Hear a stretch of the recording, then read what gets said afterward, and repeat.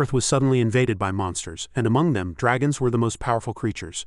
Humanity was forced to evolve and psychics emerged. Our protagonist, Lee Han from the slums, had to participate in an intense training regimen since he was 10, a regimen so rigorous it was like training dogs. But even though he had just joined, he overpowered all the trainees. Even a genius from a prestigious family wet their pants, and he even knocked out the instructors without a single misstep.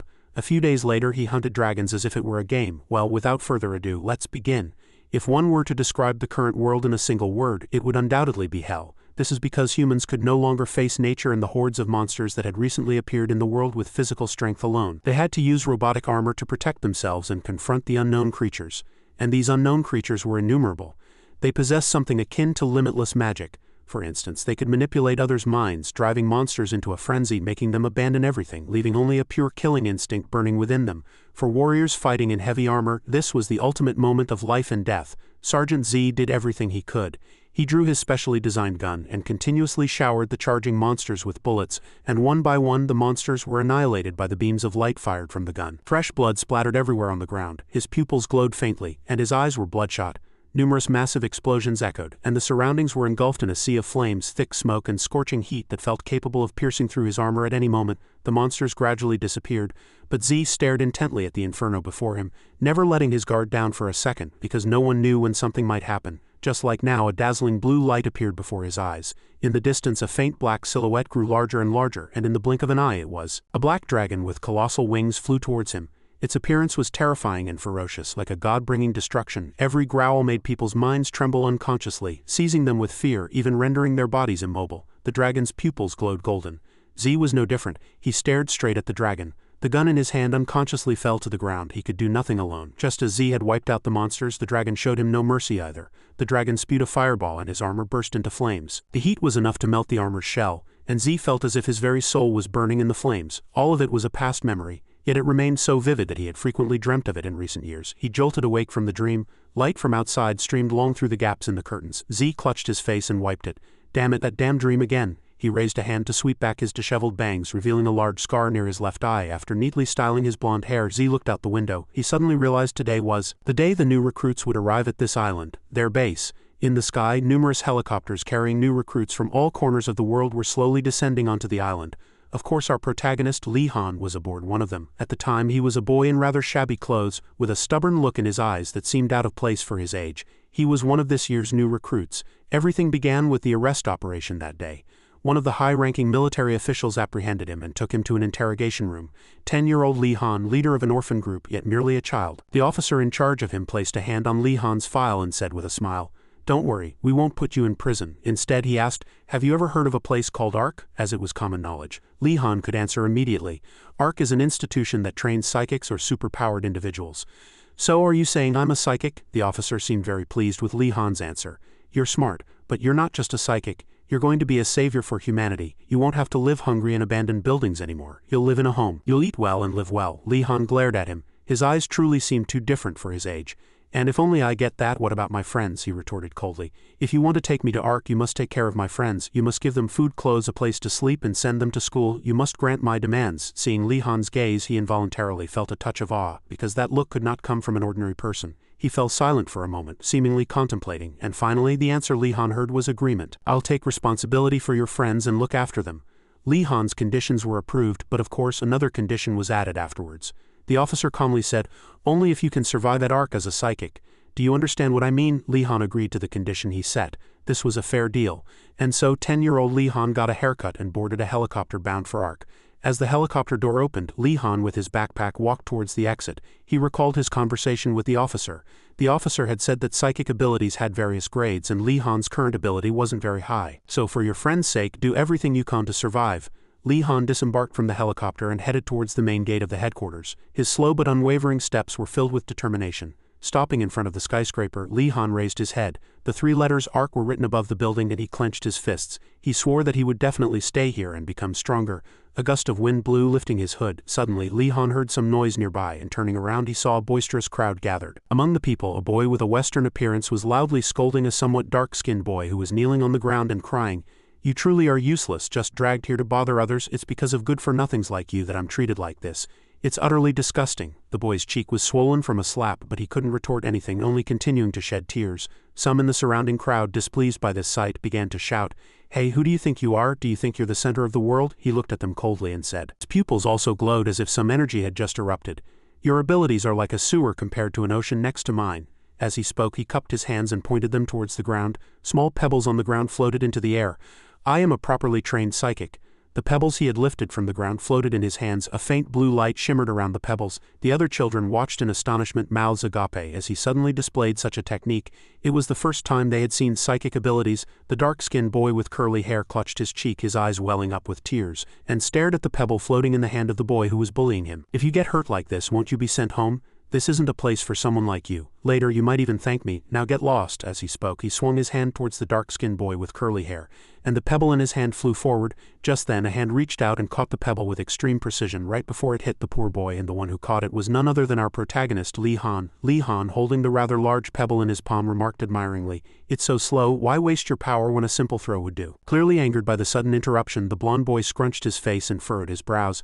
"Who are you?" Lee Han set the pebble down on the ground, met the other boy's gaze, and said, "The one who's going to teach you how to live in this world." The crowd had no idea what was going on, but as a fight broke out they became excited and started cheering. After all, they were also children, and perhaps because it wasn't their concern they found it amusing and didn't intervene. That is, until Z appeared, stopped in front of them, and sharply yelled in a loud voice, calling them disrespectful brats.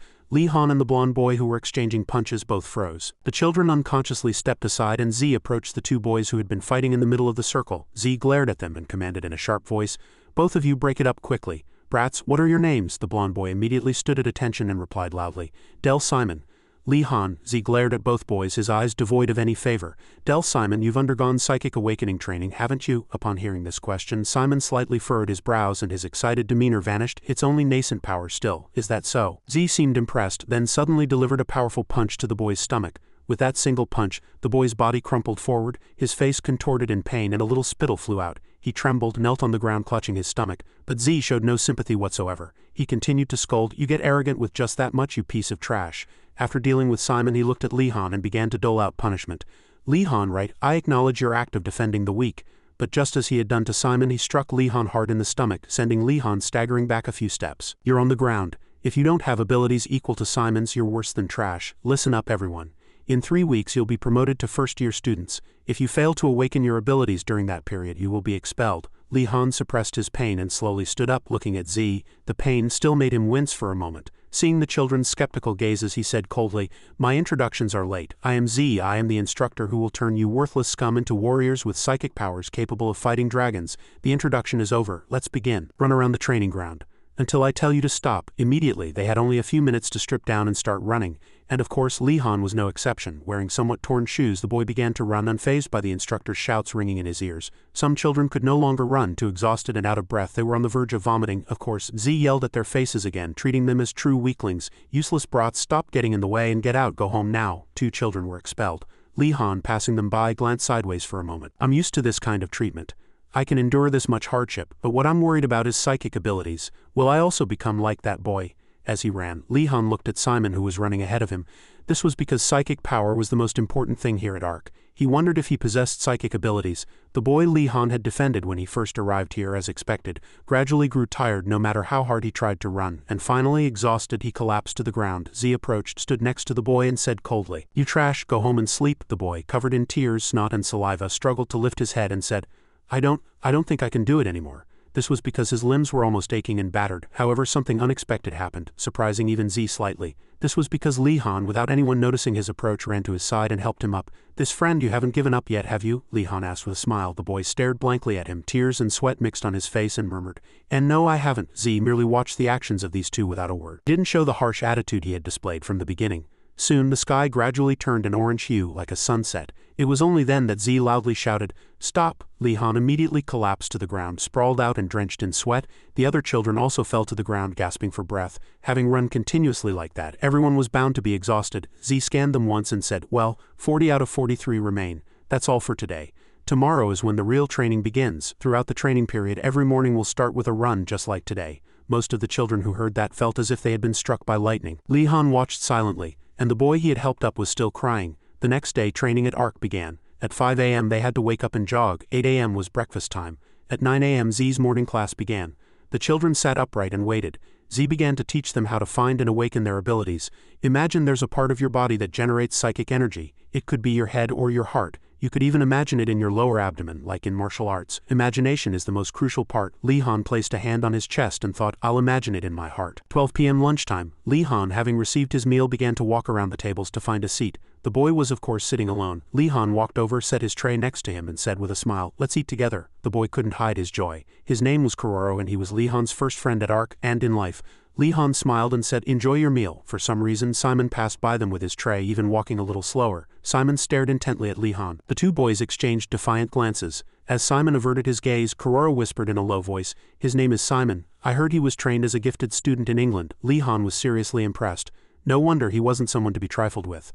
I don't want to admit it, but there's nothing he can't do. I hope we can also use our psychic powers within 3 weeks. Kororo scratched his cheek and said shyly, I can use psychic power. The spoon in Li Han's hand dropped. His face turned utterly surprised. Really, Kororo, you're amazing. And then he said to himself, perhaps I don't need to worry about others after all. Afterwards, afternoon classes, combat training, and evening runs followed. Next were showers, dinner, stretching, and roll call. 10 p.m. was bedtime. The lights went out and the dormitory was plunged into darkness. Li Han lay with his eyes open, staring blankly at the ceiling.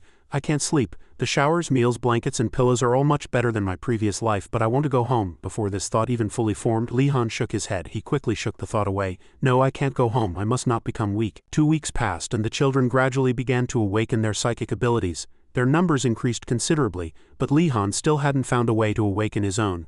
Li Han gradually fell into confusion. What should he do? He asked Kororo, but Kororo simply said it had awakened naturally and had no special secret. Now there was only one person he could ask, Simon, who was sitting with his friends. Seeing Li Han approach, Simon smirked at his friends. Oh, look who it is, Li Han has arrived. Li Han fully understood the meaning behind Simon's attitude. He already knew. Simon smiled and asked Li Han, are you asking for my secret, but you seem to be holding your head too high. I heard your country values politeness. Pride was not an issue at the moment. So Li Han immediately knelt before Simon, surprising the other boy. Please teach me, Li Han said seriously. Simon furrowed his brow slightly, staring intently at Li Han, seemingly lost in thought. He slowly closed his eyes, then spoke to his friend standing behind him. Get up, I'll teach you. You're asking for a favor, so don't complain about the method. Understood? Simon took the pencil handed to him by his friend and plunged the lead directly into Li Han's chest. What? Li Han grimaced in pain. He felt the pencil lead slowly digging into his chest. Time flowed slowly, and helicopters appeared almost daily at the ARC base. Z leaned out of the window, a cigarette in his hand, his long bangs fluttering in the wind. Has Unity Day already arrived? Time flies. Just then his room door suddenly opened and a man with a round head entered. Sweating profusely, he cheerfully exclaimed, Sergeant Z, I knew I'd find you here. Z turned his head and walked towards the doctor. Oh, long time no see, Dr. Otto, Otto complained, pinching his nose. The cigarette smell is too strong. This is a non-smoking area. The sergeant annoyed Z by nagging him from the start. He frowned and asked, what on earth brings you here? Otto plopped down on a chair in the room and said, I thought you'd come down as soon as I got here. How are the new recruits this time? Recruits, they're all useless trash. Otto asked, what's so serious? Z sat on the chair opposite Otto and said with a displeased expression, no, still, about 2 of them are decent. 2, one is Del Simon. His personality is a bit rough, but his skills aren't bad. Overall, he's beyond a first-year student's level. Otto stroked his plump, oily chin. Simon, are you referring to the last genius from the Royal Psychic Training Academy in England? I have high hopes for him too. Z stood up and looked out the window, old memories surfacing in his mind. The other one is truly remarkable. In terms of mental strength, the others can't compare. That's an advantage for a soldier, but Z fell silent. ARC doesn't need ordinary people, it needs psychics. If you can't use psychic abilities, you can't survive here. Li Han, Otto smiled at Z, wondering what the second boy's name was. Then with an excited smile again he asked, oh right, I happened to overhear on my way here. Do you know what the kids call you, Sergeant? Z asked. Those brats who call me Cuckoo Head, Otto gasped, thinking. He knew that too. 3 weeks flew by quickly. Z stood before the children like an ogre. From now on, you are first-year recruits, but only qualified psychics will be recognized as recruits. Kororo heard this and secretly glanced at Li Han standing next to him. He was clearly worried about his friend. Z said loudly, the foundation of psychic ability is spiritual power, Lin 2, and you can sense spiritual power through your eyes. It doesn't matter if you can't use external force. If you can utilize spiritual power, you will be accepted. Those who can utilize spiritual power line up with the technicians over here. Those who cannot will be sent home. The HR team and helicopters are over there. Li Han waited for his name to be called, his expression resolute but his heart heavy. Li Han slumped to the ground. The other children were startled and ran to him to see what was wrong. Fresh blood slowly seeped out, staining the chest of Li Han's shirt red. He trembled and tried to touch the spot. Sweat poured down his face and he gasped, asking, "Is this the way? Are you trying to kill me?" Simon casually put down the blood-dripping pencil from Lee Han's hand and said coldly, "Don't worry, it's not a deep stab. It'll be easier to focus when you're in pain. That wound is the gate to your soul." Lee Han looked at Simon in surprise. Simon bent down to Lee Han's eye level, smiled and said, "Imagine that wound is where psychic energy emanates from. It won't flow out just by clutching your chest." After speaking, Simon stood up and returned the pencil to the child, who of course didn't take it. Lee Han inwardly felt a slight respect for Simon. Did he know from the beginning that his core was in his heart? Lee Han clutched his chest. "I'm starting to feel it. It wasn't this clear before, but how do I make it flow out? There's not much time to think. It'll be my turn soon." Z shouted loudly, "Lee Han, you're the only one left. Don't just stand there, move your feet." All eyes were on him. Lee Han clutched his chest and thought, think, I can't go back." Z already seemed very angry. He clenched his fist and divine power seemed to be hidden in his eyes. And then Z didn't wait any longer. He slowly approached Lee Han, stomping hard on the ground with each step, a terrifying aura emanating from his entire body. Stopping in front of Lee Han, he glared and said, "For a soldier, a superior's command is paramount. No exceptions." He bent down, stretched his hand towards the sky, and then clenched his fist. Only then did Lee Han open his eyes and stare intently at Z. "What should I do? What should I do?" Right at the most dangerous moment, Lee Han's gaze fell on the ballpoint pen on Z's chest. Lee Han rushed forward and grabbed the ballpoint pen on Z's chest, and at the same time Z brought his fist down. Lee Han's small body was sent flying by the powerful blow. There wasn't much time to soothe the pain. Lee Han quickly got up and clutched the ballpoint pen. There was only one way. Z, seeing the ballpoint pen in Lee Han's hand, touched his chest with a confused expression. "What is he doing?" The air seemed to freeze. Everyone held their breath and stared at Lee Han. "If the door is too small to open, I'll have to stab deeper." Lee Han took a deep breath and plunged the ballpoint pen hard into his heart. Simon, Kororo, and the other children all turned pale. They had never expected Lee Han to use such a method, and the force of the stab was not weak at all. How much courage would it take to stab oneself in the heart? Z's blood almost rushed to his head. He quickly approached, grabbed Lee Han by the collar, and lifted him. "You brat, what on earth are you doing? Are you crazy enough to want to die?" The ballpoint pen in Lee Han's hand dropped. A few drops of blood also fell, forming a small puddle on the ground. For the first time in his life, he cried.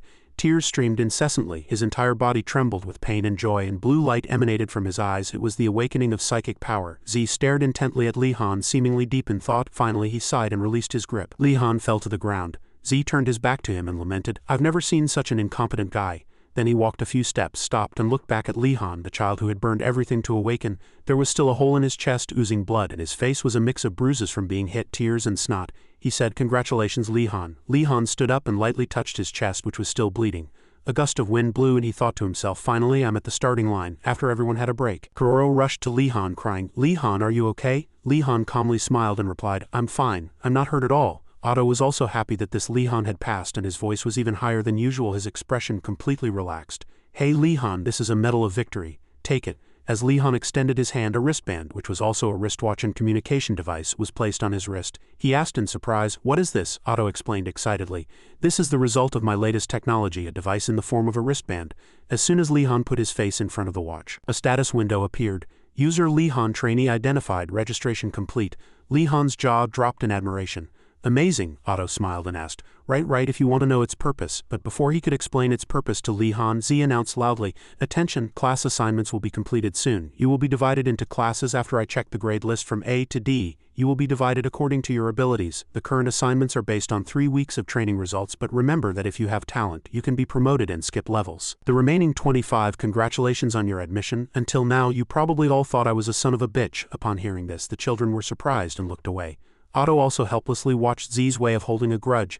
Z feigned composure again and said, "But first I need to clear up your misunderstanding. I am not an ordinary son of a bitch." He smiled and said, "I am a trashy son of a bitch." Then came the class assignment stage. 1 person in Class A, which was, of course, Del Simon. 4 people in Class B, one of whom was Kororo, so a total of 5 would go with me. Tenant 5 in Class C, 15 in Class D. It was not surprising that Lee Han was assigned to Class D. His psychic power was quite weak. But Lee Han didn't care at all about being currently assigned to Class D. He was confident that he could be promoted. Then Z looked at another soldier who had just arrived and said, "These 20 will follow instructor Wei Chen Gai Tran here." Wei Chen was a man with a very sturdy physique and a fearsome appearance. He had short cropped hair with only a little longer hair on the top and back of his head, but his demeanor was rather cheerful and friendly. As soon as they met, he greeted them with a big smile. "I am Wei Chen, the weapons training instructor. It will be very tough from now on, but please support each other and do your best." He was so kind, but the children who had suffered under Sergeant Z for 15 days shuddered. This sudden feeling of warmth was truly strange. After the class assignments were over, everyone headed to their respective dormitories to prepare. Lee Han stood there and watched Simon approach him. Simon paused for a moment, then walked past him, still that arrogant attitude, and of course, Lee Han noticed Kororo walking right behind Simon. The child was crying and feeling upset, probably sad that he wasn't in the same class as Li-Han. As if knowing the child's feelings, Li-Han stood silently watching the sun and said, "Don't worry, Kuroro, I'll be by your side soon." The sadness quickly disappeared from Kuro's face. On the training ground, 20 children from Class C and Class D remained, and Instructor Wei Chen said excitedly, "Now let's move to the gym." The gym wasn't far from where the children were standing. The facilities at the ARC base were truly state-of-the-art. There was nothing lacking. Wei Chen quickly walked to a familiar spot, grabbed an old staff and demonstrated several martial arts and staff techniques. His movements were fluid and natural, every move imbued with power and very beautiful. The children couldn't blink, and all of them were amazed and speechless by the techniques Wei Chen displayed. Moreover, even standing still in the gym, Li-Han could feel the force of the wind emanating from the staff. After finishing his demonstration, Wei Chen put down the staff and said to the children, "You are probably wondering why humans use swords and spears when fighting dragons. The reason lies in the psychic equipment you use. While Earth lacks materials that can store psychic power, dragon hide and bones can preserve and transmit it. Therefore, weapons made from dragons can inflict fatal damage on them." Li-Han heard this, a worried expression on his face, and asked, "Then how did you hunt dragons without such weapons?" Wei Chen suddenly fell silent, then lowered his eyes slightly and said in a sad voice, "From the beginning every battle was an uphill struggle. A single dragon could annihilate hundreds of psychics. Of course there were psychics who fought or provided support from a distance, but the decisive blow had to be delivered at close range with a weapon. They had to stab the weapon into a vital point and release their psychic power. The psychics assigned to this mission are called So-Chicker." Upon hearing this, the children seemed to gain enlightenment as if illuminated by a divine light. Unconsciously, some children wished to become one, and Li-Han was no exception. Seeing the children's expressions, Wei Chen smiled slightly, pointed to the staffs leaning in the corner and said, "Now find a weapon that suits each of you." Li-Han walked over, looked around and picked out a long staff with a sharpened tip. It was modeled after an actual spear. Wei Chen looked at him, smiled and asked, "Little one, do you like this spear?" Li-Han nodded and replied, "Yes, the force of the wind I feel every time you swing the spear is really cool. And I like the sound too." Wei Chen smiled at him, a hint of admiration in his eyes. Li-Han, the judgment and strength he showed when he stood up to Lieutenant Z were by no means ordinary. He must have lived a difficult life. It's a pity this child has a talent for combat. He smiled and said, "Do your best, Li-Han. I will also do my best to help you." Li-Han nodded and looked at the spear in his hand. A smile full of determination and passion blossomed on his face. 2 weeks later, during a routine training spar in the gym, Li-Han's opponent was a boy with slightly curly brown hair, and both looked exhausted. Sweat poured down their faces and their breathing was heavy and ragged, but Li-Han still had a slight advantage. He smiled and said, "You look tired, Chose, you can surrender." Chose laughed and replied, "Haha, what are you talking about? You're the one who needs to relax and stall for time," as Chose charged. Tip of the staff aimed directly at Li-Han's face. Li-Han quickly dodged by tilting his head and simultaneously raised his staff to block Chose's swing, but his cheek was slightly grazed. Chose put his entire weight into his lower abdomen, and as his staff went a little wide, the force was dispersed. Li-Han didn't miss this opportunity and swung his staff down hard. Chose's staff flew out of his hand and Li-Han pressed his own staff firmly against Chose's staff on the ground, pinning it. After disarming his opponent, he delivered a decisive blow. Faced with an attack aimed at his neck, Chose forced a smile and raised both hands in surrender. After defeating Chose, the class representative, Li-Han had won against all members of Class D in weapons training. "I learned a lot," Li-Han said with a smile, shaking hands with Chose. Chose was equally pleased. "As you know, I'll be promoted to Class C next week. The class representative position will be vacant," Chose said with a smile.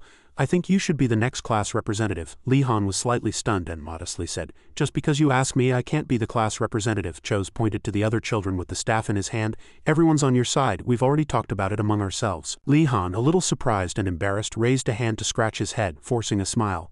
"Thanks, Chose, and all of you." Li-Han wondered if becoming class representative would bring him closer to promotion. But life was not like a dream. Z glared at him with murderous eyes and declared it wouldn't happen. It was a fierce gaze, as if he would devour a person alive, and directed at the small boy Li-Han. Li-Han looked up at Z. He couldn't help but feel that this scene was somehow familiar. In a gym, other officers were lifting weights and discussing the recent rumors spreading around the base. Since there was so little entertainment here, rumors spread quickly. "That bastard Sergeant Z, his anger is no joke. I've been on the receiving end a few times. He's really unpleasant." "Who is he fighting?" "A first-year kid." Outside the training ground with numerous people watching, Li-Han held a pre-sharpened wooden staff. Opposite him stood Sergeant Z. Z manipulated fire with his palm to light the cigar in his mouth. Older students who worked with Z also came out to watch at this time. "Go get him, first year. Give Li-Han a good shot." That kid, hearing the remark, thought, "Who is this guy?" He didn't even know who it was. It was quite a noisy afternoon. Z put down his cigar and looked at 3 or 4 children leaning out of a distant window. He seemed completely unconcerned about the fight unfolding before him. Li-Han, on the other hand, had sparks in his eyes, and his small hands tightly gripped the sharpened wooden staff. In his mind, he recalled what had happened before this fight. When Z received the report that Li-Han would be the class representative for Class D, he asked bluntly, "This kid wants to be class representative all by himself. You're entrusting Class D to a mentally challenged kid who can't even use psychic abilities? Are you serious?" All the children in the room fell silent. No one dared to look Z in the eye or answer him. Z sighed and frowned, saying, "Foolish, but I suppose you all have a reason to trust that child." Li Han's name was called next. Z reached out, grabbed a wooden staff, used his foot to kick off the cloth wrapped around it, revealing a sharpened tip, and then threw the staff to the boy. Li Han, bewildered, instinctively caught the staff, but he had no idea what was happening. Z said, "I hear no one in this class can defeat you, so prove it. Fight me." Li Han looked at the wooden staff and said with concern, "The tip is a bit sharp." Z slightly furrowed his brows and asked, "You're not suggesting a pathetic spear like yours could stab me, are you?" "No," Li Han replied. Returning to the present, Z put his cigar back in his mouth and threw off his outer jacket. Li Han calmly asked the person opposite him, "Are you going to fight barehanded, sir?" "Of course. Do you expect me to use a weapon when fighting a child?" Z put his lit cigar aside and stated that the rules of the game were very simple. "If you can make any part of my body, say my knee, touch the ground, then you win." Li Han asked, "What if I lose?" Z replied. "Then you surrender." Li Han smiled and said, "I'll never surrender." And perhaps Z didn't realize then just how stubborn Li Han would be later. As the fight began, Li Han didn't charge immediately, but slowly swung his staff, probing for openings. Z also raised both hands in a defensive stance, carefully watching Li Han's movements. He clearly regarded him as a serious opponent. The other children in the room gasped in surprise. "That kid is actually fighting him. He's pretty good, but can he really stand up to the instructor?" Simon, who happened to be passing by, heard this and approached the window where the children were standing, looking out from their midst. "That lunatic." Below, Li Han began to fight Z. He charged, shouting, and swung the staff in his hand at Z's body from various angles, but Z blocked every attack completely unharmed. He didn't even frown. He easily fended off the attacks and counterattacked. However, if the situation continued like this, it would be too boring. Li Han suddenly leaped forcefully into the air, raising his staff high above his head. He lunged to stab Z's neck, but Z raised a hand and lightly batted the staff away. Li Han lost his balance, and Z seized this opportunity, grabbing his clothes and powerfully kneeing Li Han in the abdomen. He grimaced in pain. At that moment it felt as if his internal organs were being crushed. Li Han fell to the ground, his vision slightly blurred. Pain spread throughout his body, but he still gripped his weapon tightly. Z approached, coldly raising his foot, and the force of the wind and pressure felt above his head made Li Han instinctively open his eyes. As Z brought his foot down forcefully, Li Han had already quickly thrown himself aside, narrowly escaping death. Sliding backward with his staff dug into the ground, his face still clearly showed his alarm. "Is the instructor really trying to kill me? Damn it." Having lived in that society, he was very familiar with such murderous intent. Z, meeting Li Han's gaze, asked coldly, "Why are you staring like that? Dragons and monsters don't pick and choose whom they kill. If you're weak, you die. Anyone dies. Your current fear is nothing compared to actual combat." Li Han, his body trembling, used his staff to stand up again. Li Han confronted Z once more, still defiant. "Sergeant Z, do you fight with your mouth?" Appearing angered, Z no longer stood still but spread his hands and lunged at Li Han. "If you want to play, I'll play with you." Z's speed increased and he suddenly grabbed Li Han's collar. He lifted the boy into the air, then swung his hand back and hurled Li Han forcefully towards the sky. His body flailed in the air, but he never let go of his weapon. The small body hit the ground with a thud. His back slammed hard against the solid ground, making Li Han's body ache and tremble, and his head felt muddled, making it hard to think clearly.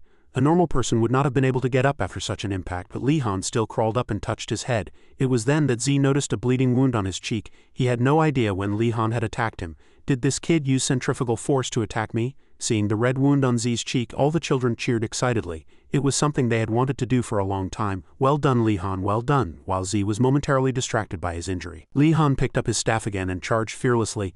Z instinctively tilted his head to dodge, and the staff seemed to graze his face. But no, the staff's wielder had retrieved the staff and suddenly disappeared. Using his opponent's blind spot, Li Han quickly maneuvered his small body behind Z. He swung his staff forcefully, aiming an attack at Z's shoulder. Z dodged this attack, but it was more difficult than usual. Li Han didn't let himself or Z rest, attacking again, this time from the left, but Z narrowly dodged it. Li Han didn't give up. As soon as he landed, he immediately moved, circling Z. A smile suddenly appeared on Z's face, a chilling smile. Li Han suddenly paused. He twisted his ankle sharply to change direction and leaped into the air, spinning several times. Using the laws of physics to enhance his attack power, he was like a spinning wheel.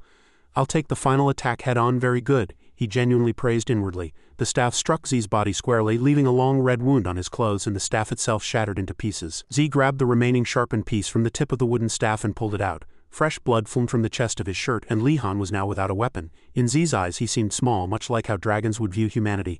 As soon as Li Han landed, Z rushed forward and tightly gripped his neck with one hand. "Shall we end this now?" He squeezed with all his might, and Li Han's entire body thrashed in the air. No matter how much he struggled, Z's grip didn't loosen even slightly. Z glared at him and commanded surrender. He tossed the blood-stained wooden staff aside.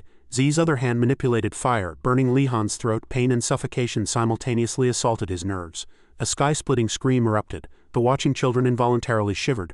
Why is the situation so intense? Z showed no mercy and the flames grew stronger. He growled and shouted, "Surrender, your stubbornness will kill you." Li Han paid no attention and continued to struggle to break free. The moment he heard the command to surrender, he gritted his teeth. Tears streamed down his face from the pain, but his body was gradually reaching its limit. He still firmly and clearly uttered each word, "I will never surrender even if I die." Just then Wei Chen ran over from a distance, quickly pushing his way through the children standing nearby. No one dared to stop him. He seemed to have rushed over drenched in sweat with veins visibly bulging on his face. He growled and shouted, "Sergeant Z, stop right now. Are you trying to kill that child?" Seeing that it was Wei Chen who came to stop him, Z coldly threw Li Han towards Wei Chen. "Damn it, the brat won't surrender and neither will I. What am I supposed to do?" Wei Chen rushed to catch Li Han in his arms, but Li Han had already run out of strength and was slowly losing consciousness. Wei Chen wanted to punch Z right then and there.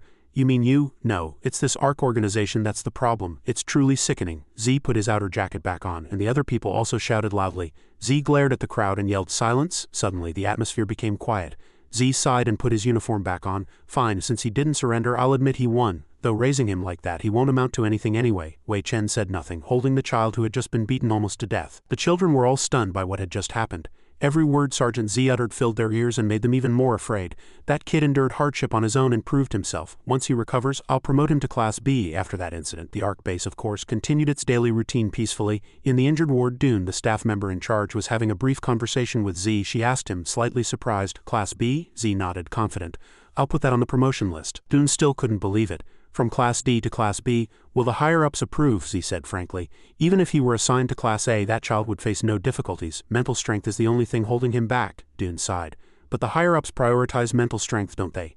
Z frowned upon hearing that, a look of contempt on his face. Those fools are truly misjudging the situation. What we need when hunting dragons isn't magic like mental strength, but an unyielding will to precisely plunge a weapon into a dragon's weak point, even in the face of extreme fear. In this regard, Li Han has the potential to become the most powerful So-Chicker. It's truly foolish to waste such talent just because his psychic ability development is slow. This child I've chosen might just be the one to save the world, Dune asked in surprise.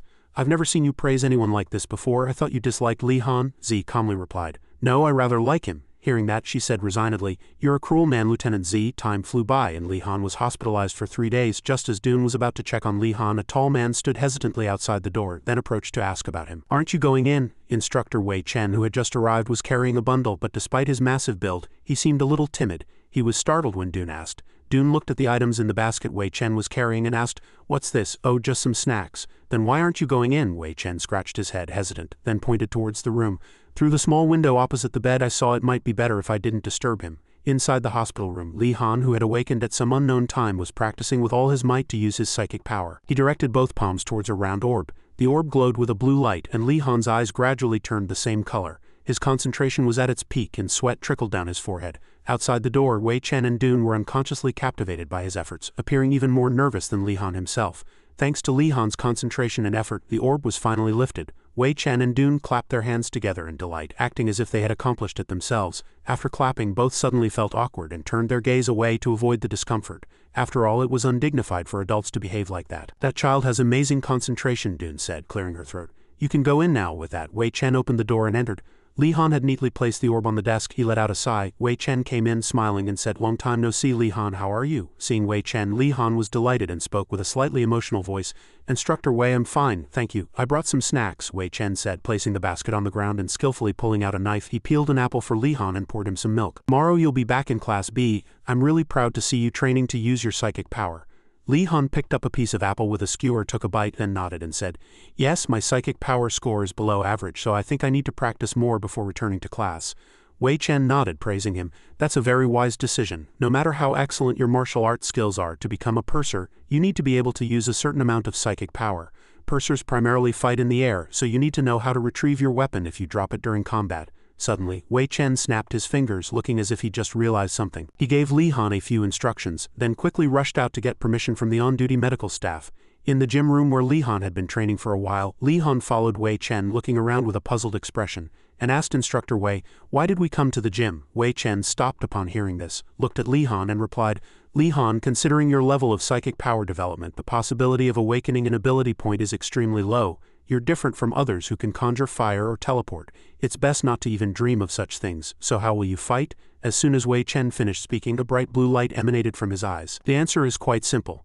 If you push your psychic power to its limit, your psychic power itself can become your ability point."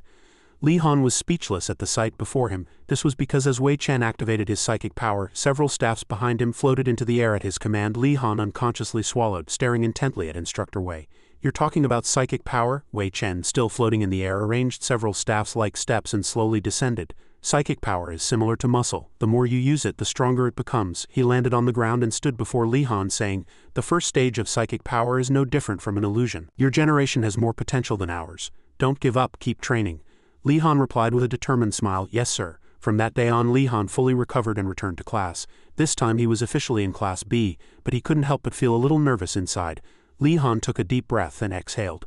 Just as he was about to open the door and enter, he bumped into the large body of another child who was just coming out of the classroom.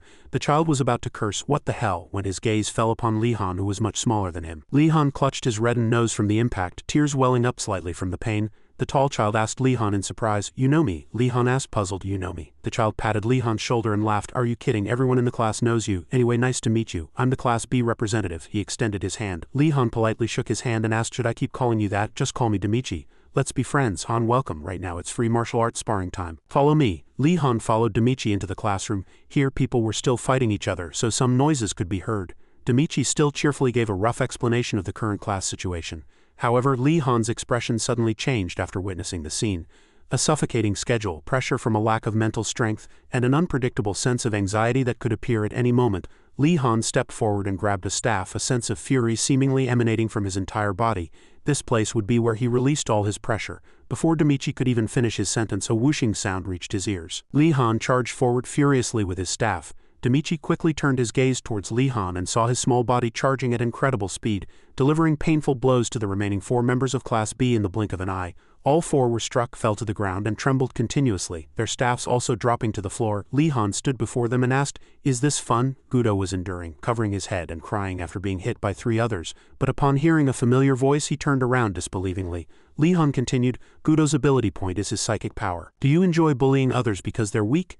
You should consider yourselves lucky that there's no sparring in psychic power class." Demichi's emotions changed intensely upon seeing the scene before him, and the corners of his mouth turned up in a slightly deranged smile.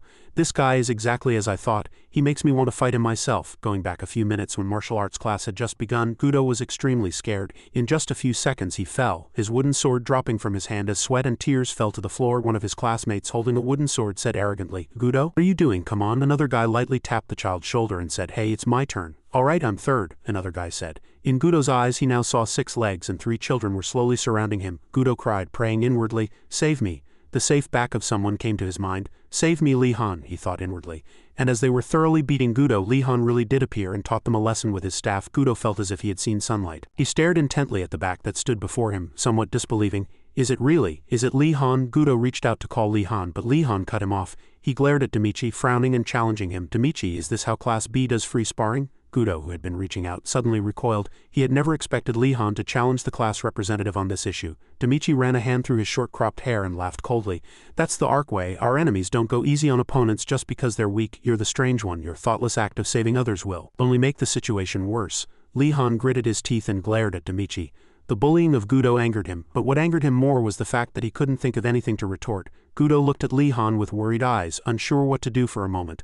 But Demichi, holding a wooden sword, looked at the children who had been beaten by Li Han, 3 of them ganging up and being easily defeated. "It's quite a loss of face." The ones who were hit could only helplessly accept it.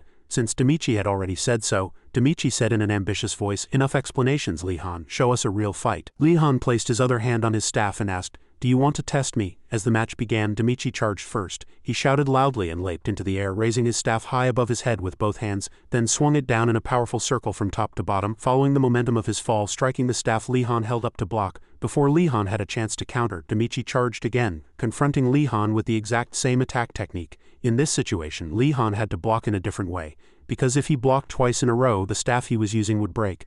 Li Han immediately released his grip on the staff, letting it drop to the floor for a moment. "I'll unbalance him after his attack."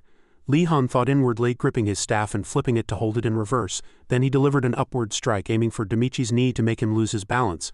Li Han didn't hesitate and immediately executed another technique. This was the end. Demichi reeled from Li Han's staff strike, his body lurching towards the tip of the staff Li Han had just thrust. But to his surprise he reacted quickly, planting his feet firmly on the ground and barely managed to contort his body sideways to avoid a direct hit. Only his chin and cheek were slightly grazed. Ignoring the slight pain, Demichi immediately charged, bending his body forward and using that momentum to powerfully headbutt Li Han. Li Han, experiencing such an intense level of combat for the first time, was pushed back without time to react. While Demichi stood firm on the ground, Li Han staggered to his feet, rubbing his stunned head from the blow, and grumbled, "Damn it, using your head? This is martial arts sparring." Demichi let out a crazed laugh, saying, "Heh, you'll have to watch out for my body too. It's not just about the weapon. I've been learning sambo since I was a toddler. If I catch you, don't even dream of putting your bones back in place." Li Han leaned on his staff, trembling as he stood up, never taking his eyes off Demichi. "Oh really? Do you plan to fight dragons with that sambo too?" Demichi gripped his sword tightly and scoffed, "If necessary, I'll try to choke dragons to death." The remaining 3 in the class all shouted boisterously, "Charge, Demichi, Siberian baby tiger!" Demichi placed his wooden staff on his shoulder and shouted loudly to his friends, "Cut out the baby part, you guys. It's not cool at all. We'll all die eventually anyway." Li Han looked at them. Those damn guys' words were very harsh, but there was no aggressive intent, and he could fully sense the strong bond around Demichi. His gaze then shifted back to Gudo, who seemed to be deep in thought, appearing completely out of place in this class. "Don't look away, Li Han," Demichi shouted as he charged, pulling Li Han back into their sparring match. He reacted a few seconds late, but Li Han quite strenuously dodged Demichi's attack. "I don't intend to drag this out." Demichi charged behind Li Han, lowering his body to put his weight down. Li Han also aimed the tip of the staff in his hand towards Demichi as if roaring. Demichi fiercely charged like a beast lunging at its prey. Li Han calmly planted his staff on the ground, using the recoil to propel himself forward and leap. "Let's end this," he thought inwardly. His small body spun several times in the air and the staff in Li Han's hand rotated with him. The small body knew that its own striking power alone was insufficient. As Li Han delivered a strike, Demichi also delivered an upward sweeping strike from below. The remaining guys in the class all turned pale at this sight. Li Han landed on the ground behind Demichi and the weapons in both their hands broke, with the staff tip falling right next to where Li Han stood.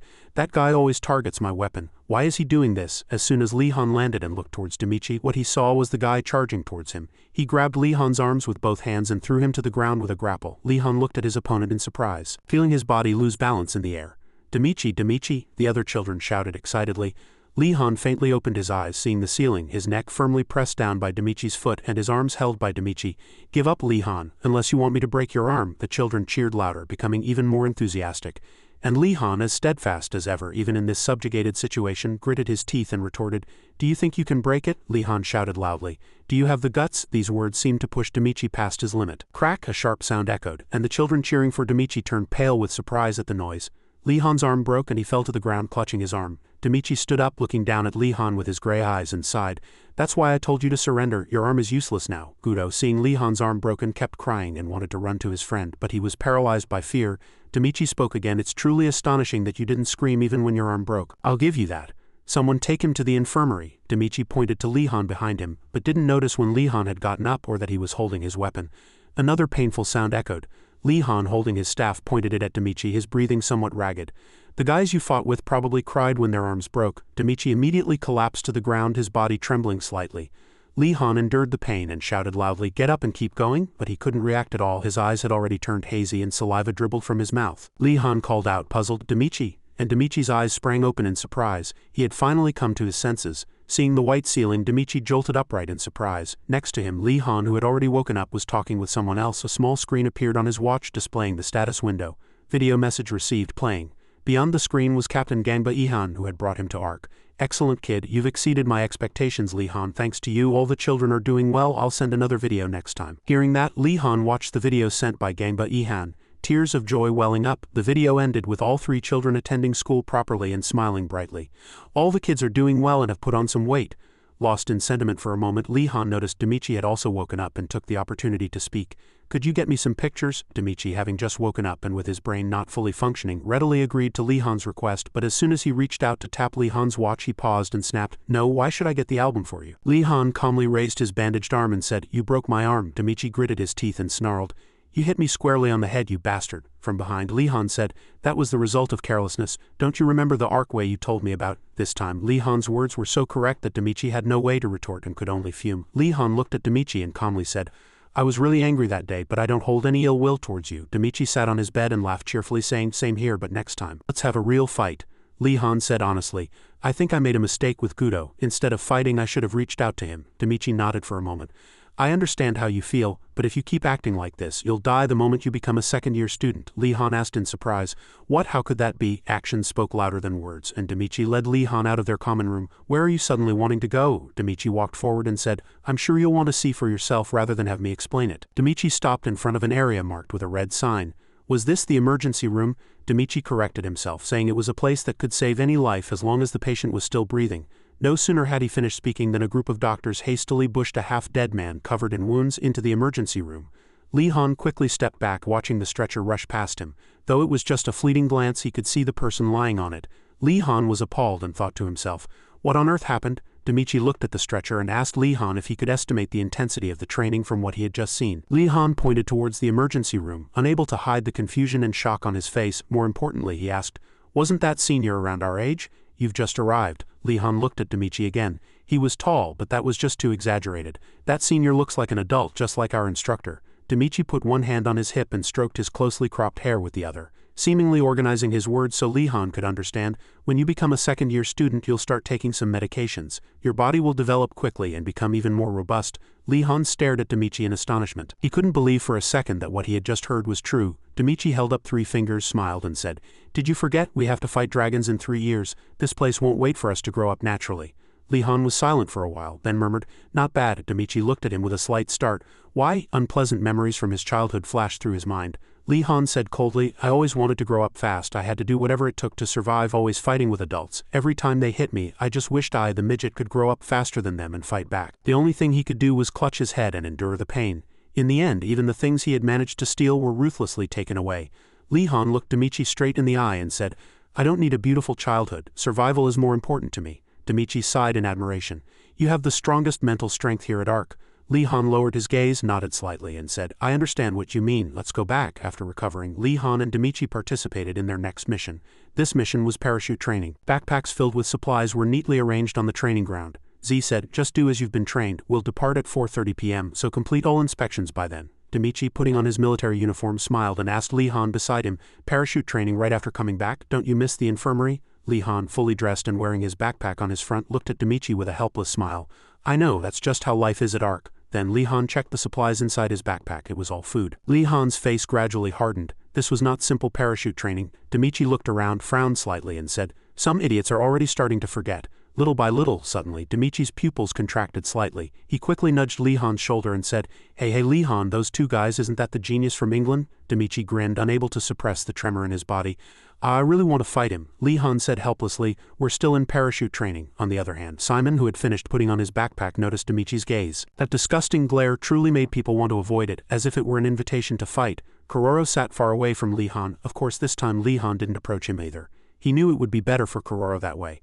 But he couldn't shake off a feeling of unease in his heart. In front of them, some children were perhaps too slow, so a man's voice rose again, shouting, Don't hesitate, hurry and get on the plane. The children, one by one, put on their helmets and ran to the plane. The propeller wind kicked up sand and dust, and the small body of Ryucho boarded the plane. Z stood at the plane door, with his hands on his hips, and surveyed them. Once all the children had boarded, the plane slowly took off. Z and the other instructors returned to the base. Watching the plane disappear into the distance, Z murmured, This will be the last chance for you damn brats to rely on someone else to clean up your mess. The first thing we witnessed after arriving on the island was Kororo. He still desperately wished for a familiar hand to save him as before. Lee Han, I saw your shadow, and you really did appear back then. But now, no matter how much I wait, I don't see you. Are you not coming this time? Kororo's tears streamed down incessantly, soaking the ground, and his small body, caught in a parachute, was hanging from a tree, unable to get down. An hour earlier, the helicopter carrying the children, having left the ARC base, was still over the sea. The children looked out the windows, then at each other inside the cabin, and the atmosphere was a little quiet. Some children, tired of waiting, couldn't help but whisper, How much further do we have to go? That island looks really small. No sooner had they spoken than Z's voice echoed from their watches. You are currently passing over Desert Island. You will land there and begin survival training. Your backpacks contain only 2 days' worth of food. How you use it will determine the outcome. All the children were astonished and confused. Survival training, all of a sudden they had to stay on a desert island for 2 days. Demichi was quite unperturbed. Even after hearing Z's words, he just smiled and comforted his comrades. It'll be fun, like a camping trip. Z continued to announce from outside, The instructors will come back to pick you up in a week. This means you will have to survive on your own until the instructors return. After the children parachuted down, the instructors of course had to circle the island and rescue any children who had fallen into the sea because their parachutes failed to open properly, preventing them from drowning. He grabbed a child and threw him onto the boat. Z turned to the boat driver and asked, "Is this the last one?" He checked the points marked on his electronic map and said, "Yes, there don't seem to be any more stragglers." Were the children well dispersed? As it was from the beginning, 7 children have gathered and formed a team. Z heard that, looked at the island, and said coldly, "Even though they're just children, they're not innocent. They're just like adults. When they lose control, power will dominate. Rather than everyone starving, they'll start looting each other's belongings." And that group of 7, of course, started looting as soon as they arrived on the island. The largest child among them looked at a fallen child on the ground and said, "Thanks for the food, I'll enjoy it." Then the group of children rushed towards the bag and began rummaging for food. "Ha, this idiot didn't eat anything. Hey, save some for the boss," the fat child said. Then looked at the child who seemed to be the leader sitting on a nearby rock. That blonde-haired child with purple eyes had his hair in a ponytail and a headband on his forehead. He had a rather handsome face. Hearing his name called, he looked towards the fat child, frowned and scolded, "You idiot, I told you to gather as much food as possible before sunset." All the children stopped and looked at him. Gaw stood up, glared and asked, "Do you think I brought you here to share food? We need to gather food and take theirs. Then no one will try to act like the boss." As soon as he finished speaking, some aura emanated from Gaw, and the fat child, startled, quickly stood up and loudly said, That's right, even Demichi and Lee Han. We need to bring them here. We can even defeat Simon." Gaw pondered in a low voice. "It might be possible." Suddenly he turned around, his gaze full of vigilance. A loud noise had just echoed from quite a distance away from them. Gaw immediately led his subordinates in that direction. "Didn't you hear something? That's our next prey." At the same time, outside the beach, a shadow was walking out of the sea onto the sandy beach. Stepping on the soft yellow sand, Lee Han was completely soaked. He looked around cautiously. "Phew, I wasted too much time since falling into the sea. This place is too exposed." Lee Han looked around the beach. Fortunately, no one was there. He looked at the forest before him and thought, "I need to find a place to hide." He pushed through the dry leaves and entered the forest. More than anyone, Lee Han knew well that 2 days' worth of food wouldn't be enough for adults who had never experienced hunger. And if they were cornered, they would choose to loot others' food. He then asked himself, has someone like Simon ever experienced hunger? Simon, of course, safely stepped into the forest. He was just a little annoyed by the person standing in front of him. A gust of wind blew, making Simon's long hair flutter. He frowned and asked, "Who are you and why do you keep following me?" Demichi stared intently at Simon as if enchanted, then smiled and asked, "You're the genius Simon, right? Let's fight." Simon stared at him for 3 seconds, thought about it, then simply turned and walked away, startling Demichi.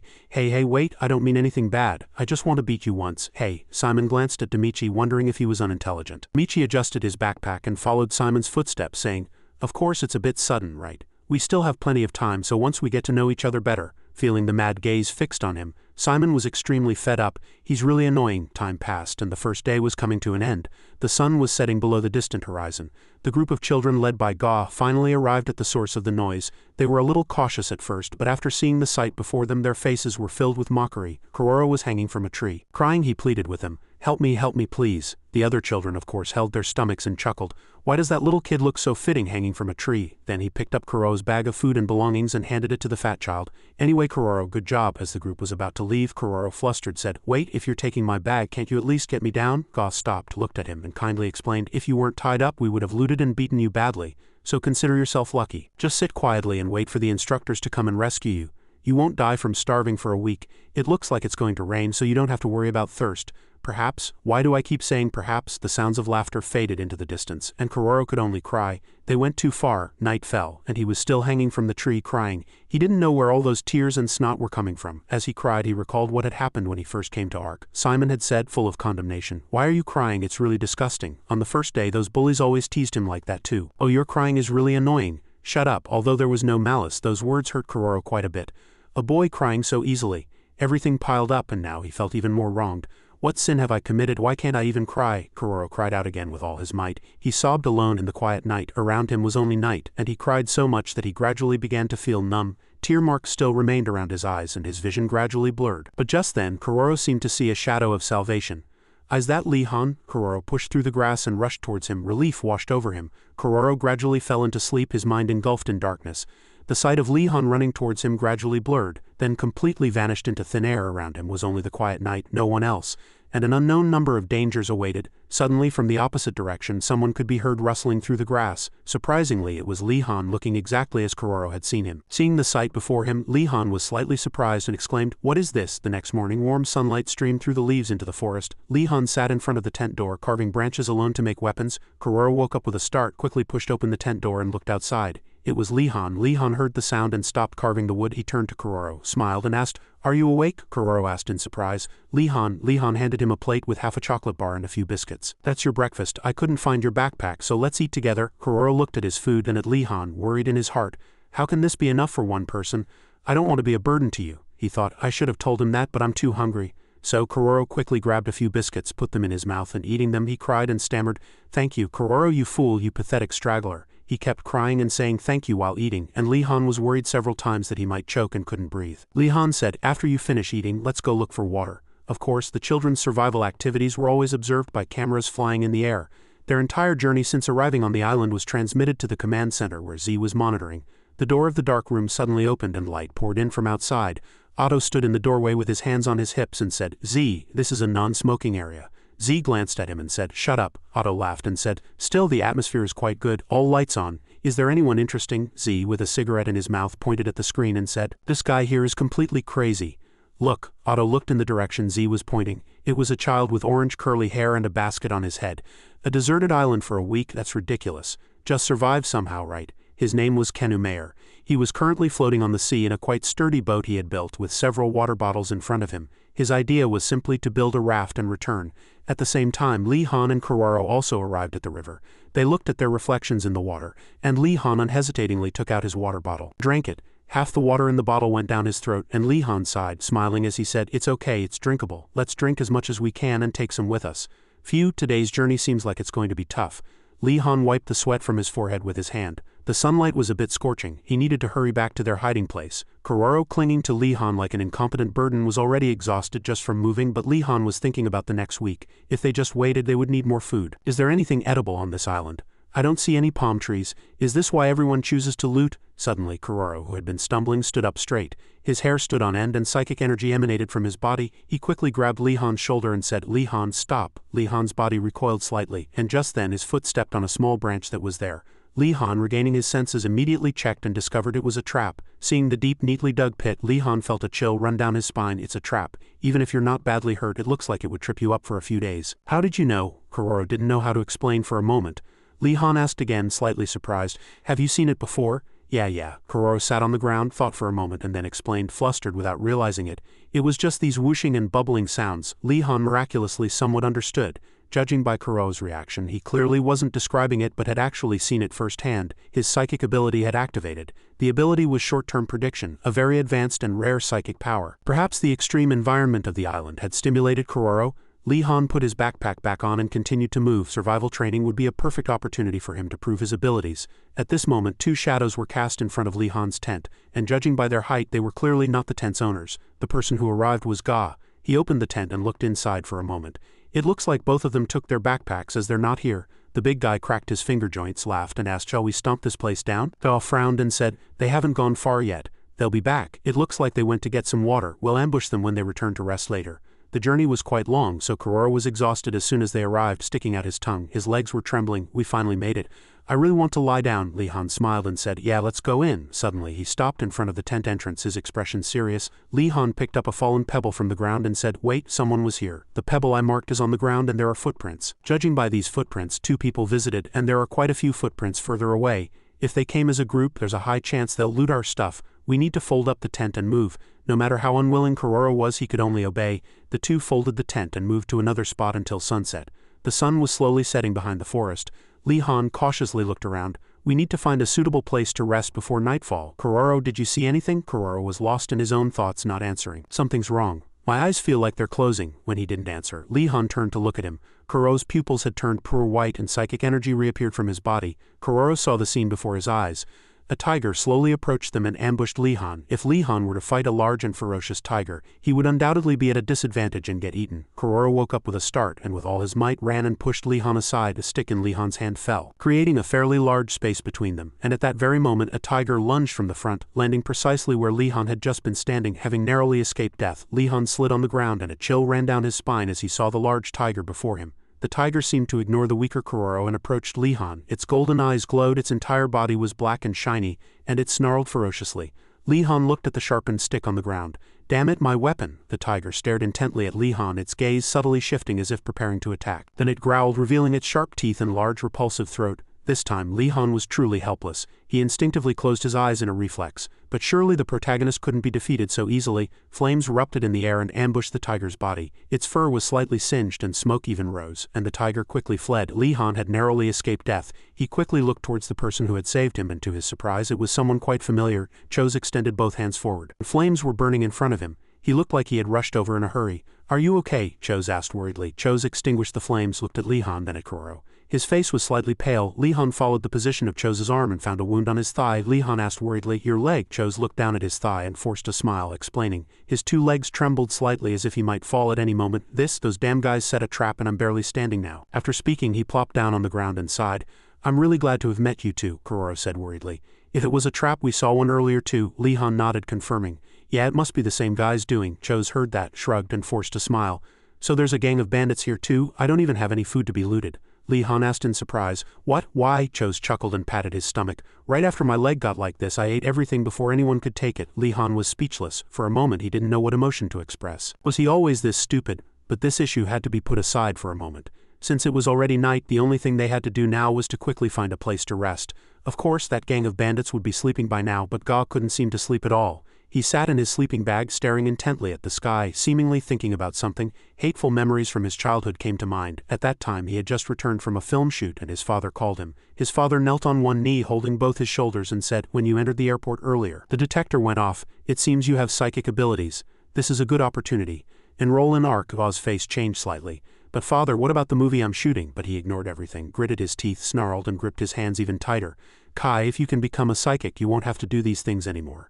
You'll gain immeasurable fame and wealth. When the war ends, psychics will be the army of this country. You can become a special person who commands everyone." This was why Ga had to go to ARC. His father was insane. Looking at the building before him, he couldn't think of any other word to describe this place besides an expletive. Damn it. The next morning, as soon as dawn broke, Demichi began his usual training. He did one-handed push-ups, expending energy. Simon was still sitting nearby, observing him. "He still has a lot of energy to expend." Demichi glanced. Simon had a chocolate bar in his hand. That was all his meal for now. "Taking another bite of a chocolate bar," Simon said. "We don't have much food left, 5 more days to go." "How are you going to last?" Demichi stood up, flexed his muscles, and laughed. "Phew, I'm a physical type. To be a psychic you need at least this much training." Simon angrily cursed. "You're stupid. Psychics fight with mental abilities." "Oh ho," Demichi seemed to smell a fight. A cunning smile appeared in his mind and he feigned rubbing his nose with his hand, making a sad face. "Ha, I miss Li-Han. You were the only one who could fight me one-on-one." As soon as Li-Han's name came up, Simon's hair stood on end as if he had taken a stimulant, and psychic energy erupted from his body. You fought Li-Han, Demichi?" Seeing this sight, Demichi became even more triumphant. He had indeed taken the bait. "Thanks to Li-Han, he's finally going to fight me." The scene shifted to a cave quite secretly hidden in the forest. The surroundings were covered in leaves and vines, and only by looking closely could one see the cloth covering the entrance. A fire was burning inside the cave. Li-Han woke up and woke his two friends. "Good morning, guys." Two woke up simultaneously, and as soon as they regained their senses, Li-Han told them today's plan. "Let's stay together until the training ends. Kuroro and I will go look for some firewood and food," Li-Han said with a smile. Kuroro of course smiled and nodded. He fully agreed with Li-Han's plan. "Chose, you're injured, so stay here at the hiding place." "All right, I'm indebted to you two." Li-Han smiled and said, "You're welcome. Thanks to your fire ability, we're in a favorable position in this survival training." Li-Han and Kuroro immediately arrived at a nearby river. He looked at the fish swimming in the water. "Since we have fire, we can cook these." Kuroro scratched his cheek worriedly and asked Li-Han, "But do you know how to catch fish? We don't have any equipment." Li-Han looked at him and smiled. "Thank you, Kuroro." Kuroro was slightly surprised and looked at Li-Han. He didn't know why he was being thanked. Moreover, it was the first time in his life he had heard such words from someone else, so Kuroro was a little confused, not knowing what to do with his hands and feet. Why, Li-Han smiled and said, "You saved me yesterday when I was in danger." And he even found a safe cave. A moment of sadness and helplessness flashed across Li-Han's face. "I thought helping you was the best thing to do, but then I realized I couldn't do that anymore. And I couldn't find a way to deal with you. But when we landed here, I was completely convinced by you. You're a mental genius. You definitely have the power to defend yourself and even save me. We can overcome this by relying on each other. Because we're friends." Kuroro was startled.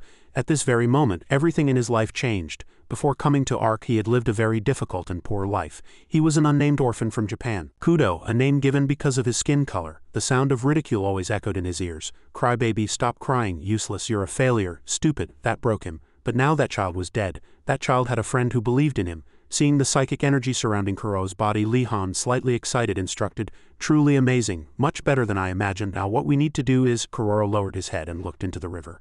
Their two figures were reflected in the clear water, and a fish swam past. But in Kuro's eyes, the fish now appeared projected. "The fish are the future. I see it. I can see the positions of the fish." Li Han was even more surprised by the sight before him. Indeed, Kuro was a genius, to be able to use clairvoyance from the very first day. If you use short-term prediction and clairvoyance simultaneously, you'll be able to catch fish easily without any equipment. Suddenly, Kuro shouted loudly, and a flash of light gleamed in his eyes. Controlled fish leapt into the air, and in the blink of an eye they had caught several fresh fish. Li Han cheered excitedly. "We did it, Kuro." They quickly put the fish into baskets. 2 baskets of fish would be enough to eat. The two hurried back. On the way back, Li Han continuously encouraged Kuro. "Your condition was truly excellent today. You caught 8 fish. You're amazing, Kuro." Kuro smiled modestly and said, "I think I'm getting used to it now. Hee. Chose will be really happy." Li Han grinned, showing his teeth. His attack technique has also improved. The two quickly returned to the cave, but again Li Han was the first to notice something strange. Li Han dropped the fish basket in his hand and quickly slid off the rock towards the cave, telling Kuro to wait outside. The cloth covering the cave entrance was torn to shreds. Li Han quickly ran inside. What on earth happened? Stopping at the cave entrance, Li Han, without even catching his breath, hastily looked inside. Chose was lying on the ground unconscious, firewood and stones scattered everywhere, and the culprit had long since disappeared. The scene shifted to the place where Simon and Demichi's duel was about to begin. Demichi threw a wooden sword to Simon. Simon, looking at the wooden sword in his hand, asked helplessly, "Do you think this is aerial training? You even brought weapons, 2 of them." Demichi put his hands on his head and laughed coldly. "Lately I've been thinking that using dual swords is cool," Simon said helplessly. "That's not the problem. Why did you say you'd fight me? I'm so happy I'm going crazy," Simon said. "If you truly fought fairly with Li Han, then you are indeed Demichi Vladimir, big Class B representative, right? I heard you were recommended for Class A, so I'll see for myself if you're worthy or not." As soon as he finished speaking, Simon took an offensive stance. Demichi's eyes seemed to emanate psychic energy and his entire demeanor changed. He now seemed fired up. Demichi grinned, showing his teeth. "I like you. Let's begin." No sooner had he finished speaking than the two grabbed their swords and rushed at each other. Suddenly, Simon planted one foot on the ground, shifting his weight downwards, and dust swirled around his feet. Demichi almost lost his rhythm and raised his sword several times but couldn't bring it down in time. "Damn it, if he suddenly stops, I can't miss this opportunity." Demichi swung his sword down hard, but it missed. It didn't reach because Simon had stopped. Conversely, it left him flustered. Simon seized the opportunity to precisely stab Demichi in the chest. This stance perfectly matched the noble fencing style of a gentleman. The sword plunged into Demichi's chest, but he remained calm as if unfazed and even became more energetic. "Is it over?" He wouldn't think so. Demichi retracted the sword in his hand, raised it parallel to his shoulder, and then struck Simon, forcing him back. "If you retreat, I gain the advantage." With that mindset, Demichi charged forward with his sword. He unleashed a continuous barrage of attacks, forcing Simon to fall back and defend with his sword. Demichi, being a strength-based fighter, grew stronger as the fight progressed. Simon barely managed to block several times. "I need to find a breakthrough." Simon observed Demichi's swordplay with a frown. As the sword came down vertically, he immediately leaned his body to the right to dodge. At the same time, his body moved like wind, swiftly using Demichi's blind spot to get behind him and launch an attack. Demichi, almost instinctively, ducked his head as soon as he heard the whoosh. "Damn it, I should have watched my back." Demichi quickly retreated backward, then spun around to avoid taking his eyes off Simon for too long. However, Simon, with the skill of a Class A student, was also very proficient in swordsmanship. As soon as Demichi turned, he saw Simon lunging with his sword. Taking a deep breath, he leaned his body back, narrowly dodging Simon's sword as it grazed past his head. Simon, seemingly not expecting his opponent to dodge in such a way, lost his balance and stumbled forward. Demichi didn't miss this opportunity and immediately struck the weapon from Simon's hand. Losing his balance, he fell to the ground. Using a sambo stance, Demichi briefly released his weapon for 2 to 3 seconds, then snatched it back and stood up. Simon was now disarmed. "It's over." Demichi excitedly lunged at Simon. Suddenly, he felt a sharp pain at the back of his head. "Damn it, this feeling is really familiar." Simon's pupils glowed blue, a sign that psychic power was being used. His gaze followed Demichi as he collapsed to the ground unconscious. Simon had used psychic power earlier to control his weapon and strike Demichi once on the back of the head. The outcome was clear. Demichi immediately fell unconscious as expected. Simon raised a hand to sweep back his bangs. "Sorry, if it were a one-on-one training you would have won, but as I said, we are pulsars." Then Simon silently asked himself, "Is Li Han stronger than that guy?" The scene returned to the cave. Li Han was startled to find Chose lying unconscious inside the cave and quickly helped him up. Chose, wake up." Chose dimly regained consciousness, but one of his eyes was swollen shut, making his gaze slightly unfocused. He said weakly, I'm not dead yet." Li Han stopped shouting. After a moment, Kuro also returned to the cave with fish, and Chose started a fire again. Only after they had eaten heartily and regained their strength did Li Han ask what had happened after they left. Looking at Chose leaning against the wall, Li Han asked in a low voice, "Who did this?" Chose groaned, seemingly in pain. He said it was Ga. There were 7 of them in the group and they took all their food, but they'd be back soon. It would be better to move their hiding place. Usually Li Han seemed kind, but in reality he was not just a simple child. Li Han immediately rejected Cho's suggestion. No, I won't let those damn guys who hit my friend get away with it. In Cho's language, amigo means friend. Hearing this, he let out a sigh of relief. But for now, it's better to find a place to hide. Li Han and Kororo quickly packed their belongings and helped Cho leave the cave. We'll let them occupy this place for a while. We'll ambush them at sunset. That night, Li Han and Kororo went near the cliff opposite the cave and observed them. Light leaked out from inside the cave and 2 people were standing guard at the entrance. Li Han said in a low voice, "As expected, they've taken our cave." Kororo nodded and said yes. "Let's start when you're ready." Li Han said again, "I can't do it alone, but together we can defeat those damn guys." Hearing that, Kororo slowly closed his eyes. He thought that Li Han was the only friend who believed in him, and he vowed not to disappoint him. As soon as he opened his eyes, psychic energy enveloped his body, and several pebbles also wrapped in psychic energy floated up at Kororo's command. Kororo swung his hand forward and several pebbles shot out like bullets. They struck the opponent silently and unexpectedly from the air, and one person, hit by a pebble, dropped the weapon in their hand. The other person standing guard quickly looked around cautiously, but was also hit by 2 pebbles in the leg. Realizing the situation, he knew they couldn't pursue, so he immediately shouted to everyone inside the cave, informing them that they were under attack. Hearing the sound, Ga and the others immediately rushed out. The guard who was hit in the leg couldn't stand up for a moment, lying on the ground pointing with his finger at where the pebbles had come from, and said to his comrades, "Damn it, over there, those guys are throwing rocks." They dodged and fled. But how could they escape Kororo's eyes?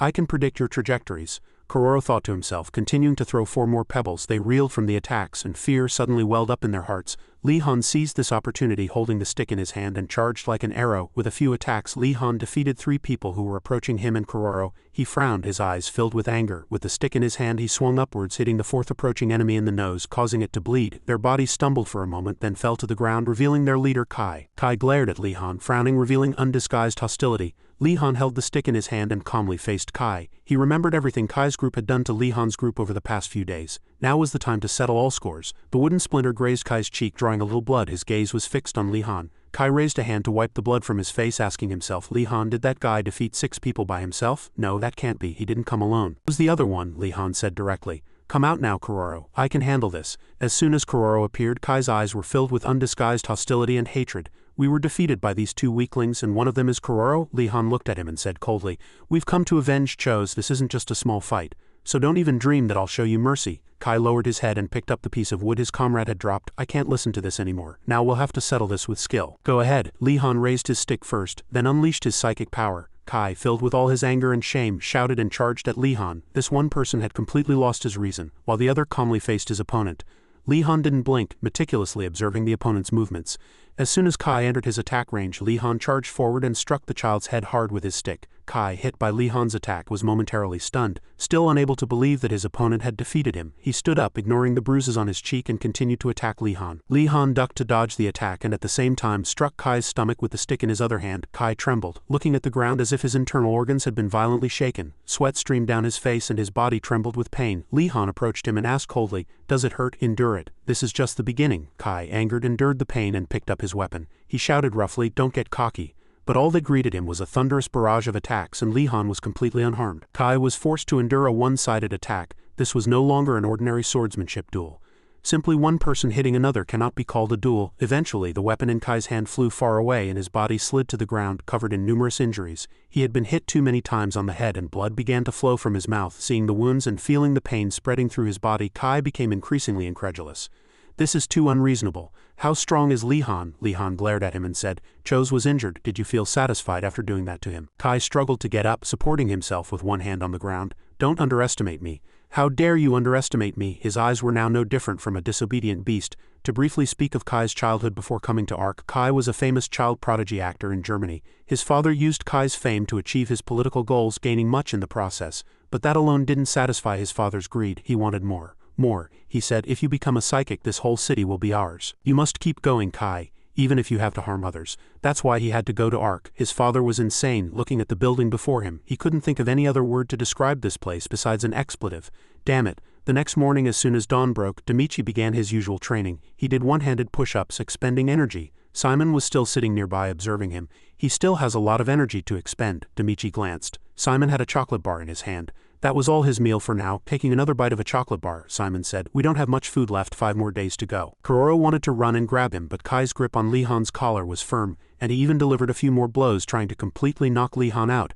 As soon as Kai heard Kuro's voice, he immediately glared and commanded with a stern face, "Don't come any closer." Kuro was scared and couldn't move any further. While Kuro stood still, Li-Han was hit repeatedly by Kai's fists in the stomach and chest. His small body occasionally trembled, but he never made a sound. Kuro watched the scene before him, gritting his teeth, his entire body trembling with fear. After he thought he had hit him enough, Kai let go of Li-Han, letting him fall to the ground, and picked up another piece of wood, approaching Kuro. "I will never let anyone surpass me again," he said. A pebble flew from the ground and headed towards Kai's face. Kai raised a hand to block his face, and as the pebble hit his palm it turned slightly red. This successfully angered Kai. "You brat." Kuro's entire body was covered in psychic energy, and he extended both hands forward. He showed a strong will to protect Li-Han despite his anxiety.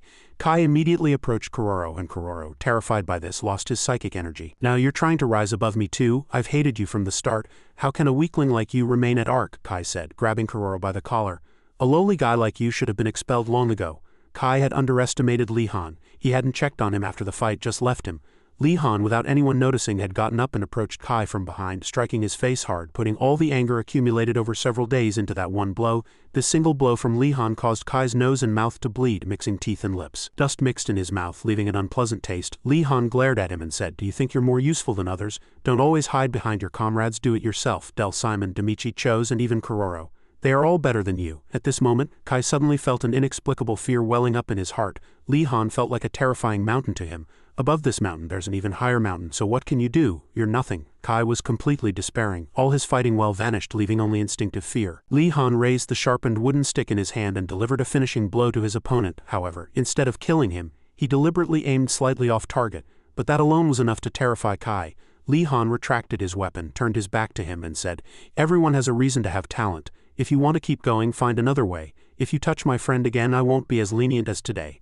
Left alone, Kai lay on the ground staring at the sky for a long time, then finally forced a self-deprecating smile. "Father, I never wanted to be a psychic from the start, ha ha ha ha." Kai laughed hollowly. Thus the long night ended. Later a new announcement was made that Kai voluntarily left ARC. After fighting to avenge Chose, Kuro and Li-Han of course returned with news of victory. The only casualty was that Li-Han had to be supported by Kuro to return. The next 3 days on the desert island passed quite quickly and smoothly. Finally, the training ended. The sky was filled with rescue helicopters. All the children were secretly delighted. Although the survival training had gone quite smoothly for the past 3 days, everyone was of course exhausted. Chose sighed and said, "I never want to go through something like this again." Li-Han agreed. Before leaving, another group of children gathered around them, noisily expressing their gratitude. "It's all thanks to you all that we survived. Thank you so much." They were so grateful and praised them so much that they were speechless. Chose scratched his curly brown hair and pointed at Li-Han, saying, "The person you should thank the most is Li-Han. If it weren't for him." Before he could finish, the instructor's announcement blared, distracting them. "Survival training has concluded. Congratulations to all of you who have successfully completed the mission for a week." Demichi leaned against a tree trunk near Simon. As soon as he heard Sergeant Z's voice, he couldn't hide his joy either. There was no denying that the past week had significantly drained their energy. Sergeant Z spoke again. "You will board the helicopters when instructed." Li-Han was slightly puzzled. Why do we need to wait for instructions? A few helicopters were still hovering in the air, but the difference was that some children had already boarded those helicopters. In one of those helicopters, Sergeant Z, with a stern face, gravely looked at the children who had been instructed to board his helicopter. Delum, Demichi, Kuro, and Li-Han all demonstrated outstanding performance during the last period. Z said, "By popular vote, the 4 of you are the only ones chosen." Then he glared at them and said in a growling voice, "This is no longer ordinary survival training. This is a test to find out which of you is the raw gem worthy of becoming humanity's guardian. Kuro, Simon, Demichi, and Li-Han. You will all be promoted to second-year students. Of course, each training ground also has sports and recreation facilities for first-year students who have completed their training." While Li-Han was resting in his room, Chose came and suggested, "Li-Han, today is our day off. Want to play soccer?" "Soccer?" Chose pointed at the ball in his hand and asked with a laugh. "Do you know how to play?" Li-Han closed the book he was reading, set it aside and nodded, saying he did. "It's rare to get a break at ARC Base, so the children will enjoy themselves." Chose, Li-Han, and Kudo were on one team. Chose asked excitedly, "Everyone good to go? Then let's start." On the opposite side were Demichi and Simon. Demichi looked at Simon and spoke first. "Don't use psychic abilities." Simon sighed and said, "All right, this guy really holds a grudge. ARC Base only granted leave for important matters." Today, all the first-year instructors were gathered for the second-year promotion evaluation meeting. So naturally, the children were on break. In the meeting room, all the first-year instructors were present. Everyone looked grim. After confirming everyone's arrival, Commander Alexander de Koch gave the order to begin the meeting. From afar, Sass, the research director of Department Z, pushed up her glasses and began to speak. "This time there are 4 criteria. How are the children? Delum and Demichi have everything required for promotion. They far exceeded the standards. Among the remaining 2 children, the first is Lee Han. From admission until now, this child's mental strength has always been at the lowest level. If it weren't for Sergeant Z's special treatment, he would still be in Class D, but now he's chosen as a second-year promotion candidate. How can we promote a child like this? Alexander de Kock, without any change in expression, looked at Wei Chen and Z and demanded an explanation. Wei Chen calmly said, "As you saw during his fight with Sergeant Z, Lee Han possesses outstanding weapon skills, endurance, and willpower. This child has everything a soldier needs," Alexander de Kock said without changing his expression. "Praise isn't like you." Wei Chen and Z heard this and thought to themselves, if we don't praise him, how will you promote him? Then they continued. Besides his psychic potential, Lee Han's movement technique is quite clever. If you think about it, he seems to have combined it with rotation to increase his attack power. What's even more surprising is that he came up with such an idea himself without anyone teaching him. As he said this, outside the soccer field, Lee Han had already successfully scored a goal against the opposing team's net, its power like a storm. Alexander de Kock seemed to somewhat accept this reason, but outwardly he remained expressionless and ordered them to proceed. Moving on to the second child, after Lee Han scored, Chose approached him, putting an arm around his shoulder and praising him. "You bastard, you said you never learned, but you're really good." But on the opposing team, Demichi and Simon started arguing again. "Aren't you rumored to be good at soccer? What does that have to do with me? How would I know? Are you stupid?" The two argued fiercely, and Sass in the meeting room was equally tense. Hearing the information about Kudo, she slammed the documents down and shouted, "Are you making fun of me? Mental sensitivity, you say? In the dissection of mental changes after promotion, mental strength is the most crucial thing. You're practically telling me to kill that child." Z calmly replied, "Kudo's mental development is excellent. That child is far superior to geniuses, and he also has the ability to predict the near future, which is very important for our strategy." Alexander de Kock slightly frowned and said, "But there's still a problem with that child's mental strength." Z said that was why Lee Han needed to be promoted. Kudo's mental state is heavily influenced by Lee Han. Currently, Lee Han is like a brother to that child. Hearing this, Alexander de Kock took off his glasses, scratched his nose, and sighed. "Lee Han again? It seems both of you are desperately hoping for Lee Han to be promoted." Wei Chen and Z said nothing, but their attitudes already clearly showed it. They truly wanted Lee Han to be promoted. Outside the stadium, the children were still playing soccer enthusiastically. Lee Han received the ball again and exchanged short organic passes with Chose, preventing the opponents from taking the ball. Chose, receiving Lee Han's pass, skillfully dribbled the ball, weaving past everyone who blocked his way. Their speed was so fast that everyone chasing them only ate dust. In front of the goal, the goalkeeper stood with his hands raised, looking at Chose cautiously and worriedly, ready to catch the ball at any moment. Chose looked at the obstacles in front of him with a slight frown. They were all gathered here to defend, and it would definitely take a lot of time to dribble past both Simon and Demichi, but dribbling past the two wasn't the only option. Chose, without looking back, passed it sideways, and Lee Han, who had just rushed up from below, received the ball. The ball once again shook the net.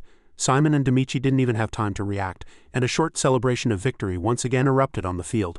Chose approached Lee Han, took his hand, and congratulated him.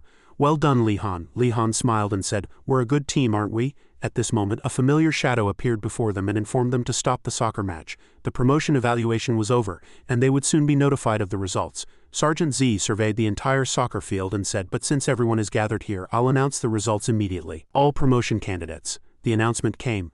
Demichi and Simon, who were grabbing each other's collars, temporarily ceased hostilities. The 4 people promoted this time were Demichi, Simon, Kudo, and Lee Han. Demichi whistled, and Simon, as expected, received it without any particular expression. Kudo was still a little hesitant and worried, and Lee Han had a somewhat unbelievable expression. He knew his own abilities well and thought that compared to the other 4, he was completely unqualified for promotion, but Z's announcement confirmed it. Chose approached, put a hand on Lee Han's shoulder, and asked with a laugh, "What's wrong, Lee Han? Congratulations on your promotion. You'll have to save a spot for me," Chose said with a laugh. But Lee Han also became considerably calmer with Cho's attitude. He nodded and said with a genuine smile, "Yes, Cho, see you again." The 2 children shook hands. Z approached them, sighed, and said, "Go back to your dorms. Those who are promoted, pack your bags and gather." The children left one by one, but Lee Han stayed until the end. He looked at Z and said, "Thank you, sir. I believe today's promotion evaluation and my selection for Class D are all thanks to you, sir." Sergeant Z took out a cigarette, put it in his mouth, and said, "I'm not sure you'll thank me. From now on you won't be able to give up. You'll see me again after you finish your second year. Survive, Lee Han." Lee Han immediately stood at attention and saluted Z. Z took a deep drag from his cigarette, turned his back, and left. As the sunset filled the sky, the 4 children selected for promotion gathered at the pre-arranged location. Demichi was as boisterous as ever. He grinned, showing his teeth, and said, "All right, let's go, ladies and gentlemen." Simon, who was standing next to him, had a lot he wanted to say but ended up saying nothing. Lee Han nodded, smiled, and asked, "Yeah, we're going to Sector 2, right?" Kudo unconsciously clutched his bag tightly, trembling incessantly with fear, and tears flowed without him realizing it. But Lee Han gently placed a hand on his shoulder and reassured him with a smile. The trembling Kudo looked at his friend and called his name. Li Han smiled and said, "Don't worry, we're going together." Kudo's face turned pale and he said in a trembling voice, "But I'm afraid we'll have to undergo surgery to become adults." Demichi burst out laughing at this, and shouted loudly, "What's there to be afraid of? Let's go." Simon asked helplessly, "Why are you so excited?" Demichi laughed and replied, "We can become much stronger than we are now." As soon as they arrived in Sector 2, they were guided by the person who met them into Research Director Sass's personal lab. She looked at the 4 children and said, "Hello everyone, I'll be taking care of you for the next 5 weeks. My name is Sass." 5 weeks? Li Han asked curiously. Sass nodded and said, "Yes, it will take 5 weeks for your bodies to become adult. The first 2 weeks will be in incubators, and the next 3 weeks will be for recovery training." Their gaze fell on several incubators behind Sass. "We have to stay in those machines for 2 weeks?" They also felt no small amount of fear. Li Han remained silent, unconsciously adjusting his backpack strap. He couldn't deny that he was also scared, but Li Han soon regained his composure. He extended his left hand forward and said, "See you in 2 weeks." Hearing Li Han's words, the others also became considerably calmer. "Yeah, it's not that dangerous. We'll just see each other again in 2 weeks." Demichi and Kudo immediately extended their hands on either side of Li Han. Sass GZ, seeing this sight, couldn't help but be surprised even though she somewhat knew. She had no choice but to say that this child was truly amazing.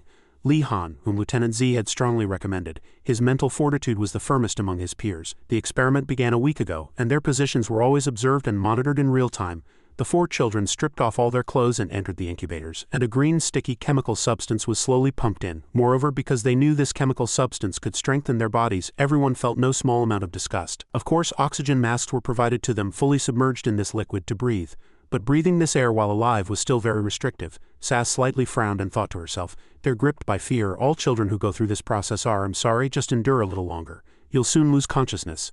Then she instructed her assistant to insert needles and add surgical tools. Once the children began to lose consciousness, time slowly passed and the liquid of courage changed from green to blue. Sass GZ stood in front of the status monitoring panel, filled with worry. "Today is already the first week. Fortunately, nothing happened. Today's procedure will be a crucial moment for us." Then she unconsciously asked herself, "Is humanity truly worthy of existence only if it develops to this extent? It's truly ironic." She couldn't help but feel tired and anxious. "They are just 10-year-old children." Dune, seeing her expression, said worriedly, "Dr. GZ, are you tired? Get some rest." Sass GZ also felt that she needed to rest, so she decided to leave the lab for a while, entrusting it to Dune. Her gaze fell on a familiar shadow. It was Sergeant Z sitting outside the waiting room.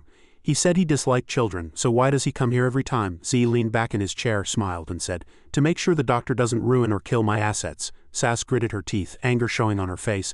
"This guy really has an irritating way with words." She plopped down on the sofa and said, "There are no problems." Then she took out a cigarette and asked, "We are currently in the second stage of nutrient solution injection. The second nutrient solution contains a dragon's soul core. It's concentrated dragon heart liquid." Z took a deep drag from his cigarette and thought to himself, "If the children are forced to resonate with the dragon's core, they will be able to use the dragon's mental power more easily.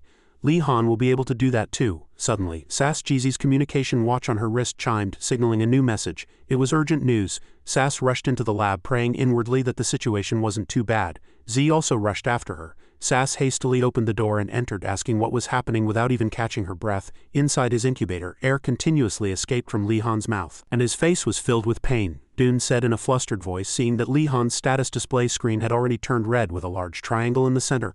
"Li Han's consciousness has returned. He's in a lot of pain right now." Sass was so flustered she stammered. She reached for the emergency device, trying to turn it off manually. But before she could even touch the device, another hand reached out and stopped her. Sass looked sideways in confusion. It was Sergeant Z, but she couldn't understand why Sergeant Z was stopping her. Wasn't this an action to preserve Li Han's life?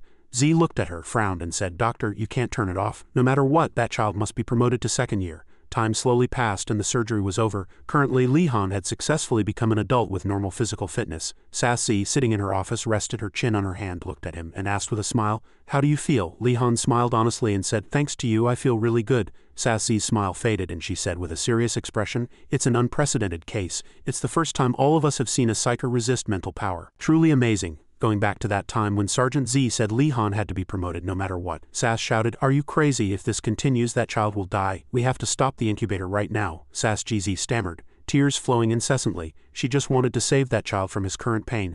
But Sergeant Z coldly said, "Li Han is not a person recognized for his mental abilities. Continue with this process, doctor, but mental resonance is not necessary. That child can probably overcome it." Every time she recalled that moment, Sass still felt shock and anxiety. She sighed and said, "You are the only special case who has only developed physical abilities. Are you uncomfortable anywhere, like feeling disconnected from your body?" Li Han calmly smiled and interrupted Sass's worried words. "I'm really fine, plus I have one less thing to worry about now. At least I won't be expelled. Sass heard this and felt a certain amount of respect for Lee Han. This child's mental fortitude was truly firm. I had guessed this child was the trainee Sergeant Z praised for having better mental strength than others, but this only made Sass even more puzzled. If their mental strength was directly linked to their psychology, then why was the mental strength of such a psychologically stable child so low? However, she didn't ask Lee Han any more questions, tidied her papers and gestured for him to leave. Meanwhile, she somewhat suspected that Lee Han's psychology might be interfering with his mental strength development, but it was just a conjecture. As soon as he stepped out the door, Lee Han met his old friend Demichi. He had grown taller and still maintained his mischievous demeanor. Demichi waved and said with a smile, "I came to see you. Lee Han, starting today we are second-year students."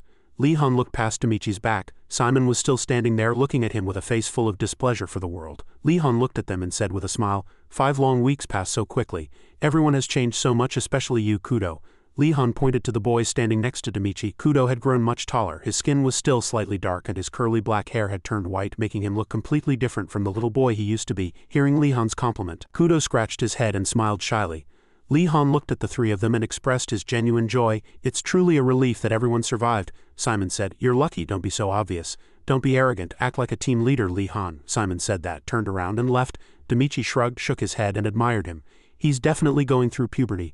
After the 5 weeks, Lee Han and his group moved to the second-year dormitory. From the outside it was no different from the first-year dormitory, but from the second year onwards training would begin in teams. Each team consists of approximately 4 to 10 members and there are currently 12 teams in the second year. Lee Han entered his room and next to it was Kudo's room. Lee Han walked into his room and looked around. It was strange to have a private room. Returning to team combat, Lee Han and Kudo were assigned to Team 7. The leader of Team 7 was Kato Soki and they were currently gathered in the gym for training. From the second year onwards there are countless things to train for, but they can be broadly divided into 3 main types: pistols, fighters and sparring. You understand why you need to train in pistol shooting, right? Kato Soki asked with a smile. Lee Han replied, "We've been taught that modern weapons are still effective against minions." "Yes, that's right," Kato Soki nodded and said. "The minions we knew before were low-intelligence creatures like goblins, wild boars and werewolves. Later, more intelligent species emerged called Inlo, who acted as commanders for mud-level minions. Even those damned Inlos can use psychic powers. If Inlos use psychic powers, then physical weapons are useless, aren't they?" "Good question. Yes, they are unaffected by physical weapons, but their psychic power has its limits. Like dragons, our goal is the moment their energy is exhausted. Fighter training and sparring training are just as important as rifle training. They are competitive combat methods between teams. Sparring sessions will take place in an artificial forest through small combat training grounds. The main event is capture the flag, that is, stealing the flag from the opposing team's home base. This requires teams to formulate strategies and focus on each member's abilities. However, this is a very dangerous form of training. Even without blades, steel weapons can still cause very serious injuries. Fighter, in other words, means learning how to use a flying board. This is the easiest. You just have to knock down your opponent, but you always need someone providing support from behind. Supporters must control numerous other flying boards to help their teammates move. Rarely, supporters may also need to use flying boards to attack opponents. Until now, there hasn't been a strong enough purser psychic to support a team, but now that you're here, there's no need to worry anymore." Kudo swallowed nervously upon hearing this. Kato Soki asked with a smile, "You can do it, right?" Kudo stammered with an anxious expression. "Ah well," Boyan, who had been silently standing behind Kato Soki from the beginning, expressed dissatisfaction with Kudo's attitude. He approached and questioned him. "Can't you answer clearly? We're not asking for your opinion. If you're on a team, you need to fill the team's shortcomings." Seeing this, Lee Han stepped forward to defend Kudo. Kudo will definitely be able to do it, but he's the type who doesn't perform well under pressure. Before he could finish, Boyan aggressively leaned close to Lee Han's face and threatened, "Shut up, rookie." "What do you know?" Kato Soki finally stepped in and stopped them. Boyan snorted and stepped back. "Stop it, Lee Han is right. Today is the first day. They still have a lot to learn, and Lee Han, we're all second-year students, but everyone here is your senior with more experience. Adjust your attitude." The others also approached Lee Han from behind and stared at him intently. Kato Soki grinned, narrowing his purple eyes. He said mockingly, "You're only here because I wanted Kudo on my team. The two of you are like a package deal. Buy one, get one free. I don't have high expectations for you with your low mental strength. Just don't get in the way." The children of Team 7 began to mock him, but did they think Lee Han would get angry? Not at all. He still maintained his composure when dealing with them. Lee Han extended his hand and said with a genuine smile, "Yes, I understand. I'll try my best not to inconvenience you seniors." Kato of Team 7's smile disappeared from his face. He blankly extended his hand to shake Lee Han's. This was the first time this had happened since Lee Han became a second-year student. The drama of Team 7. Kato Soki silently stared at Lee Han with wide eyes, burning with vengeance in his heart. "Arrogant brat, let's see how long you can last."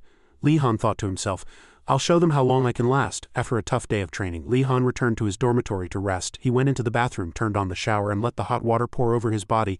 During that time, he recalled a few things that had happened during the afternoon shooting training. Lee Han and the others wearing combat suits lay prone on the ground holding real guns. Every time a gunshot echoed, his body slightly flinched. Kato, of course, took on the role of instructor and observed the situation. After the shooting training, Lee Han and the others stood up and began running and shooting training. Opposite them were human-shaped targets. After all the training, Lee Han secretly glanced at Kato and his group. He thought the results were quite good. Kato wouldn't be able to call him a burden to the team anymore, right? But as soon as he looked back at Kato behind him, Lee Han realized that he too was looking at him. However, Kato very naturally turned away and scolded Kuroro. Kuroro suddenly scolded, panicked, and acted even more awkwardly. Kato gritted his teeth, frowned, and adjusted his cap. Damn it, there's no hope. Next, he approached Kudo and corrected him. Lee Han wondered if Kuroro still wasn't doing well enough to be recognized. He truly couldn't understand. Lee Han felt that Kuroro was doing really well. The bathroom door opened and thick steam billowed out into the room. Lee Han reached out to wipe his hair. Water droplets still clung to his physique, a body many people who work out hard dream of. Before this, Kato had informed him that he would be a reserve player. With many people watching, he smiled calmly and said, "In sparring, if there are too many team members, you have to reduce the number. Our team has too many people, and too many close combat fighters like you." Then he stood up and patted Lee Han's shoulder. "Everyone in the second year can watch the sparring in the training center, so don't be too sad. You can still watch." This meant he was likely to remain on the reserve team for life. That can't happen. Lee Han looked at the photo sent by Captain Ihan. He wore his wristwatch and said to himself, "It's okay, everything will be fine. This was my original plan." Another day arrived. Today was the flag capture sparring match between Team 3 and Team 9. People from Team B also came to watch. Kato smiled and said, "There are new faces in Team 3, so keep an eye on them and analyze their tactics carefully." Lee Han heard this and could somewhat guess new faces in Team 3. He looked up at the screen. His words meant Del Simon as the battle began. The second-year students were in chaotic uproar. Look at how Del Simon leads his team members. He looked so rude. On Team 9's side, the people facing Del Simon were a little scared and worried. Are those lunatics crazy to have all their teammates attack like this?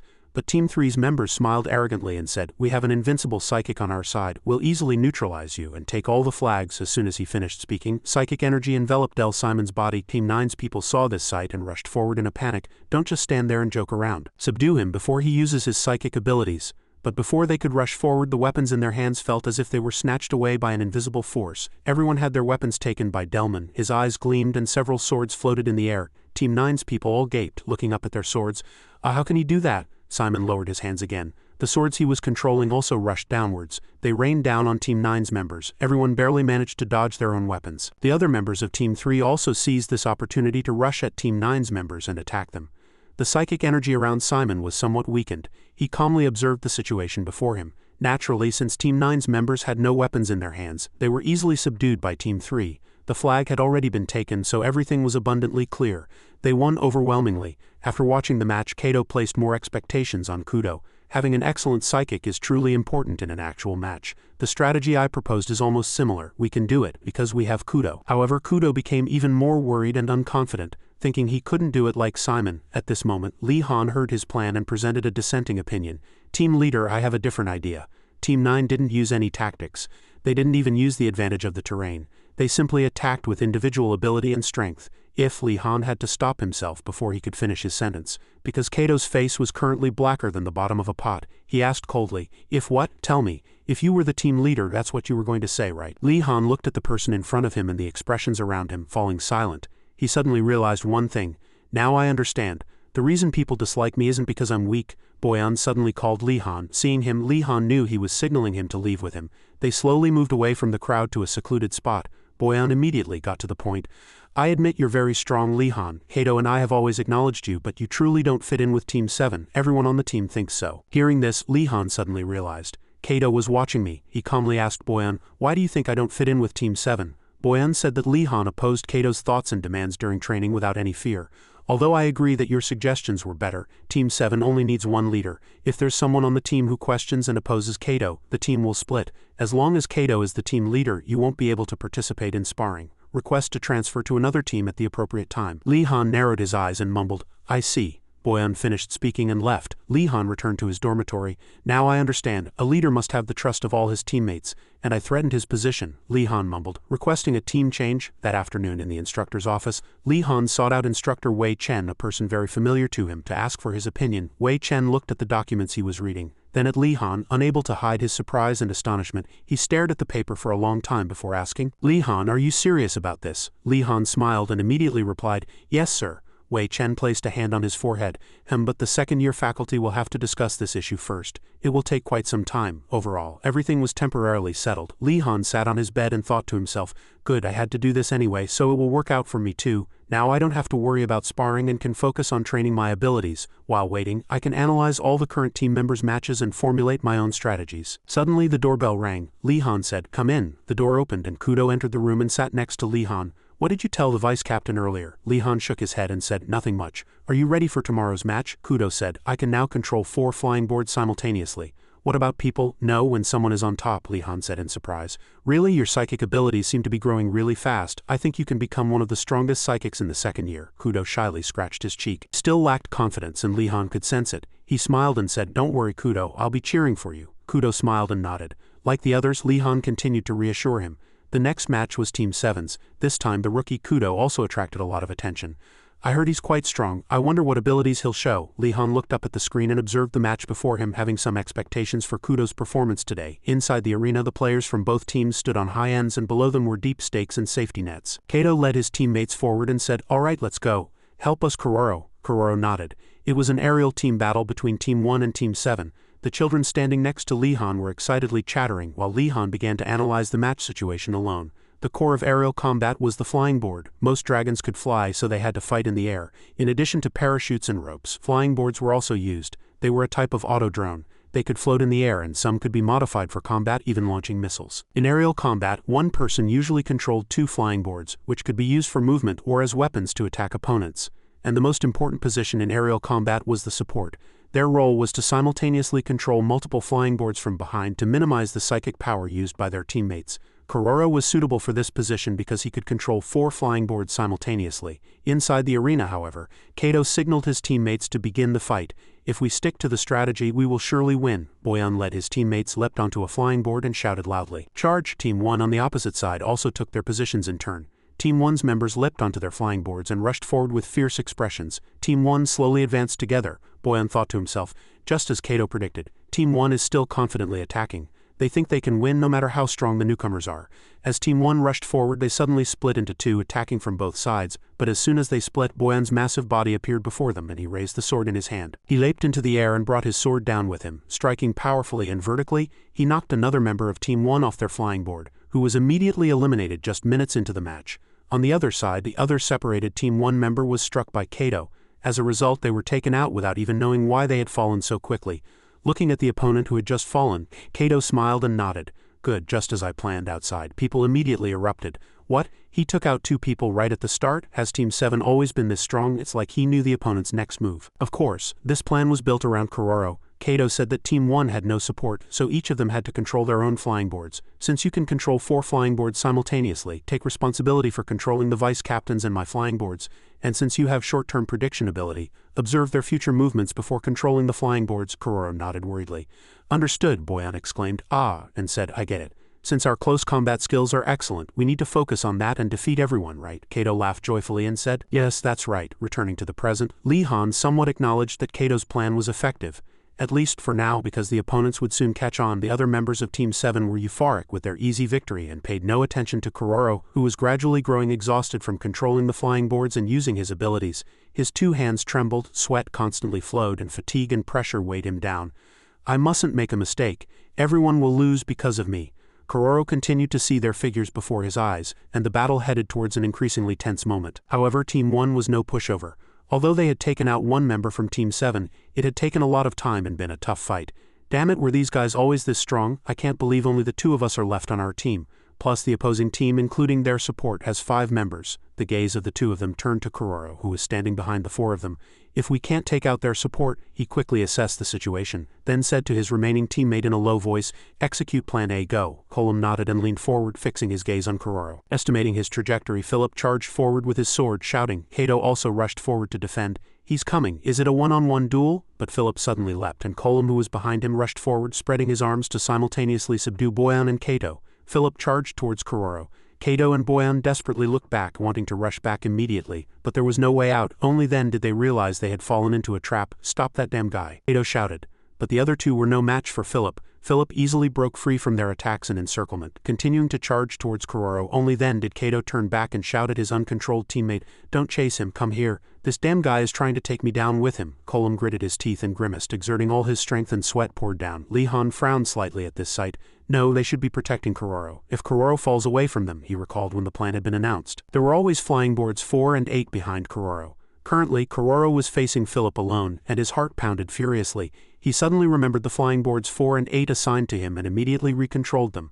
The 2 flying boards quickly rushed towards Philip from the sky. They were almost upon Philip, and Philip also raised his sword to attack them. Colum was struck by a sword from Team 7 and could no longer hold on, falling. Kato and Boyan broke free from the encirclement. Only then did he turn back in a panic. Behind them, of course, Kuroro was utterly defeated. He couldn't defend against Philip. Team 1's individual skills were always very strong. Philip looked up, met the gazes of the 3, and slowly smiled in victory. As Kuroro lost control of the flying boards, Kato and Boyan immediately fell to the ground. Kuroro was already unconscious. In the end, it became a one-on-one battle. The crowd outside murmured. Kuroro seemed to be controlling their flying boards, didn't he? Still, their defense is too weak. Lee Han looked up at the screen. As he expected, that's what would happen. Kato's strategy relied heavily on Kuroro's excellent psychic power. When Philip approached Kuroro, Kuroro was still trying to control 2 flying boards to attack him. As Philip was about to strike with his sword, a sound came from behind. He paused and looked back. So worried and afraid was Kuroro that he crashed the 2 flying boards into each other, shattering them. Philip saw the 2 broken flying boards on the ground, and Kuroro trembled even more, fidgeting with fear, his body slightly shaking. Philip sighed and laughed, saying, "This is the worst." Kuroro fought under immense pressure, and in the end he made a mistake. Team 1 won after all. Lee Han frowned slightly. If I were the team leader, I wouldn't have left Kuroro alone. 3 weeks later, Lee Han was called back to Wei Chen's office for a private conversation. Wei Chen had their documents in his hand. He spoke to Lee Han about the application he had submitted, and the result was that the request to form a team had been approved. Lee Han swallowed hard, his heart beating a little faster. "It's really approved," Wei Chen said. "It was thanks to Lee Han's excellent leadership evaluation during his first year. All the teachers agreed to give you a chance. I think they wanted to test your reputation and astute teamwork." Lee Han took the paper from Wei Chen's hand. "The conditions for forming a team are that it must have at least 4 members, including the team leader. You have the right to nominate 1 member from each team, but they can refuse." Lee Han worried as soon as he read this second condition. "If I follow this condition, the team leaders will already be prepared to prevent losing their core members, so they will resent me." Lee Han smiled and asked, "Are you telling me to do what I can, sir?" Wei Chen heard that and laughed. "You're still so insightful, Lee Han. I have high expectations for you." Lee Han left Wei Chen's office and he bowed his head, thinking to himself, "My teammates, the first people I thought of were Kuroro and Chose," but as soon as he thought that, he grew sad again. "All of them. But Chose isn't here." So he thought, "I should start by talking to Kuroro." Lee Han sighed, bent down, then suddenly stopped and shouted, "That's right, 1 more person." Lee Han quickly found his old friend's dorm room and knocked on the door. The person inside immediately opened the door. It was Demichi. Demichi was sweating, seemingly working out as usual. "Oh, what's up, Lee Han?" A few more days passed, and Team 7 played several other matches, encountering no small amount of difficulties. Kato put a hand to his forehead, grimacing and complaining, "Our ranking keeps dropping because of Kuroro. We should have tried harder to get Simon on our team." Kato nodded in agreement. "Yes, Simon is truly outstanding. Both his combat skills and psychic power are excellent, allowing him to fight 2 or 3 people. Kuroro can't do anything alone. All his abilities are a lie." The 2 of them said that, unaware that Lee Han was coincidentally overhearing this conversation from a hidden spot nearby. "I have no one to replace him with, so I guess I have to keep him." The flashback ended. Currently, Lee Han was in Demichi's room explaining his intentions. Demichi laughed and asked, "You're thinking of forming a new team? Who else do you plan to recruit besides me?" Lee Han immediately replied, "Kuroro. I started this believing Kuroro would definitely join my team." Demichi heard that and laughed. No team leader will let you take away their team members so easily." Lee Han spoke again. "But Demichi, you haven't answered yet." Demichi scratched his short-cropped hair and said, "I'm very grateful for this invitation, but my answer is no, Lee Han. I'm the next team leader for Team 5, and I can't abandon them." Lee Han looked at Demichi in surprise, but then quickly calmed down, knowing that it wouldn't be difficult for someone with Demichi's abilities. Lee Han nodded and said, "Understood." Demichi looked at Lee Han. A slight sense of guilt seemed to flicker in his heart. He touched his neck, averting his gaze. Hesitantly he said, "And I'd rather be your opponent than your teammate. I think that would be more fun." He said that, then grinned, showing his teeth. Lee Han laughed helplessly. "That's so, Demichi." He stepped forward, lightly patted Demichi's chest and said, "Just don't cry when you're my opponent and I beat you thoroughly. Next time I'll break both your arms." Lee Han left Demichi's room, and as he walked, all the second-year students looked at him with judging eyes. "It's Lee Han. Is that guy so desperate to be a team leader, that arrogant fellow?" Lee Han still calmly walked through them, thinking to himself, "It doesn't matter what they say. I expected this anyway." As soon as the second-year students heard that he was forming a new team, all the team leaders glared at him, especially Kato, whose face turned black and grim as he approached him. "Lee Han, is this how you stab me in the back? I don't care if you leave my team or form a new one, but I will never hand over Kuroro." Kuroro stood behind them as usual, averting his gaze, still not being honest with himself and those kind to him. Lee Han also didn't force the issue and calmly said, "Kuroro will not be able to fully utilize his abilities under your leadership, sir." Kato, with a grim expression, pointed at Kuroro and said, "Don't pretend to know. Kuroro will remain a core member of Team 7. Lee Han spoke again. "If a war were to break out now, would you tell the enemy to wait, sir? I am confident I can immediately bring out all of Kuroro's potential. A commander must win the war even with limited personnel. No matter who you blame, the outcome won't change." Kato was so angry that his face contorted and veins visibly bulged. He rushed forward, grabbed Lee Han by the collar and yelled in his face, "You damn brat, I don't care what you're spouting. I will never hand over Kuroro." Lee Han said coldly, "That's not your decision, sir, but Kuroro's." As soon as he finished speaking, Kato turned to look at Kuroro, and Lee Han also looked at him. Kato threatened with a stern face, "Kuroro, if you leave, I'll kill you." Kuroro was startled and looked at him fearfully. Lee Han asked calmly, "Do you really think you can do that? That's quite an empty threat. If you talk too much, you'll drown and only your mouth will float." Kato could no longer hold back and swung his hand, powerfully striking Lee Han's face. Lee Han didn't dodge either. Kato saw Lee Han sitting on the ground, his mouth agape, and fear welled up in his heart. "Everyone here will think I hit him because I was angry." Lee Han got up from the ground and wiped the wound on his face. "I'll let this slide, Kato. I can't let this slow me down." As soon as he finished speaking, he stood up and calmly left. Kato remained silent behind him. As he passed Kuroro, Lee Han didn't lower his voice and said, "I'll wait, Kuroro." As soon as he left, the others continued to murmur, "That foolish guy who would follow a team leader who hasn't even proven his skills yet after leaving his own team? Who knows how they'll treat him if he fails to form a team?" Left alone, Kuroro once again trembled with fear, once again facing mental pressure. "I've proposed to everyone I could think of so far, but the situation is still not good." Lee Han remained silent, asking himself what to do next. If things continued like this, he was so engrossed in thought that he bumped into a mysterious person wearing a full body coat and a skull mask who was passing by. Before Lee Han could apologize, the person had already gone far. He was too fast. But the most important thing is, can he really walk around dressed like that? He was completely different from others. While still focused on the strange and unfamiliar person, his watch chimed, signaling a new message. It was a message from the training officer stating that all team leaders were to gather in front of Building 2. In front of Building 2, several people had already gathered, and Dr. Sasgz was in the center. She walked between the two rows of people and said, "These 6 people are newly promoted. They are waiting to be assigned to teams. We have decided to let the new team leaders choose first." Lee Han stepped forward. Lee Han rejoiced inwardly upon hearing that. "This is a really good opportunity. I need to recruit at least one person right now." He stepped forward and said, "I am Lee Han, leader of Team 13. Our team is currently understaffed. Everyone is welcome." Kato heard that and scoffed.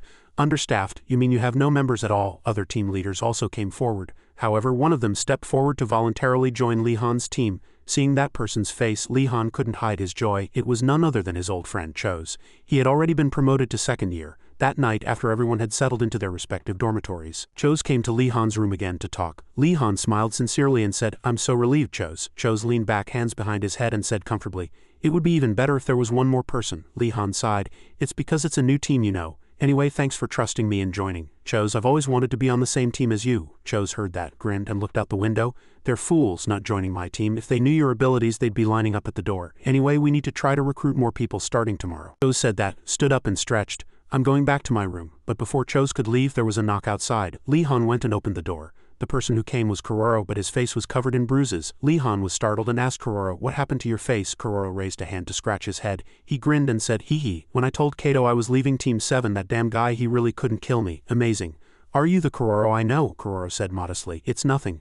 Seeing Kuroro also join his team, Cho's was very happy. "That's great. We're on the same team, just like on the deserted island. We won't lose to anyone, no matter who the opponent is." Just then another person approached and said, "Sounds fun. Can I join too?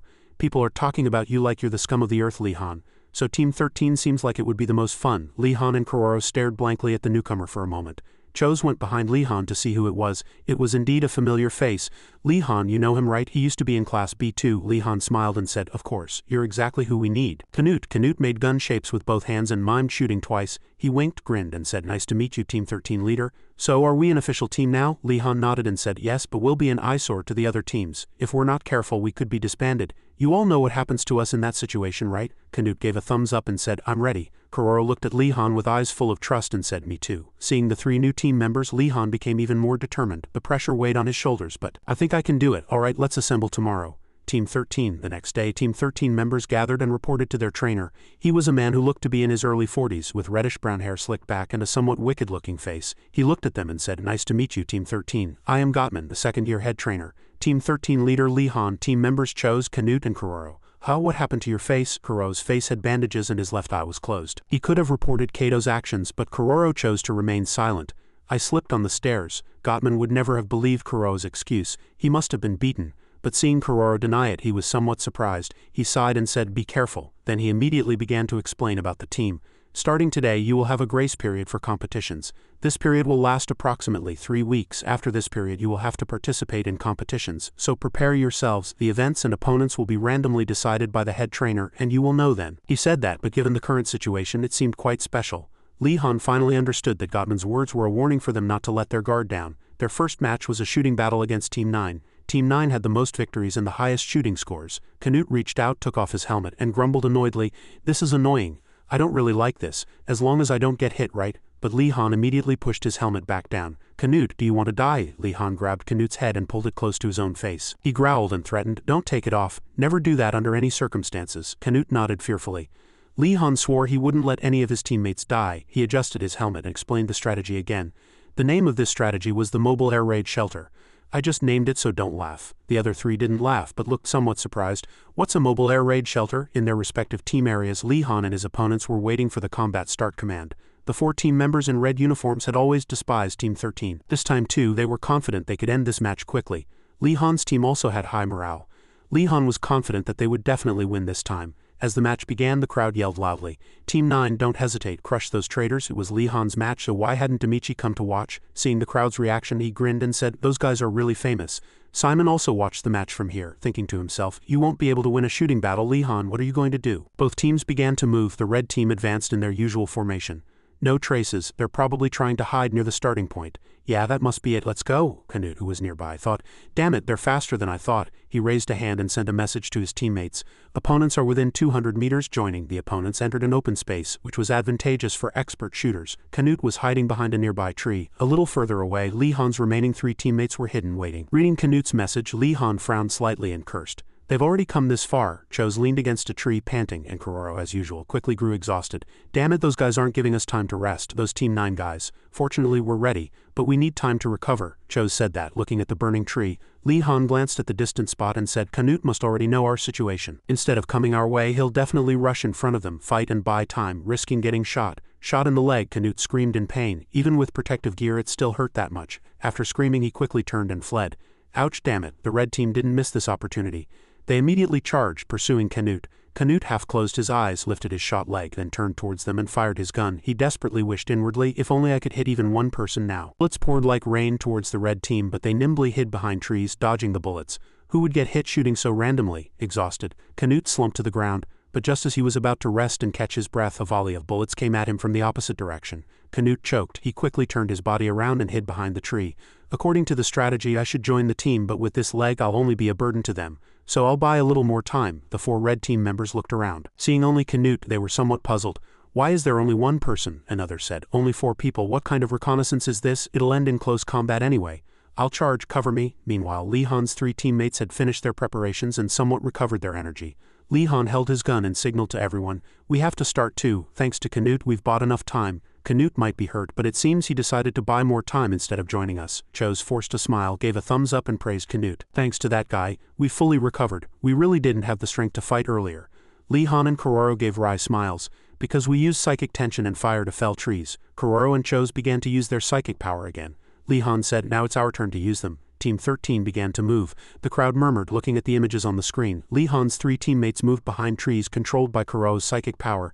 "They felled trees? Are they using them as shields?" Demichi and Simon said simultaneously. "This strategy is only possible thanks to Kuroro." As soon as they finished speaking, the 2 immediately looked at each other. Returning to the main battleground, Canute fought, making use of every moment. He hid behind trees, raised his gun, fired at the opponents, then hid and fired again.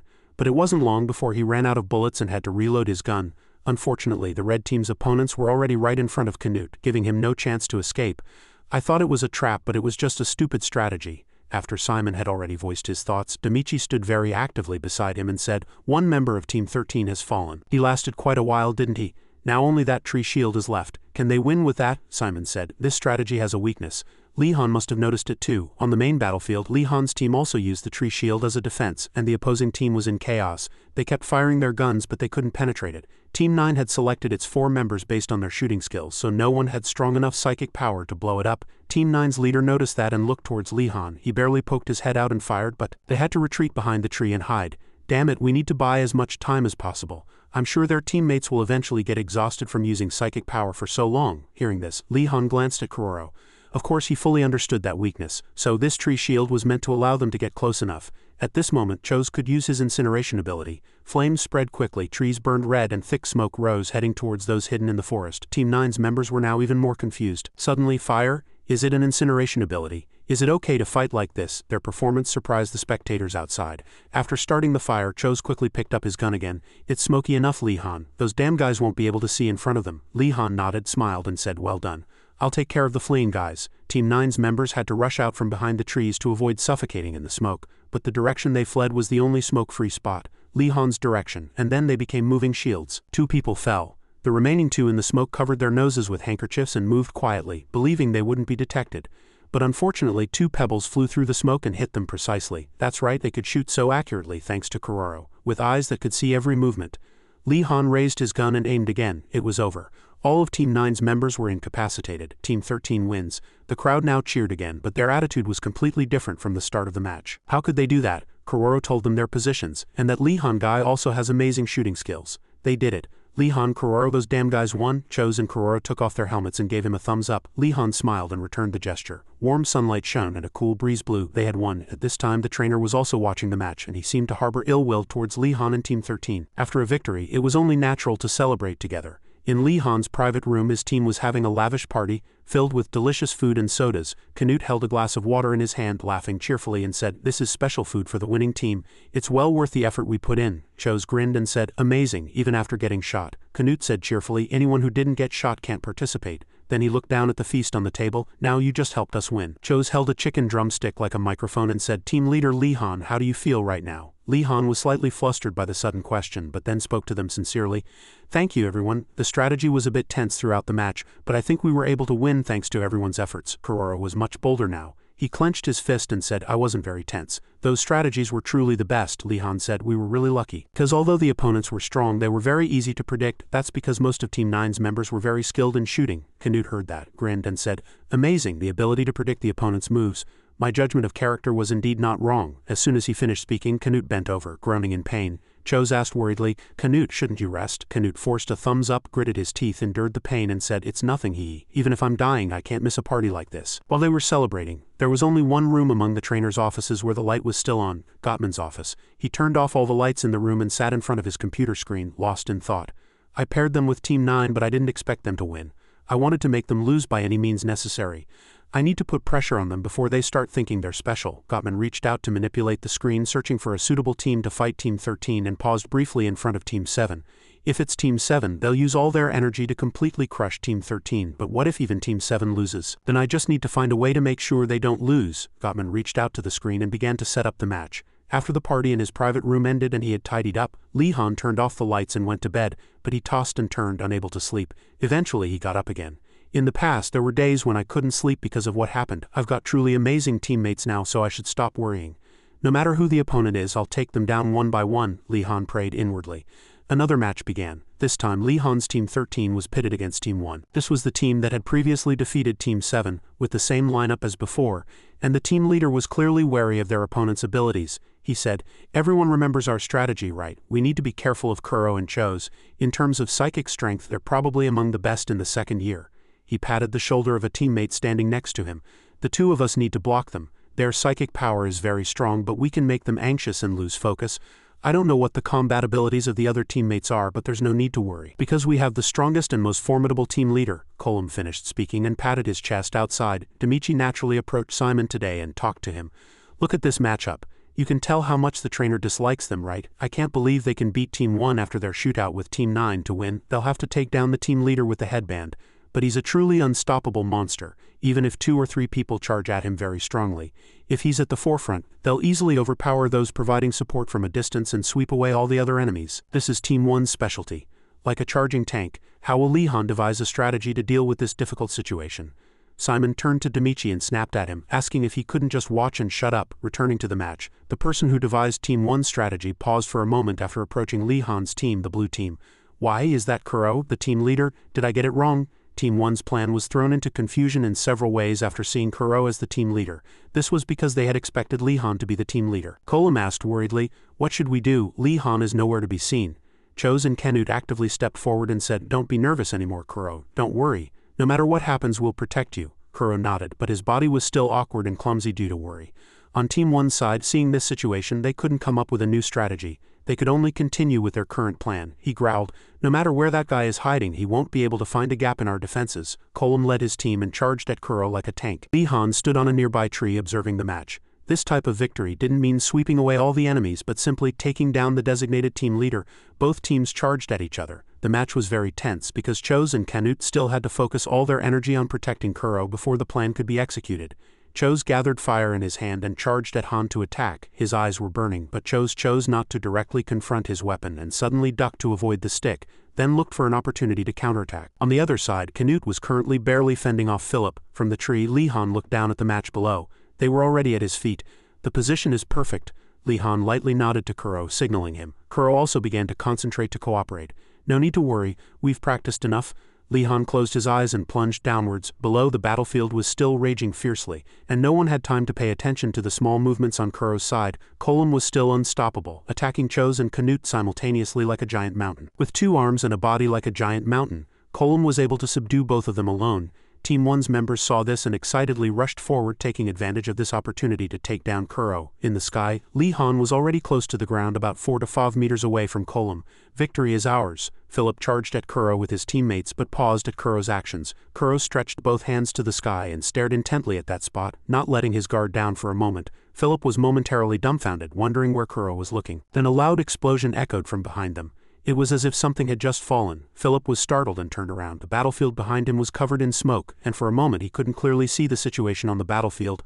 "What the hell is that?" Philip frowned. After cooperating with Lee-han, Kuro slumped slightly in exhaustion. After all, he had to maintain a high level of concentration. The smoke slowly cleared, revealing a surprising sight. Colum had fallen, and Chose and Canute were safe. Lee-han also appeared on the battlefield. Right next to Colum, in his hand he held the red headband that Colum had been wearing on his head. He held it up, stood up and smiled, saying, "It seems we've won." The fight was over. Team 13 had won. Everyone watching outside was dumbfounded. "What? He jumped from a tree as tall as a 5-story building. Whether he's risking his life or not, this is a bit too much, isn't it? Crazy but really cool." "Damn it now." The crowd once again cheered Lee-han's name. Demichi grinned, showing his teeth. "Look at the situation now. These are the same people who were insulting him just a moment ago. I get it. He always shows such unexpected techniques." Some people remembered that Lee-han used to be in Team 7 and briefly talked about the past. Why didn't he participate in these matches often? What the hell did Team 7's leader do to not be able to hold on to such a talent? It seemed they weren't speaking well of Kato. All these words reached Kato's ears, and of course this only made Kato even angrier. One day before the match against Team 1 began, at this time our teammates were training before the fight. Lee-han approached Kudo and said, "If you keep doing this, actual combat will also be easy. As expected, you're really good, Kudo." Kudo replied, "Lee-han, I think you're better than me. But you, aren't you scared?" Lee-han said, "Yeah, if we lose you'll have to watch your nose. Tomorrow will decide the team's survival. It's really hard to control everyone with external perception," Lee-han said to Kudo. "But if it were easy, all external perception psychics would be amazing." At this time Kudo was still lost in that thought. Lee-han had made a plan. Tomorrow he would jump down from a high place to ambush them. At that time he would have to control his descent speed so that neither he nor they would die. "I believe in you, Kudo." Returning to the present, Kudo had both hands clasped together.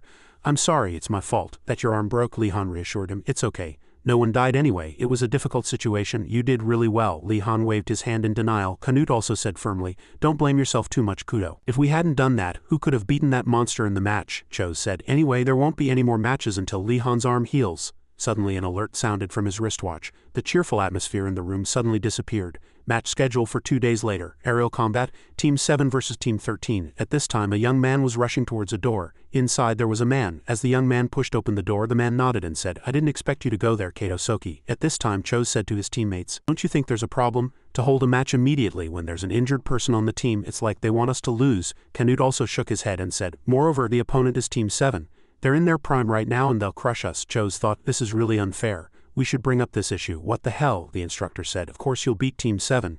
"You're not confident you can win?" Kato said very angrily. "Even if no one in Team 13 is injured, we'll beat them any time." The instructor raised his face, looked at him, and asked, "So you're going to win, Team 7 leader?" After leaving the instructor's room, Kato Soki walked away in anger, thinking, "The instructor doesn't listen to anything I say." The instructor sighed and walked down the hallway. On the opposite side, Lee Han said to everyone, "It's no use, even if we complain about this, the only thing we can do is win." Honestly, Lee Han hadn't thought of a way to win yet, but he would definitely find a way before the match began. Suddenly, from behind, Kato Soki interrupted their conversation. "Interesting. I hope you're not bluffing, Lee Han, but is that arm okay?" Lee Han said provocatively. "One hand would put him at quite a disadvantage, but to fight Team 7, his right arm alone will be enough." Simon approached angrily and said to Lee Han, "Aerial combat isn't a simple fight that can be won so easily. If you're too kind, it will be difficult to win. You know that too." Lee Han also replied, "I'll prepare a special strategy for you all. If you don't take it seriously, we'll crush you." Sake, angered, pointed directly at the opposing team's face and said, "I'll kill you, Lee Han, and Kudo too." At this time, Lee Han called his name. He trembled with fear at Lee Han's face. Lee Han's face was currently dark and very angry. "If you've never killed anyone, don't threaten us like that. Then you'll have to see for yourselves." He, intimidated by Lee Han, quickly fled. Everyone looked at his retreating figure and said, "What a jerk." Lee Han said, "He's a formidable opponent. Now let's go to the training ground." Everyone arrived at the training ground and was currently training together.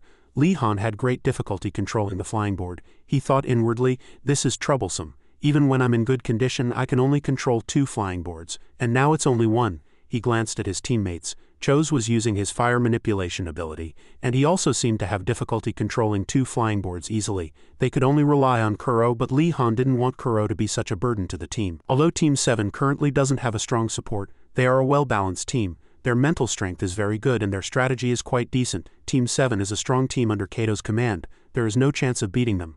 Suddenly, Chose, who was some distance away, called out to Lee Han. He approached from afar and said he had something to tell him. Then he showed Lee Han his fire manipulation ability. He explained, "There's nothing to burn in aerial combat. At that time, the firepower won't be strong. Moreover, if we're all flying around, I don't think I'll easily hit the target." At this moment, Lee Han fell into deep thought. In the upstairs spectator stands, Team 7's members, knowing they were in trouble, scoffed. The blonde-haired one said to Kato Soki, "I don't think we need to worry." Kato also replied, "Of course not. Our winning strategy is that we have nothing to lose. Our victory is 100 guaranteed." Upon hearing the news that Team 13 would continue to play, everyone else murmured, "Lee Han is still injured, isn't he? Moreover, they have no experience in aerial combat."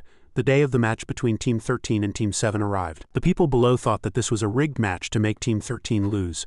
The instructor is truly a bad trainer. Knut Mayer felt something behind his back at this moment. It was Demichi. Mayer turned to him and asked what he was doing. He immediately turned his face and said, "You told me to stand next to you." He thought Demichi was being a nuisance. Gottman was trying to adjust the win rate of all teams to about 50. The conflict between matches and teams would be determined by his analysis. He thought that even Lee Han would have a hard time winning this time. Now it was time for the 2 teams to take the field. Kato said to his teammates, "Destroy them, show us your power." On the opposite side, Lee Han asked Chose, "How's your condition?" He smiled and raised his arm, flexing his muscles, saying, "Condition is excellent." "Don't worry, I'll burn everything down." Lee Han looked at him confidently. "I'm counting on you to shine because you're the key to this strategy." Then the match start alert sounded. Each team, launch your flying boards. The flying boards they were controlling began to rise. Suddenly the arena stirred. They focused on the number of flying boards Team 13 had. Kato Soki's mouth dropped open at the number of flying boards. He saw Team 13 controlling 16 flying boards. Impossible. Normally, second-year students can control 4 flying boards per support and 2 per other team member. Currently, 2 people couldn't even easily control 2 flying boards, but now there are 16. Even if each person controls 2 flying boards, 10 are left. Kudo won't be able to control 10 simultaneously. Boyan stood next to him and said, "Kato, give the order quickly," Lee Han said. "You seem confused, Kato. I'll show you soon." 16 flying boards were behind Team 13. Team 7's warriors were flustered and bewildered. Kato told them, "There's no need to be so surprised. Stick to the plan. We'll deal with them one by one." Team 13 took up their battle positions. They had not rested in the psychic training ground. Lee Han's psychic power was below average, but he could focus his strength wherever he wanted. He gripped a flying board and pushed it forward. "If I use this well, I can not only control objects but also make them fly faster." Then he sent the flying board with all his might towards Team 7. Kato asked, "Are you planning to use all those flying boards this way?" He reached out to block and continued, "Even if that flying board flies straight at me, I can easily dodge it, no matter how fast it is." During training, as there was nothing to burn in aerial combat, Chose had thought his fire ability was useless. He and Lee Han had made some plans before the match. Lee Han suddenly thought of something that could burn. Just then, the flying board that had flown towards Team 7 suddenly exploded. It was a massive explosion that shook the arena. Everyone was startled. After that, all sorts of talk circulated. "One flying board costs more than a trainer's month's salary. The crowd then began to cheer for Team 13. Who cares, blow them all up from this side. Lee Han and Cho's continuously pushed and detonated flying boards towards Team 7. Two large explosions sent two of Team 7's teammates flying into the air and falling to the ground. Katoski ordered his teammates to stop them, otherwise they would detonate all their team's flying boards. The teammate thought that if they got any closer, they could be caught in the explosion. At this moment, Trainer Gottman rushed over. He shouted for the match to stop immediately. In the midst of the explosion, both Kato and Gottman shouted at Lee Han. After the match, he was talking with Lee Han in a room. He rested his elbows on the table and glared at Lee Han with murderous eyes. At this moment, Lee Han thought to himself, "Did the instructor call me in just to stare at me for 10 minutes? It was much easier dealing with Sergeant Red. He would have been cussing me out by now." Gottman scratched his head and said, "First of all, approaching the issue this way is very awkward," but he pointed at Lee Han with his finger and asked, "Do you know how much one flying board costs?" Lee Han heard the instructor's question and only knew they were very expensive. The trainer said with a stern face, "If you weren't a member of ARC, you wouldn't be able to pay it back even if you dedicated your entire life." At this moment, Lee Han asked, "Didn't the instructor call me to ask about my strategy?" The trainer shook his head. He said, "It's not against the rules, but don't you think it will cause controversy?" He had no choice but to shake his head. "Some trainers will praise you for circumventing the rules with a creative strategy." But he was the exact opposite. He told him to inform him beforehand if he were to do something like this again. Lee Han replied, "Understood," but he had one more question for the trainer. "Speak," he said to him with a serious expression. "If we were fighting dragons, this strategy wouldn't be controversial. You wouldn't be asking about the price of this flying board, sir. We have to win by any means necessary. Isn't that the purpose of training?" Gottman heard Lee Han say that and stood up, laughing. "You've got me. You speak exactly like someone I know." He put both hands on the table, looked at Lee Han and said with a laugh, "I like that attitude, Lee Han. I look forward to your future matches. You may go, team leader Lee Han." As soon as he finished speaking, he raised his hand and saluted Gottman, then left. Outside the door, he met Kato Soki.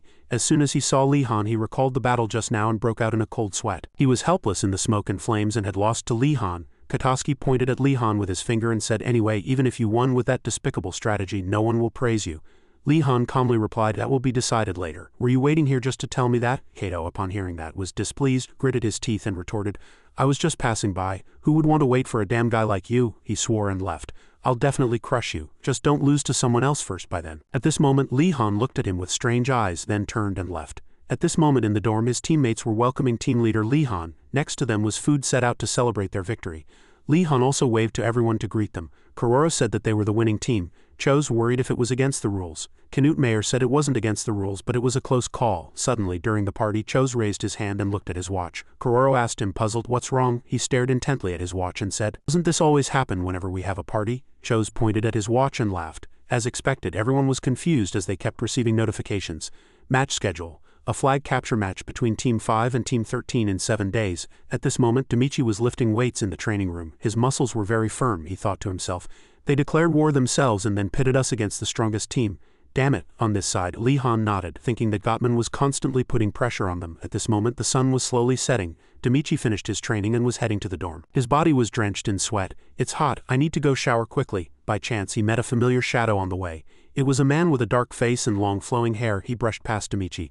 "Wait," Demichi called out loudly. "Team leader," no, former team leader, because he had now become a team leader. He touched his old team leader's shoulder and said, "Are you planning to ignore me just because you've been promoted to 3rd year?" He proudly pointed to himself, even though no one had asked, and said, "Team 5 is doing very well, because he has now become a team leader." The man still had a dark expression and turned his back. He said, "Nobody asked, so disappear before I erase you from the records." Demichi heard that and broke out in a cold sweat. After that, he laughed and said to the man, "No, let's talk in detail after our fight." At this moment, Lee Han was fighting a man completely overwhelmed. He gasped, asking himself, "What the hell is this guy? He's too strong." Before his eyes stood a man in a black coat with some patterns drawn on it and a mask. He held 2 swords in both hands. His eyes shone, staring at Lee Han through the skull mask. He teleported towards Lee Han and numerous techniques poured out in an instant, causing him extreme pain. In the end, Lee Han was defeated. 6 days ago at this time, Lee Han was talking with trainer Gottman.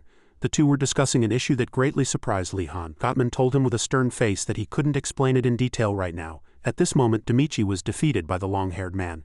He was suddenly injured and couldn't participate in the upcoming match. But the trainer pointed with his finger and continued, "The match will still proceed as scheduled." Lee Han thought to himself, "Without Demichi, Team 5 will be like a headless chicken. So we're sure to win." After that, Gottman held a stack of documents and said, "This is why I called you." Lee Han took the documents and asked, puzzled, "What is this?" The trainer said, "These are transfer applications to your team. You're known for knowing how to utilize your teammates. Kato of Team 7 seems to have been criticized." Lee Han took the documents and read them, thinking to himself, "I knew this would happen." He was sure most second-year students wanted to transfer, because joining his team meant they could participate in battles immediately. Gottman advised him, "Think carefully. You don't have to decide immediately." Lee Han replied, "No need, I'll accept them all. We're not in a position to be picky." In the end, everyone who was on the documents gathered. Lee Han said, "Welcome to Team 13. They introduced themselves to Lee Han one by one, among them a very frivolous-looking red-haired man named Cheong-jo. After that, he informed everyone that they would start preparing for tomorrow's match. "In the meantime, I'll observe your special abilities and assign roles." He asked again, "Does anyone object?" Suddenly, a person stepped forward. Lee Han noticed he was Korean. He asked, "Do you have something to say?" He waved his hand and said with a laugh, "No, I just wanted to ask you to take good care of me as I'm from the same country." At this moment, Lee Han frowned and shouted, "ARC doesn't differentiate by nationality. If you want to be taken care of, prove yourself first." The red-haired man heard that and said in a low voice, "Understood, please treat me well." After that, Lee Han told everyone, "Let's disband for today first." After that, he turned to leave, and the red-haired man, angered, thought he was too rigid. Turned and left in anger, even muttering a curse in Korean. The others wondered about the curse Cheong-jo had just uttered. An hour ago, the flag capture battle between Team 5 and Team 13.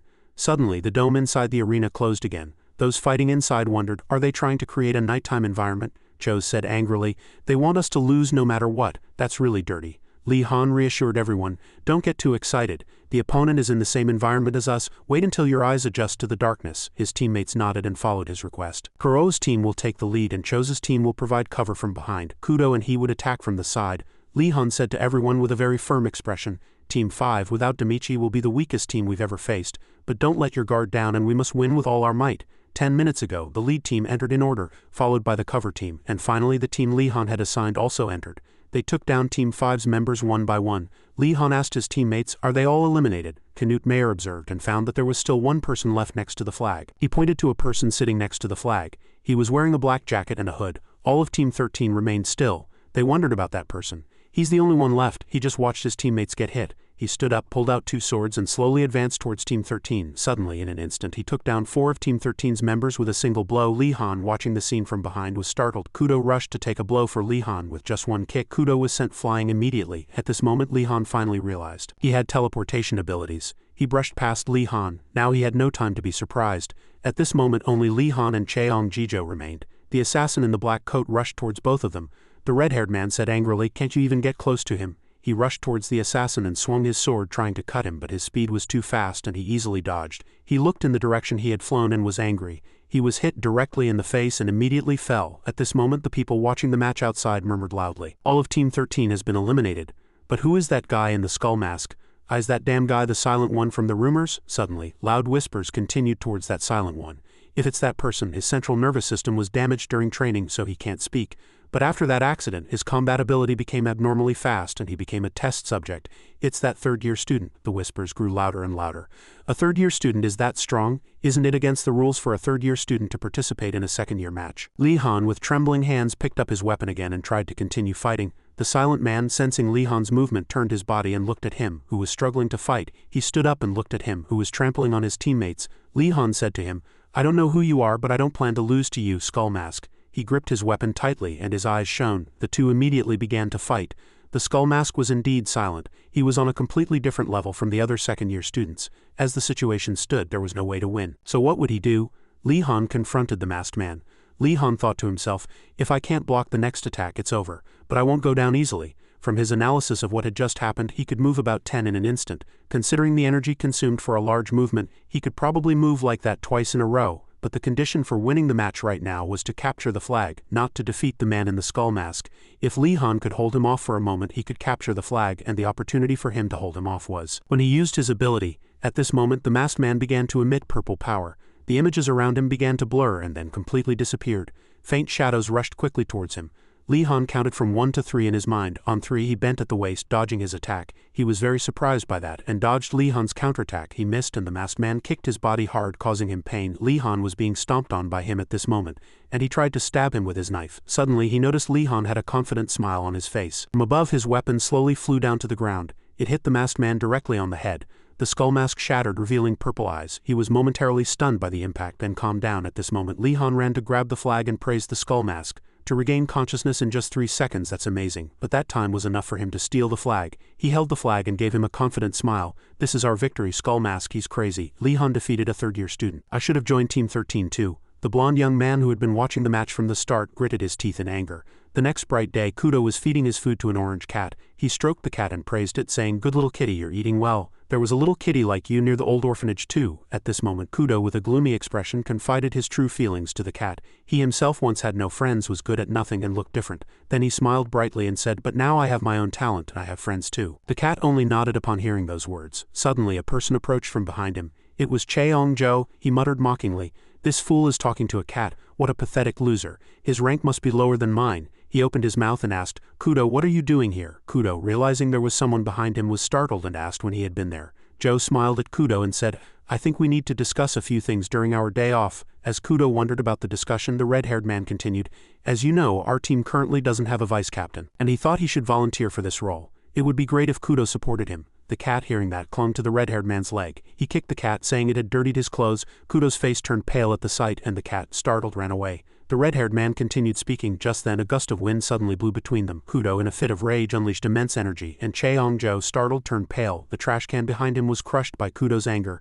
Seeing that sight, he no longer dared to show off and wore an expression of extreme fear. At this moment, Kudo, in extreme anger, said, "Don't ever do that again." Cheong-jo raised his trembling hands and swore he wouldn't do it again. Kudo left, and the red-haired man, pale with fright, sank to the ground. Meanwhile, in the infirmary, Lee-han was visiting Demichi. He asked, "You didn't stay long, so you didn't just come for a visit, did you? What on earth brought you here?" Lee-han looked at Demichi with a serious expression. "I can only guess. Ark still seems to be hiding secrets, but seeing you, everything has become clear." He directly asked, "The person who did this to you was a third-year student, wasn't it?" Demichi was also startled by Lee-han's question. He confirmed that it was his team's former leader. The third years were truly on a completely different level. He was different not only in skill but also in stature. As he spoke, Demichi trembled with fear. He couldn't even budge before he collapsed. "Damn it," Lee-han thought to himself. This was the first time he had seen him so broken. Then he suddenly recalled something and said to Lee-han, "Oh right, he wasn't himself then." It was as if he had gone mad. Lee-han said, "If he wasn't like that from the start, it seems there are a few things to do regarding the third year's activities. Think about it. Ark's third-year equipment is quite lacking, and meeting a third-year student is extremely rare." Both of them realized something. There were still many steps left to complete the training for promotion to second year. It meant they had to gain practical experience before reaching the third year. Could such a thing happen? On this side, a robot stood behind the warehouse door. The door slowly swung open and he slowly walked out. At this moment, the cat Kudo had been chasing was also there. He finally found the cat and, delighted, approached it without minding his surroundings. He happily held the emperor and asked if it was hurt. "Let's go back." He promised the emperor lots of delicious food. Before he could even leave, Kudo suddenly felt a chill down his spine and was startled. The robot had already approached him and the emperor, and he asked, "Who are you?" Kudo was startled but didn't forget to protect the emperor, raising his hand to shield it, and wondered whose voice this was. Suddenly, the robot took off its mask and Kudo was surprised. It was Sergeant Z. He smiled, recognized Kudo, and said, "You look so different, I almost didn't recognize you." Meanwhile, in the development center, Sergeant Z asked Kudo, "Are you lost? You've come quite far." Then the sergeant handed Kudo a can of soda and said, "A car will take you back to your dorm. Drink this while you wait."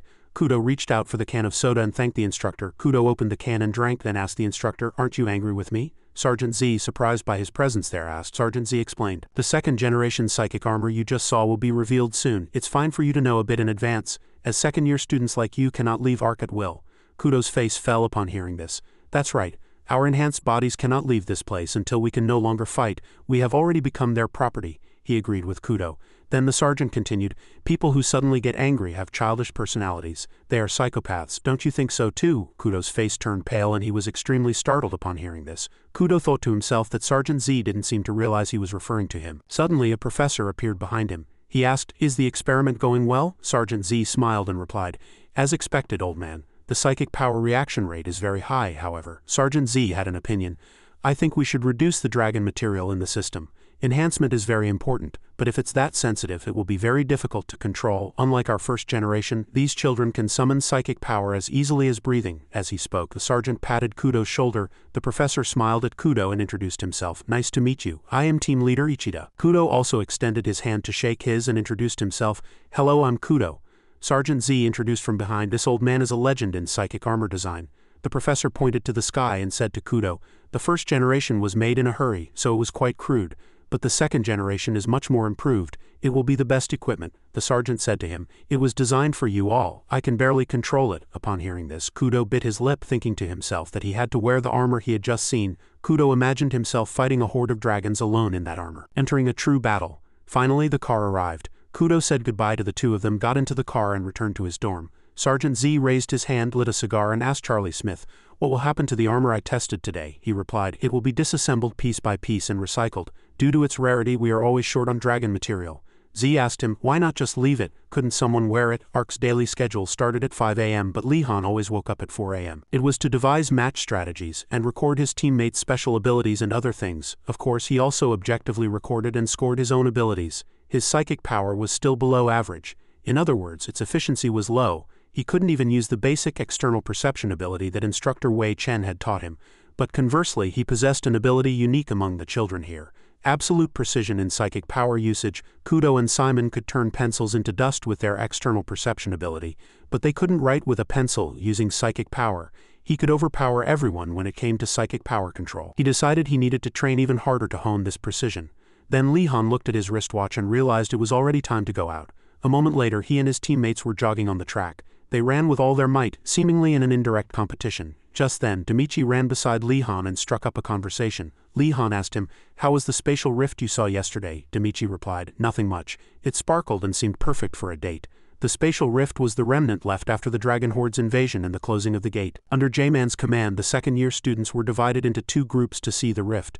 J-Man informed everyone that there was a hypothesis that the spatial rift was a direct link between Earth and another world, and that it influenced the emergence of psychic users. He confidently stated that seeing the rift would be a good experience for them, and there would be no danger, so they shouldn't worry. It had formed over 10 years ago, but there had been no signs since then.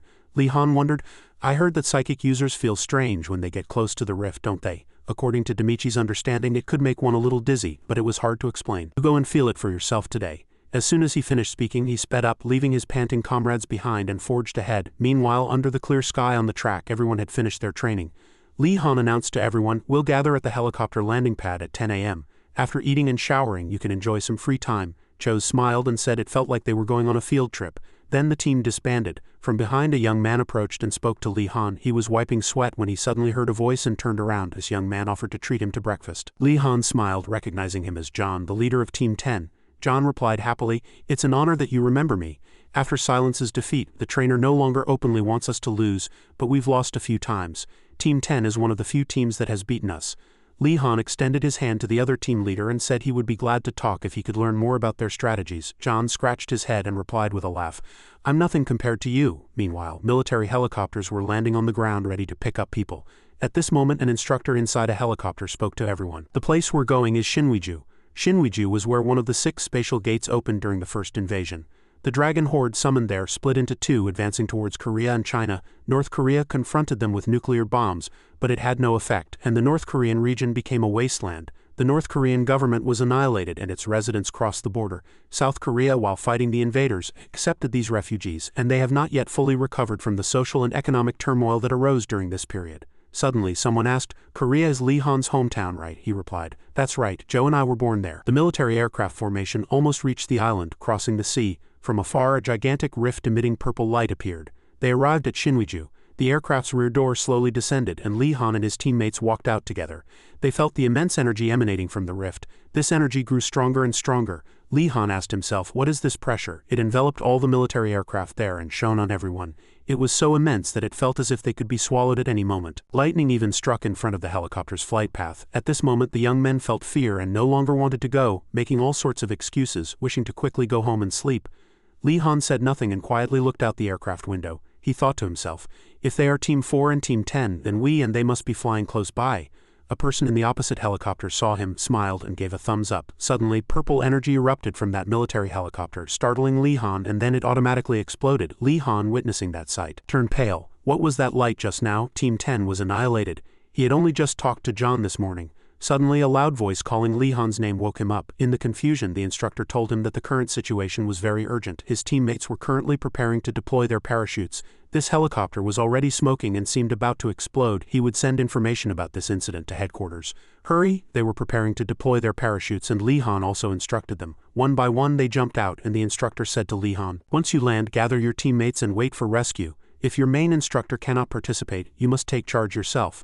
Before he could finish speaking, the aircraft was enveloped in that purple energy. It exploded in midair, and Lee-Han and the instructor were thrown far away. Fortunately, Lee-Han managed to jump out and sustained only minor injuries. He recalled the instructor from just now. He had exploded with the aircraft. At this moment his parachute was caught in tree branches. Li Han took a deep breath, exhaled, and regained his composure. He thought to himself, "We've already been trained. Some must be injured or too confused to move. I need to find them.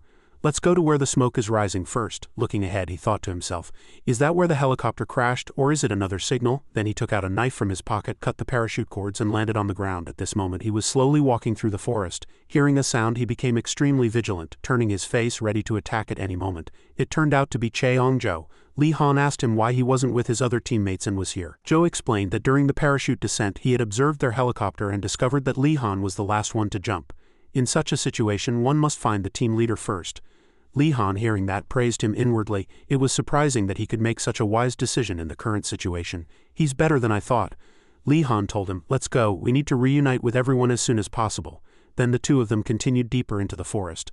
Li Han reminded the red-haired man to break off branches and mark the tree trunks so they wouldn't get lost. Finally, the two of them arrived at the burning crashed aircraft. Li Han thought, "This is the second squad. Team 8 must be coming too." The two of them slowly entered the burning aircraft. Bodies lay scattered on the ground. Joe, seeing the sight, turned pale with fear. He thought to himself, "If we hadn't escaped we would have met the same end." As he spoke, he began to feel a chill and nausea. He couldn't endure the pressure. He thought to himself, Li Han shows no emotion. There's no change in his expression. At this moment he asked, "Are you not affected at all?" Li Han calmly replied, "Because such things happen very often. This isn't the first time we've seen bodies. People die all the time at ARC." Li Han turned his back and hurried them along before more people could die. Suddenly a terrifying tyrant wolf monster with 6 eyes appeared before Li Han, standing on the helicopter wreckage and glaring at him. Li Han silently took out his knife and ordered Joe to find something useful from the helicopter. He would hold off the monster. Joe, trembling with fear, asked, "Can't we escape?" Li Han explained, "If we turn our backs to run, we'll surely die. That damn thing is much faster than we think." They had to kill the monster immediately. The tyrant wolf monster extended its tentacles towards Li Han and began to attack. At this moment, Li Han continuously urged Joe to find something useful from the helicopter to deal with the monster.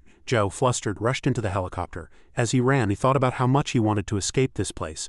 But Li Han cut off one of the monster's tentacles. Then he told Joe, "Good, get inside." No sooner had he finished speaking than the monster furiously charged at Li Han, baring its sharp teeth. The monster attacked like crazy and Li Han desperately dodged. Joe stood in front of the burning helicopter, but he was too scared to go inside. If they kept fighting like this, both of them would die. What if he used Li Han as bait and escaped? Then he hit himself for that failed thought. He told himself he wasn't a coward who would betray a comrade, and he decided to move forward. On this side, the tyrant wolf monster charged at Li Han with its sharp teeth, biting like crazy. Joe suppressed his fear and searched through the wreckage looking for something useful for Li Han. He found an iron bar and thought, with just this, Li Han will surely find a way. On this side, a tentacle that Li Han had cut off regenerated on its own and wrapped around his arm again. Now the monster had him. Suddenly an iron shard flew from behind and hit the tyrant wolf monster on the head. Li Han and the wolf looked at Joe. He had arrived. In his hand was a spear he had made himself. He rushed to save Li Han, shouting, "Sorry, I'm late." The tyrant wolf monster, angered, changed its target to Joe. He continued to throw iron shards. Joe was sure that Li Han would follow his lead and react appropriately because Li Han was very smart. Joe threw the spear at Li Han with all his might. The wolf charged at Joe like crazy. At this moment the wolf grabbed Joe and knocked him down. The wolf bared its sharp teeth and tried to attack Joe. Suddenly a fatal blow pierced the wolf's head, dropping it right in front of Joe. The one who brought down the wolf was Li Han. The monster fell and landed on top of Joe. Joe frowned and asked, "Is it dead?" He wiped the blood from his face with his hand. It felt as if his whole body was breaking apart. Li Han extended his hand to Joe. "The monster is dead. Good job, Joe." The two of them put their arms around each other and continued forward. The rescue team would be here soon.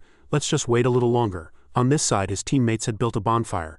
They thought Li Han would surely see the smoke and come here. Kudo confidently told everyone, "If Li Han is here, no matter what happens, he'll do well." Chose agreed with him. Li Han always makes wise decisions. The other teammates thought that Team 13 really trusted their team leader. Seeing his combat abilities, they couldn't help but understand why they trusted each other.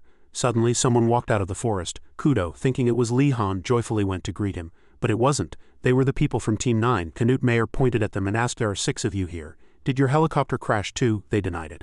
Then the white-haired man bowed his head and said, "We were under siege. The trainer and our team leader are both dead." Li Han's teammates were all shocked. Were they the only lucky ones to survive? Suddenly a voice came from behind the bushes. Did everyone encounter a tyrant wolf monster? It was Li Han and Joe. There are 3 types of monster tribes here, and they control tyrant wolf monsters like hunting dogs. The rest of them were flustered. What should they do? They had no weapons or equipment. Were they going to die so helplessly? Li Han asked everyone to concentrate. He said he had already made a plan. They all looked at Li Han. He continued, "Everyone, lend me your strength." Li Han said seriously, "Even if the rescue team is coming here, it will take at least 5 hours. To hold out until then, we need to build a fortress." 2 hours later, all preparations were complete. Wooden pillars and large rocks were placed around them, creating a safe-looking area. If they were ordinary people, they wouldn't be able to do anything without weapons, but since they were psychics, everything was possible. But was it okay to light torches like this? Tyrant wolf monsters are a species with excellent sense of smell and night vision. Now all they could do was wait. At this moment, Canute Mayer asked Li Han, "Since it's just the two of us now, even if the rescue team comes here, what if the communication is cut off like with the helicopters? Will they know the situation here?" Li Han calmly said, "Right now we need to survive. Let's think about how to execute an effective strategy." The blonde-haired man thought to himself, as expected of him, "Li Han knows everything. This fight is truly terrifying. All ambition and competition now feel like a joke." Suddenly, the sound of monsters echoed throughout their base. The sound grew louder and louder, and everyone began to be vigilant. Kudo at this moment used his abilities to create a shield that enveloped the entire base. Everyone around them was surprised. Since when did Kudo become so strong? A monster is charging from the 6 o'clock direction. Spear-throwing team, concentrate your attacks on the target. Li Han and Canute Mayer picked up spears and charged at the monster. The spear-throwing team was instructed to throw their spears with as much ferocity as possible. They should not think of throwing spears as a defensive action, as that would slow down the spear's flight speed. The spear-throwing team continuously threw spears at the monster. The monster was hit and began to howl in pain. Li Han and the blonde-haired man picked up spears and stabbed the tyrant wolf monster in the head. But the wolf used its tentacles to send Canute Mayer flying tens of meters away. The monster continued to advance, but it stepped on a trap they had set earlier. It fell into the trap and was brought down by it. Then Li Han told Kudo the next location. Two monsters are rushing very fast from the 12 o'clock direction. He continued to order Chose to throw a fire shield. The wolves were stopped by the fire. Seeing this, Li Han continued to use his teammates' abilities and command them. The monsters stopped, and they first dealt with the entangled monsters and then the tyrant wolf monster that was trying to charge into their base. The monster fell to a sharp spear. The other monsters were burned to death by Chose's fire, and now only one was left. This time almost everyone knew and blocked the attacks with their backs. They tried to hold out until they ran out of spears. Li Han realized they had intelligence. Then he grabbed a spear from one of his teammates and charged with Joe to finish off the monster. "I'll rip your mouth off." He stabbed the spear into the monster's arm, immobilizing it. Then it was Joe's turn. He pierced the monster's head with a spear. He still savagely said, "Shut up, you damn thing." Suddenly, Kudo, observing the monster, warned Joe of danger. The wolf attacked Joe with its arm and fell. Joe thought to himself, "Fortunately, only my clothes were torn." But before he could finish his thought, an arrow pierced his stomach. He fell in front of Li Han's eyes. Kudo apologized for not being able to manage everything at this moment, but said that being hit by an arrow was better than being attacked by a tyrant wolf monster. Li Han supported the heavily injured Joe and ordered Kudo, "If there are bows and arrows, locate them. It's time to send in the ambush team." The trump card Li Han had saved until the very end was a 3-person ambush team that remained hidden. Every time they thought they had finished everything, in-low hunters would appear, using psychic abilities to manipulate planks as if flying in the air. Then when the Kudo hunter in-low appears, he will take everyone there. They have to catch the in-lows and bring them down before they can build their defenses, kill them all. Kudo at this moment reached his limit, nose bleeding and hands and feet trembling. He could no longer use his stamina. They had truly exhausted all their strength. If there were more enemies, they had to quickly escape. Suddenly Li Han heard the sounds of numerous tyrant wolf monsters approaching. They surrounded Li Han's team's formation. He realized they were trying to encircle them. Their leader must be somewhere. Suddenly he spotted a white-toothed werewolf. The white-toothed werewolf was their leader. The werewolf bared its sharp teeth and bloodlust coiled around their feet. This bloodlust paralyzed everyone. The howling of the wolves echoed throughout the forest. Li Han thought about what he needed to do. Finally, light slowly appeared in the sky. Li Han regained his senses. "We're saved." He tore through the bloodlust and ordered everyone to take up their spears. They just needed to hold out a little longer. At this moment, Kudo was very exhausted, but he still used his strength to hold out a little longer. His body began to tremble. Everyone desperately resisted and held on. The wolves still charged like crazy. Suddenly, pillars of light descended from the sky, dropping box-shaped objects onto the wolves' heads. A loud explosion echoed, and smoke and dust flew everywhere. The box doors opened and Armor walked out from inside. It was Sergeant R. It was truly a miracle they had held out until now. At this moment, back at the base, they looked up at the clear sky and Chose said, "It's truly a miracle." Canute Mayer also admitted it was truly a miracle. That day, the entire army was annihilated, but they survived. Chose silently praised the psychic armor. "It's truly amazing. The werewolves we barely killed were sliced through like butter by the armor. But do you know how scary it was back then?" Everyone was happy to have survived, but only Li Han seemed lost in thought alone. At this moment, Li Han was deep in thought in his room. Since they returned from the spatial rift, the minor conflicts and rivalries between teams had become meaningless. At this moment in the neurology clinic, the 2-block-haired man said to Li Han, "Before I hated you, but I was really glad you were alive. As you said, I'm not ready to kill anyone or watch someone else die yet. I finally realized who our true enemy is." At this moment, Li Han became even more determined. He thought to himself, the enemy's forces are not like ours, we need to become stronger. At this moment, someone knocked on his room door, but after waiting for a long time without a response, that person punched through the door, and Lee Han suddenly didn't understand what had happened. Suddenly, a voice notification chimed from his wristwatch. Lee Han, you have been summoned. Attend the emergency meeting immediately. Lee Han walked down the hallway with the person wearing a skull mask. Lee Han pointed at the hole he had made and asked himself, why did he punch a hole in the wall? This guy is truly crazy.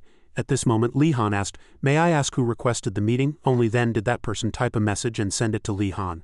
Sergeant Red, and don't bother me anymore.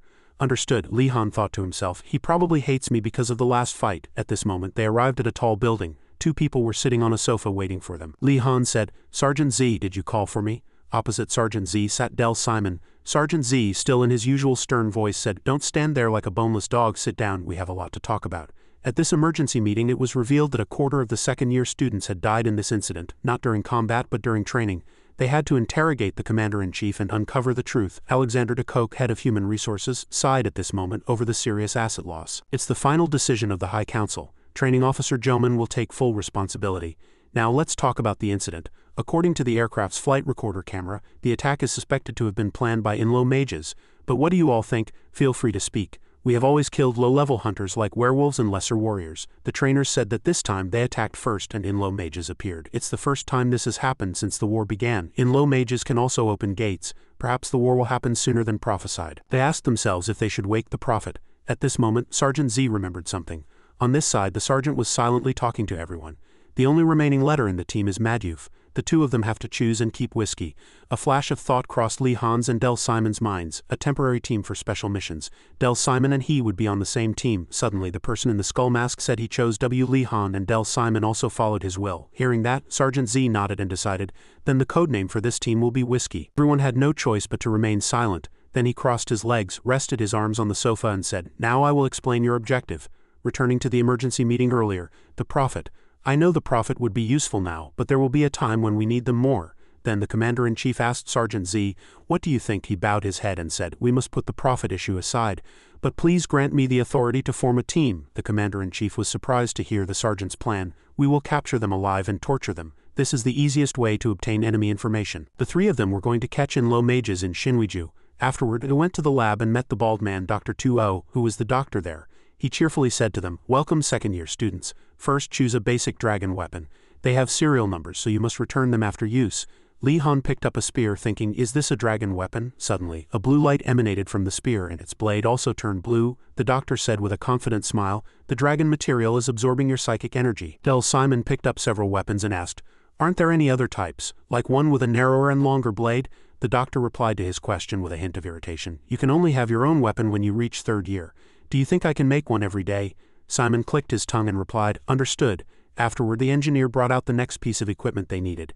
The NS was a spherical object that could float and fly in the air. The 2 of them, puzzled, asked, is this a flying board? The doctor explained, it has all functions removed except for mobility. In the end, Lee Han was fully equipped in a perfect soldier's uniform. He boarded a military helicopter with everyone. Good luck, everyone. They arrived at the spatial rift in Shinwiju. To avoid a surprise attack, they landed the helicopter far from the area and slowly walked towards the operation zone. Sergeant Z reminded everyone once again that the name of this mission was Mage Capture, and the goal was to capture an in-low mage alive and return. The search team's order was silence, Sergeant Z, Lee Han, and finally Simon. Before the mission began, Lee Han asked Sergeant Z why he included him in this mission. He asked if there weren't many 3rd-year students much stronger than himself. At this, Sergeant Z, smoking a cigarette, told him, if I wanted to choose someone with stronger combat skills, I would agree, but from a strategic perspective, it's different. Lee Han's team was able to fight and survive against soldier monsters without any equipment. Z continued, that's not your only strength. Most of the children who returned from the spatial rift suffer from psychological trauma. When placed in an extreme environment like a battlefield, people eventually break down. The sergeant lit his cigarette and continued, judging by that speed, Lee Han is truly a monster. Sometimes I even thought Lee Han was crazy. The only thing he lacked was real-world experience. That experience was why Sergeant Z chose him and Simon. At this moment, Simon looked at Silence, recalling the moment Lee Han defeated a 3rd-year student. I'll show who's the best, the sergeant informed them. We will rest for a while. Silence and Lee Han and Simon and Sergeant Z will move in 2 separate teams. They set up camp in a ruined building. According to the plan, 2 soldiers were currently resting and the other 2 were on guard. Lee Han felt the forest before his eyes. Suddenly, Lee Han's expression darkened. He remembered the team 13 members who couldn't return. Although he knew the possibility of saving them was very low, they might still be somewhere. During their rest, Li Han accidentally saw Silence taking off his hat. Silence, seeing Li Han looking at him, quickly put his hat back on. Li Han explained, "How about taking off your hat? I'll turn my back." Silence, surprised, sent a text message, lying that he wasn't hot. A moment later, they arrived at the mission area. From this point, communication devices will not work through general channels. We will switch to the team's network. They carefully searched every corner of the forest. Suddenly, Silence spotted two in-low mages. He was approaching them, and the soldiers already had their guns drawn. An order came over the radio to deal with them. Silence teleported. He quickly slit the throats of two in-low hunters, then reappeared before his comrades. Sergeant Z thought to himself, "Crazy. He even has prepared messages." Li Han and Simon were startled, thinking, "What incredible ability. It's like a cheat code for assassination." Suddenly, Silence spotted another one. He quickly hid himself in a nearby bush. Then he slowly approached to assassinate the next two. Suddenly, Li Han spoke to him over the radio. "Wait," he said after observing. "It might be better to follow them than to kill them." The sergeant asked, "Why?" He explained, "They're heading towards the rift without any vigilance. They're probably returning after finishing their patrol." Z praised him upon hearing that. "Clever. Your observational skills are excellent." Li Han, Silence, follow them. "We will follow slowly." Simon thought to himself, "I was only thinking of killing them." Li Han, "You still have a long way to go. I'll soon surpass you." Silence slowly followed them. He meticulously recorded their actions with the camera attached to his mask. At this moment, several in-lows were guarding the rift. One in-low mage holding a magic staff raised both hands and performed some strange ritual. Z asked everyone if they saw the stone embedded in his magic staff. "That's a psychic energy stone." He was sure they had already learned about it. Li Han and Simon realized that if it was a psychic energy stone, it was a stone that could contain an enormous amount of psychic energy. Clearly they must have used it to shoot down their aircraft. It seemed to be charging now, but judging by its bright glow, it looked like it could fire one more shot. At this time they observed that there was one in-low mage and 6 in-low warriors in the enemy camp. A total of 7. Fortunately, there were no werewolves. Z ordered everyone to gather at Silence's location. The mage capture mission begins. In-low mages have teleportation abilities. We must capture him before we are detected. The soldiers were also protecting the in-low mage very strictly. Z ordered Silence to capture the in-low mage, and he and the others would deal with the rest. From now on, no mistakes will be tolerated. From Li Han's observation, it was as bright as day below. He saw something spread out on the ground in the distance. He thought to himself, "What could that be?" Suddenly, upon closer inspection, it was his comrades scattered on the ground. Witnessing that sight, Li Han completely lost his composure, his body trembling with rage. Z noticed his psychic energy erupting and thought, "Why is he suddenly like this? If this continues, everyone will be in danger." The in-low mage could detect psychic energy. He thought to himself, "It'll be fine, don't go any further." Afterward, he informed the whiskey team to retreat. Sergeant Z looked at the distraught Li Han, thinking, "I'll probably have to take care of this guy. This much energy won't be enough for the in-lows to detect us as long as no more energy erupts." Suddenly, the energy emanating from Li Han grew larger and larger. Sergeant Z was slightly flustered at this, thinking of a way. The mage detected them and aimed at them. The sergeant, seeing the sight, immediately rushed towards Li Han, and at the same time the mage fired an energy beam at him. The sergeant pushed him away, pulling him out of his rage, and barely managed to avoid the mage's destructive beam. The massive energy beam struck the sergeant. It destroyed everything in its path. Li Han, startled at this moment, called out to Sergeant Z. The sergeant, lying weakly on the ground, asked him, "Are you back to your senses?" At this, a lot of blood flowed beneath Sergeant Z's feet. He had lost one leg from the attack. Enduring the pain, he told Li Han, "If I can no longer fight, you must take command in my place. Go now." Li Han, extremely frightened and distressed at this moment, told everyone, "We're retreating. Help me." Silence and Simon were fighting together, supporting him. Li Han carried Sergeant Z with one arm and left. Li Han was angry at himself, thinking, "Damn it." The mage ordered the remaining soldiers to attack the two remaining opponents. Both sides fought fiercely.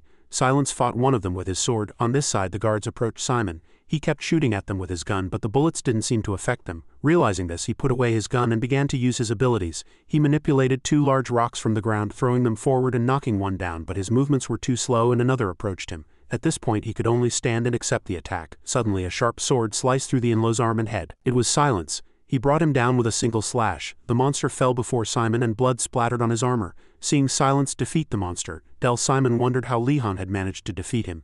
The in-low mage, realizing his team couldn't fight, ordered them to stop fighting and continue guarding him. The in-low soldiers turned around and returned to their original positions beside the mage. Simon wondered, have they given up chasing us? Afterward, the two of them returned to Li Han and Z's location. This Li Han quietly with a dark face said, "It's all my fault. The plan was ruined because of me." As known, Silence had a fiery temper, so he approached Li Han and punched him squarely in the face. That powerful punch sent Li Han flying dozens of meters. Simon came from behind and touched his shoulder, saying, "Stop it." On this side, Z was taking painkillers and bandaging his wound. "We can no longer proceed as planned. Being stubborn will only worsen the situation. We must retreat." On this side, Li Han stood up and tried to stop that intention. "No, we will still follow the plan." Hearing that, Silence shook off Simon's hand and kicked Li Han once more. This kick was so strong that Li Han spat blood from his mouth. Simon immediately stopped him. He said, "I know you're angry, but Li Han is our commander now. If you continue to act like that, I won't stand by." As Simon said that, Silence sighed and stopped. Afterward, Simon continued to ask, "But Li Han, are you sure everything that happened was because of you? If you come up with a sloppy plan, I'll beat you to death before I force you to retreat." He continued to talk about Li Han's plan. "I'll decide after I hear your plan. I don't want to admit it, but you're the smartest guy among the second-year students." At this, Li Han said, "Stop being annoyed and listen to me. Overall, the situation isn't that bad right now." Simon had to suppress his anger upon hearing Li Han say that the situation wasn't bad. Li Han said, "That's right. The reason we wanted to proceed quickly was because of the in-low mage's psychic flames and teleportation ability. But now we don't need to worry about that anymore." Simon admitted he was right about the psychic flames. The mage had used all his remaining explosive power, but why did he think he could no longer teleport? Li Han explained, "For the past 10 years these mages have been very cautious and cunning, hiding away. But now, even with their lives threatened, they're not breaking formation. In fact, that mage just tried to remove the last of his psychic energy from the crystal. He actually called the in-low warriors back to protect him instead of continuing to pursue us." Li Han continued seriously, "If he could still teleport, he wouldn't have needed to do that. There must be a reason he can't get out of there." The two of them listened to Li Han for a moment, and Simon nodded. "All right, Li Han, tell me your plan." At this, Li Han stood before the rift. A flying board was in his hand. He was going to catch the in-low mage. They were still standing there performing their ritual. Li Han decided to ambush them from the spatial rift. He asked the other two to lure the enemies from the front. Even if the in-low mage could detect Li Han's psychic energy, if that psychic energy emanated from the spatial rift, where powerful energy emanated, it would be difficult for him to detect them, and his vision would also be obscured by the rift's light. Simon replied, "The same would apply to you. Besides your vision being obscured, you'd be under immense pressure from the rift, wouldn't you? Can you maneuver under such pressure? If you make a mistake, Li Han will surely die." But Li Han didn't think so. He was confident in his psychic energy control ability. Li Han stood before the rift preparing to act. "It's not that I want to hide my mistake, he's the only one who can do it." At this, Simon said to Silence, "Perhaps it's because he saw his comrades in the wreckage. He's like a machine, a cold-blooded human. But if he showed no reaction upon seeing that scene, he wouldn't be human. Yet even when everything went wrong because of his own mistake, he was able to observe the enemy and plan what to do next. Truly amazing. That's also why Team 13 trusted Li Han so much." At this, Li Han arrived beside the rift thinking, "Fortunately, I arrived just in time." He stood next to the rift and threw down his backpack and hat to check the depth. 2 flying boards were already in his hand at this moment. Not a single mistake could be tolerated. He activated the flying boards. 15 minutes had passed on Simon's watch. Li Han also leapt down and began the plan. He threw 2 flying boards down and then jumped onto them. On this side, Simon and Silence also charged and began to fight. The in-low mage also noticed their appearance. The blonde one observed that more in-low warriors had gathered there. The patrol had returned. Silence charged first and brought down the first 3. Simon continued to shoot them with his rifle from behind, making them scream in pain and trying to attack him again. He lowered his guard and Silence brought down the 4th. The two of them took down one person each with bullets and slashes. They cooperated very harmoniously with their gazes and gestures. Everyone put their faith in Li Han. They could not fail their first mission. At this, he was flying inside and immense energy was pressing down on his body. That feeling again, Li Han felt. This was clearly a fear of dragons. Suddenly a dragon with red eyes and sharp teeth appeared before his eyes. He trembled and sweated, telling himself it was just a hallucination. The dragon opened its mouth as if to swallow Li Han. So afraid, he bit his hand until it bled. To regain focus, he flew towards the imaginary dragon. At this moment, his 2 comrades had defeated almost all the in-laws. Simon was also quite exhausted. Only 2 were left now. The mage who had been in the back finally joined the battle. They had to protect the in-low mage, so they certainly wouldn't step forward. Simon raised his gun and aimed at the mage, who noticed it and raised a hand to cast a spell. A powerful force erupted, blocking Simon's bullets. They saw the bullet trajectories and blocked them well with an external force shield. However, they could only defend from the front. Suddenly a shadow appeared behind the mage's back. It was Li Han. He rushed in by surprise and subdued the mage. In his hand was a syringe filled with anesthetic. The soldiers had no time to react to the sudden situation. Realizing the critical situation, Silence rushed in the blink of an eye. The soldiers' throats were slit and the anesthetic was injected into the mage's neck. Li Han began to administer the drug to him. He thought to himself that the worst-case scenario would be if he teleported. Purple energy erupted from the mage's body. He was indeed attempting to teleport. His body was slowly disappearing. Li Han was startled, wondering if they had failed. Finally, the anesthetic permeated his body and he collapsed in Li Han's hands. They succeeded. Afterward, they were transported. At this time, Li Han stood before Sergeant R. He was writing a report from his hospital bed. He said, "Don't just stand there staring. I can get a prosthetic leg, I'll get veterans benefits, and I've retired, so I'm fine. No need to apologize." Li Han immediately replied, "Yes, Sergeant." He closed his laptop and said to Li Han, "Executing the plan was absolutely the right decision, Li Han. If you had backed down, my leg would have cried with sadness." The sergeant praised Li Han for doing a great job. Thanks to him, he had finished writing the strategy report.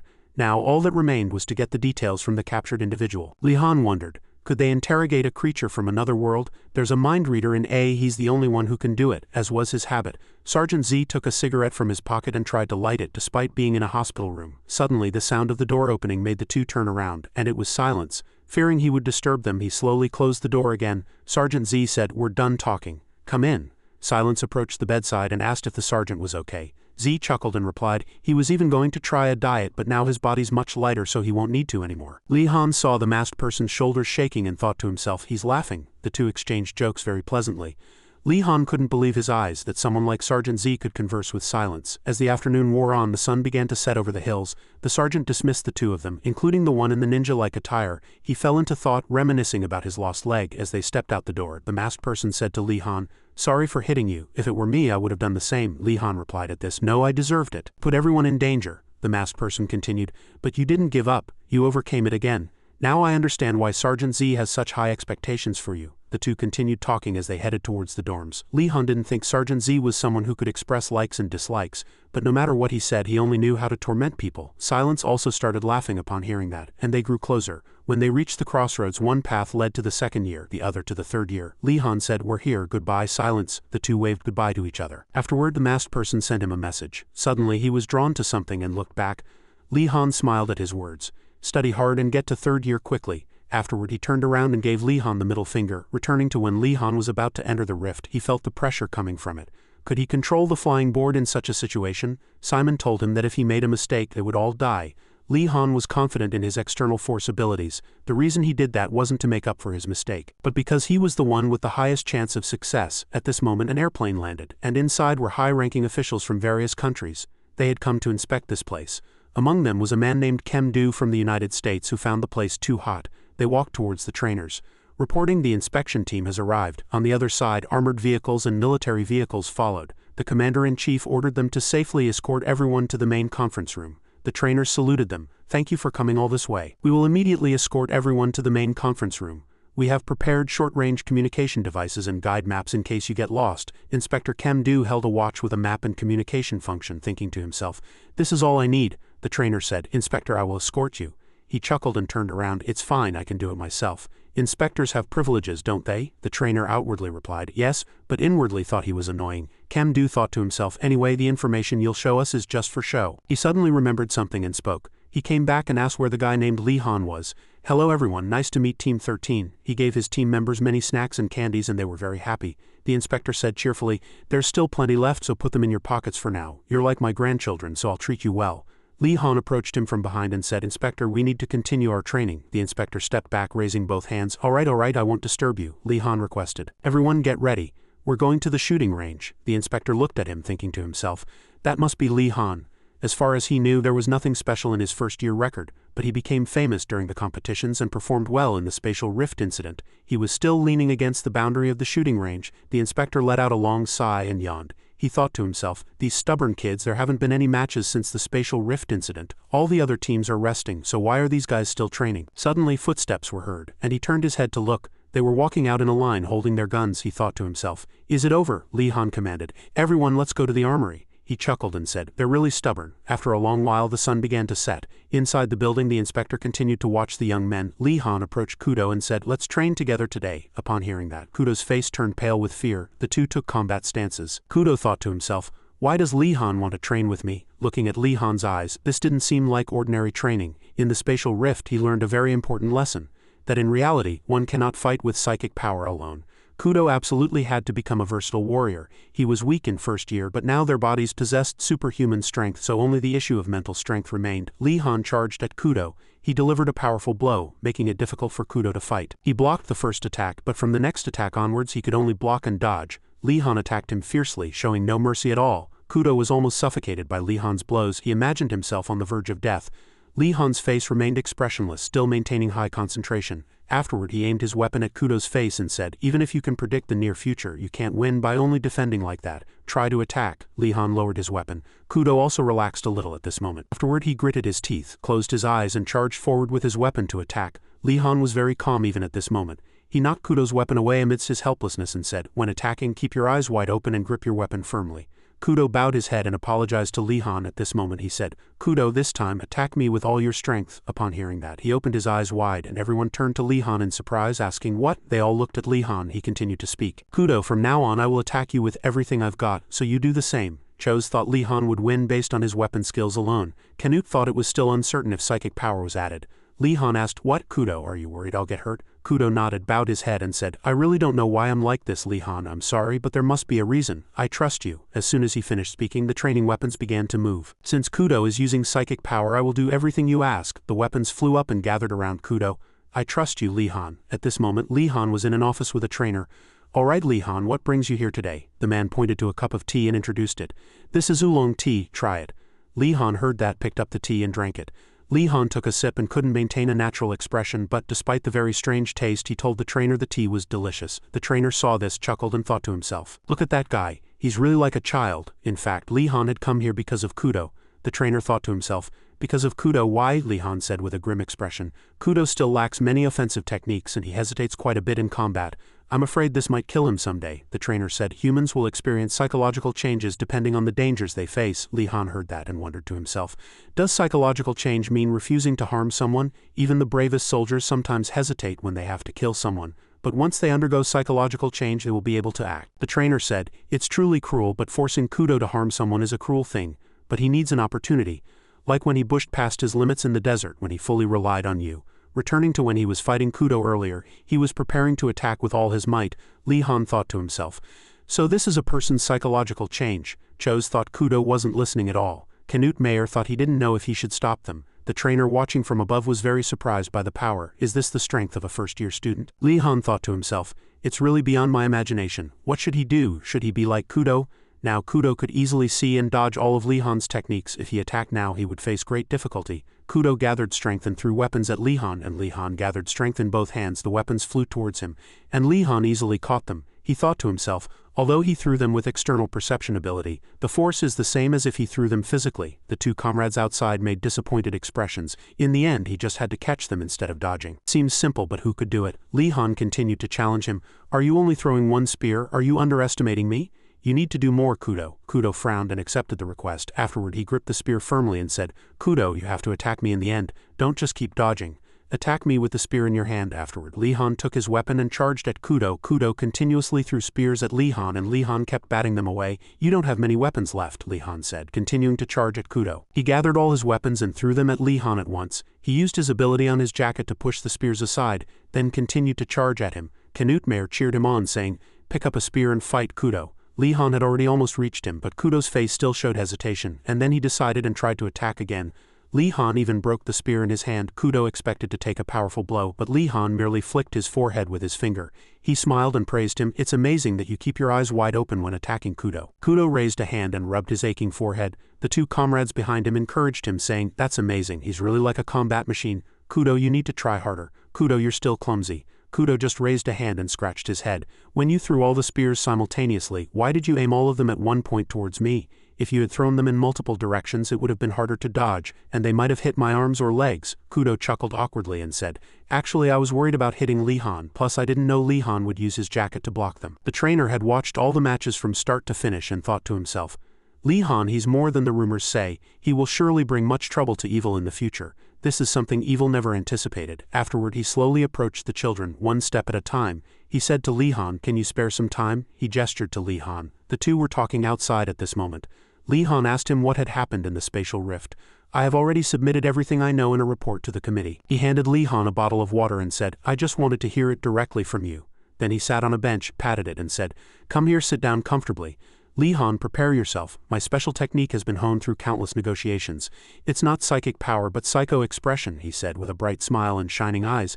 "If I agree with you on any moment or action, even if I continue to make strange faces at Lee Han, you'll feel comfortable and unconsciously say things you didn't intend to." His expression grew increasingly ridiculous. I offered praise. It truly was a brilliant, insane idea for its time. He almost succeeded. He brought his face close to Lee Han's and asked, "So what happened next?" He was surprised. "What do you mean? This is all the information that's been reported so far. There's no more to that story?" Lee Han replied, "Yes, all the detailed information is in the report." He thought to himself, he's not showing any emotion. He's a really cunning fellow. Afterward Lee Han stood up and saluted him. "I'll go to training." Lee Han turned and left. He was ordered to keep it a secret no matter what. He wouldn't get any information from me. The two inspectors watched Li Han's retreating back and then pulled out their phones. He called someone. Investigate Li Han from the Shinwiju spatial rift incident until now. Report all information you obtain to me immediately. The next day he continued to train hard with his team. Another team came running from behind and it was Team 5. At this moment Demichi, the leader of Team 5, intentionally ran quickly beside Li Han. He said to Demichi, still working hard as usual. He said with a serious expression, I have to do my best no matter what. Then he looked at an inspector wearing black sunglasses and a suit. See that person there? He's an inspector from Russia. He's been following Team 5 for days, constantly babbling about fighting for his homeland even after the war with the dragons ends. And it's really annoying. Li Han asked curiously, after the war with the dragons, what is he talking about fighting against? Li Han had heard that evil would be dismantled after the war. The two team leaders led their respective teams running ahead, and Demichi said to Li Han with a serious expression, the higher-ups are planning to start a world war after defeating all the dragons. Li Han's face turned pale upon hearing this, and he looked at Demichi. At this moment Kudo and Chose were training and fighting each other. Li Han watched them from outside with serious eyes, then lowered his head and fell into thought. I really don't understand. Even after defeating the strongest enemy humanity has ever faced, peace won't come. Suddenly, two inspectors pushed open the door and entered. Li Han, we finally found you. Everyone paid attention to him. During that period when you disappeared from ARC after the Shinwiju incident, you must have participated in a secret mission. He approached Li Han step by step. I'm going to make that rumor a reality today. From somewhere, two bodyguards appeared behind him trying to intimidate Li Han. Suddenly, Team 13 received an alert on their watches. They looked at the inspector with frightened faces after receiving the notification. He stood blankly, not understanding what was happening. Li Han came from behind and grabbed him, and he asked in great surprise, what is this? The bodyguards saw this and immediately drew their guns in resistance. Udo used his power to dismantle parts of their guns and even twisted their arms. Li Han explained, we need to protect you immediately. The inspector asked in pain, why are you grabbing me without any explanation? Li Han no longer wanted to say anything. We have orders. Please cooperate. The two inspectors only grimaced in pain. Why? Suddenly, the building they were in began to shake. Li Han looked at his watch and said, enemy attack. Attack alert. Protect all nearby inspectors immediately. Kem-do seemed to realize something and said, why are they targeting the inspectors? Is there an insider? Chose, I'll leave the inspectors to you. Jijo and Canute took their weapons. Kuro asked curiously, who is the enemy? In-laws? Li Han still held the inspector tightly and replied, probably humans. Afterward, the inspector and his two bodyguards were tied up and made to sit on the floor. Li Han's team each received 2 magazines, meaning 60 bullets. All of them were ready to fight. Li Han asked the other teams, how many people do you each have to protect? They reported their numbers to Li Han in turn. The inspector saw this and thought to himself, the other team leaders fully accept Li Han as their leader.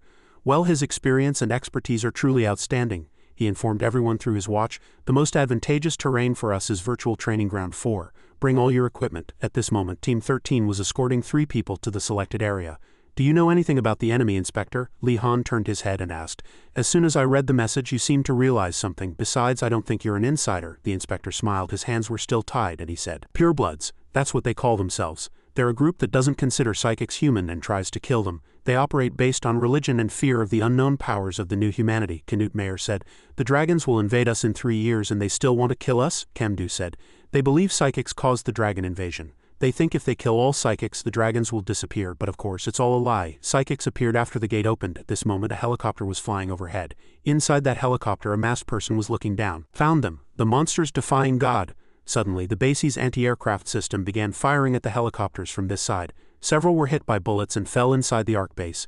Below, the soldiers also continuously returned fire with their guns. The few helicopters that were not shot down landed. The purebloods disembarked from the helicopters. Li Han and his teammates noticed them approaching. They were still holding guns amidst the ruins. A helicopter flew quickly over their heads. An enemy helicopter crashed nearby, Li Han said to Canute Mayer. It's highly likely there are survivors. Can you count how many are inside? He replied. About 4 people. The reason he wanted to cross the virtual training ground was to avoid combat as much as possible. Li Han looked at everyone with determined eyes. Everyone get ready. They seemed somewhat hesitant at Li Han's words. Now what they had to do was slaughter. On this side, ARC's army was truly killing the purebloods one by one. They couldn't even properly raise their heads from the gunfire, but they fought back, not giving in to ARC. And then they said with a terrifying face, Earth belongs to humanity. You monsters don't belong here. What Team 13 had to do now was slaughter. The inspector looked around Li Han's comrades one by one and evaluated them. Currently, most are useless, probably except for that guy named Canute.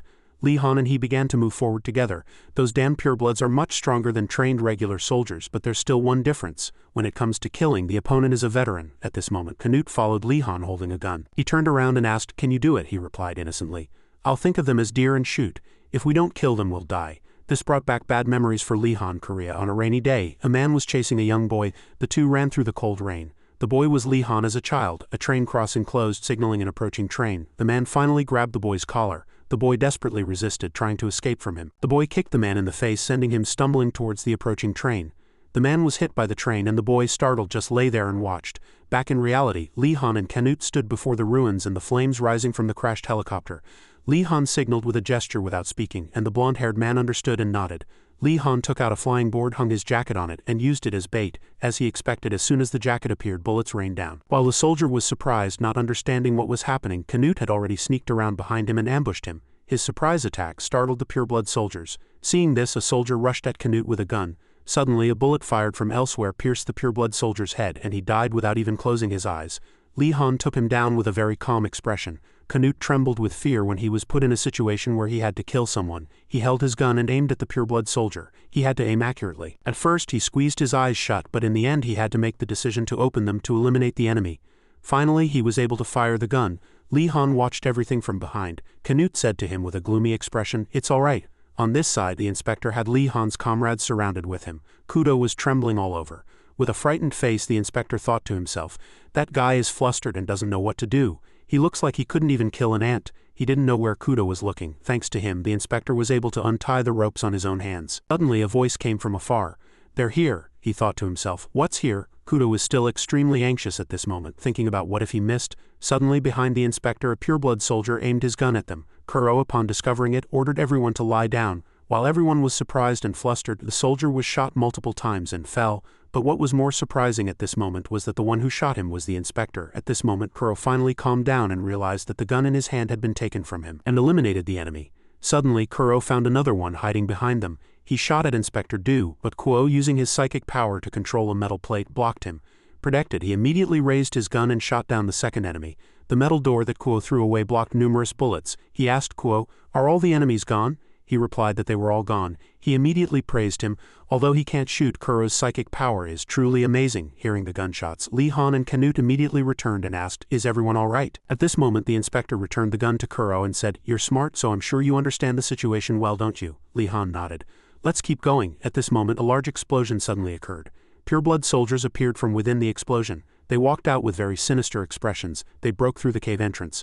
A soldier pointed his gun at the sky and ordered, "Quickly deal with them." The pureblood soldier raised his gun high. In their minds, Ark was deceiving the world. Dragons would no longer invade Earth. It had been 10 years since they disappeared. The conspiracy these damn guys were cooking up after training psychics was to dominate the world. With this new race, psychics, they were trying to rule all of humanity. They raised their guns in unison and began the purge. They claimed their actions were for humanity.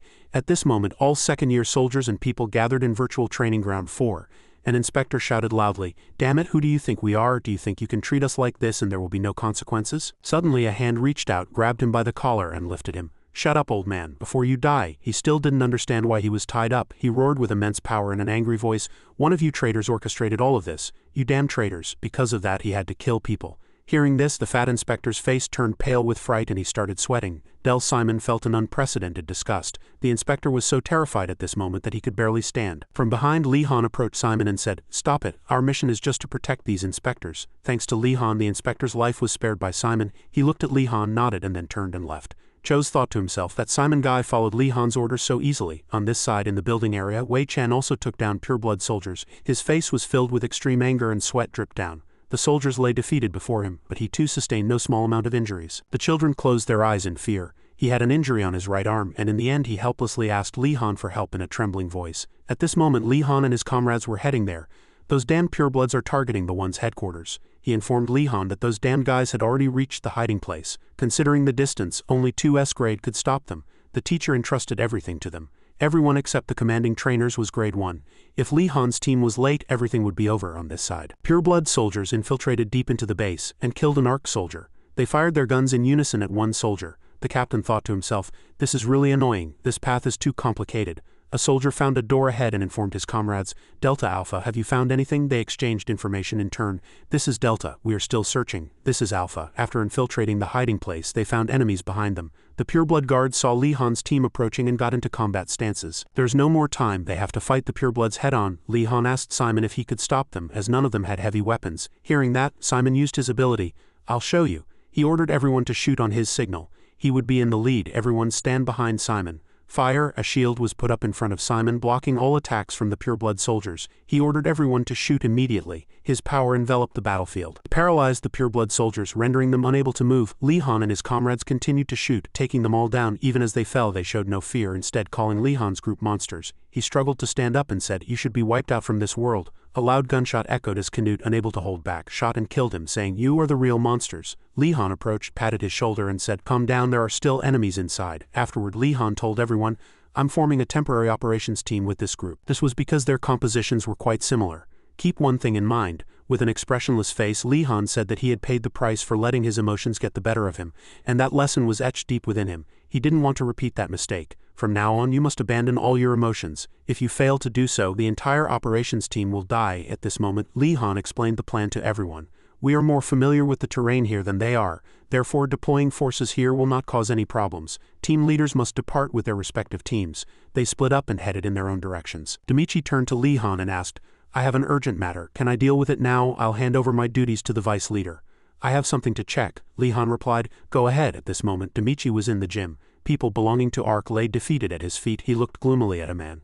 That man was the long-haired man who had injured Demichi when they met last time. Demichi asked, "What are you doing here?" The man was surprised to realize Demichi was there. Demichi continued to shout, "You're still strangling one of our people, snap out of it." Hearing that, the man retorted, "He's holding a man. Do you think Ark is on our side?" He continued to explain to Demichi, "I don't know if you were aware of this, but you will be dispatched to actual combat before you become third-year students." In one mission he fell into extreme fear and despair. His instincts and intuition seemed to scream, "I can absolutely not W-in." Demichi thought, "Is this dragon phobia?" The long-haired man put down the man he was holding and walked forward saying, "Even though he was so scared, Ark ordered him to take down that monster. They considered us cannon fodder, and he was a broken cannon fodder, but he was too valuable to discard. So think about what they did. They recycled him. They laid him down, tied him up and injected nerve-regulating drugs into his brain." The long-haired man asked Demichi, "Do you think only Ark is like that? Our country, the invaders, they are all the same.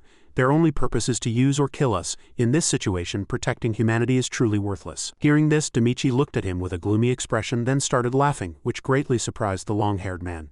Demichi raised a hand, unzipped his jacket and said, "I don't even like Ark, so why are you explaining all this in such detail? I just have to protect my family at home, you understand?" Demichi began to use his psychic power, and his body glowed. "First, I'm going to beat that dragon to death, and then I'm going to knock down everyone who gets involved in this." At this moment, the system board displayed, "Alpha Team seems to have been annihilated. Delta Team, enemies are approaching you." The red dots on the screen were about to collide.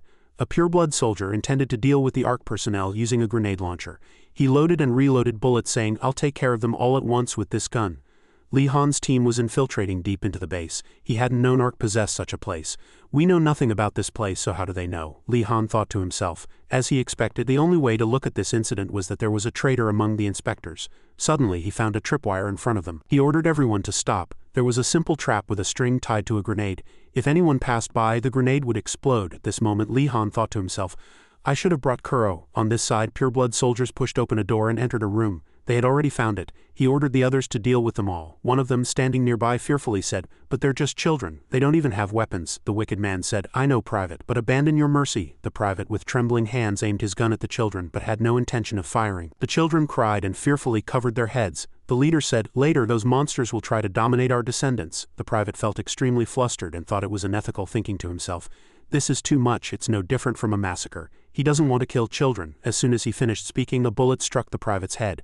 The bullet was fired from the leader's pistol. The private fell. He was dead but couldn't close his eyes. The next generation will decide for themselves what is right and wrong. He loaded his rifle. "I'm only doing what I have to do." A loud gunshot echoed and blood splattered from one of Li-Han's teammates. Canute Mayer was shot and fell to the ground. Everyone dragged him to safety amidst a hail of pureblood bullets. Li-Han commanded, "Simon, let's go." The two of them charged towards the purebloods with their guns. Among them, Li-Han spotted one person holding a grenade launcher aiming at them. By the time he realized this, it was too late and the grenade had already been fired. Simon didn't have time to put up a shield, and even if he had, he wouldn't have been able to stop it. At this moment, Li-Han struggled to manipulate the grenade with his psychic power. He had to imagine holding the grenade directly in his hand, and with that power he had to throw it back at them. These foolish soldiers didn't anticipate this and had no time to react. A massive explosion incinerated all the purebloods blocking the path. Li-Han and his comrades charged forward with their guns. As the smoke slowly cleared, he found a soldier lying on the ground wearing the organization's watch. From that watch, a voice announced, "A center has been annihilated." Li-Han picked up the watch and continued to receive messages from a spy to attack Sector D on this side. Demichi was sent flying so hard by the long-haired purple-eyed young man that the window glass shattered. He was relentlessly beaten by the young man. Then the purple-haired man punched Demichi hard in the stomach with all his might and Demichi spat blood. The long-haired man said to him, "I've explained it so much and you still don't understand?" He picked up a long wooden staff. "Each of us has an enemy we cannot defeat, no matter how hard we try." Then he imbued the wooden staff with psychic power and hurled it straight at Demichi's head. Suddenly Demichi raised his head and said, "I still don't understand." Demichi's power blocked the long-haired man's power. "How could I lose to a coward like you?" At this moment Canute was leaning against the wall and his comrades were bandaging his wounds. He reminisced about his childhood playing pirates on a raft, recalling the first time he met Li Han and Chose and blamed himself. "Attention, expectations, I don't deserve such things. I'm truly ashamed. Sorry, we don't have the capacity to send a squad to evacuate you right now. Wait for us here, Canute." Because he was injured, his comrades had to leave him behind, after first aid and bandaging. At this moment, pureblood soldiers attacked in Virtual Training Ground 4. When guns proved ineffective, they started throwing grenades. However, that team had a psychic user and the grenades exploded in midair instead of flying into the base. The soldiers realized that their weapons had no effect on ARC soldiers. Another thought, "Damn it, is air support not here yet? We don't have much time." The same was true for ARC. The frontline squadron was almost annihilated and other ARC soldiers would arrive soon. If they launched an airstrike on them, they could kill all those monsters. Li Han's plan was truly successful. On this side, they didn't even need to aim at the pureblood soldiers. If they calmly blocked their approach and held out like this, the Snowfield team would soon arrive to provide support. Back inside the bunker, pureblood soldiers were breaking down the door. Emergency situation, enemies are rapidly approaching via the shortest route. It seems they used Delta. The leader thought to himself, though young, their bodies are completely different from ordinary people. I thought they were just scared children. But seeing Sector Delta cleared and still not panicking and falling into traps, at this moment Li Han and his comrades were rushing to Point D. Suddenly, Li Han raised a hand and ordered them to stop. In front of them were EZ squadron enemies. He would explain the plan to everyone. On the opposite side, ARC's anti-aircraft guns continued to fire at the sky. From within the exploding smoke, an aircraft appeared. The target alert was for automatic bomber number 1. It was moving across the sky towards Virtual Training Ground 4. Inside the bunker, Li Han devised a plan. He would enter through the ventilation shaft. These pipes were connected to the room. He would use the ventilation shaft to enter room D before the door opened and ambush them from behind. Simon wondered if the metal plates of the ventilation shaft were bulletproof, and if he approached from behind to divert their attention, the possibility of dying was still very high. Li Han shook his head and said, "But we really don't have time." Suddenly, a voice came from behind. "I only heard half of it, but I think I can help." The one who spoke was Canute. Everyone was surprised and asked about his leg. He smiled, stroking his wound, and said, "As you can see." Simon asked him if it was because of the effects of his healing ability. That ability suited him well. Canute laughed and replied, "Thanks for the compliment." After that, he began to move according to the plan Li Han had made. He crawled into the ventilation shaft and thought, "This place is wider than I thought." Outside, Li Han and Simon would go first. Once the enemy's attention was diverted by Canute, we would attack simultaneously. Suddenly, at this moment, the inside of the ventilation shaft shook. The purebloods thought there was something inside and ordered to fire. Canute was running at this moment, trying to keep making noise inside the ventilation shaft. Li Han and his comrades also quickly rushed out and attacked. The purebloods continued to indiscriminately fire their guns at the ventilation shaft, where Canute was. Because their attention was drawn to the ventilation shaft, Li Han's team could easily take them down without any difficulty. Behind them, Simon was also protecting them with a shield. Canute also took too many bullets at this moment, fell from the ventilation shaft, and collapsed on the ground. Finally, the door opened, and the leader immediately ordered them to retreat inside. On this side, Li Han and his comrades desperately prevented them from entering the D-zone door. "Everyone move!" At this moment, Canute was completely shot, his body covered in blood. He struggled to get up, saying, "You damn bastards, where do you think you're going?" Everyone was surprised to see that sight. Canute's body was slowly regenerating, and a green light emanated from it. While regenerating, he said, "Do you know how frustrated I've been because of you? I always got injured at important moments, and I thought I was insufficient or a burden to everyone. But now it's different." He smiled and picked up his gun. "Well, a healing ability should at least be this good." Back on the ground, Kuro was with his comrades. Suddenly he collapsed with a severe headache. He felt a red force approaching. It was an unmanned bomber. It was dropping numerous bombs to the ground and flying towards Kuro's team with a helpless expression. He thought, "Li Han, fortunately it's a good thing you're not here." The bombs fell to the ground, causing massive explosions, destroying everything and dyeing the sky red. Those who saw the bombs being dropped from afar said, "Missiles are being fired." The inspectors covered their heads and panicked, and Kuro froze. Life at Ark was very difficult, but Kuro preferred being here to returning to his previous life. He thanked Li Han for everything, thinking to himself, "Fortunately it's a good thing you're not here right now. You shouldn't die in a place like this. If Li Han were here now, he would never give up." Kuro struggled with all his might to push back the atomic bombs. The inspector who witnessed this sight gaped. "What is this? A giant hand is blocking those bombs." The bombs collided with the giant hand and began to explode. Kuro stood alone fighting those bombs. The two inspectors thought to themselves, I've never heard of anyone who can use psychic power of this scale, it's unimaginable. The pink-haired inspector thought to himself, they're truly evil bastards, they shouldn't exist. At least if only I could get out of this. At the end of his thoughts he pulled a pistol from his coat pocket and aimed it at Kuro on this side. Lee Han and his comrades were waking Canute. He slowly began to open his eyes. Do you hear me? What's my name? He slowly recovered, sat up and answered, You are Lee Han. I'm fine, Lee Han continued. Everything went smoothly in the end, but you were too complacent. Even if you found your own strength, Canute told him. I just told you I'm fine anyway at this point. Stage 1 migration areas have been captured, and all areas have been cleared. On this side, Demichi was carrying the long-haired young man down the corridor. 3 days later, Lee Han stood on a balcony. Looking down at the debris from the war, 2 investigators approached him from behind with their bodyguards and asked, What's wrong, Captain Lee Han? He turned to the investigator. I'm fine. It's just that for the first 2 nights I couldn't sleep without medicine. The investigator pondered deeply, smoking a cigarette.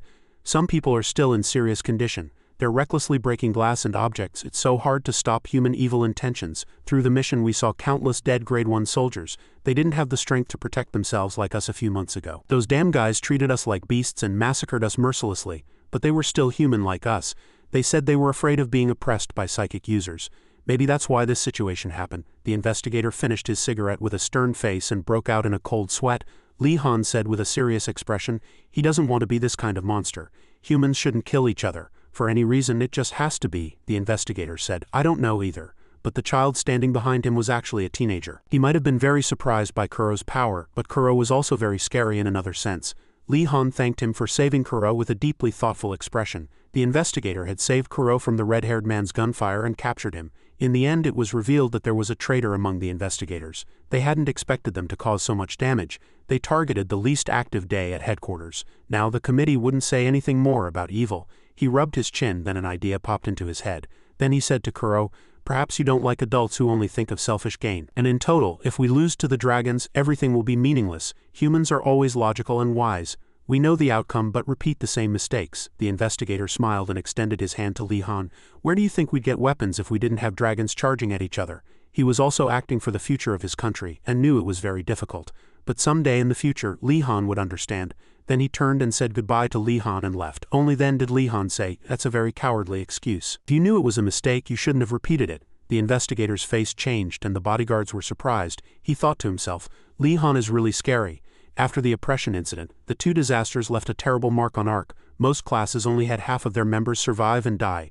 All surviving Grade 2 soldiers were planned to receive regular psychological counseling. That night Lee Han packed his bags and prepared to leave.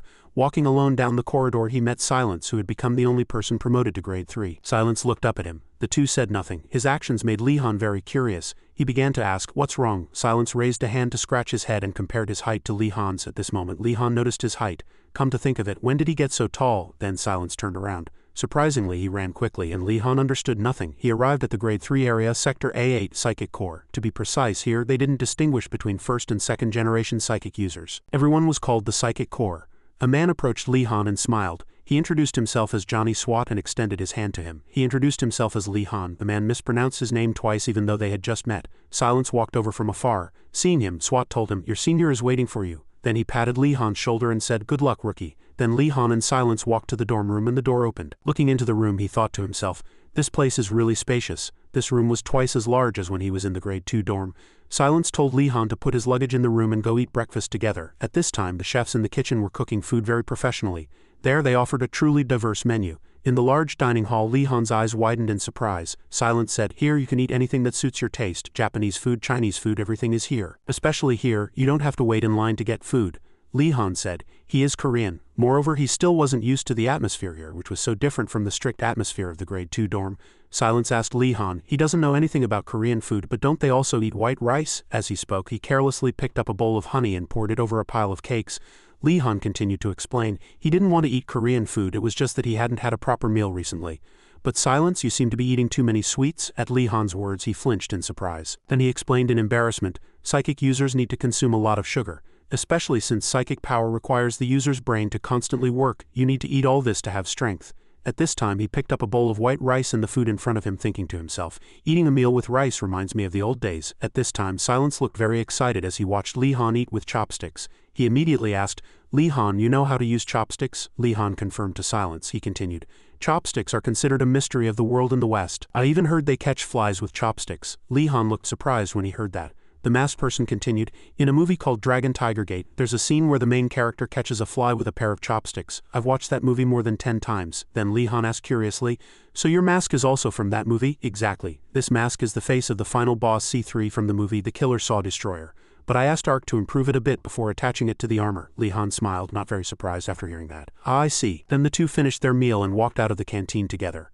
A trainer approached and asked Lee Han, are you the rookie who just got promoted? He's Lao Chara, nice to meet you. The rookie politely greeted him and introduced himself. I'm Lee Han, instructor. At Lee Han's words he began to praise him. You have excellent observational skills. I'm not PF so I still have a military rank. By the way Lee Han, you're the one who blew off Lieutenant Z's right leg, aren't you? Lee Han was a little nervous at that question. Then he said, yes, but it would have been better if I had been hit by that bomb instead. Lao Chara covered his head and burst out laughing when he heard that. He said that Lee Han was not a house cat but a tiger of the forest. Then he asked Lee Han if he was busy this afternoon. If not, make sure to show up at the physical training center. He thought to himself, remembering his old instructors and comrades, is the instructor going to train battle with me? The instructor has the same aura as those two. This person is incredibly strong. Then everyone gathered at the training ground. He smiled and said to Lee Han, revealing his immense muscles, shall we check your skills, rookie? Lee Han also took a fighting stance and said to him, I am not responsible if the instructor gets hurt. He jokingly said, oh my how scary. Whispers reached Lee Han's ears from behind. The instructor is really fighting seriously. Good luck, rookie. Lee Han knew they were cheering for him, not instructor Lao Chara. Do they think I'm going to lose? Suddenly he dashed forward and brushed past Lee Han's face, leaving a wound. He said, don't lose focus, rookie. Lee Han, angered, rushed forward. Lao Chara became more serious at this moment. The two rushed forward and began to attack. He noticed Lee Han using basic chain attacks. He thought to himself, simple but powerful, this proves that he's not just relying on his enhanced physique but has been properly trained. Then he rushed at Lee Han. He punched Lee Han in the face, thinking to himself, but even an enhanced physique has its weaknesses. Lee Han looked very pained after being hit. Then he followed up with a kick to his waist. Lee Han thought to himself, one more hit and it's over. I have to find a way to take him down. Then he grabbed his leg and pushed him away. Lao Chara thought to himself, this guy's thinking is really good, but this is the end here, rookie. He turned his body and threw Lee Han. Due to inertia he flew towards a pile of barbells hanging on the wall. Instructor Lao squinted, resting his elbows on the ground, and thought to himself, an ordinary person would have been seriously injured by now, but he's still sweating profusely. He stood up straight, put his arms down, and asked his student, are you okay, rookie? Lee Han said nothing and rushed forward, gritting his teeth, eyes wide open, attacking the instructor. The old man, startled, leaned back and saw a sharp rod about to touch his neck and chuckled, saying, oh, that's enough now. You look very tired. You're sweating profusely, your eyes are wide open and your hands are clutching the iron bar tightly, only now calming down. He bowed his head and said, I'm sorry. The old man did not scold him but praised him cheerfully. It's fine, that level of fighting spirit is good. He even handed him a towel to wipe his face and said, you might not realize it when you train alone, but pure physical enhancement has its weaknesses. Lee Han wiped the blood from his face and asked him in return, are you saying that the more I increase my stamina, the heavier my body becomes, instructor? The old man admitted, that's right. Because your body has become as hard as iron, to adapt to the psychic armor, you have to endure heavier weight. Remembering the moment Lee Han grabbed him and pushed him back, he chuckled and explained, that's an excellent technique for immediately changing attack states. But if you had realized that the stronger you are physically, the more you should have started by grappling from the beginning. After speaking, he waved his hand and left. You're still too inexperienced, rookie. There's a mountain of things to learn. Let's call it a day. See you tomorrow at the same time. There, he looked at the old man seriously and nodded slightly. His eyes were filled with determination and sweat ran down his face. He thought to himself, tomorrow. The next day at the same time the instructor was already standing there. He looked more refined today, and with his arms crossed he looked at him and said, welcome back, rookie. Lee Han also looked much livelier today and greeted him with a cheerful smile. Hello, instructor. The old man frowned and pointed at the people training nearby. Do you see those fools over there? There, some people were training hard. As Lee Han looked, he recognized the blonde muscular man as Johnny Scott, who was very aggressive. The instructor told him, yes, he's a first-generation psychic user. He focused solely on close combat to enhance his physique. He fought in 2 wars against dragons and even captured a werewolf with his bare hands. After speaking, he told him to go and take down Johnny. When he didn't immediately accept, the old man chuckled and asked why scared. Lee Han approached the man. He thought to himself, there must be a reason why the instructor told me to do this. He firmly agreed immediately. I'll try my best. So he stepped forward to the 2 men and asked, Instructor Scott, would you please spar with me? The man turned and greeted him with a cheerful smile. Ah, you're the new guy, Lee Tran, right? He immediately corrected him. It's Lee Han, but he didn't care if he pronounced his name correctly. Do you have any experience with psychic power? He continued to ask. Looking at him, he thought to himself the instructor's specialty was physical enhancement. The 2 stood in the arena and Lee Han said honestly, I won't use psychic power. He immediately agreed. All right, he gave a cheerful and arrogant smile. Let's begin, Lee Tran. He mispronounced his name again as he put on his gloves. He reminded him again. It's Lee Han. Johnny didn't care and immediately rushed forward. It's all the same, he shouted loudly. Come on. He immediately clenched his fists and charged. The instructor quietly observed from outside. As time passed, he soon fell to the ground. The massive Johnny stood up and mocked him. Rookie, you're still not good enough to fight me. Instructor Lao Chara, he took him down in an instant. But Lee Han didn't give up and firmly said, one more time please. Instructor Lao chuckled and said to Johnny, beat him up until he understands. Since his instructor had said so, he could do whatever he wanted. He nodded and scratched his nose, looking at Lee Han, who was preparing to fight. All right, it was already dark outside, but the training ground was still bright.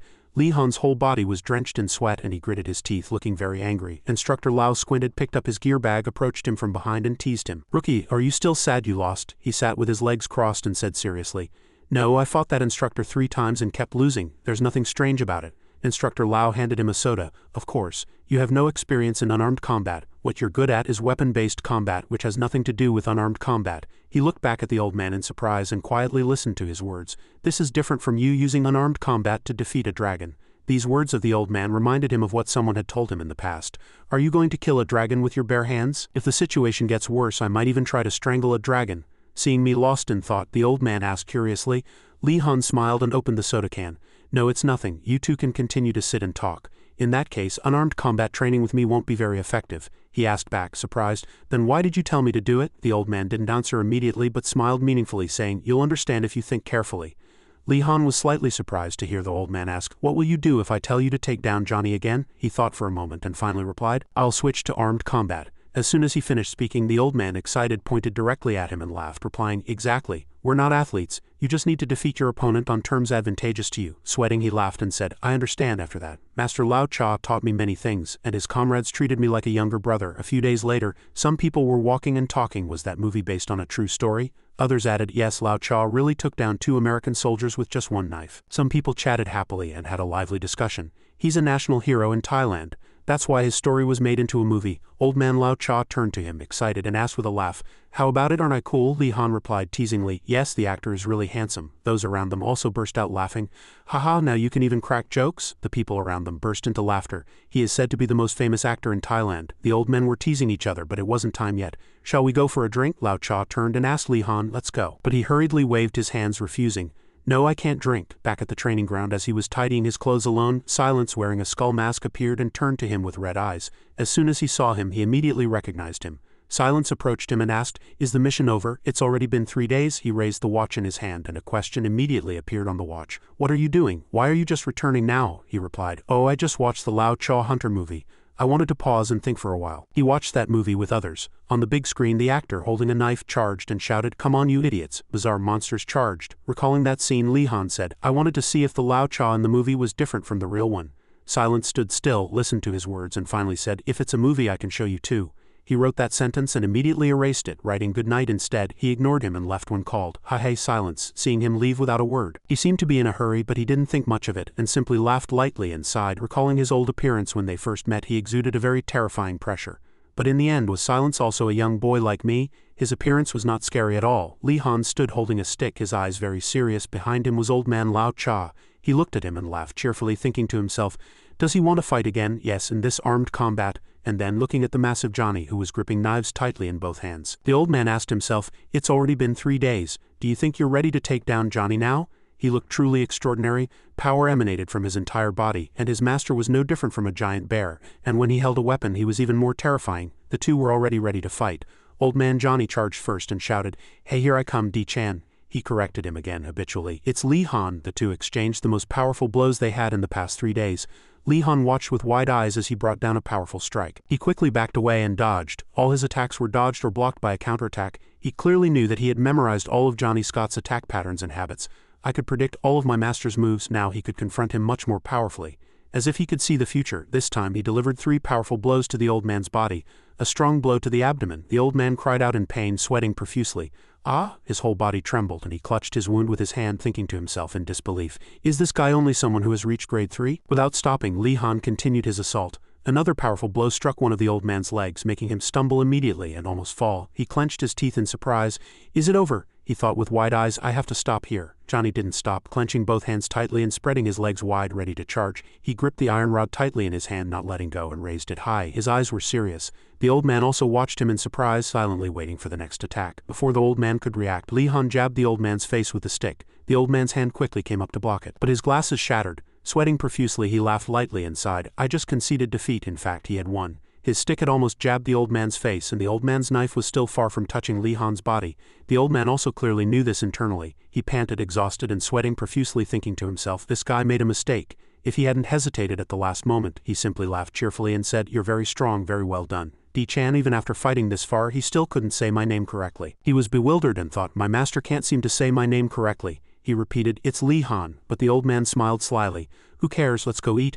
I'll introduce you to my friends. Johnny picked up his jacket and left, waving his hand, saying, Come on quickly. Lao Cha stepped forward and patted his shoulder, praising him. Very well done. He looked at him, blushing brightly, and laughed, saying, You understood that victory isn't always the best. You upheld your master's dignity and created an opportunity for the two of you to become closer. He understood all this and replied cheerfully, Master's words mean that I don't need to defeat a comrade to prove my strength, because there's a lot to learn from Master Johnny. An old man saw him in silence approaching and shouted loudly, Come on quickly, Li Han. He approached and greeted, Hello. This bald old man shook his hand and said, Let me reintroduce myself. Since you've reached grade 3, I'm Jeet Chuma, Chief Engineer of Team 3. He politely shook his hand and introduced himself as Li Han, perhaps Big Head is a nickname. He pointed to his large, shiny bald head. That's right. My belly is as big as my head. I get things done very quickly. As if I have 8 arms, that's why people call me Big Head. Li Han replied, bewildered, yes, but Silence, standing next to him, casually said to him, He's just talking to himself. The old man walked ahead and said, Li Han, what you're about to use only requires a psychic power level of C, but B is best. You're the first person here to control it with an A-grade psychic power. As soon as he arrived, he gaped at the light before his eyes and said, That? The old man squinted and acknowledged, That's right, you see it? He pointed excitedly and shouted, Look closely. This is a veteran who participated in the last battle. Li Han stared blankly, surprised, and asked himself, Psychic armor? Looking at the armor before him, he asked the old man with a slightly doubtful look, but it looked like a remaining skeleton. This armor was massive and didn't look ordinary, the old man explained. That's the third old man. I reassembled the remnants. Now it only works for training purposes. You'll be trained daily to be compatible with this armor. The training drill sparked as it penetrated it. Li Han was inside the armor, and the one named Big Head welded pieces of armor with machines. The massive training drill continued to pound. He looked at it, slightly nervous, and asked, I can't carry this alone, can I? But the old man didn't give him time for unnecessary worries. He explained loudly, That's why engineers and mechanical equipment are needed. Don't move, unless you want a few more holes in your shoulder. Even though he said that, he was still a little worried. But what if something happens? He hesitated a little after saying this much. What if I need to go to the bathroom? The bald old man laughed and asserted, Are you thinking that's a big problem during a life or death battle? Such unnecessary conveniences can no longer be considered. He frowned and chuckled at him, saying, In some ways my illusion has been shattered. Big Head stood outside and explained to him, Once you're inside and stable, we'll open the cylinder and connect you to the armor's controller. It'll be like having an incredibly powerful weapon in your hands, and you'll have to get used to it to use it proficiently. Tentacle-like gas pumps continuously sprayed around the armor. The old man shouted loudly, Today we're going to check the maximum time you can stay inside the psychic armor. Start. Helicopters were flying in the sky. A voice echoed, Destination, Psychic Research Lab in northern Qinghai, China. Johnny squinted and said, They've been paralyzed by Lao's attack and all operations have ceased. The facility has officially requested military assistance from China. The person sitting across from him asked about the size of the enemy forces. He replied, Only one. Recalling the soldiers who had been hit by the monster, he thought, They only told us there's one, but its combat ability is very strong. They had sent 2 special forces teams as reinforcement, but they were annihilated. On the other side, he rested his chin on his hand and said, Should we send more troops? The situation seems more dangerous than expected. Some people speculated that the In-Lo might be a soul shield user. Regular soldiers wouldn't be able to fight an In-Lo using a soul shield, and it would be difficult to damage him in a narrow tunnel. But old man Johnny was very brave and feared nothing. Instead, he laughed cheerfully and said, But we're different. We're psychic warriors. We just need to break that soul shield and everything will be solved. He laughed loudly and turned to him asking, Right, Di-chan? He simply replied, Yes, and didn't bother to correct him even when he mispronounced his name. The old man immediately noticed something was off and shouted, That's not it. Shouldn't you say Li Han? Who could keep correcting the old man for the same mistake? He turned away annoyed and immediately retorted, Master didn't even bother to correct my name. Others heard and burst out laughing. Old man Johnny just chuckled, not paying any attention to his name. He even always mispronounced his name, making him correct it. The plane finally landed. Li Han thought to himself, It's been a month since I was promoted to grade 3 and this is my first mission. The past comes to mind, horrible memories, death and blood, cruel monsters that killed countless people. A commander standing on the ground directed the plane's landing. Some people asked each other, is this the Psychic Research Center? As they landed, the surroundings were nothing but desolate dust. Why does it look so empty? Many countries are conducting psychic research, but most of it is top secret, Johnny explained. Because if they're discovered, they could be attacked by purebloods. Suddenly, he seemed to realize something and was surprised. He noticed Li Han's complexion had changed slightly. He lowered his head and said nothing, and the old man, slightly flustered, asked himself, did I say something wrong? He put his hand on his shoulder. Normally I wouldn't give you orders to kill in an instant. The old man's face in his eyes appeared as another person's bruised face. What happened at Ark is very regrettable, but there's nothing more we can do. There's no other choice. He raised his head and stared at the old man, who said, but you shouldn't get used to killing. The old man frowned and said in a low voice, please. Even in such a serious moment, he suddenly nitpicked the old man's words. Di-chan laughed and said, are you going to keep calling me Di-chan, master? The old man laughed loudly. Haha, saying that gives me goosebumps. A massive car rushed towards them. 3 large cars and several smaller ones. Seeing those cars, everyone realized that the leader of this place had arrived. People in armor and holding guns professionally exited the cars. Several people in white coats also walked out with their hands in their pockets, looking like researchers. Johnny and his group silently watched them approach. They approached in order. 3 people in white coats walked first, followed by people in military uniforms. Welcome to Ark, the person in the lead greeted on behalf of everyone. Thank you for coming all this way. As he spoke, he extended his hand to shake. Li Han stared at them, thinking to himself, is this the research team from the Chinese Research Center? Are the people behind them soldiers? The people in black clothes and black hats immediately saluted in a military fashion and simultaneously shouted, salute to the heroes of China. Li Han and his group also returned the salute. That's right. Johnny turned and looked at his comrades, saying, Jia and I will talk to them. You all wait over there. Some people obediently moved away to let the two talk. At this moment, a man clapped him hard on the shoulder and asked, so you're also with Ark? As a stranger suddenly touched him, Li Han immediately became wary. He widened his eyes and turned abruptly, twisting his arm in warning, don't touch me. The man cried out in pain. All right. He clutched his arm in pain and left, muttering, it hurts like hell, it's really hot. Even though he said that, the two didn't understand anything. He had twisted his arm, but he said it was hot. The person standing next to him asked curiously, what's wrong with him? Suddenly, a huge elevator appeared in a pile of dust. The 4 people entered together. This elevator could only go up to the first floor and all other paths were restricted, so they could only go this way. There are 3 floors in total. Check the map and decide our route. Johnny stood in front of the others, holding up 2 fingers and conveyed seriously, we have 2 objectives. First, to obtain research data, and second, to check for survivors. If we don't encounter enemies, ignore them. After completing the mission, we will come back up and blow up the research center. Having said that, Johnny shouted. As soon as he finished speaking, Li Han asked, is there any more information about the research data? But it seemed there wasn't. Johnny replied, a research team is tight-lipped, Jia added from the side. The army was also very annoyed by that. They said their comrades died in vain. Suddenly, Johnny looked at Li Han and said, don't forget this, Di-jan, even if the 3 of us die on this mission, he specifically instructed Li Han. You must not seek revenge, just retreat. Talented individuals like you are irreplaceable and valuable resources. You cannot die. Li Han closed his eyes, nodded and agreed. He smiled and teased Johnny. So in other words, if I'm too weak to die on this easy mission, it's better to die early? Old man Johnny burst out laughing when he heard that. The elevator showed a red number 1. When the door opened, people excitedly went out. Commander Mo shouted loudly, Victor Squadron begins its mission. Outside there was no one. People wearing bulletproof vests and carrying large guns signaled each other and charged in sequence. But strangely, there was no one in any of the rooms. People reported, there's nothing on the first floor. They told each other to go down to the second floor. Following them, Li Han felt something was off. I feel like I've forgotten something important. 4 people stood in front of a closed door. Old man Johnny tried the doorknob.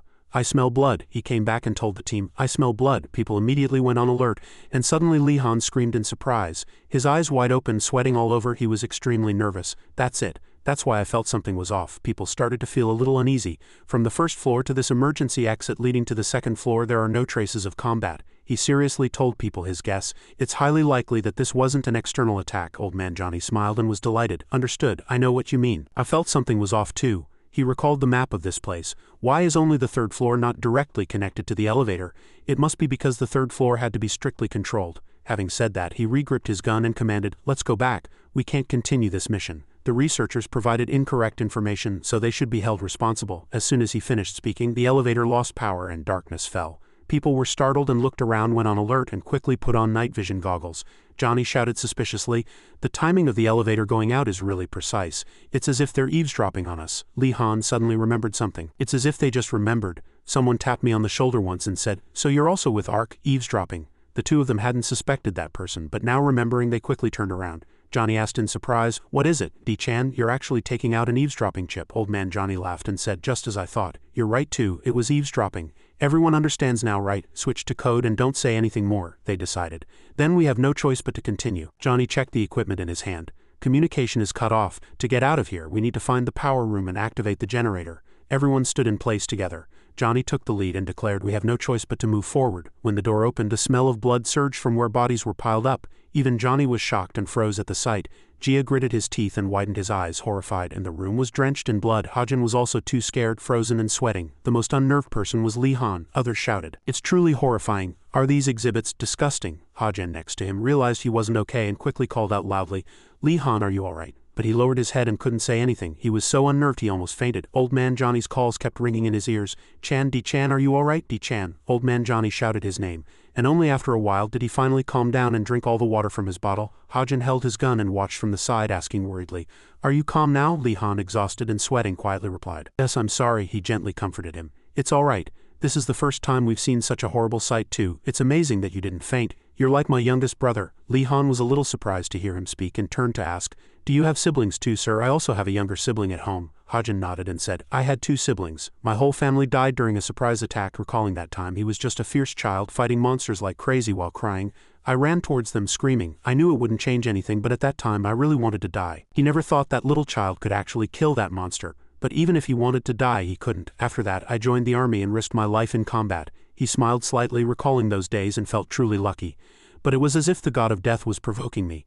I didn't die, and my reputation just kept growing." Li Han heard this story for the first time and was slightly surprised, thinking to himself, Sergeant Hajin went through something like that. He put on his glasses in confusion and thought, what must it have felt like to lose siblings? He didn't want to think about it. Seeing him stand up and walk as usual, Old Man Johnny also asked, "Are you alright, Di-chan?" The old man has already looked around. The second floor was empty. There were no traces of survivors and no traces of that damn guy.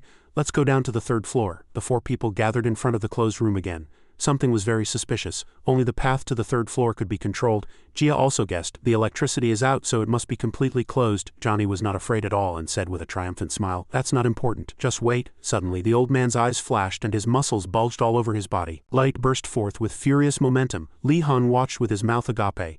"Is this physical enhancement ability?" The old man raised both hands high, his whole body continuously shaking and swelling. He broke down the door with his bare hands, and inside a faint human shadow was visible. He had red eyes, a white bandage on his head, wore human clothes, and aimed a gun at the door. His gun-wielding posture was no different from a human's. Old man Johnny thought to himself, "Is it a soldier, a survivor?" But he clearly looked terrifying. Sharp teeth were exposed. His eyes were red and he was laughing eerily, so he couldn't possibly be a normal human. The old man quickly shouted to stop him, and as soon as he finished speaking, he kept shooting at the 4 people. Johnny blocked the way alone, protecting the team behind him. The monster bared its teeth and shot even more fiercely.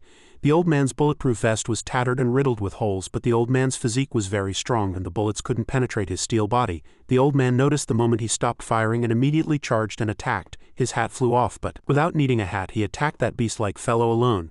But he was holding a grenade in his hand. The old man's whole body froze and he was startled.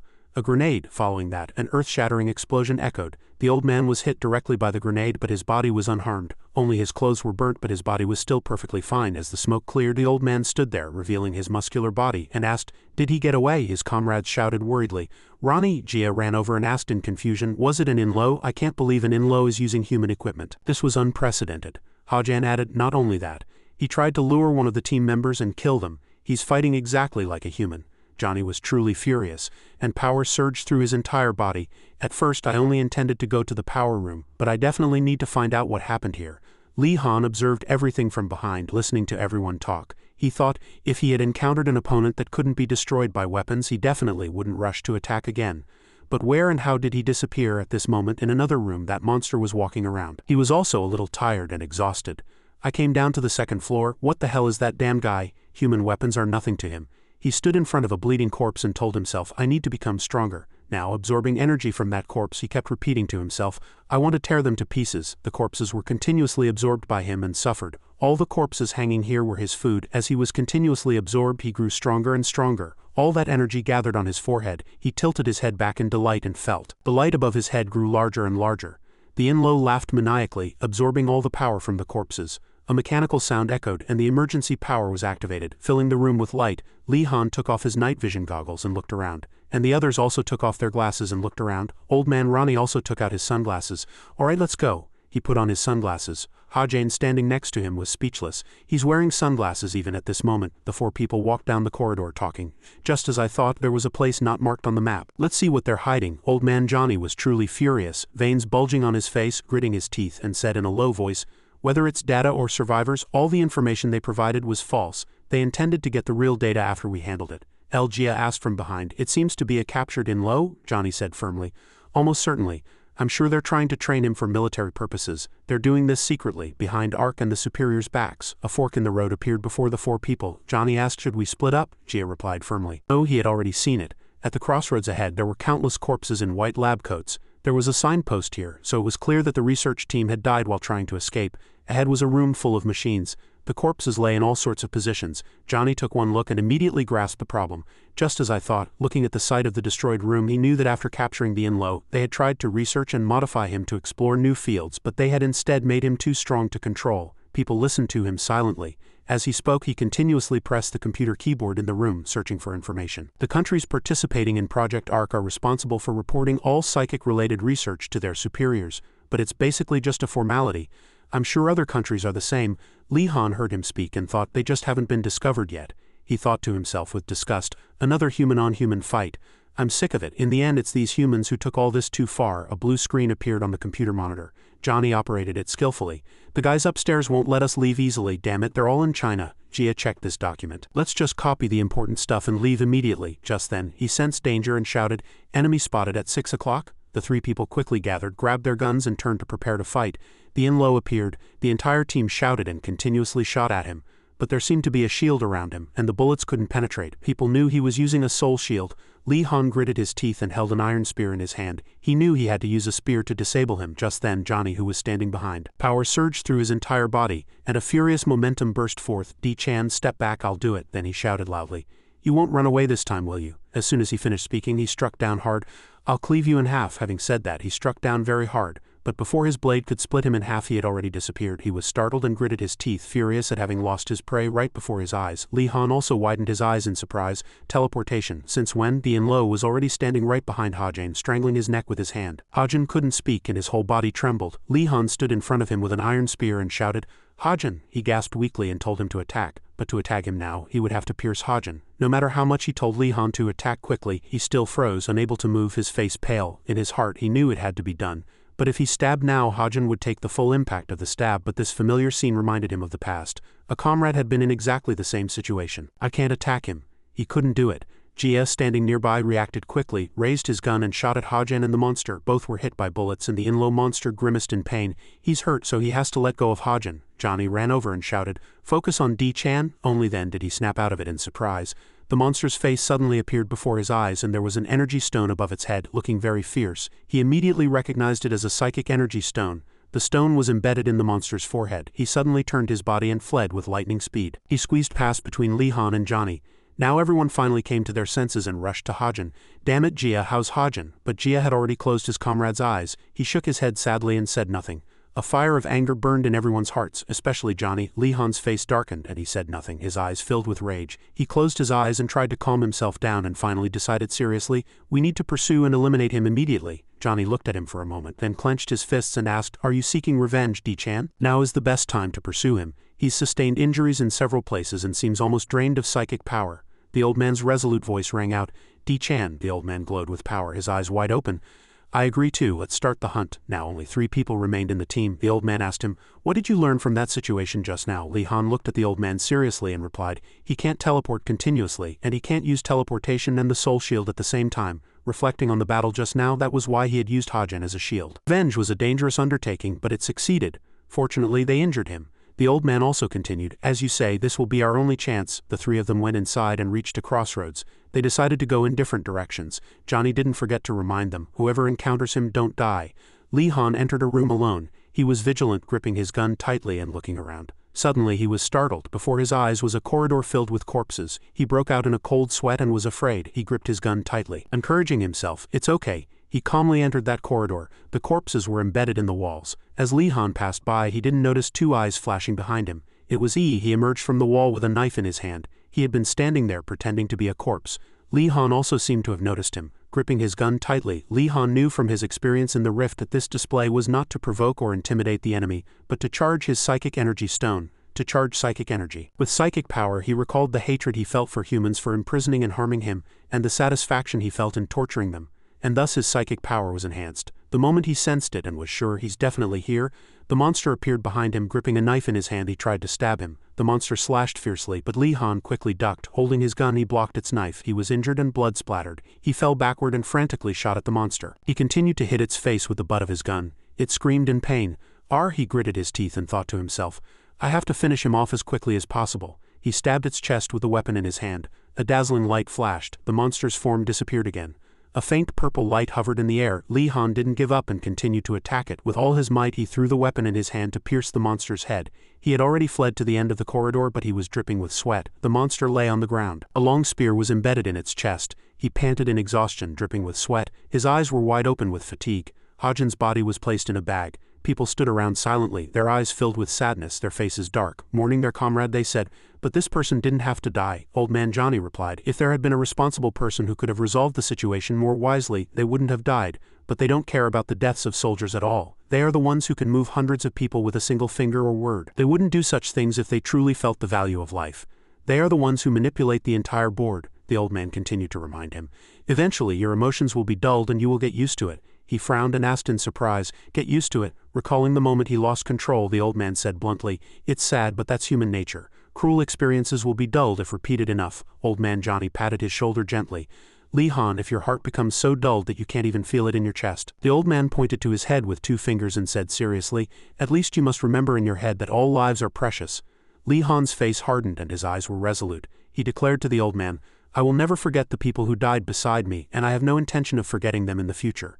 Outside, the sun was shining brightly. The elevator had already returned to the first floor. Inside, the 3 people were very vigilant. Johnny stood in front with a large shield, wary of external surprise attacks. He walked out with the large shield and set it down heavily on the ground. Li Han and Jia carried Hajin's body bag. Before them, under the sunlight, were several people in white coats and soldiers with guns, both sides in a very tense standoff.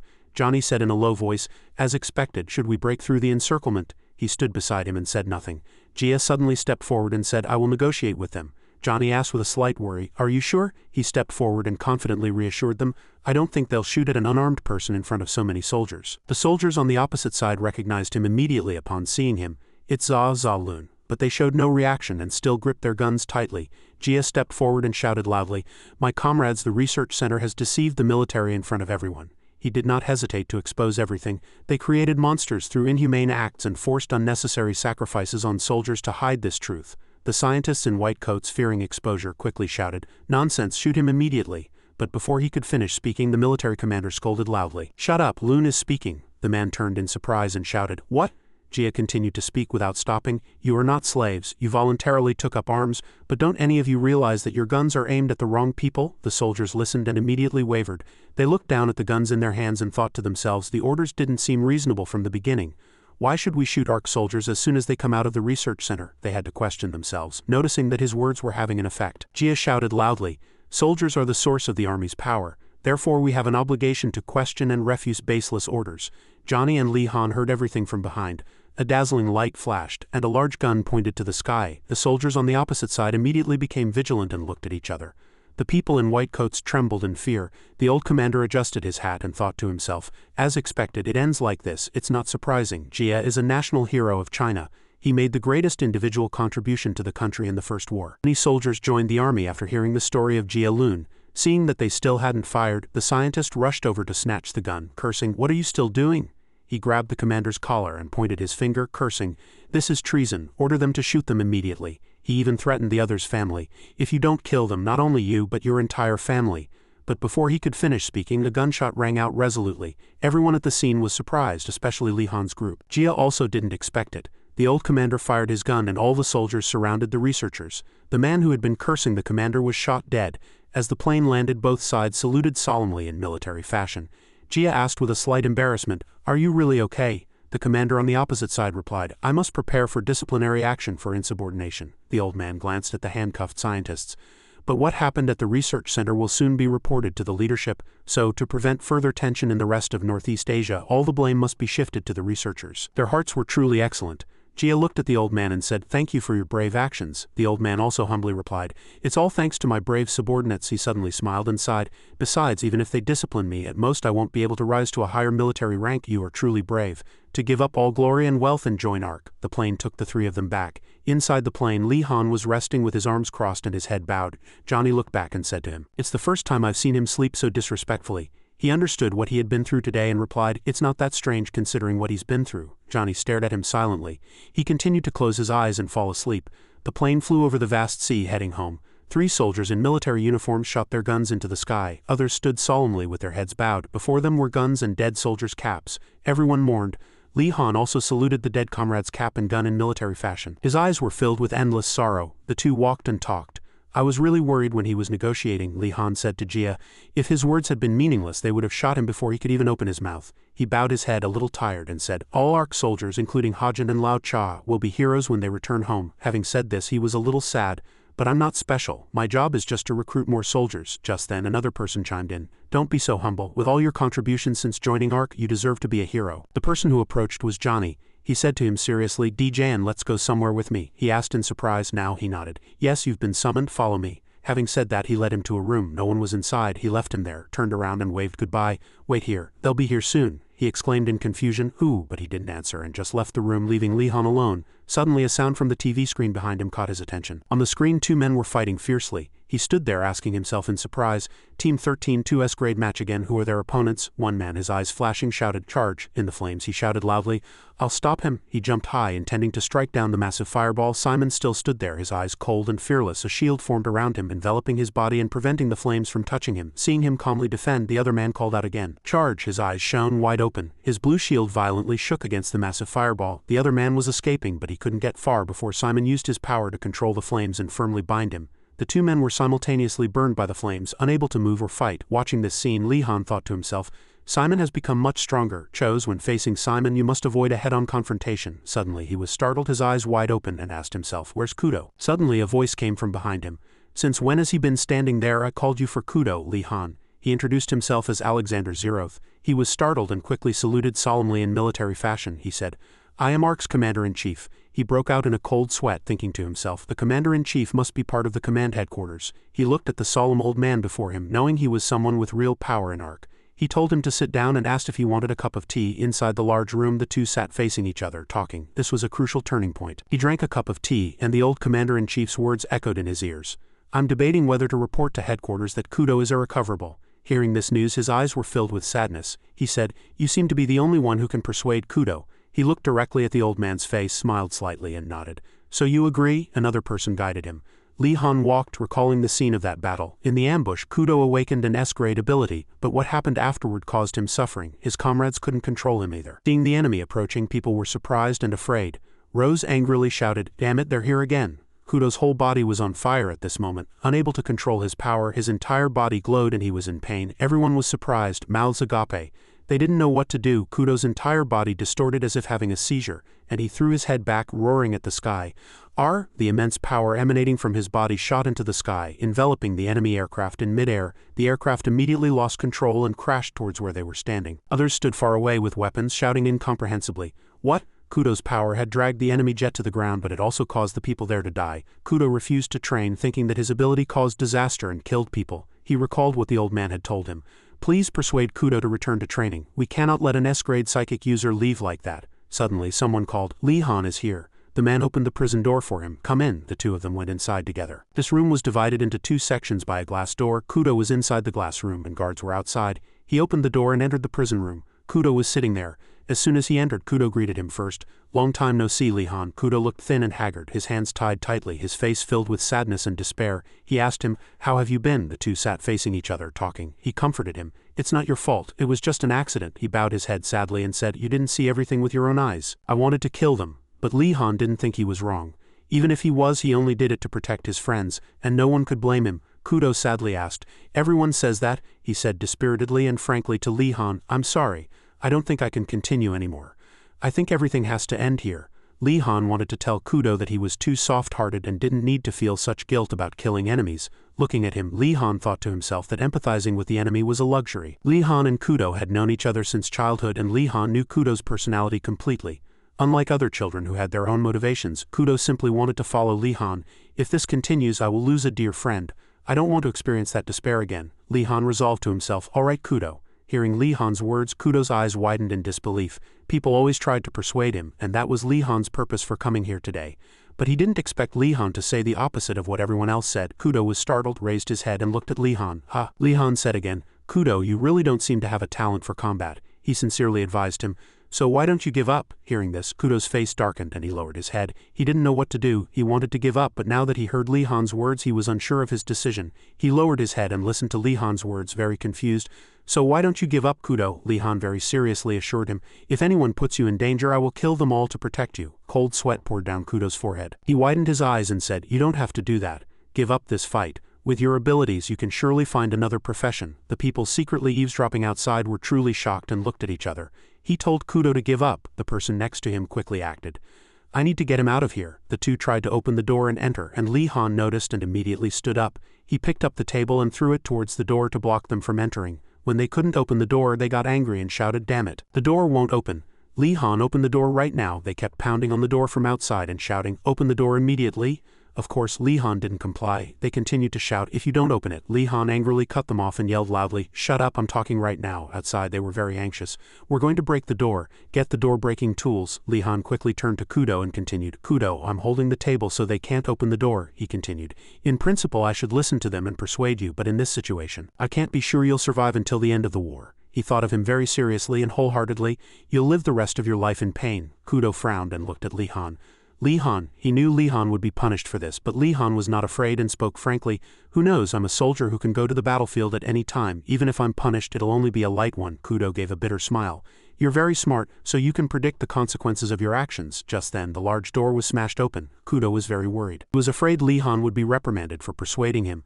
As soon as they rushed in, they subdued Li Han. They pinned Li Han to the ground right in front of Kudo, and Kudo trembled all over. He couldn't stand seeing Li Han being bullied. His eyes glowed blue and he shouted loudly in his heart, Don't bully him. He gritted his teeth, looked at Li Han and roared loudly as if power was exploding from him. Stop! The three were stunned to see him transforming and the immense power filling the entire room. Li Han rubbed his wrist. It hurt a little. After being released, Li Han turned to examine his wrist, which was sore from the earlier struggle. Suddenly footsteps were heard, and Li Han looked up. It was the old soldier. The two stood facing each other, looking straight into each other's eyes. He chuckled with delight and said, You did that on purpose, didn't you? Unbelievable, I almost fell for it. You should have told me beforehand. Li Han remained silent and didn't answer.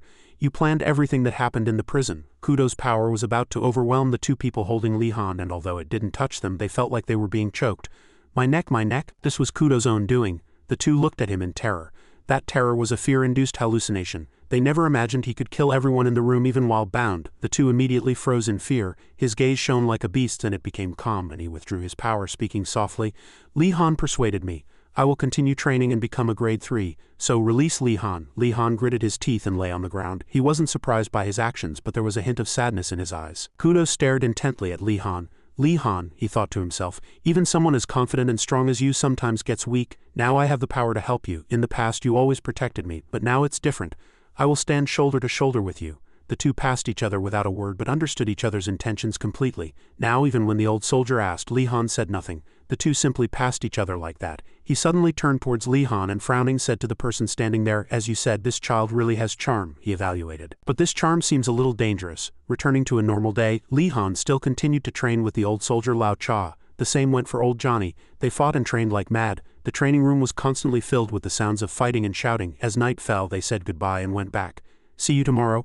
Li Han and 3 others left together. Of course, after every training session, Li Han was always the most miserable. As the two walked back, Li Han complained, I shouldn't have said I wanted to learn from them. Now my legs are shaking so much I can't even walk. He recalled the 2 muscular old men exhausting him. They teach with too much passion. Did you see their faces? Silence next to him couldn't help but laugh. He typed a few lines into his wrist system. He wanted to ask, why learn martial arts? You don't need it anyway.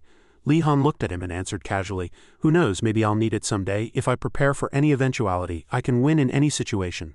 Silence looked at Li Han and said nothing more. He recalled what old man Johnny had said. This child needs some rest. Lao Tran also laughed as he lay on top of Li Han during training, saying, Feel that. All right, why so quiet? Just a little more, just a little more. Sudden situations don't happen often. In the end, Li Han was forced to stretch by the old soldier and was in so much pain he couldn't walk. Silence next to him couldn't help but laugh, holding his stomach. Li Han was in so much pain he couldn't stand straight. Silence playfully asked him, "Should I carry you?" But of course, Li Han refused. He walked with strange steps, saying his legs were killing him, but still insisted, "I can still endure it." It was clear that today's training was very effective. Suddenly, a man kicked open the door and entered. As soon as he entered the room, he smiled proudly and said, "I'm back." Everyone in the room turned to look at him. Li Han had just finished training, dripping with sweat and panting, and called out, "Sergeant Z." Johnny also laughed and teased, "Nice new shoes." Z put both hands in his pockets, smiled, and wiggled his feet. "You want new shoes too?" Li Han was surprised and asked him, "Is the instructor going back to work immediately?" He replied, "I'll be returning as a 1's grade leader for a while. We need to recruit 10 more 2S grades, and I still need to recover the function of my body." Playfully asked Li Han, "I heard you did very well on your first mission as a grade 3. By now you must be flying high with praise, aren't you?" Li Han shrugged and immediately replied, "No." The two stood outside and Z took out another cigarette to light it. Li Han was flustered as usual, breaking out in a cold sweat. The instructor doesn't seem to care about no smoking areas. He lit his cigarette and immediately shouted, "Shut up, there's no place in ARC where you can't smoke. He smokes like that everywhere." He took a puff and then said seriously, "I've raised this issue in every meeting, but they have no intention of improving it." Li Han was speechless and thought to himself, "Now I don't even find this strange anymore."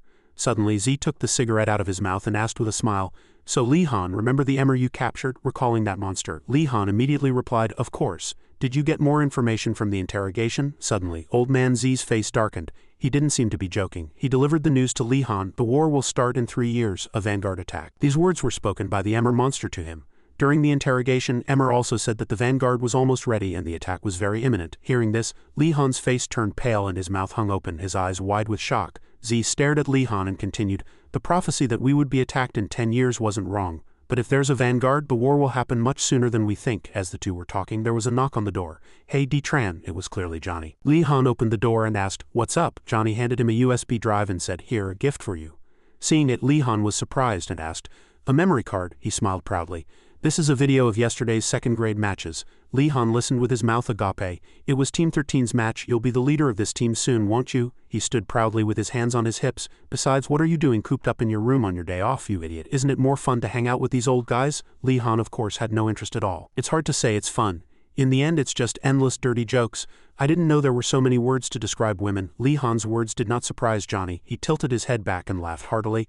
"Ha ha ha, that's right, there are only men here who rely on each other. But now I'm a little embarrassed." He didn't force Li Han to leave immediately.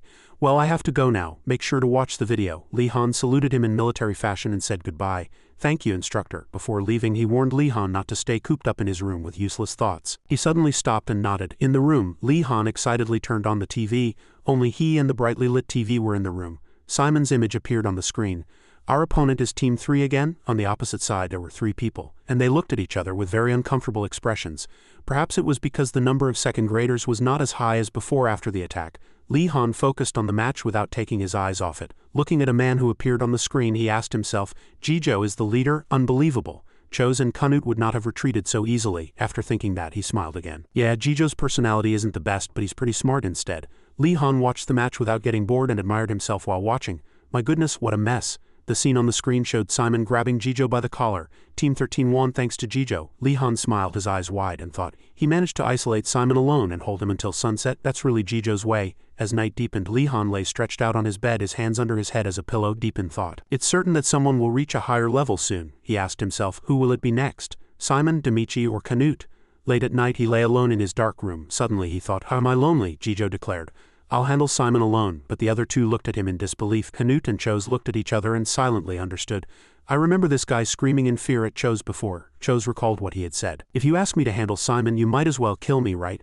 But now he dared to declare that he would fight Simon alone. Jijo, annoyed at being mocked, pointed his finger and shouted, "Hey you idiots," he shouted, explaining, "Back then I was just thinking of a direct attack. If all 3 of us attacked directly, we'd just go out there and get beaten by him." Chose angrily clenched his fists and cursed, "I really hate your tone." The reason Jijo was so enthusiastic this time was that he thought he had found Simon's weakness. He smiled slyly and said, "I have no intention of fighting him head-on. Simon's teamwork is very weak. Although it's better than before, if I challenge him his pride won't back down." Chose was surprised and asked, "Didn't you just say you wouldn't confront him directly?" He admitted, "That's right, I don't intend to, but I'll make him think I am. I'll handle him alone and you two take care of the rest." A loud cheer erupted. Team 3 versus Team 13, the flag capture battle began as planned. As soon as the match started, Jijo continued to challenge, "Come on you damn bastard, the great Jijo will face you, Simon." His words immediately attracted Simon's attention. but despite his words, Jijo was still quite far from Simon. That was the safe distance according to Jijo's standards, but Simon didn't care and turned around and ran. He shouted in surprise, Was I too cautious? He frowned, got angry and quickly thought, damn it, I didn't want to do this, but I guess I have to play the villain again. Just as he thought, he stood up and shouted loudly, hey you fake genius. Just as he wanted, Simon actually stopped. He continued to provoke and shout, how dare you call yourself a genius? Lee-han is better at fighting than you and Kudo has far more psychic energy than you. This trick was a dirty tactic, but he had no other choice. He just stood there sneering and mocking the other person. Surely Lee-han is taller than you too. I heard he's 180 centimeters tall now, much taller than you. Simon stood still, saying nothing. Curiously, he stared at Simon, waiting for a reaction. When no reaction came after a few seconds, he became even more flustered. Suddenly, Simon moved his arm. He was startled, quickly backed up a bit and broke into a cold sweat. The unexpected silence was truly terrifying. As soon as Simon began his attack, he used a powerful technique that destroyed the place. Dirt and stones flew everywhere and Jijo fled in fear. Their match was filmed and recognized as the longest in ARC's history. Perhaps it was the longest because Simon chased and beat Jijo. 7 years ago, Z clenched his hands tightly, looking at Wei Chen. Wei Chen glared back, warning him. Didn't I tell you not to follow me? Z, fearless, smiled and took out a cigarette to smoke. Well, it's my mission to bring you to ARC. Wei Chen approached Z. I understand your situation, but I'm not interested in your basic training center. He glared and gritted his teeth, especially about teaching children how to kill. Wei Chen recalled a dark past. As a child, I received help from a sect of revered elders. It was called the Restful Sect, and it was just one of many sects that emerged during the war. I worked as a member of the organization and received inhumane training every day.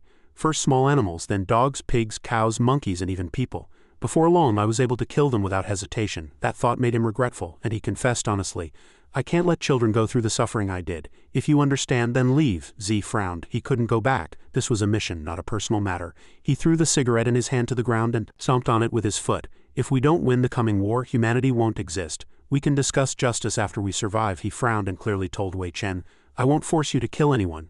At least acknowledge the trainers before you leave. These words made Wei Chen very uncomfortable, and he broke into a cold sweat, finding it difficult to maintain his composure. Are you not listening to me? Anyway, I have no intention of cooperating. Z also never gave in. Then what should I do? I have to go with you, and you don't want to come with me in any way. He raised an eyebrow and smiled. Then should I use force? Wei Chen stopped him. Don't waste lives. But before he could finish speaking, Z resolutely charged. He was startled and quickly leaned back to dodge the punch. Neither gave in, dodging. But Z's punch drew blood from Wei Chen's head. A knife spun in the air and the two fought without giving an inch, almost like friends turned enemies, neither willing to yield. Z's eyes were very resolute and he frowned. Wei Chen glared and warned, I won't kill you, but take it easy. But Z didn't care and rushed to grab him. The knife fell to the ground and Z flashed an evil smile. You'll have to think about killing me. Wei Chen was injured, nose bleeding and in pain. An airplane flew across the sky. In the narrow alley below, two people were still fighting. One threw punches, the other dodged and counterattacked, trying to grab each other but not wanting to seriously hurt the opponent. Damn it, Wei Chen held his stance firmly and struck Z's abdomen hard with his elbow. He was sent flying far away, but Wei Chen still held both fists up, with a very serious expression. That punch was not intended to kill Z. He was sweating profusely and looked slightly flustered. Z fell to the ground in pain, clutching his chest, his whole body trembling with agony, his face dark. You're quite capable too. He quickly regained his composure, looked up at Wei Chen and even provoked him. If you want to finish this, you'll have to make better use of what's down there. His words referred to the knife on the ground. Wei Chen was annoyed by the provocation. Z, still fearless, laughed and sneered, it seems I'm insulting you. Something like a martial artist's honor? Wei Chen couldn't take it anymore and declared barehanded, with this I'll finish what's between us. You won't die, but you'll have to be careful. Z saw Wei Chen reaching out his hand into the air, smiled and put his hands in his pants pockets. He asked himself inwardly, am I imagining things, or is his hand more dangerous than a knife? The two confronted each other. Another airplane flew by. Wei Chen shouted and charged, and Z glared and gritted his teeth. Wei Chen's hand grazed his face, splattering blood, but his hand also timely produced a flame, pressing hard against Wei Chen's face, and finally silence returned to the space. Johnny arrived. Seeing the sight before him, Wei Chen lay prostrate on the ground unconscious with Z next to him. The old man asked, what happened? Did you kill him? Did he kill you, or did you both kill each other? Z stumbled to his feet and replied, he's just unconscious. He pushed his heavy, massive body away and explained, I choked him with my flame orb. Johnny asked again, surprised. The flame you used to light your cigarettes? Z immediately admitted it. That's right, sorry for fighting dirty. Everything is thanks to this. What he held up was a blue stone. It was a mineral that Otto had lent him. It helped to enhance psychic power. That's why I could perfectly control my flames. He suddenly pointed to the prostrate Wei Chen, looking a bit worried. I didn't burn his face, did I? Johnny was also speechless. Seriously, you make fighting too troublesome. I should have investigated him first. Z put his hands on his knees and stood up. Anyway, let's take him. Johnny also turned on his equipment. This is Delta requesting transport, reporting. Mission complete. Wait a minute. Should I ask his name now? He called him D-Chan again and scolded himself. Foolish Wei Chen. Johnny seemed to have been fixated on the name D-Chan for a long time. Old man Johnny looked up and was drinking water. He looked at Lee-Han, who was sitting next to him. He took a sip of beer and let out a refreshing sigh. He finished one can and opened another. Lee Han watched from the side, speechless. The old man drank beer like water. He looked back and asked Lee Han if he wanted a drink too. Lee Han immediately refused. No, when he refused, the old man looked up and continued drinking beer, saying as if he couldn't understand, "Tisk, it's a bit hard to understand. Your body is an adult's but your mind is still like a child's." He suddenly looked at Lee Han seriously. He seriously urged Lee Han, "Make sure you survive. D-Chan, you can't die without even tasting alcohol, can you?" It turned out he was joking, and he laughed with tears in his eyes. "Don't die without ever getting drunk." Lee Han was speechless. He broke into a cold sweat. "Sir, are you going to keep talking about getting drunk?" The soldiers exercised in a group, sweating profusely. They were panting. Johnny and Lee Han watched them train and talked. "Within a maximum of 2 years you'll surpass me as a warrior." The old man looked at the beer bottle in his hand and thought inwardly, by then not even Ark will be able to control him. Thinking of the last fight, if an adult psychic were to turn against Ark, he pictured the old man's entire body covered in wounds, his face smeared with blood. The man was already dead, lying in a pool of blood. The sun was setting. The old man seriously told Lee Han, "If you turn your back, humanity will no longer exist. Don't become a monster." Lee Han had never seen the old man so serious. A sphere floated in the air and Lee Han in his armor watched it intently, sweating profusely. The man named Big Head operated machinery outside, his eyes fixed on Lee Han. He smiled contentedly inwardly. "This is truly worthwhile. As an engineer, it's astonishing." He had quite an interest in Lee Han. "Lee Han, this guy is really doing well." Watching his continuous training, he noted that while his psychic power was generally considered low, his ability to distribute it for object control was quite good. He knew that meant there wasn't a single moment of wasted psychic energy. It allowed him to better control and manage everything. If one person could divide their psychic energy into 10 parts, he could divide his into 20. The more he thought about it, the more incredible it seemed. My goodness, that's amazing. If he continued to train this well, he would be able to divide his psychic energy even further. A training complete message appeared on the system. Lee Han fell to the ground, panting in extreme exhaustion, and shouted, "Ah!" Big Head pointed to his watch. "Operating time is 25 minutes. That's 1 minute longer, good job." But Lee Han felt he was still far from being able to apply it in real combat. He reassured Lee Han, "You've only just begun, there's no need to rush." Lee Han, drenched in sweat, lay on the ground groaning. "I did my best." Only then did he realize. "Oh right, sorry, I'll release you." The armor was disengaged and hung on a rack, and he watched Lee Han drink water continuously. The old man approached and asked, "Are you all right?" Lee Han replied honestly, "My muscles feel like they're screaming." This was natural, something everyone undergoing training experienced. He smiled and said, "Of course, you used all your muscles at the end, and your psychic energy must be depleted too. You'll get used to it." Moreover, he jumped onto a chair next to Lee Han, sat down and held up 2 fingers. "The second generation psychic armor will be much more comfortable." Lee Han asked again, surprised. "Second generation?" Thinking of the armor under research, he became excited. "That's right, it was made to support each person according to their role. But there are only 80 second-generation armors. We couldn't make more due to a lack of dragon materials." Hearing that, Lee Han immediately lost interest and grumbled. "So the number of people with psychic armor is also fixed. 50 for grade 3, and the remaining 30 armors will also be needed." At these words, Big Head immediately waved his hand in refusal. "Whoa, I'm just part of the Technology Bureau. I'm not interested in item distribution." After training, Lee Han saluted him in a military fashion and left. The old man also waved in greeting. Walking alone, Lee Han suddenly met someone and looked up in surprise. It was Z. He smiled and greeted him. "Sir, have you returned from the grade 3 building?" Z also greeted him. Lee Han, the two stood and talked. Z put his hands on his hips and said, "I just saw silence." Hearing that, Lee Han wasn't particularly surprised and just replied, "He probably just returned from a mission." The old man suddenly teased, "You must have been happy to see him, weren't you?" Lee Han immediately admitted it. "Yes, he's almost the same age as me, and it gets a bit boring if I don't see him." The old man took out another cigarette and lit it. "He talked about you two. You two have a good relationship." Thinking of the masked man, Lee Han suddenly remembered. "I still have something to ask him, and everyone at Ark treats silence well." Z smoked his cigarette and thought inwardly, "Well, I don't think so." He seemed to know something but wasn't saying it. He felt Lee Han always cared for others, thinking back to how he always helped friends since childhood even though he's young. He suddenly said, "If you pretend to be interested, people will easily notice, and you're not a fool. You always know what to do. If someone acts hypocritically, it will only be harmful." Z even shouted at him, "Would you feel good if I talked to you as if I thought you were crazy?" Lee Han replied, flustered, "Probably not." He looked at him in silence, having nothing more to say. He suddenly spoke, but this was the first time he had asked anyone this question. "Why does Silence always wear a mask?" The old man was startled, his eyes wide open, looking at him in disbelief, and put his hands in his pants pockets, asking again. "You really didn't know?" he replied. "I didn't. The mask doesn't even have any special functions." Z was flustered for a while, not knowing whether to speak or not, and Lee Han, seeing his silence, quietly waited for an answer. Finally he chuckled and looked up at the sky, just for show. A few days later, old man Johnny extended his hand to shake. "Welcome, rookie. My name is Johnny Scott. I am a first-generation psychic user. The two shook hands and the old man turned and left. There are many people here you'll want to meet, so let's go. He followed the old man and the other was Simon. The two walked down the corridor together. Johnny suddenly asked Simon, "You're the rumored genius, aren't you?" he said to him in an excited voice. "My expectations are high." The two words, genius, immediately brought back images of his childhood. He performed on stage and the adults below constantly applauded and praised him. "That's truly amazing, Simon, to be able to use external force abilities at this level." He smiled pleasantly and accepted the sweet praise. "If I just keep this up, I'll be the best even at ARC." On the day he arrived at ARC, there were many children like him there. He still arrogantly thought of himself as a genius and sneered at the other children. This is ARC. Confidently and arrogantly he walked towards the children. All the other children stared at him in surprise, and he sneered inwardly thinking, "But it's true. These children are all psychics, but I'll be the best here anyway." Suddenly a boisterous sound caught his attention.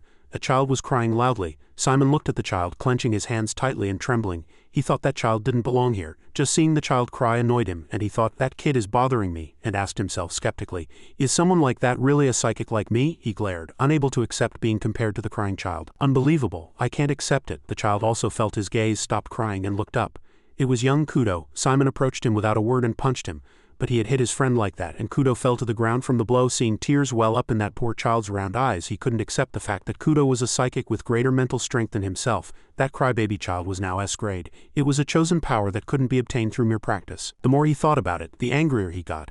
As soon as he learned that story, he couldn't control his anger and punched the wall. "Damn it, what can that guy do?" he gasped, staring with tired eyes. "What can that guy do?" crying. He punched the wall and looked at himself in the mirror. All this time he had trained so hard that he was drenched in sweat.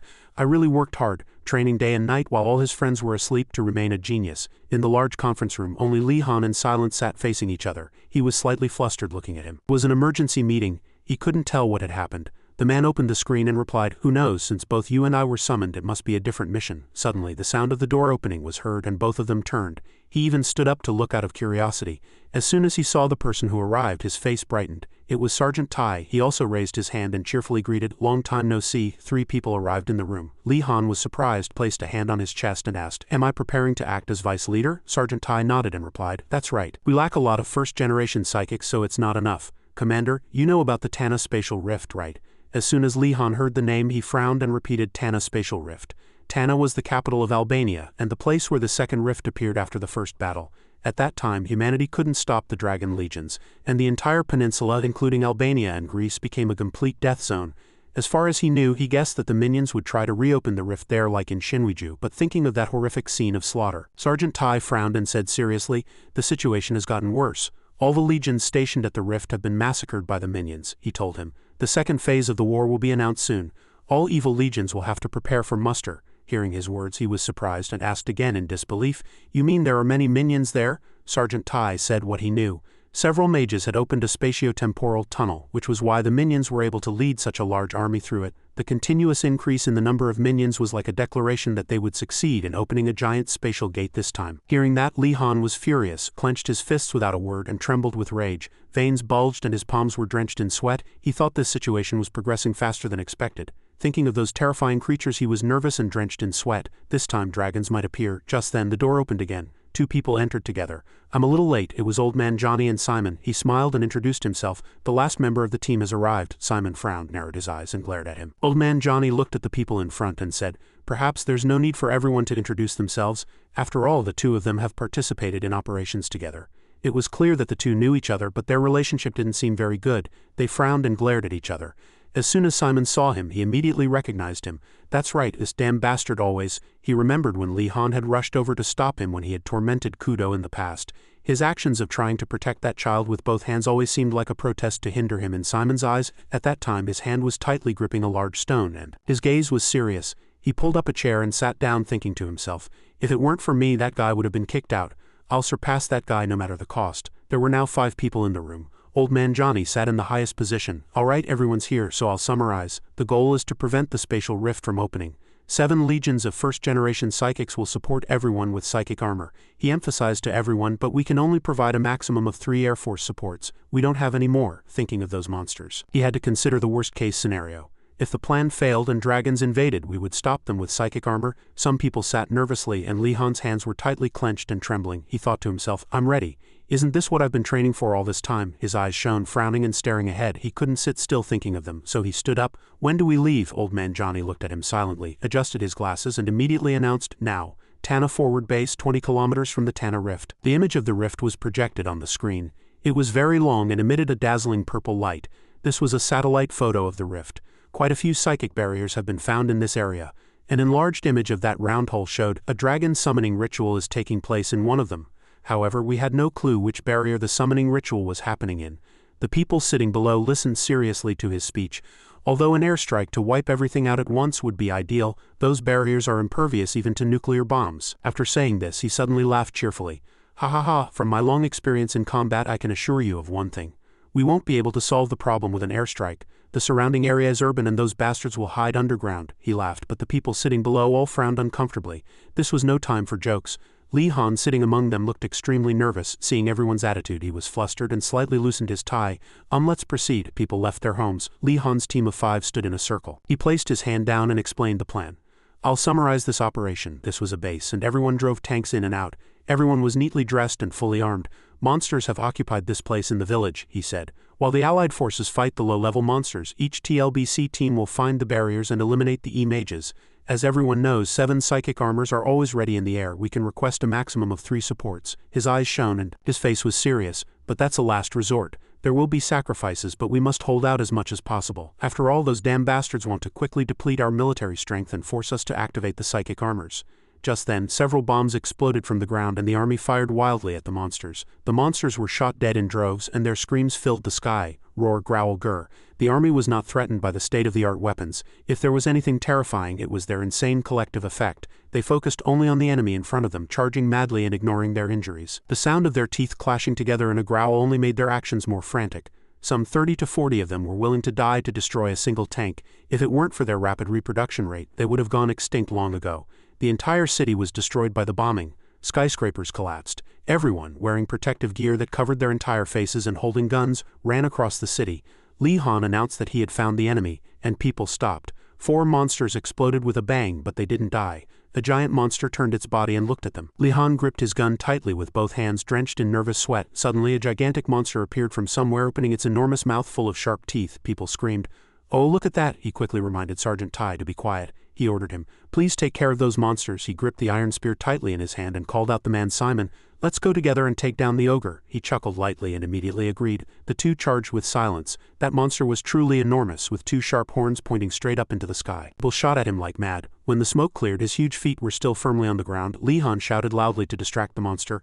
Over here, monster! The monster's sharp claws were terrifying. It opened its massive mouth full of sharp teeth and trampled people madly. Li Han jumped high and shouted, I'll aim for the head. Simon, clear the way. He quickly stretched out his hand. Understood. Huge stones flew high, opening a path for him to attack the monster. He shouted loudly, Go Li Han. As he ran, stones began to fall. Li Han gripped the iron spear tightly in his hand and ran straight up the side of the monster. He ran straight up its leg. He gritted his teeth and with all his might pierced its eye and quickly pulled out another grenade. As his spear pierced its eye, blood gushed out and it threw its head back in pain and roared. He gripped the grenade tightly in his hand and threw it straight into the monster's mouth. Simon also used his magic with all his might, and he created a circle around his body to protect him from the explosion. He completely protected Li Han. The grenade exploded, shattering the monster's face. The explosion was so massive that a column of black smoke could be seen from afar. He stood blankly, gripping his large gun tightly. Let's go. On the other side, Tai and Silence also took care of the other monsters. Tai chuckled lightly and thought to himself in surprise, my goodness, is that really the guy they first knew? People gathered closer. He still remembered him as being very outstanding. Looking at Li Han's retreating figure, he now had spent almost his entire life on the battlefield, but he felt like he was being led by a trustworthy superior. People moved about, everyone carefully looking around and being vigilant. Suddenly they entered an alley, and there were many corpses there. He reached out and rubbed the blood on the ground, carefully evaluating and examining it closely. Died a long time ago. Suddenly his comrade called Li Han. A man held up a few strands of wolf fur. Here are a few strands of wolf fur. He was certain. There must be wolf hunters here. Just then a sound was heard, and several people immediately stood still and waited vigilantly. He reminded his teammates. Simon quietly looked at Silence and whispered, prepare melee weapons. He picked up a large stone and felt that if they were werewolves, decapitating them would be more effective than shooting. After speaking, he sat down and threw a large stone forward to scout first. The stone bounced around and hit the wall. Nothing happened. The 4 people quietly moved forward. He gripped a grenade tightly in his hand, already having pulled the pin, and ran forward. Just as he was about to throw the grenade, a huge monster appeared before his eyes. He threw it and quickly dodged to the side. The monster looked down at the grenade he had just thrown. As soon as he left that spot, it exploded, illuminating the entire area brightly.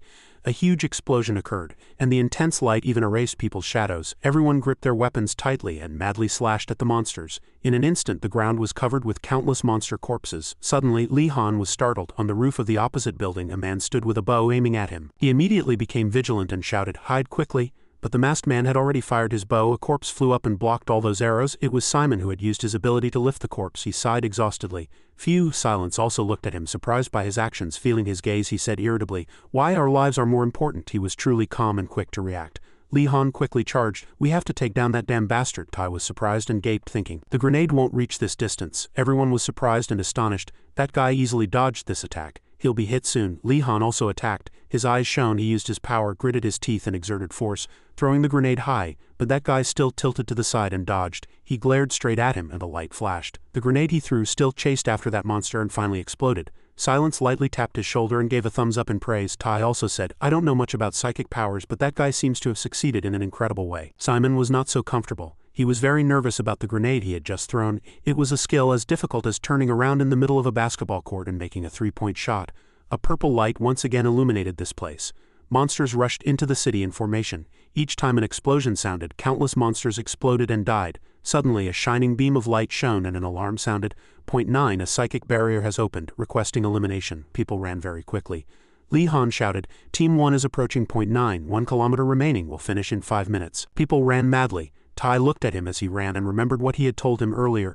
"Sergeant Tai, please connect the explosive code here and use a few more grenades," he instructed very carefully. "The noise will draw minions to this area, so we need to set traps." The more he thought about it, the more he felt he was becoming a warrior faster than anyone. Seeing him running ahead, he suddenly didn't feel very cheerful and felt a little jealous. But he was barely even 10 years old. Monsters surrounded the colorful sphere. 4 people hid on a high floor and looked down. He made a plan. "Everyone except Silence will secure the path to the psychic barrier," he spoke, thinking of past events, "and we will protect the retreat route. Silence will break through the barrier and eliminate the in-low mage." He immediately agreed, nodding. "Understood," he also nodded to him. Silence's entire body blazed with power and he brought his hands together in front of his chest. He fully trusted him. "We're counting on you, Silence." In the past, a long-haired child watched TV and pressed a disk drive. He watched TV, laughing cheerfully with a cast on his leg. "Silence, perform your mission quickly." "I am Maria." Under the moonlight, a man in a hat tried to ambush him from behind. "I am E." The other 3 also quickly broke through the monsters and headed towards the glowing orb. Silence leapt high and cut the object into hundreds of pieces frantically. The monsters opened their mouths and stared up blankly. Silence activated monster hunting mode and cut off the monster's head with a single blow. Numerous monsters rushed at him, but he was not afraid at all. He attacked frantically without rest. He kept jumping and attacking, throwing grenades and swiftly dodging explosions. He fought, appearing and disappearing. Lee Han shouted, "Team Y has captured point 9, let's retreat before we're surrounded." Simon sighed and retorted to Silence, "What's with that childish news? You gave me goosebumps." A massive airplane in the air dropped weapons frantically, dropping huge bombs. Everyone looked up at the light coming straight down from the sky. Lee Han shouted a warning, "Psychic armor has been deployed for ground support. We need to hurry." Suddenly a voice was heard, "Easy 1, do you read me? This is Alpha 1. He quickly turned toward the source of the voice, thinking, if it's Alpha 1, it must be the leader of Alpha Team. Thinking so, he quickly saluted militarily. "EAS-1, this is it," he heard the other side say. "Our next target is point 8, we're nearby, so we'd like to join you," he exclaimed in surprise. "Have you already handled your designated location?" Confused, he thought, "That's really fast," the other side panted. "Yes, luckily we were quick on our feet." Suddenly the other side continued, "But there are a few problems." He asked again. Problems? He wondered if they were being pursued. The man replied while running. We eliminated the E-mages and abandoned everything. So we're being chased by quite a large army." At this moment there were numerous monsters behind the 4 people, so they were in a difficult situation. A purple light illuminated the entire city. He opened the system and thought, Alpha Team Leader. Alpha 1, his name is Demichi, and his psychic ability is to emit electricity. Lee Han stared intently at the system screen, assuming there must be a place where he can use that ability. People ran really fast and a loud voice was heard. "Alpha 1, do you read me?" The man replied. "Yes, I hear you very well. You told us to wait, but you didn't say anything." "I thought you abandoned us," people said to each other while running. "Turn left 500 meters and go straight for another 200 meters. Man's eyes were wide open, and he was drenched in sweat. "You'll find a large outdoor swimming pool. The entire city is blacked out, but there might be some rainwater there." He ran quickly, with monsters chasing him from behind. "Oh, I think I know what you're looking for." He thought he came up with a plan to use his special ability in a short time. Lee Han said over the radio, "We'll go to that location and wait." Suddenly, the man's voice dropped. "Easy 1, he suddenly said to him. "If we go through this and return to Ark alive." He didn't expect him to suggest becoming friends. Lee Han chuckled lightly, grabbed the large gun in his hand and nodded without needing to think. All right, the four people ran quickly, with monsters chasing them from behind. A monster charged straight to attack, and the man opened his mouth and screamed, "Ah!" He was extremely terrified and drenched in sweat. Gao shouted, "How much further do we have to go?" His teammate shouted back reassuringly, "We'll be there soon." There was an alley ahead, and they said to each other, "It's that corner. As soon as we turn, we'll burn them all to death." Bright yellow lightning shot straight from the man's eyes and hands towards Li Han. He was startled. It was empty.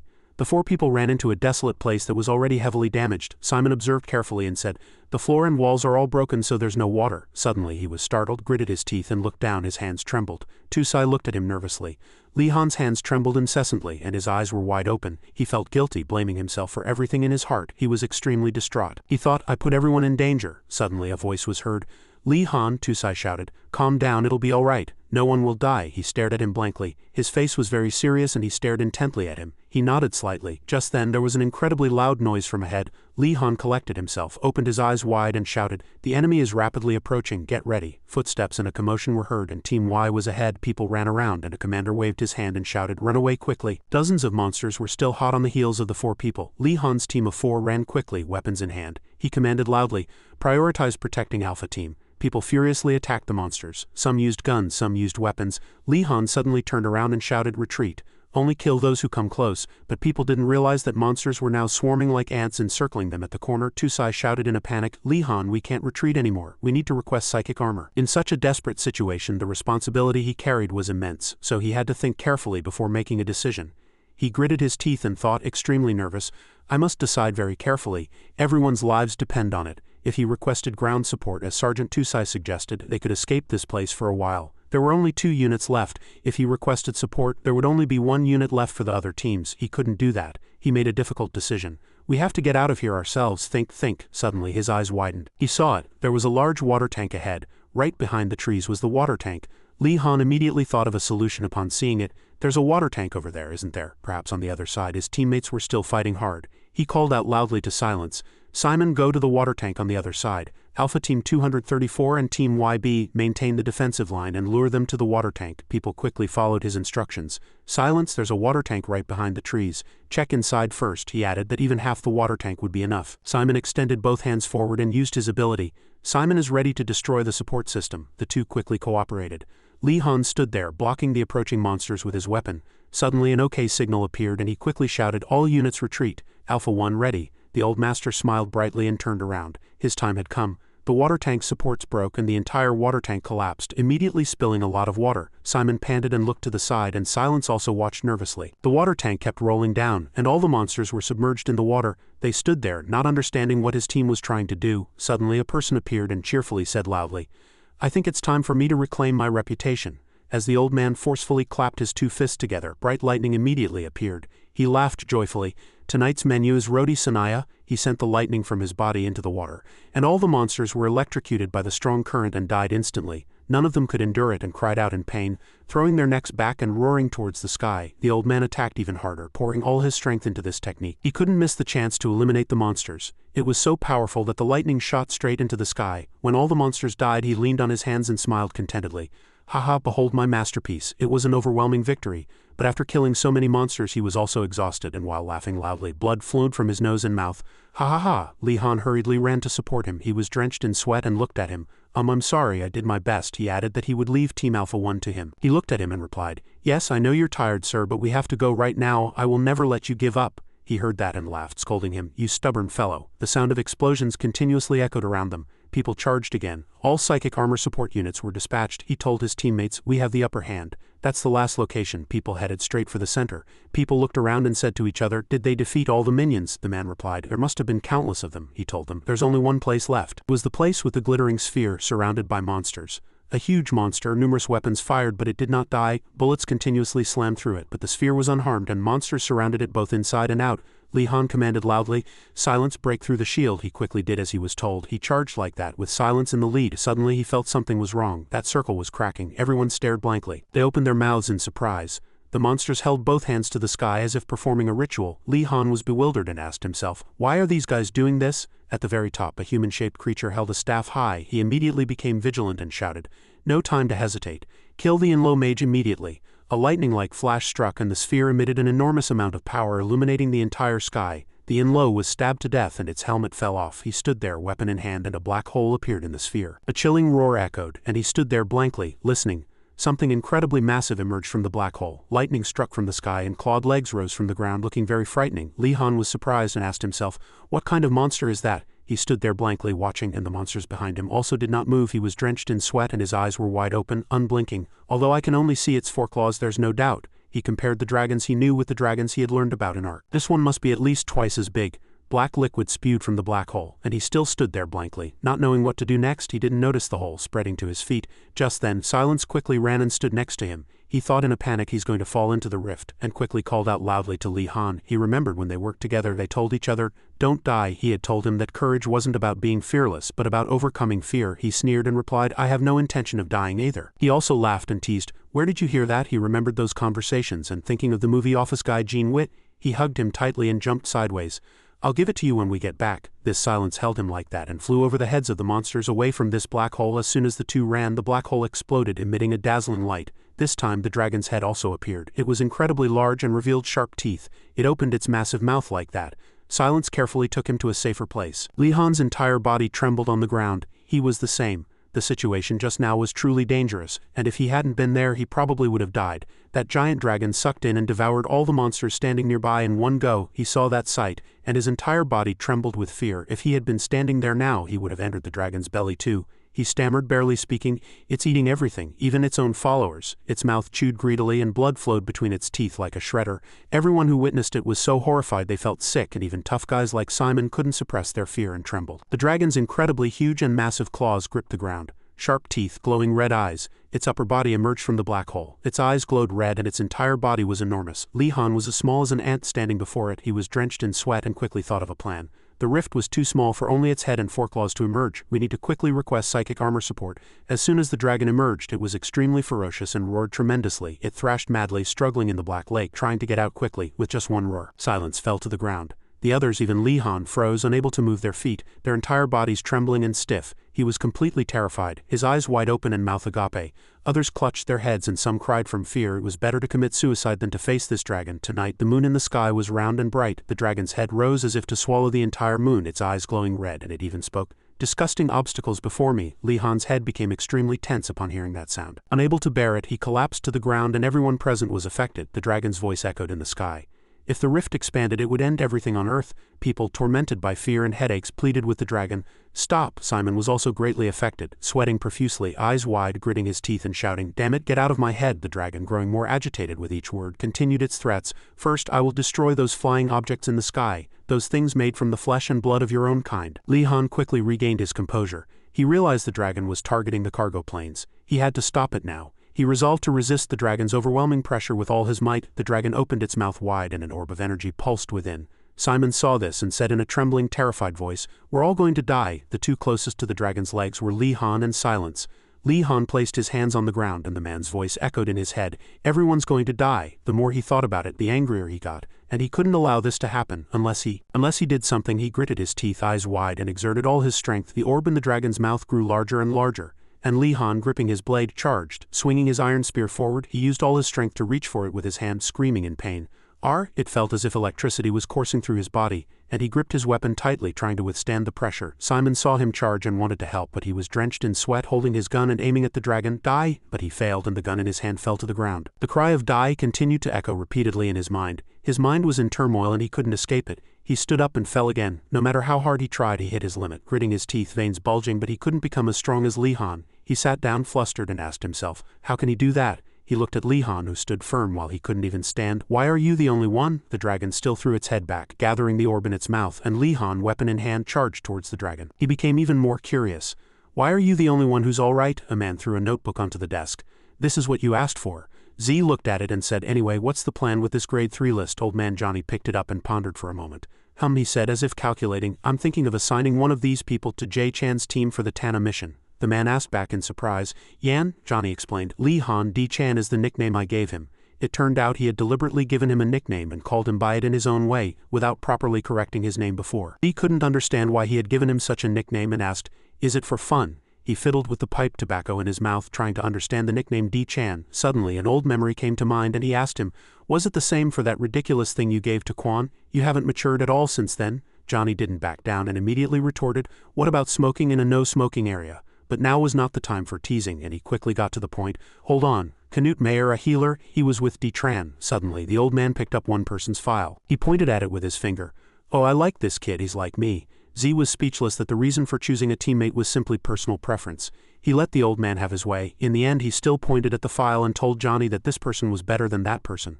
But it turned out they were of similar types. The old man immediately noticed, "Well, this kid seems to resemble you more." In the end everyone was chosen.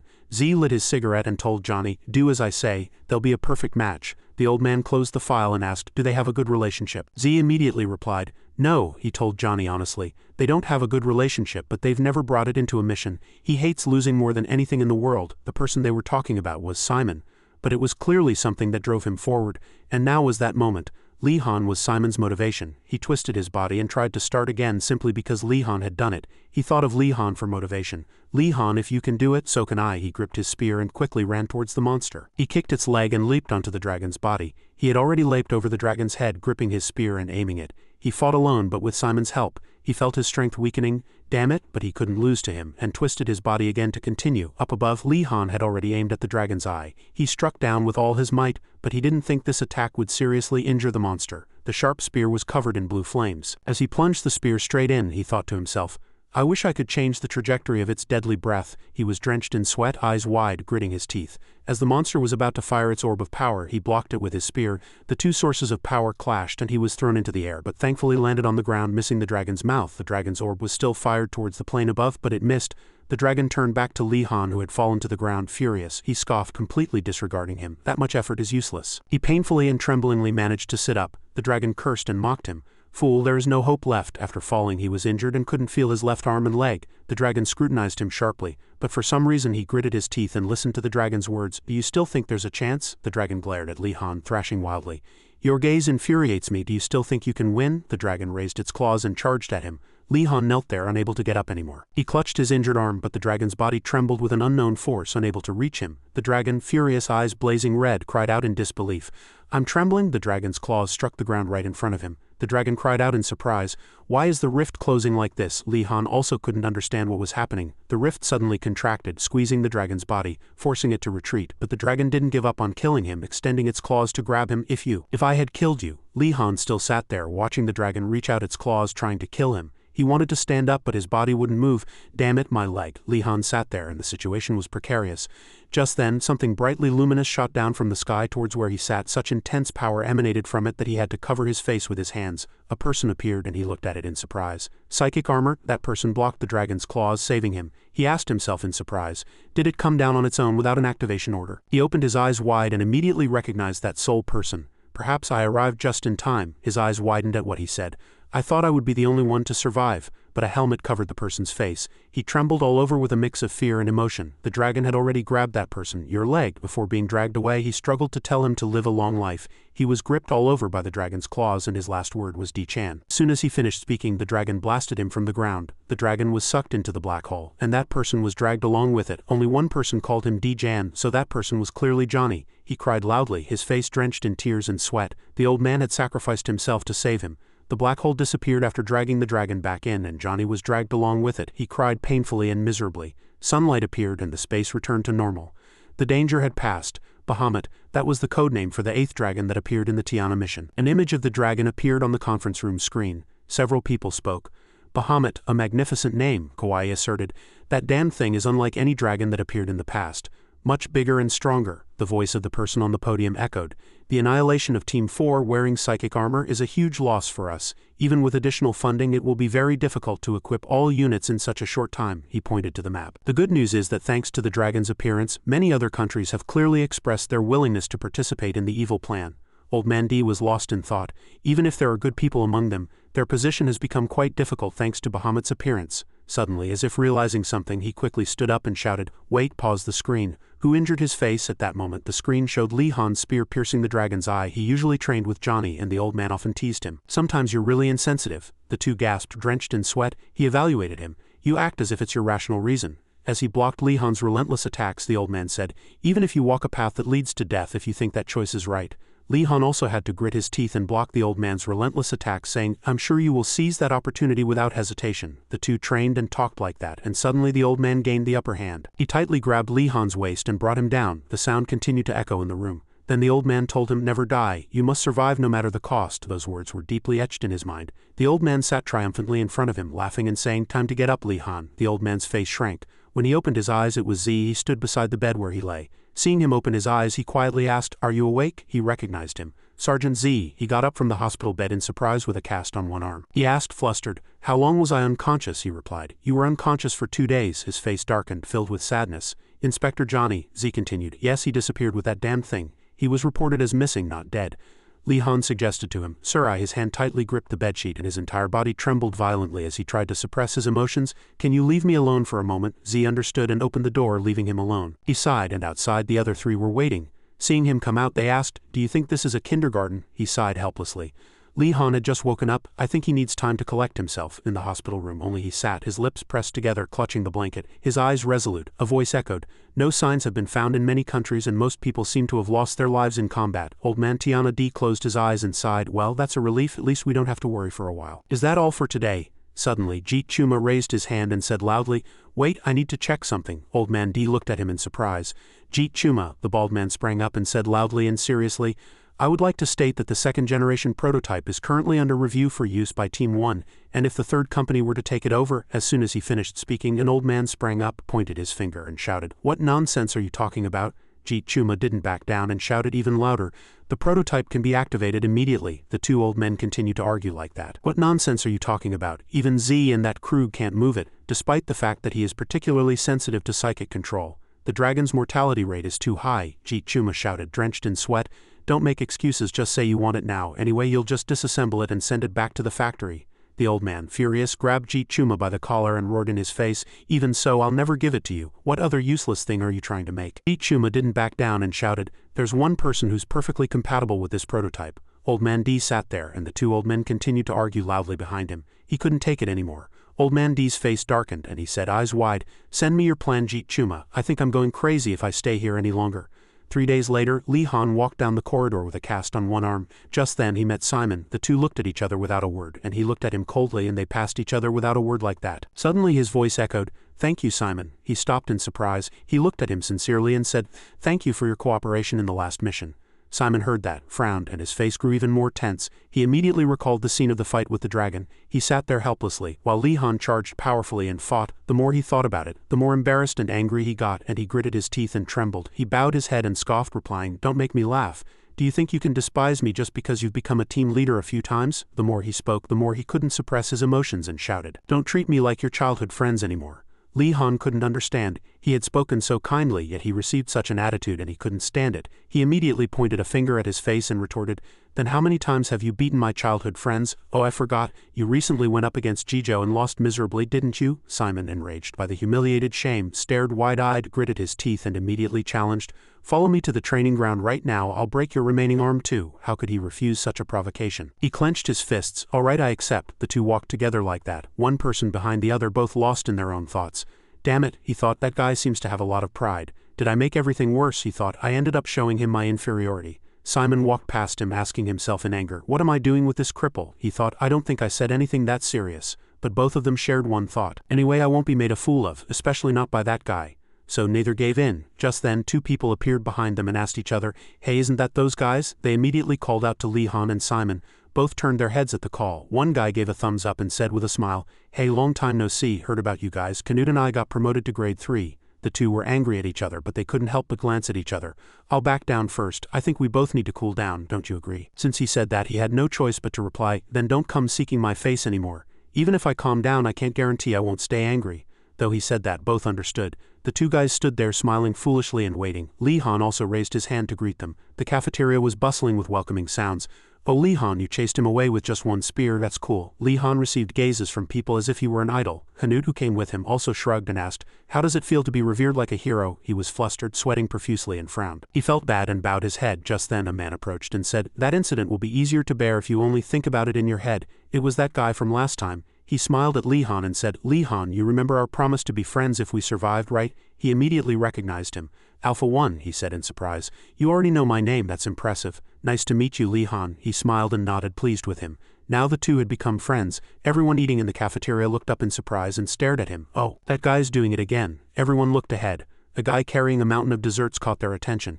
He gaped and recognized Silence. A guy named D said, "It's already been 5 days," he continued. "According to rumors, when that guy needs to think, he stares at a wall for days without even drinking water. He calls it wall training. Anyway, after he finishes training, he devours an enormous amount of food." Lee Han was scared by the sheer amount of food. "I realize he eats more than me." Canute, sitting next to him, was also scared. He must have reached the limits of the human stomach. Just then, Silence, carrying a pile of food, sat at the same table as him. Seeing him, he was slightly flustered and asked, "Did you change your mask?" He answered casually, "I just forgot to charge the battery." Suddenly, he thought with a slight wonder, then how does he eat? If he doesn't wear a mask, he has to move his jaw." But he didn't dare to ask and only said, "Why do you do wall training?" Silence recalled the day he fought the dragon. "I thought about how cowardly I was again. I couldn't do anything, just watched him fight alone." Suddenly he turned his attention to the blonde guy. "Who's next to you?"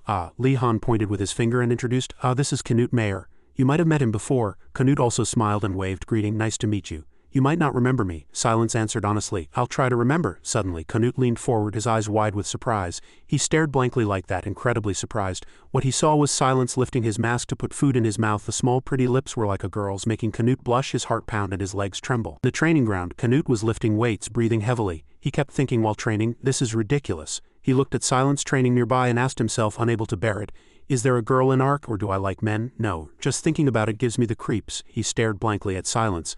"I need to confirm this to get rid of this awkward feeling." Waves churned in his heart. He couldn't take it anymore. Encouraging himself, Canute Mayer looked at the North Sea of Norway and tried to confirm the unknown instead of fearing it. As he thought, he immediately acted. "This is my chance. With that mechanical mask, he won't be able to guess." He took a deep breath and prepared to act.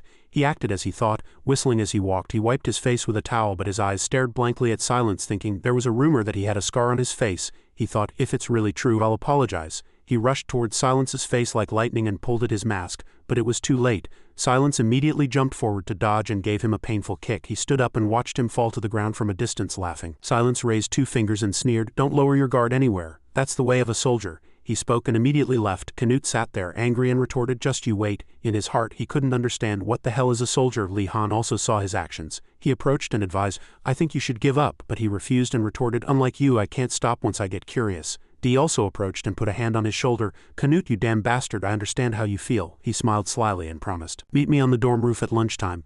Let's talk in detail." Canute smiled and understood. "Oh, you have a good idea." So the two guys immediately joined hands. "All right, see you later." Lee Han stood there, scratching his face. He had no interest in what these two guys were doing that day on the outdoor roof. Some guys were talking.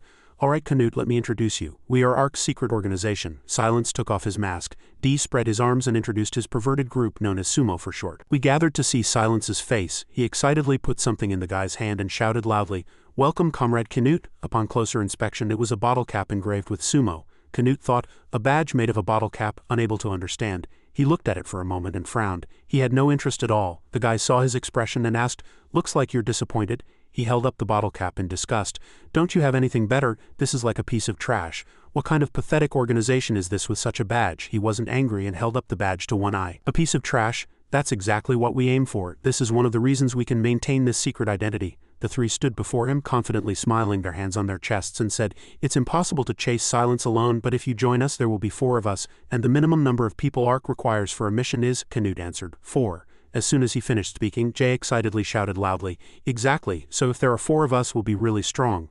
The last empty spot in Sumo will be filled." These words were like a truth that opened up a new horizon before Canute's eyes. His eyes brightened, and he asked, persuaded with his mouth agape, "All right, what's the plan?" Dyer smiled cunningly and thought wickedly. They looked down at the courtyard from above. "In 20 minutes, there will be a training exercise in Sector 7 to test Silence's blinking ability." Below in the courtyard, Silence was stretching and warming up, "And he won't be able to blink and we'll surround him and ambush him," Canute asked back in surprise. "Isn't that a bit cowardly?" Jay, seeing him ask so naively, said, "You don't know anything about Silence, do you?" Below, Silence was training seriously. They said, "Just you wait, you'll see." Silence said to himself, "All right, Silence, let's begin." Within a 35-meter radius, 6 blinking lights kept turning on. And as always, the last light turned on vertically. He took his stance and stared blankly ahead. Start. In an instant he disappeared. In an instant he moved from one light pole to another so fast that the naked eye couldn't follow, and Silence's entire body seemed to melt into the air, but he still said to himself, a little faster. He lowered his whole body to the ground, a little further. He flew his whole body high, wrapping around very quickly. Even if he blinked, he wouldn't lose acceleration, and all his kinetic energy would be released and he would crash. The moment he blinked, a flash of light burst from the ground and he fell onto the mat. Dee said to the people, "See, as long as he blinks you won't be able to catch him." Canute now saw all of this guy's power and exclaimed, "That guy is scarier than I thought." But it wasn't over yet. They knew he would do that 2 more times. Don't hesitate. Get ready. Saying that, they looked at each other and laughed. Finally, today we're going to uncover Ark's biggest secret. A person was walking through the room and Lee-Han was carrying a stack of books. He suddenly thought of the 2 guys and inwardly prayed, "I hope they're all right." Canute and his black friend stood in front blocking, 2 people further back blocking Silence. What should they do in this dilemma? Canute clenched his fists, looked at the sky and said, "You guys are too weak," his black friend fairly retorted. "Why don't you think the opponent is too strong? Besides, I don't think I'm using my special ability to electrocute Silence." Canute jumped up and said, "No, we need a brain to direct us. You'll oversee the strategy and direct us." There was a knock. Lee-Han opened the door and met 2 people, Canute and Dee. The 2 entered Lee-Han's room and sat down. Lee-Han said, "I don't want to do anything he dislikes." But Canute said to Lee-Han, "Be honest, aren't you curious too?" "The face behind that mask," Lee-Han replied. No, Canute had a headache. I thought he would hesitate a little. He finally gave up. He sighed. Suddenly, Canute brought up an old story. "Oh, I suddenly remembered something from the past. The situation when I joined Team 13. Well, I'm sure you would have formed a team in your own way even without me, right?" Then he got up and said, "I'm leaving now." He left. He watched his 2 friends leave and inwardly thought, "Sorry, Silence." Then he called out to them, "Canute, I'll help you just this once, but if you fail again this time, give up." Canute gave a thumbs up. There was a sign in the corridor that read, "Under repair, please detour." They made a plan. "We'll lure Silence to the rooftop," Lee-Han said. "To be sure, we'll set various traps throughout the building. I've marked the locations so I'll share them with you. There are quite a few, so you need to move carefully." Everyone admired Lee-Han's talent. How could he draw such a detailed map in such a short time and even set traps? Canute was proud of his friend. "See, I told you to leave everything to Lee-Han," Lee-Han advised. "When I'm not around, you 2 should move in pairs. And don't approach Silence within 20 meters. He might catch you in the blink of an eye. If Silence disappears from a close distance, rush forward. With luck, you might avoid him." Everyone accepted his opinion positively. "All right, that's really smart," Lee-Han shouted. "All right, let's go, everyone." Lee-Han set up something like an awning on the rooftop of the building. He put a communication device in his ear. Checking communication status, there were 4 participants besides him. As commander, Lee-Han reminded them that the target would appear in front of Team 1 shortly. Sumo 2, lure the target towards Sumo 2. Canute chased Silence at full speed. Dee ambushed him from the other side but missed the target. Lee-Han informed all team members via communication.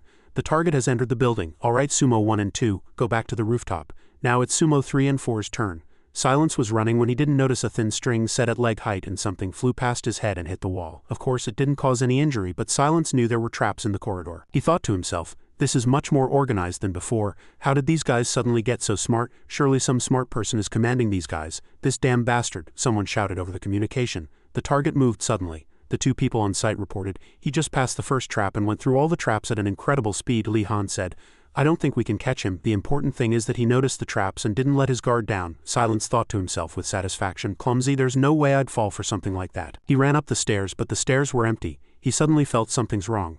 "That commander guy seems to have me in the palm of his hand. The target is heading to the rooftop." Silence pushed open the rooftop door and said, "So it was you after all." He and Lee-Han faced each other. Silence thought, "This is ridiculous. Am I a monster?" He ran at full speed but only jumped over the first trap. And when he jumped over the second trap, he almost tripped in the blink of an eye. Lee-Han knew what was inside Silence, so he set traps that would activate even if Silence didn't touch them. He was able to tie a string to his pinky finger and directly activate the second trap. Silence had no choice but to blink. Seeing Silence emit a pink aura, Lee-Han covered his head with a bucket and said, "Sorry." The other 4 surrounded the target and now everyone attacked, but it seemed not everything went smoothly. However, I thought such moves could only be seen in movies, and I didn't realize they could actually happen. But Silence, I think, is an exception. Incredible physical abilities. He took down 4 sturdy young men. Silence removed the bucket from his head. Looking at Lee-Han, he said, "You were the worst." Lee-Han returned his gaze without a word. Both sides seemed to have reached an agreement and didn't touch each other.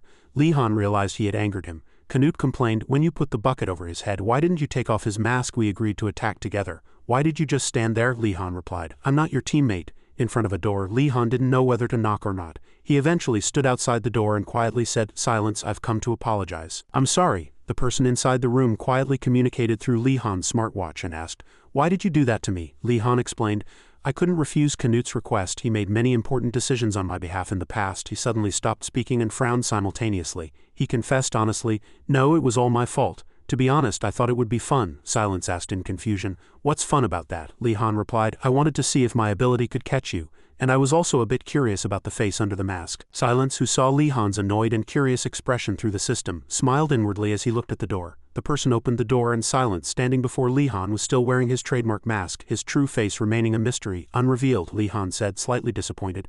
The battery's charged, Silence warned him. Don't do that again, Li Han thought to himself. He must have a reason. Since he dislikes it so much, I have no intention of forcing him to take off his mask. So Li Han said, I'll make sure to tell Canute to restrain himself should I bring him to apologize. Silence said, It's fine, your apology is enough. Thinking it best not to bother him any further, Li Han turned to leave.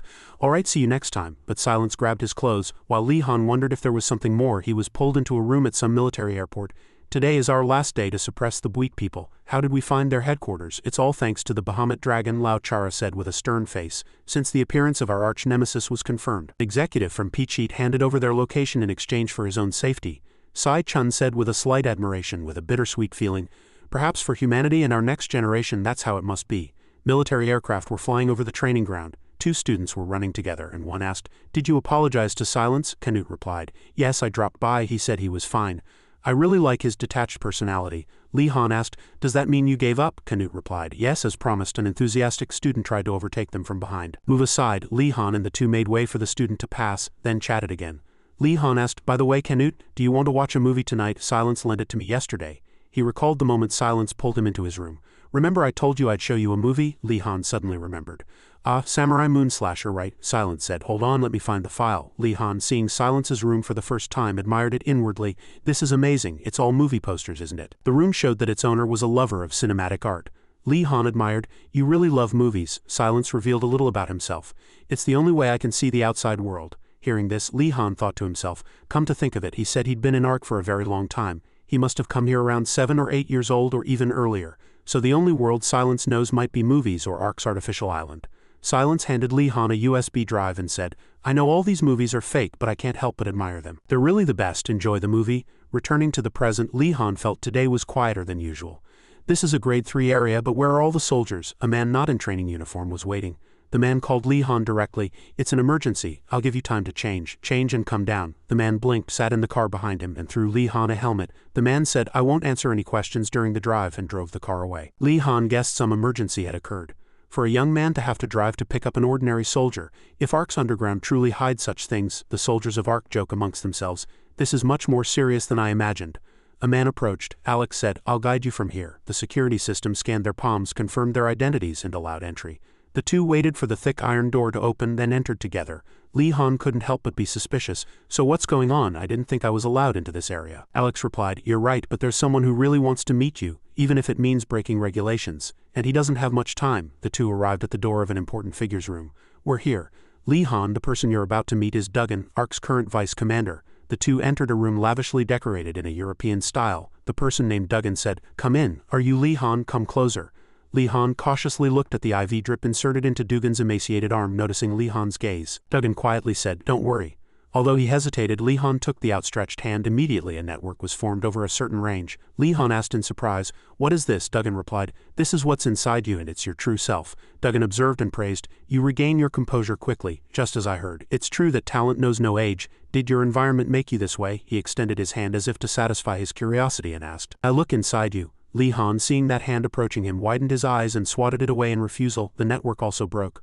Li Han, surprised and extremely wary, backed away. Alex, surprised, called out to Li Han. Li Han, catching his breath, asked, What did you do to me? As Alex was about to reprimand him, Duggan stopped him. It's all right, Captain. It's normal for him to react that way. He's sensitive and his mind is surrounded by walls so impenetrable I cannot see through them, Li Han said. Commander, you are the only one in Ark with psychic abilities and the Inquisitor of Inlo Mages, Li Han said.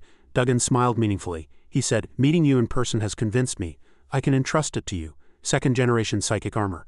I'm tired now. He frowned with a look as if dismissing his guest. Would you mind leaving? After leaving Duggan's room, Li Han quietly asked, Does the commander have psychological problems? Alex clicked his tongue and replied, It's none of your business. Keep quiet about what you saw today. Li Han, showing goodwill, said, Of course, I was just confirming. There were marks of detention on his wrists, and above all there was a lock on his door that locked from the outside. It seems the commander's periods of lucidity are quite short. Is that why he's handcuffed? Alex shouted. Stop, don't say another word. Are you trying to show how smart you are?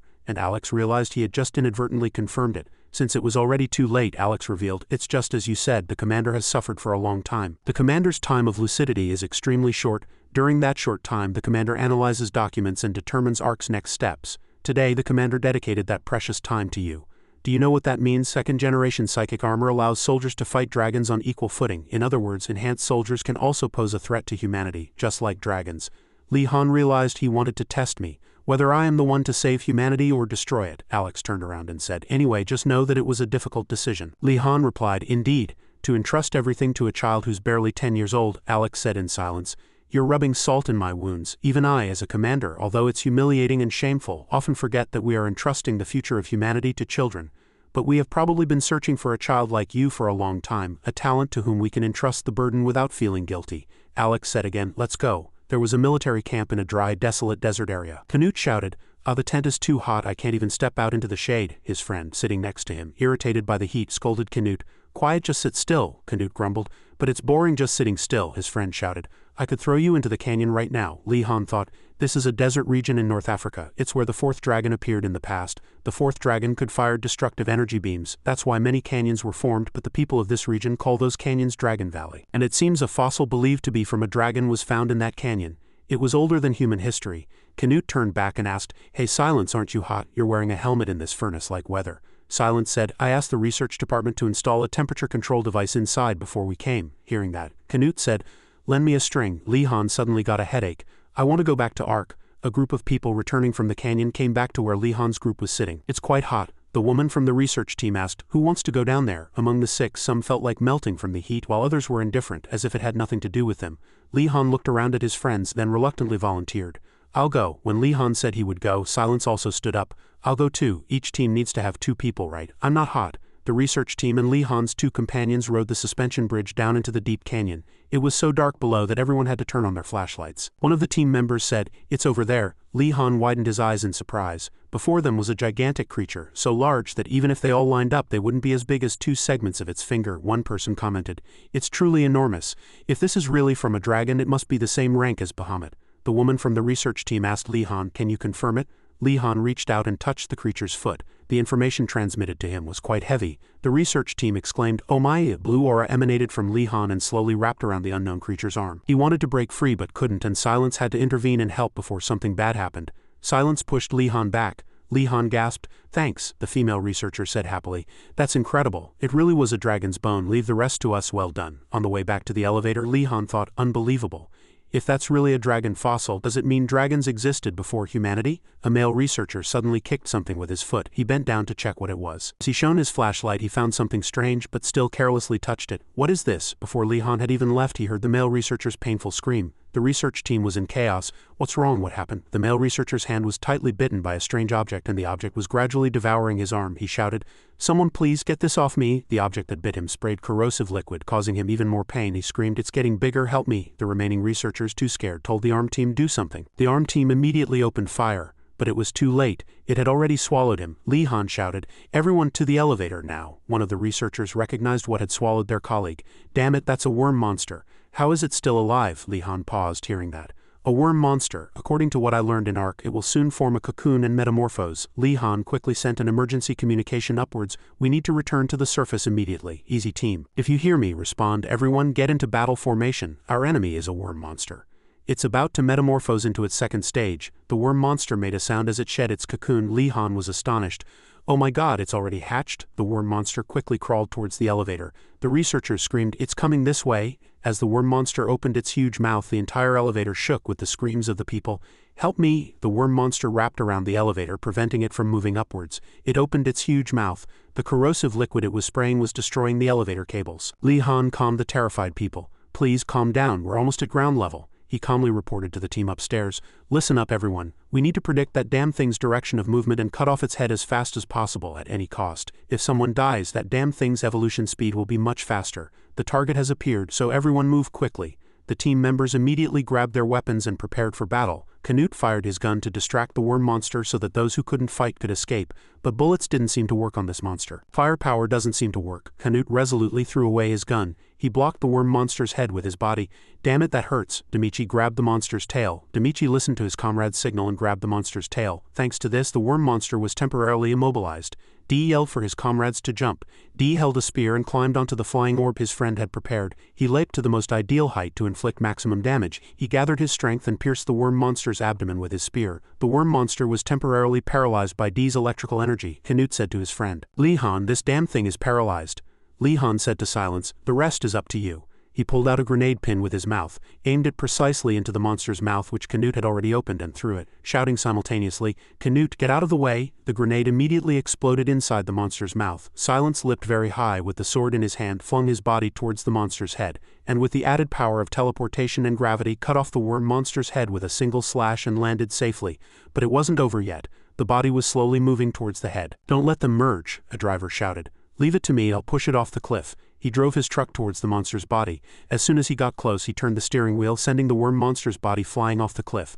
The soldier got out of the car, grabbed his gun, and approached the worm monster's head. "These disgusting worms," Li-Han warned, "don't go near it." But the soldier didn't listen, showing off his ability and saying, "I'll blast you with bullets." But as everyone knows, bullets were like mosquito bites to the worm monster, and its head immediately lunged and grabbed its reckless prey. Before Li-Han and his group could react, the soldier was already bitten and gone. Dale Simon was very angry. "Damn it, these amateurs, it would have been better if they had just stayed put instead of intervening." In the end, the worm monster's head got enough nutrients and evolved again. Li-Han exclaimed, "It has wings, it's transformed into stage 3. Simon, Silence, prepare for battle." The worm monster transformed, gaining the ability to fly, and at first flew directly over Li-Han and his group's heads, but cunningly acted to avoid being attacked en masse again. Everyone stared blankly. It escaped. Li-Han quickly regained his focus. "No, if we lose it now, the casualties will only increase," he instructed his comrades. "Simon, prepare the flight board." With Simon's help, Li-Han quickly chased the worm monster. Holding a grappling hook, Li-Han fired it at the flying worm monster. The grappling line embedded itself in the worm monster's body, and Li-Han quickly closed the distance to the monster. "The ground is more suitable for worms like you." Li-Han threw a spear that pierced the worm monster's neck joint. The worm monster, injured, went into freefall, and the rest shouted worriedly at him. Li-Han, in a certain lab, a young man was undergoing examination by researchers. Among A-grade psychics, he was a very special person. He's truly extraordinary. Will he have any difficulty becoming S-grade? I think he'll need a little external stimulation. He's probably an S-grade who hasn't awakened yet. Examination complete. A friendly female researcher approached and said, "Good job, Kuro. Do you want anything to eat?" The young man named Kuro said, "No, I just want to rest," the woman said, a little disappointed. "Really? All right, then let's go back to the dormitory." Kuro frowned slightly. Her kindness was feigned. If he became useless, her attitude would immediately change. The woman walked with Kuro and said, "The examination schedule is almost over. You'll be promoted to grade 3 soon." Kuro looked out the window, lost in his thoughts. Grade 3, now that I have that power, I'll protect you. Returning to Li-Han and the free-falling worm monster, Li-Han struggled to end the monster's life before he and the monster hit the ground. The worm monster was motionless and Li-Han was safe. This was because Simon had controlled the flight board to help Li-Han avoid being injured by Earth's gravity. Li-Han saw the situation and immediately realized, "Simon saved me." His teammates approached Li-Han and asked, "Are you all right?" Li-Han turned to Simon and didn't forget to thank him. "Thank you, Simon." Simon only then relaxed after confirming his comrade was safe and complained, "Damn it, these soldiers, I won't let them get away with this." Simon muttered angrily, "How dare they revive the damn thing we almost killed? Are they really soldiers?" Canute wondered why Simon was always angry. Silence rated it as his bad personality. At command headquarters, this is a report on the Coat ruins. A dragon fossil has recently been discovered. It appears to have existed since the Cretaceous period. There have been numerous speculations about the origin of dragons, but now that's enough about their origin. Alex said, "Whatever you're researching, do it after we've stopped the dragon invasion." What's so important about that fossil? We can now produce a tremendous number of dragon tools and psychic armor. Let's move past this and go to the Prophet. We plan to awaken her. Sergeant Z jumped up in rage, turned to Alex and asked roughly, "Is that the commander's order? Isn't it too early?" But everyone around him stood up to calm him down. "Jet, calm down. Why are you being so rude?" Jet shouted angrily. "Shut up, we haven't even received treatment yet." Seeing Jet too excited, people said to each other, "Damn it, calm him down, everyone grab him." Jet unleashed his power and anger, shouting, "Get out of the way!" As Jet emitted flames, the people around him were forced to keep their distance. As Z behaved so rudely, Alex could no longer sit still. He dealt a powerful blow to him. Alex strictly said, "Learn to restrain yourself, John Jet. Are your emotions more important than the greater cause? Bahamut and Konus, everything we faced was unexpected. What if the dragons attack us before planned?" Z struggled to calm down and looked up at Alex. Z admitted he was too excited and raised both hands, saying he would accept punishment. "I'll go into solitary confinement," but Alex said, understanding, "No. It's not that I don't understand your feelings." Z internally recalled the name Kato. A few days later, in the training camp cafeteria, a curious voice was heard. The prophet always appears first and spreads rumors to her friends. It's a rumor that's been spreading among soldiers recently. I heard the prophet awakened, Diz added curiously. Is he someone with the ability to see through the future? Canute recently heard that person woke him up. Silence's plate was piled high with sweet food. Silence, have you met him before? Silence shook his head. Jimmy Kai looked at Silence's food with disgust. My goodness, how can you eat all that? A girl stood outside the door. As the door opened, everyone who saw her exclaimed, The prophet, it's the prophet. Canute, hearing the commotion, wondered, What's going on? The young girl with light blue hair said arrogantly, What are you looking at? Haven't you seen a person before? Canute exclaimed, It's definitely the prophet. I didn't expect it to be a girl. Jet was also surprised. Wow, most of our generation of psychics are men. Silence saw everyone focusing on the girl and casually looked at the person sitting next to him, and Li-Han was staring blankly at the prophet's true appearance. In Li-Han's imagination, the first-generation prophet was brave and strong, so he experienced culture shock. She looks so young. Is she really from the first generation? She's barely in her early 20s. How old was she when she joined the war? Silence frowned at the prophet. I dislike her. The prophet was about to smoke when she was called by someone. He, with his tall and sturdy body, stood facing the prophet. He said, What are you doing here? The prophet was annoyed. I'm allowed to go outside. Why do you care? Z retorted. They only allowed you to take a walk, you idiot.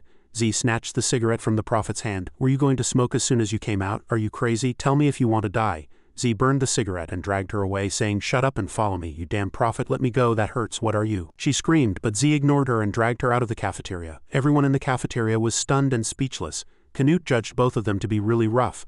What did she do to get caught by Sergeant Z? Li-Han observed the incident, thinking nobody knew what. Footsteps were heard. Z turned around. Damn it, where did she go? The prophet was hiding to avoid being caught by Z again. It was unclear what the prophet's intentions were. In a certain operations room, the parameter checker asked, Are you ready? Li-Han, this is the first large-scale training. Li-Han, fully armed and wearing the latest armor, began the experiment. He tested the power he was about to gain. Second-generation psychic armor, the prophet muttered. How dare you control me? You truly are a loyal dog of evil. The prophet was heading somewhere, and meanwhile, Li-Han finished his training. Big Head clapped and encouraged. Excellent movement. I chose the right person. Just keep training like this, Li-Han. The next test will be nothing. Li-Han asked curiously. What test? Big Head said that he would have to explain it in front of everyone soon. Let's prepare to do our best and show our good side. Li-Han silently wiped his sweat and asked, Big Head, you're quite close to Sergeant Z, aren't you? Do you know anything about the prophet? I heard she just woke up. Is she unable to move freely now? Big Head said that the prophet had been frozen at a cost as much as installing a psychic armor, but her ability was very valuable. Li-Han wondered why she had to be frozen. Big Head explained. Because of psychic explosions, people who awaken their psychic powers too early cannot withstand the power. Their bodies slowly turn to stone and they eventually die. The prophet is in a state where she can die at any time. Just then, the prophet appeared and interrupted their conversation. That sounds like an interesting story, Big Head. Big Head was surprised and turned around. Prophet, what are you doing here? The prophet immediately stated her purpose. I have a favor to ask. Give me a portable game console. I'm so bored. Big Head was speechless. Where would I get such a thing in hell, and why me? The prophet grabbed his collar and scolded him. You're an engineer. If you don't have it, you should make one. Big Head was troubled. What nonsense are you talking about? The prophet, failing, looked at the other person in the room. She bowed her head.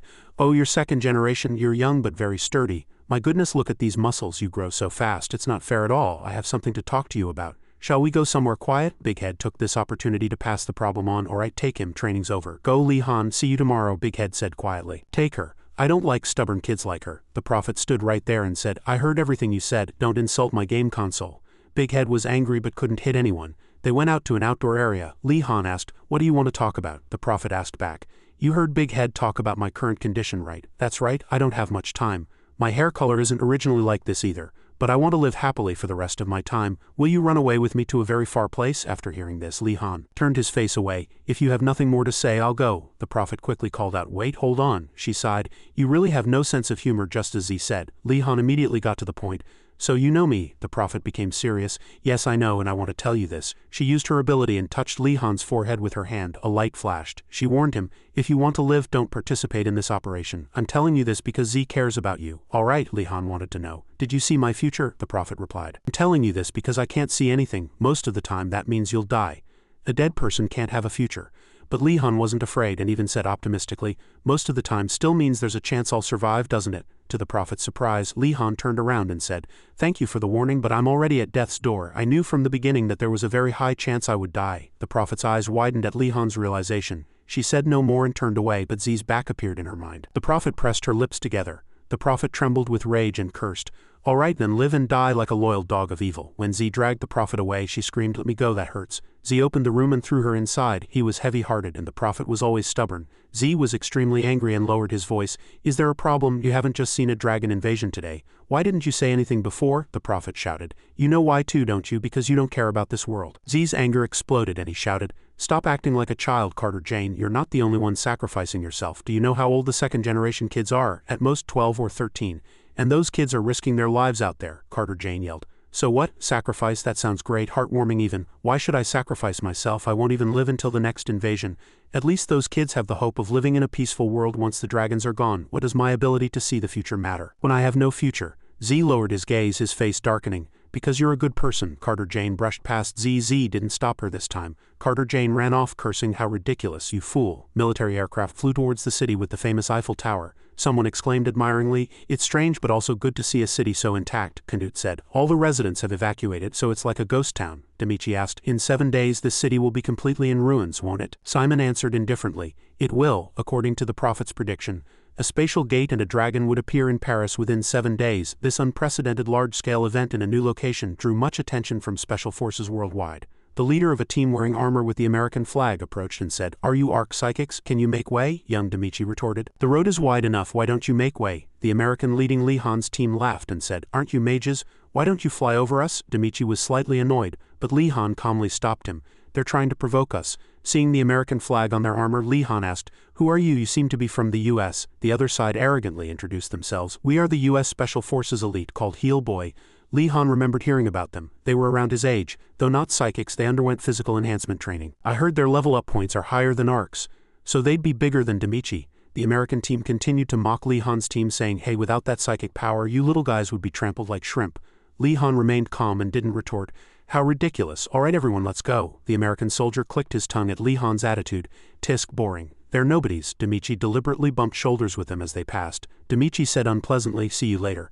So both sides went their separate ways with their respective team members. For now it ended peacefully. Many military aircraft still scattered across the sky and soldiers on the ground took a short break at a hotel. Seeing the spacious and luxurious room, Canute exclaimed, "Wow, I've never been to a place like this before."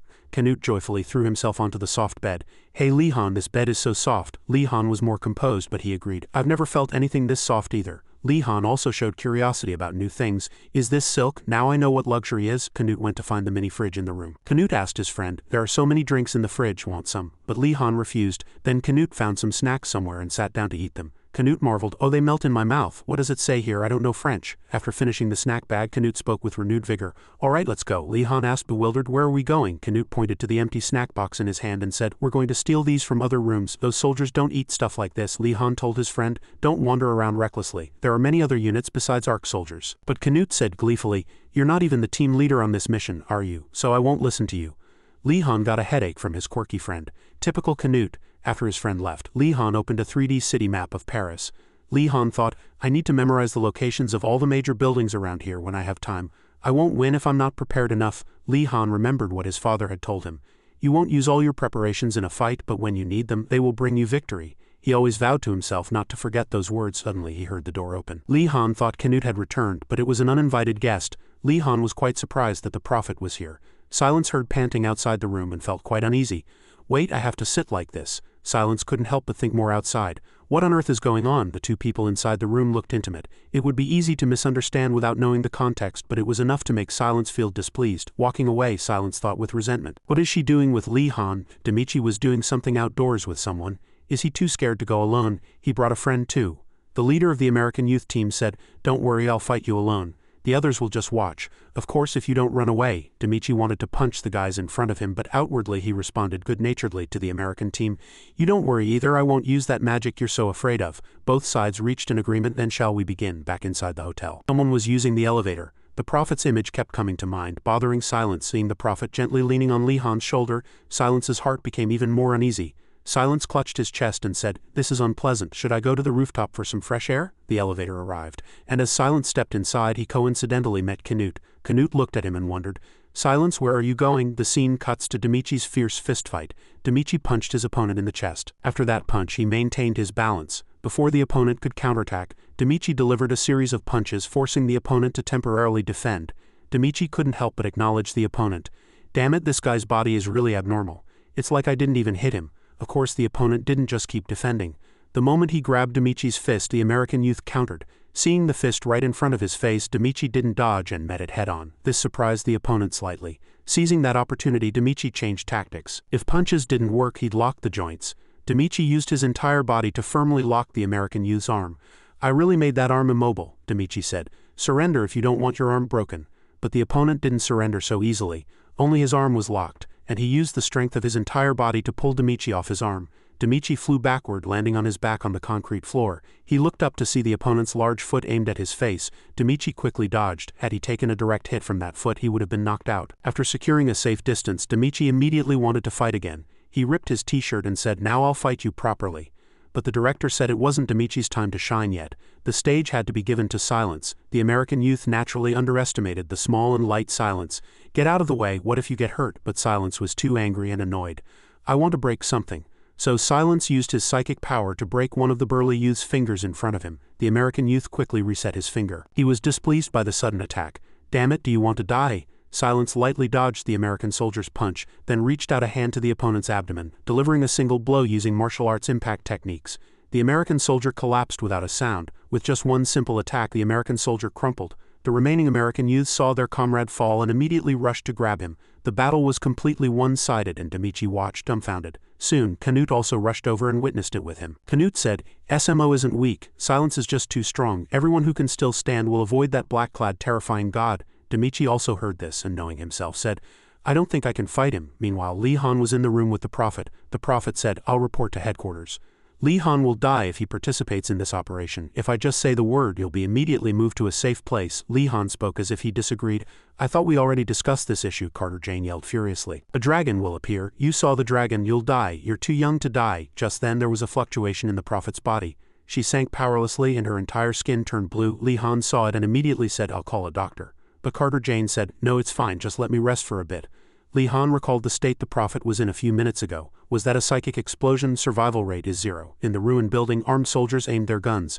A blonde girl in a white dress stood at the window of the ruined building. He spotted the girl. He signaled his comrades, "Cease fire, there's a survivor." Z was startled when the girl stumbled, but she seemed to have given up on life. With the dawn sunlight rising behind the clouds, she closed her eyes and waited for death. Carter Jane awoke from a past dream. She opened her eyes and looked at the ceiling of Li Han's room. It was a dream, she told herself. Carter Jane got up and looked at Li Han, complaining inwardly, "He's so stubborn." Li Han reminded her of Z. This made her wonder why they were so alike. The saying isn't wrong, birds of a feather flock together. Li Han turned and asked her, "Carter Jane, are you okay? Feeling better?" Carter Jane said, "Yes, I'm fine." Hearing that, Li Han immediately sent her away. "Don't come to see me again, you're annoying." Carter Jane was slightly bewildered. What on earth happened?" Carter Jane went back to Z. She yelled, "You want to wear psychic armor? Are you crazy? You're different from others. Do you have 2 lives? Carter Jane pointed at Z's prosthetic leg and said, Look at that leg." Z retorted, "Stop it. That's why I'm trying to compromise. We don't have many enhanced soldiers left. If I join, that's one more." Z suddenly looked to the side. Big Head was signaling something with his hands. Carter Jane translated for Z. He's saying, "You either silence her or both of you go outside. Follow me, I know a place to go." So the two went to a bar. Z ordered a drink for Carter Jane and said, "Here, drink this." Z gave Carter Jane orange juice instead of alcohol and said, "If you're worried, look into my future beforehand. You'll know if I live or die." Carter Jane was annoyed. "I'm not interested in your future. Your foolish actions are just disgusting, and give me some alcohol." "Do I look like a child?" Z said sternly. "Alcohol is not good for your health." Carter Jane slammed her glass on the table and said, "It's too late to care about my health now, isn't it?" Z got angry. "I told you I'm researching a cure, that's why I'm cooped up in the lab being a test subject." But Carter Jane said sadly, "You know I won't live until then." Z immediately became gloomy. "Damn it, Carter Jane, I truly wished you wouldn't awaken your abilities more than anyone." Z compromised slightly. "Just 1 bottle of alcohol, let's stop talking about that. All right, if you want a drink, drink." Carter Jane said, "You should have a drink too." Z gave in and said, all right. The two continued to drink. 1 bottle, then another. Both of them got drunk. At some point, Carter Jane ran her hand through Z's neatly combed hair, messing it up. She complimented him, saying he looked handsomer with his hair messed up. Carter Jane woke up again and sat up. She looked around, bewildered. This is Z's room. After immediately checking her whole body, she concluded, he probably fell asleep somewhere else. Carter Jane was a little disappointed. He's forever a perfect, flawless gentleman. She recalled the moment she stood on the window ledge of the ruined building. Just as the telescope clearly captured the target, Z signaled his comrades, "Cease fire, there's a survivor." It was a distress signal. At that moment, Z thought it was strange. But why would there be a person there? The girl's actions made Z's face turn pale. As she jumped down herself, Z was startled and ran. With a thud, he safely caught the girl. At that moment, Z's heart almost stopped.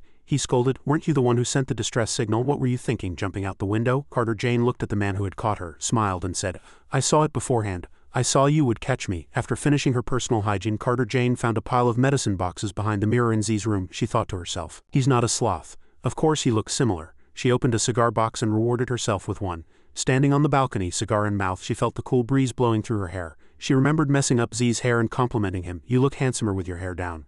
Honestly, thinking about it again, Carter Jane felt a little embarrassed. She hit her head. I'm crazy, truly crazy. She placed the cigar she had been holding but not lit on Z's room table, opened Z's room door and left. Somehow, she encountered Silence again and asked, You're Silence, aren't you? Thinking this was Sergeant Z's room, Silence's impression of Carter Jane worsened. Carter Jane was confused. In fact, Silence had used his keyboard to call Carter Jane a pervert, and Carter Jane, not understanding, looked blankly. Hey, I think there's been a misunderstanding, but Silence ignored her and didn't react to Carter Jane. Carter Jane felt it herself. She didn't know why, but he really seemed to dislike her. This moment, Lee Han was experimenting with Otto. I'll show you a new toy. First, this one. Lee Han didn't understand what Otto's gesture meant and sent a question mark. Otto had to explain it clearly.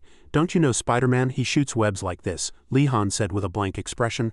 I don't know what you're talking about. Otto switched back to technical terms. Alright, there's equipment on your left arm to replace the hook blade. It's detachable so you can just take it off if you don't need it. There's also an auxiliary battery. It's very important when hunting those terrible flying creatures. But you have to be careful. Don't get hit from behind. If it explodes, you'll definitely get seriously hurt, a technical support team member said. Every time the boss says you'll get hurt, it means you could die, so you have to be doubly careful.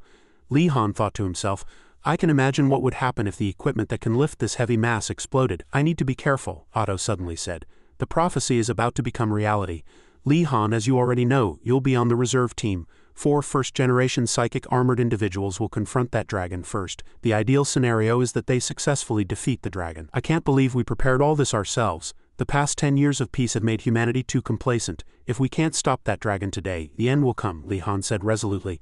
That won't happen. I don't fight for humanity, I fight for my friends and brothers. The sky instantly turned gray, a sign that the spatial gate was opening. Alex sat in the control room. Like the previous spatial gates, the ground will split and minions will pour out, centered on the predicted location of the spatial gate. All teams will be deployed to their respective positions. Energy fluctuations concentrated at the top of the tower. Among the regular soldiers standing below, Canute mumbled, Damn it, it's disgusting, I feel like throwing up. All psychic energy was concentrated in one area, specifically in the sky above the predicted location. Alex said, All right everyone, prepare for battle. The energy beams in the sky grew increasingly chaotic, and below tanks, machine guns and everything else stood ready for the approaching situation. Simon suddenly felt something was off. The American soldiers wondered, Why is nothing happening? Is it blocked? Demichi shouted. Look up there. Looking up at the sky, a flash of light burst forth. Alex was surprised. From the sky, countless monsters poured out from the chaotic light source. Like a swarm of ants, numerous monsters streamed from the sky to the ground. Of course, no creature could escape Earth's strong gravity falling from such a high altitude. The soldiers watched the rain of flesh before their eyes in horror. Canute felt a chilling sensation and asked himself, What on earth are they trying to do? What in the world is happening? Countless monsters poured out from the rift in the sky. The monsters free fell and violently crashed into the ground, literally returning to the earth. All witnesses were bewildered and uneasy by this abnormal situation. A gate opened in the sky, everyone stood silently and watched. Even the commanders seemed frozen. After all, they had always only prepared defensive systems for ground combat. Survivors of the apocalypse were confirmed. Perhaps the dead had become their flesh cushion. They needed to prepare as best as they could. After the first wave hit the ground, the next wave could land safely and invade. Operation Start, the soldiers destroyed countless monsters with gunfire. The American soldiers thought positively, as if playing a game, easy win and getting paid too. Canute remained skeptical even as he fired his gun. Damn it, those arrogant guys. If only everything was this easy, but ammo is limited and the waves of monsters are endless, Dee said irritably. Damn it, it's endless. Are these guys trying to deplete our ammunition? After the walking monsters, a swarm of flying monsters appeared. Simon shouted to his comrades, Another creature, flying monsters are charging. As flying monsters were confirmed, fixed turrets activated. These flying monsters were aggressive, but humanity's bullets were no joke either. However, these creatures had a special move where they sacrificed their lives for beauty.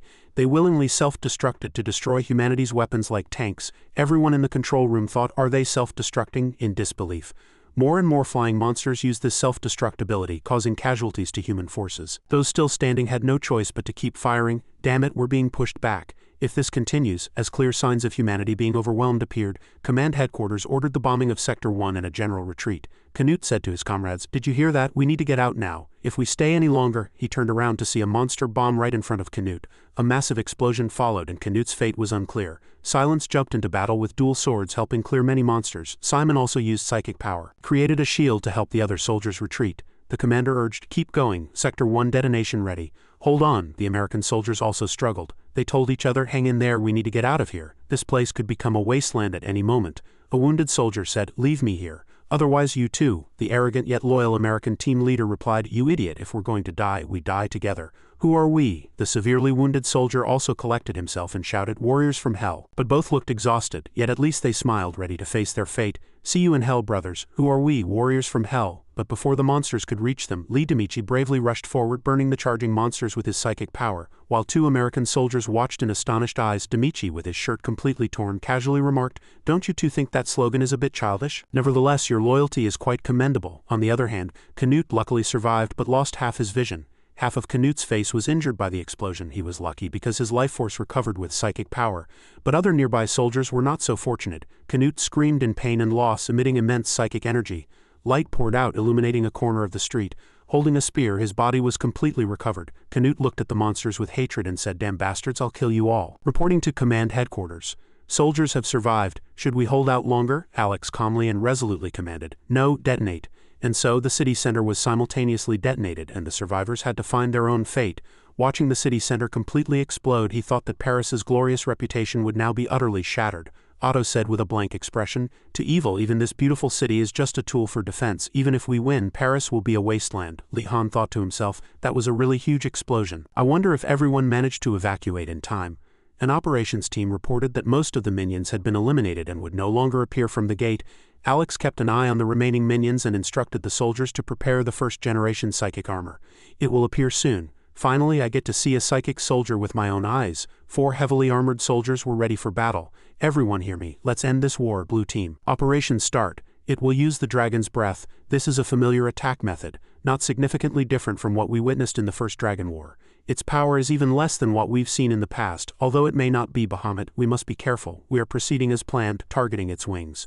Dragons fly using psychic power, but without wings they cannot do so. Ultimately, perception and imagination are essential elements for a dragon's psychic power. We will limit its vision for a moment. Climb on from behind. Z attacked one dragon in a flame-emitting stance. The other two also joined forces to attack another dragon. We'll abandon its wings and prepare for ground combat. But the dragons didn't stand still and take the attacks. It retaliated by firing a red energy beam.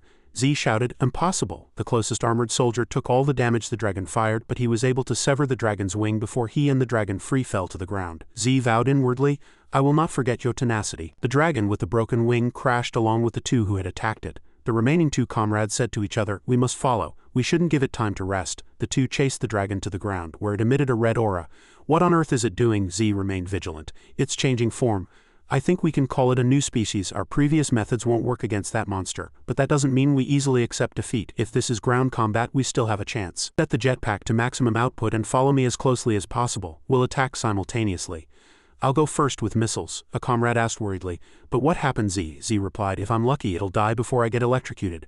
"No more time to hesitate." "Charge," the comrade agreed. "Damn it, all right." The dragon became more cautious, lifting stones with psychic power. Z realized it was using telekinesis to attack him with fragments. At the same time, it attacked the remaining comrade with its claws and Z was knocked backward. Heavily armored Z was indirectly injured, but at least he could still get up, but his comrade was dead. The dragon quickly sensed Z approaching. Z thought, "Damn it, this is new. It's truly terrifying. I need to hold out longer before I die to reveal its other abilities. So execute the emergency plan. Li Han, Operation Start." Z was shocked. "What?" Li Han ordered, headed to the battlefield. Z couldn't believe it. The commander of evil wouldn't give such an order. Why should he participate in this battle? Li Han is the commander letting Z die. Carter Jane protested to Alex. Carter Jane was agitated, but Alex stared at her strictly. A soldier advised, "Prophet, you can't." Carter Jane angrily slapped his hand away. Alex casually said, "Leave her be." Carter Jane focused on Alex again. Alex said, "Prophet, you know the importance of this, don't you? That dragon is a new species, and we still don't know all its abilities. If second-generation enhanced soldiers die unexpectedly, it means the end of the world we live in." Charon threatened with a nail gun, "If Z dies and you abandon me there, that'll be the end of my world too." Her action made Alex lose his composure. Carter Jane pointed the gun at her own neck. "If R dies, I'll follow." Alex saw in Carter Jane's eyes that she wasn't joking, and he sent a communication to Li Han. "Li Han," Charon barely whispered, "Sorry." Carter Jane's voice reached Li Han directly. I know I'm contradicting myself now. After all, I warned you not to participate if you want to live. You can hate me as much as you want, but Z, please. She couldn't hold back her tears and sobbed but pleaded desperately, please save Z, please Li-Han. Li-Han listened, immediately made his decision and told Otto, prepare the armor. Li-Han replied to Carter Jane, Prophet, whether you ask me or not, I'm going out there. I don't want to see Sergeant Z sacrifice himself. Alex silently listened to Carter Jane and Li-Han's conversation. Li-Han's deployment to the battlefield was inevitable. Li-Han's appearance surprised both Z and the dragon. Z scolded, you idiot, why are you out here? There was no need for any more meaningless words. Li-Han calmly asked Z to cooperate. Sir, can you burn that guy's eye again? Z stubbornly replied, no, I'll be the bait now. That will be more effective. Li-Han gave a bitter smile. That will only get you killed. Sergeant Z retorted, shut up and listen to me. Since when? Li-Han cut in decisively. I'm not fighting for humanity. I just don't want to see the people I care about die. The dragon fired psychic energy everywhere. Li-Han in psychic armor easily dodged all long-range attacks. The dragon used old tactics to manipulate a pile of stones. R also reminded Li-Han it's using telekinesis. Be careful. With the armor's help, Li-Han hovered to dodge the stones. Z said, it's cold. Li-Han asked, please use fire to block its vision. Look at that, I'm going to blow its brain out. Z tried to argue but decided there was no need to speak further and opted to burn everything. Alright, have it your way. As fire spewed forth, obscuring the dragon's vision, Li-Han seized this precious opportunity to fire an energy beam that coiled around the dragon's horn. I need to pull the rope as fast as possible. Then I'll maximize the propulsion and knock the dragon away in one go. Z was also a little curious. What is he trying to do, Li-Han? Li-Han intended to use his acceleration to pierce the dragon with his spear. When Li-Han had asked Otto in the control room, is there a way to deal with the electricity? Otto had presented a solution, temporarily releasing all psychic energy. Otto had said, he might be rude and rough, but we can't let him die. If you're in danger because of the dragon's psychic power, release all your psychic energy. The second-generation suit has an increased ratio of dragon material, so your psychic energy will neutralize other psychic energies. With a psychic explosion, a single thrust was made. Everyone on site was tense with anticipation for the outcome. He saw that his protege Li-Han had held on safely, and the dragon lay motionless. This victory filled Z with hope. Who knows, maybe this child I've chosen might save this world. Li-Han dreamed he was surrounded by dazzling light. Opening his eyes towards that light, Li-Han was confused and overwhelmed by the primordial forest landscape before him. The animals here regarded him with curiosity. Li-Han ventured deep into the forest and discovered rock pillars towering higher than the treetops. Li-Han found a creature resting on one of these rock pillars. A magnificent being comfortably resided there. A dragon. The dragon immediately seemed to sense the presence of the unfamiliar intruder. With 3 eyeballs in each eye, the dragon spread its enormous wings and cast a sharp gaze towards the stranger. The dragon flew towards Li-Han. To Li-Han's astonishment, the dragon opened its mouth. Human, I will prove and test my free will. Li-Han then awoke from his dream in a state of confusion. Seeing a white ceiling, he wondered inwardly, is this a hospital room? Canute knocked over a water bottle and seeing Li-Han wake up said, sorry, did I wake you? Li-Han asked. Canute, how long have I been asleep? Canute replied. 3 days. Li-Han asked again, why are you wearing a hospital gown? Canute replied. I had a psychological evaluation, and they said I had to be temporarily admitted. Canute's expression was somber, unlike his usual cheerful demeanor. On the day of the battle in Paris, amidst fire and smoke, life and death intertwined, pain, loss and hatred transformed into motivation and resolve. As soon as he fully recovered, Canute decided to eliminate all enemies. He charged at the monsters without tactics or rational judgment, expressing fierce rage. When one of his arms was severed by a monster, he instantly activated his psychic power to regrow the lost arm, and he continued the frenzied battle. Again and again, if any part was lost, he would regrow it and continue to fight, in a frenzied and irrational state. He did not stop even after being attacked by monsters multiple times. Finally, when the flames swept through the monsters and destroyed the entire area, the irrational battle ceased. Canute didn't want to talk much about his state at the time and told his friend Li-Han, you always said you'd fight to protect your loved ones. I will also fight to protect my friends. Anyone who harms my friends will die by my hand, even if I have to chase them to the ends of hell. Li-Han silently watched his friend, understanding that this battle had deeply affected Canute's psyche. Suddenly a knock was heard. Canute was surprised to see the visitor. He cleverly said, I'll step out for a moment, we can continue later. The visitor was Carter Jane in her uniform. She asked about Li-Han's condition. How are you? Li-Han optimistically replied. I'm fine, I'll recover quickly. Then he spoke about Carter Jane. It seems you've changed your mind about cooperating. Carter Jane said it was because she had sent him beyond her authority. She pressed her lips together and said, those who casually train 10-year-old children, but soldiers are always ready to die. They call this duty. I hate them all, but I couldn't help but tell them to save you. I was truly relieved when you called me. She couldn't control herself and hated herself. I'm no different from them. The two remained silent for a while, giving each other space. After a moment, Carter Jane composed herself and said, I'm sorry, I originally came to say thank you but it ended up like this. Lee Han thought inwardly that she was too weak. Just then Carter Jane's smartwatch rang and she stood up saying, I have to go, the funeral is about to start, take care of yourself. Lee Han nodded and thoughtfully said, you don't need to apologize, you were just doing your job. It might have seemed crazy before but now it's normal. To protect our loved ones we will continue to fight until all the dragons are dead. Carter Jane was touched and said, I understand, then left to give Lee Han some personal space. In a secluded and empty area within the base, Kuro and Simon faced each other. Kuro asked Simon, why are you here? Where are Lee Han and Canute? Simon replied, they're both hospitalized. Otherwise why would I be here? Think a little. Kuro immediately worried. What, are they okay then? Simon replied with annoyance. Who cares? If you want to know, go find them yourself.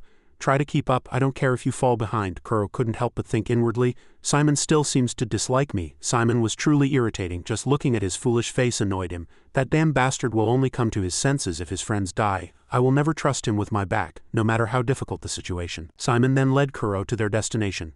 2 days later, Lee Han was invited for tea and a conversation. Glad you've been discharged, drink this while it's warm. Lee Han took a sip of tea and praised its excellent taste. Alex said, now you know how to flatter too. He put a few lumps of sugar into Lee Han's cup. It'll taste even better with a little sugar. Seeing the sugar lumps floating in the hot tea, Lee Han, not wanting to waste time, got straight to the point. You didn't just call me here for tea, did you? Is this about Kuro? Alex admitted. That's right, guide Kuro so he can participate in combat. He'll also fight in a second-generation psychic armor team. We've decided to train 11 additional units. 3 teams will each consist of 4 members and you'll lead one of them. We've killed all the dragons that appeared other than Bahamut. We were able to kill them even with 4 first-generation psychic armor team members. But now it's impossible against the new species of dragons. They are evolving to resist us now. Our future now rests entirely on the second-generation psychic armor teams. After the conversation, Lee Han walked away thinking, I have 2 hidden cards now. Unless the prototype armor is reassembled, I am the only one who can operate it. Besides, Kuro is strongest when I'm by his side. Ark needs me now, and all advantages are in my favor. A rough voice kicked the door open and entered the room. Move it? Simon came to find Kuro looking as if someone owed him money. What on earth are you dawdling for? Simon said that everyone of a grade or higher had to gather in the lab. We're late, let's go quickly. Kuro was a little intimidated. I swore I wouldn't be weak again, but no matter how hard I try, without Lee Han, I feel like I'm reverting to my old self. When Simon and Kuro arrived at the examination room, people were whispering about something. Simon asked, what's going on? One person replied, it's a new psychic power evaluation machine. It seems to be assessing our psychic power levels. A researcher said, this equipment will integrate your psychic power limit index based on your psychic power expression level. Just sit down, wear this helmet, and use your psychic power to its fullest. System report, 8000 pp evaluation complete. Simon without a word pushed the person in front of him aside and sat down to try it himself. The system sounded and the evaluation began. Everyone in the room was curious. What will his score be? The genius of England. Simon sighed and concentrated his psychic power. For some unknown reason, Simon gave his all. System report, 10,000 pp evaluation complete. The people in the room cheered. That's insane, isn't that the highest record so far? No one has ever exceeded 9,000 points. Simon showed a slight competitive spirit towards Kuro. Simon handed the helmet to Kuro and said, hey, you did well too, so go get evaluated. Kuro waved his hand. No need, I've already been evaluated before. Simon clicked his tongue and curtly asked Weena, how much? What's Kuro's psychic power level? Weena averted her gaze and Silence answered instead, 12,000 pp, and that's just his average result. Simon was also intimidated by Silence's serious expression. He clicked his tongue resignedly and said, that's really unfair. Weena said, Doctor, do we really need to do that? Silence honestly replied, with that stubborn personality he'll never give up until he knows what he wants. Kuro was a little worried about Simon inside the military aircraft. Kuro explained to Lee Han that this was like a quantitative indicator of each person's psychic power level. It's like the metrics we usually see in games. Lee Han said, I haven't tried it yet, but I think I understand what you're saying. Lee Han thought inwardly, Ark wouldn't create something like this without any purpose. Perhaps they'll use it in some way in the war. Canute asked Lee Han, team leader, what's this mission about? Lee Han and Silence looked at each other and nodded. Lee Han looked directly at Canute and said, we'll begin the discussion now. A scene from the past played. A challenging voice was heard. You damn loser, let's fight. I'm going to hit you so many times. The challenged person turned towards the challenger. What's the reason for this fight? The challenger said, I just don't like that your name is too similar to mine, that's all. The challenged youth accepted the challenge. Alright, that's reason enough. Come on, the memory ended there. It seemed to be Silence's memory. Silence himself was not very clear about it. What was that just now? A fragment of lost memory after an injury in a small village located in the Pyrenees Mountains. Canute wondered, did all the soldiers from the French battlefield flee here? Considering their habits and intelligence, it's quite unusual. Lee Han speculated inwardly. Something must be controlling those damn bastards, probably one of the in-low mages. Search the village further. The group looked around at the dead residents. Li Han said, judging by the climate and the condition of the bodies, they seem to have died about 2 days ago, and there are no additional bodies, so where are the others? Canute said as if he had found something. Li Han, someone is approaching from the front line. He aimed his gun at the suspicious spot. A man in civilian clothes pulled a cart into the village.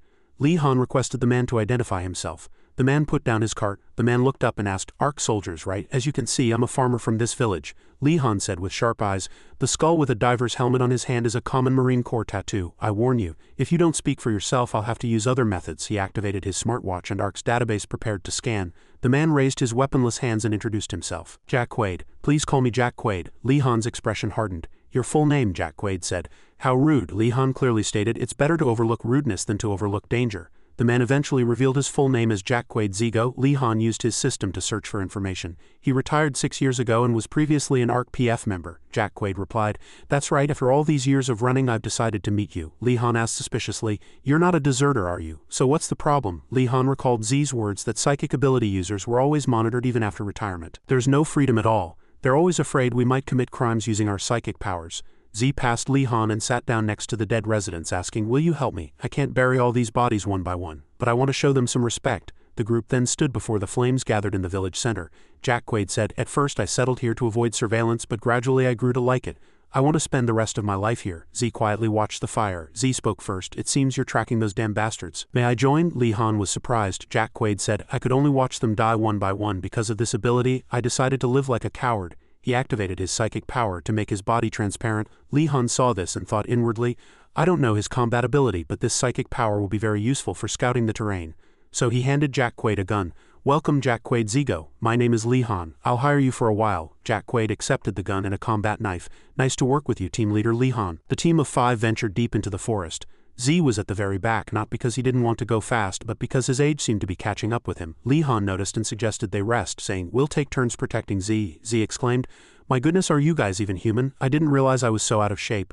I can't keep up with fully armed soldiers." Li Han replied, "We're enhanced psychics." Z was startled. "What? Second generation? You're still continuing that project?" Z thought deeper about this young team. Now that he looked closely, they appeared like children, at most 13 or 14 years old, who were clearly stronger than the first generation, but too young. Z was suddenly asked why he left ARC. Who else but Li Han would ask? Z looked up at the sky and said, "Because ARC became as evil to me as the dragons and their minions." Silence heard those words and stared at him. If that event happened 6 years ago, it would coincide with the time his injury occurred. A forgotten memory surged into Silence's mind. A hand reached out and a voice spoke. "Come with me. We weren't born to be raised like cattle. All enemies outside are our enemies. Come with me." A blood-stained boy extended his hand to a young Silence. He called Silence by a forgotten name. At ARC headquarters, Carter Jane followed Z, walking through the base. The two stood at a door. Carter Jane said, "Don't just stand there, open the door." The door opened. Most of the files were digitized and stored on servers. Carter Jane stated firmly, "Don't take me for a fool. During the 10 years I was asleep, those 6 years of records were fabricated.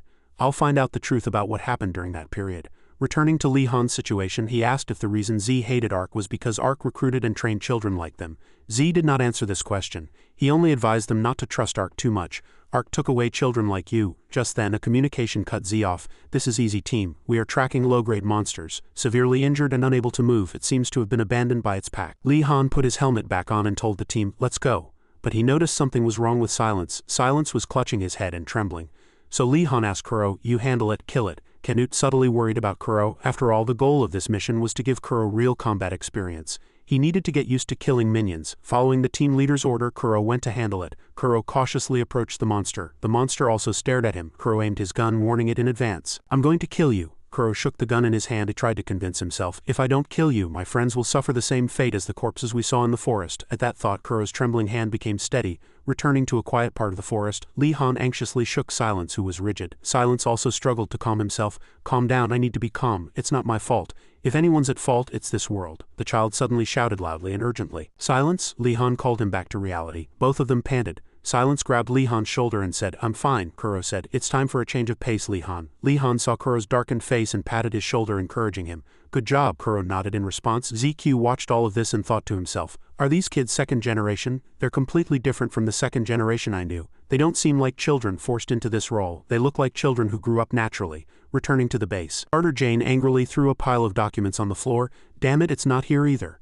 She struggled to calm herself and told Z, "Brother, you knew from the beginning that it wouldn't be here, but you didn't stop me." Z said. It goes against my principles to restrict your actions. Carter Jane immediately shouted, why aren't you dying? I won't move an inch until I know the truth. Tell me why the records were fabricated. Z sighed and pulled out a key, saying, there was another generation between the first and current second-generation psychics. 50 children with the most outstanding psychic abilities were chosen. He pulled out a framed picture, but they became uncontrollable from the early stages of the program. The plan failed. Z secretly took out a confidential file. Carter Jane shivered. Surely we're not going back to that forest again? Li Han's team was tracking a group of monsters. Finally found them. Li Han ordered ZQ, you're our scout. Report their numbers, equipment, and who's the leader. ZQ took off his shoes and moved barefoot to minimize sound. Using his invisibility ability, he infiltrated deep into enemy lines and casually scouted 17 low-grade monsters. This is something even an average first generation can handle easily. I don't see a leader. Where could it be? It must be nearby. Li Han contacted him from afar. ZQ, you've been out too long. Return to base. If there's an in-low mage, you'll be discovered. But ZQ said, just a little longer, it's fine. There are only low-grade monsters here. But he was too careless and underestimated the enemy, pushing himself too hard. The remaining 4 discussed. Li Han said, we've lost contact with ZQ. We have no choice but to continue. Our top priority is ZQ's safety. Split up. One by one they advanced towards the monster pack. Was this person aware that a psychic energy flow was close to him? Footprints were clearly visible on the grass.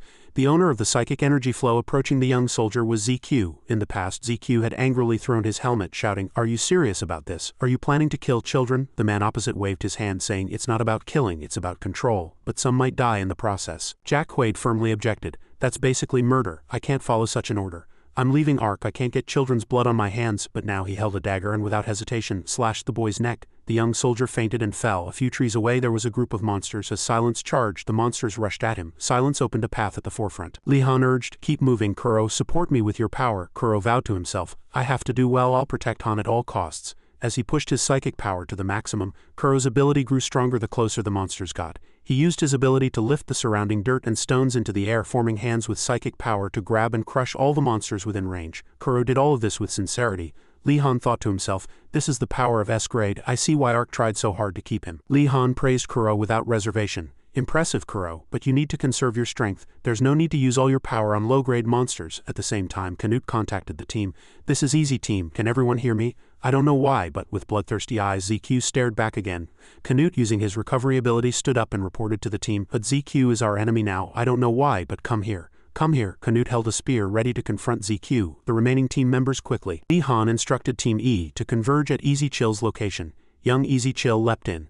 ZQ, on the other hand, used the advantage of his veteran experience to attack much more effectively than Canute. Because of this, Canute was instantly pushed back, injured several times in an instant. Even Canute couldn't immediately get back up, he collapsed. ZQ attempted a fatal blow at this moment, but Canute was merely faking. ZQ was too surprised to stop Canute. Canute leaped to the side and grabbed his gun. Sorry, old man. He broke one of ZQ's legs, making him lose balance and fall. Canute said, just because you have a recovery ability doesn't mean you don't feel pain. Li Han and his group also arrived at this moment and asked what had happened. Canute said, he attacked me from somewhere, but judging by his eyes he seemed to be controlled. Don't go near him, he's still dangerous. Seeing the man's lost leg, he regretfully said, if we leave him like this he'll die. ZQ trembled and looked up. He suddenly opened his eyes wide and shouted loudly, obey the command. Psychic energy violently erupted from his body. What is that? A red phantom appeared from ZQ. ZQ's red eyes seemed to breathe fire. Everyone around was bewildered. What is that? Auras emanating from him. One person wondered. Is it a ghost? The soldier next to him replied. No, it's psychic energy. Because it exists and breathes, psychic energy is slowly draining from his body. Canute wondered. Is that controlling ZQ? The soldier next to him gripped the weapon in his hand and said, if he's being controlled by psychic energy, weapons made from dragon body parts can easily wound him. Canute shouted, everyone, let's work together to take him down. The soldier next to him replied, no, I'll handle him alone. If it can infiltrate and control human minds, we can't let it use Kudo and Silence. Since my combat skills are better than theirs, it's best if I bear the brunt of its influence. The soldier gathered strength in his body and charged straight ahead. While I hold him, you guys save ZQ. He threw off his helmet, showing resolute determination. Psychic energy was before him. The psychic energy attacked first, and the soldier quickly dodged. The psychic energy and the soldier seemed to be toying with each other. His eyes glowed and he launched an attack. With one move he asked himself, will it work? At this moment, he told everyone, save Jack Quaid right now. Everyone charge immediately. Understood. He shattered the psychic energy and furiously slashed. The psychic energy was now wrapped around his body. Everyone was bewildered. Li Han shouted, fall back. I need to consume a little more energy, he told himself. Then Li Han threw the weapon in his hand. He decided to absorb all that psychic energy into his body. At this moment his body grew massive and everyone gasped. Li Han was like a different person now, a frowning face, glowing eyes, snarling teeth. His eyes were like headlights. Screams fiercely echoed through the forest. The screams did not stop. Li Han was drenched in sweat. Everyone tried to hold his body. His friend asked, "What do we do now if this continues?" Canute replied, "We've already reported to base. We'll probably have to take him in this state." He asked Kudo, "Can't you infiltrate it with your ability?" Kudo replied, "Me, you really think I can do it? Let's try every method we can first." Kudo struggled to use his power. Confronting the psychic energy was a young boy. He stood face to face with it. This was a young version of Li Han. He thought of this place. The boy held the old man's hand. "This is my knowledge space. I seem to have gone much deeper this time than before." He looked ahead and the psychic energy struggled, a face appearing. "I can't believe you've maintained consciousness for so long. This is the first time." The man startled the boy and raised his hand point. A weapon appeared in the psychic energy's hand. "I'll destroy you forever." The boy also raised both his arms. "You're just like me?" Kudo asked from outside. "Do you see anything?" Kudo replied, "Han seems to be fighting right now. If Han can expel that psychic energy from his body, I can probably capture it, but I can't guarantee it." Canute's eyes were filled with sadness. He shouted, "Damn it, kill it." Li Han was as usual. Inside, his young self was covered in wounds. He lay flattened under the man's hand. "This is your end. Die." The man said, "Don't be sad. All your friends and family will soon reunite with you. This is the only thing you can be proud of." The boy struggled in pain and screamed. The man was very satisfied. "You are the only human who has held out this long." A dazzling light emanated from where they stood, and the psychic energy said in disbelief, What is this?" His hand disappeared and his leg slowly vanished. Even the boy was bewildered by what was happening. His body was slowly disappearing. The psychic energy panicked. "Is my psychic power being pushed back?" the boy said in confusion. "Pushed back?" He recalled his past. "Ha, we've never seen a case like yours. We've never seen someone use psychic power yet push back psychic energy." The boy looked at the psychic energy before him and said, "Perhaps it's because of my special circumstances." The psychic energy was now gritting its teeth. As a hand grabbed his nape, the boy threw a direct punch. "Your impersonation ends here," the boy said. "Stop impersonating me here." The psychic energy's face was annoyed. You, the boy punched, saying disappear. As he punched its face, the psychic energy vanished like smoke. Light erupted and the psychic energy's body also flew. He was sent flying into the air by that punch. That guy, he thought he needed to leave this place. His power was too dangerous. As the psychic energy left Li Han's body, everyone around him worried about him. A song once again echoed fiercely. Canute Mayer pointed at the psychic energy soaring into the sky. "It's up there. Kudo, can you do it?" Kudo replied, "I'll try." He still poured out all his inner chi to destroy that psychic energy. The psychic energy was frozen by his power. Got it. The psychic energy was now speechless. Then it exploded like a nuclear bomb, trying to escape by turning into smoke. Li Han regained consciousness. "Let's see." Everyone worried. "Han, are you okay?" He was covered in wounds all over his body. Light emanated from his hand. He replied, "I'm fine. I didn't think I'd actually use this in a real battle." He raised his fist high and power burst from his golden-colored hand. It covered the entire sky and the psychic energy shattered. Then a big explosion occurred. Li Han lowered his arm. Canute Mayer immediately asked, "What was that, Han?" Li Han replied, "It's Otto's latest experiment. He had secretly taken bone and skin fragments when excavating Kim Yong's remains. It was inconvenient to use in real combat because it wasn't approved yet, but now that I've used it, it seems suitable for someone like me who doesn't have any special advantages." Everyone sat around Jack Quaid, continuously calling his name. Li Han asked, "Mr. Jack Quaid, can you hear me?" He opened his eyes and replied, "Han, wake up. I sent a bird to the medic." Jack Quaid replied, "No, it's too late for me. But I have no regrets dying now. Thank you for avenging those bastards. I'll be able to see my friends again soon." He recalled waving to the joyfully laughing villagers. Jack Quaid raised his hand. "So you don't need to feel guilty about my death." Canute Mayer hesitated for a moment, then said nothing. Jack Quaid continued, "Now I need some rest." He was illuminated by the sunlight under their gaze. "In this office, ghosts, that's what we call these psychic entities. They seem to use the host's memories and abilities. They might be even harder to deal with than dragons. We need to completely control Li Han. The veteran soldier Jack Quaid is dead." Carter Jane focused on a single point. "Did he kill them?" Carter Jane asked the man in front of her. She handed him a pile of documents. "Did you kill all the children from the original plan?" The man closed his eyes. "We tried to capture them alive, but they were stronger than us in the end. We had to use psychic armor to eliminate them." Carter Jane shouted. "Why did you do that?" he replied. "There were some casualties in the process, but most were captured alive. And their current whereabouts are truly unknown." Carter Jane asked. "Unknown? You expect me to believe that?" He replied, "I would never lie. Especially about this matter." He thought that only General Tamu and his inner circle would know. As she said, they were probably dead. Carter Jane bowed her head, glancing at him, and thought, "What did they do to those children?" Alex Sanderson? A shower poured water and a person was showering. She came out of the bathroom and on the table was a set of skulls. She lay on the bed and thought, "Why are these thoughts coming to mind?" She began to think. A calm demeanor and intelligence beyond her years, and a persuasiveness that made others nod without realizing it. Li Han's image came to mind, and he reminds me of Han. Black clothes hung in the closet and the closet door opened. The clothes floated in the air and the man dressed. Li Han opened a book and a pen. He observed intently.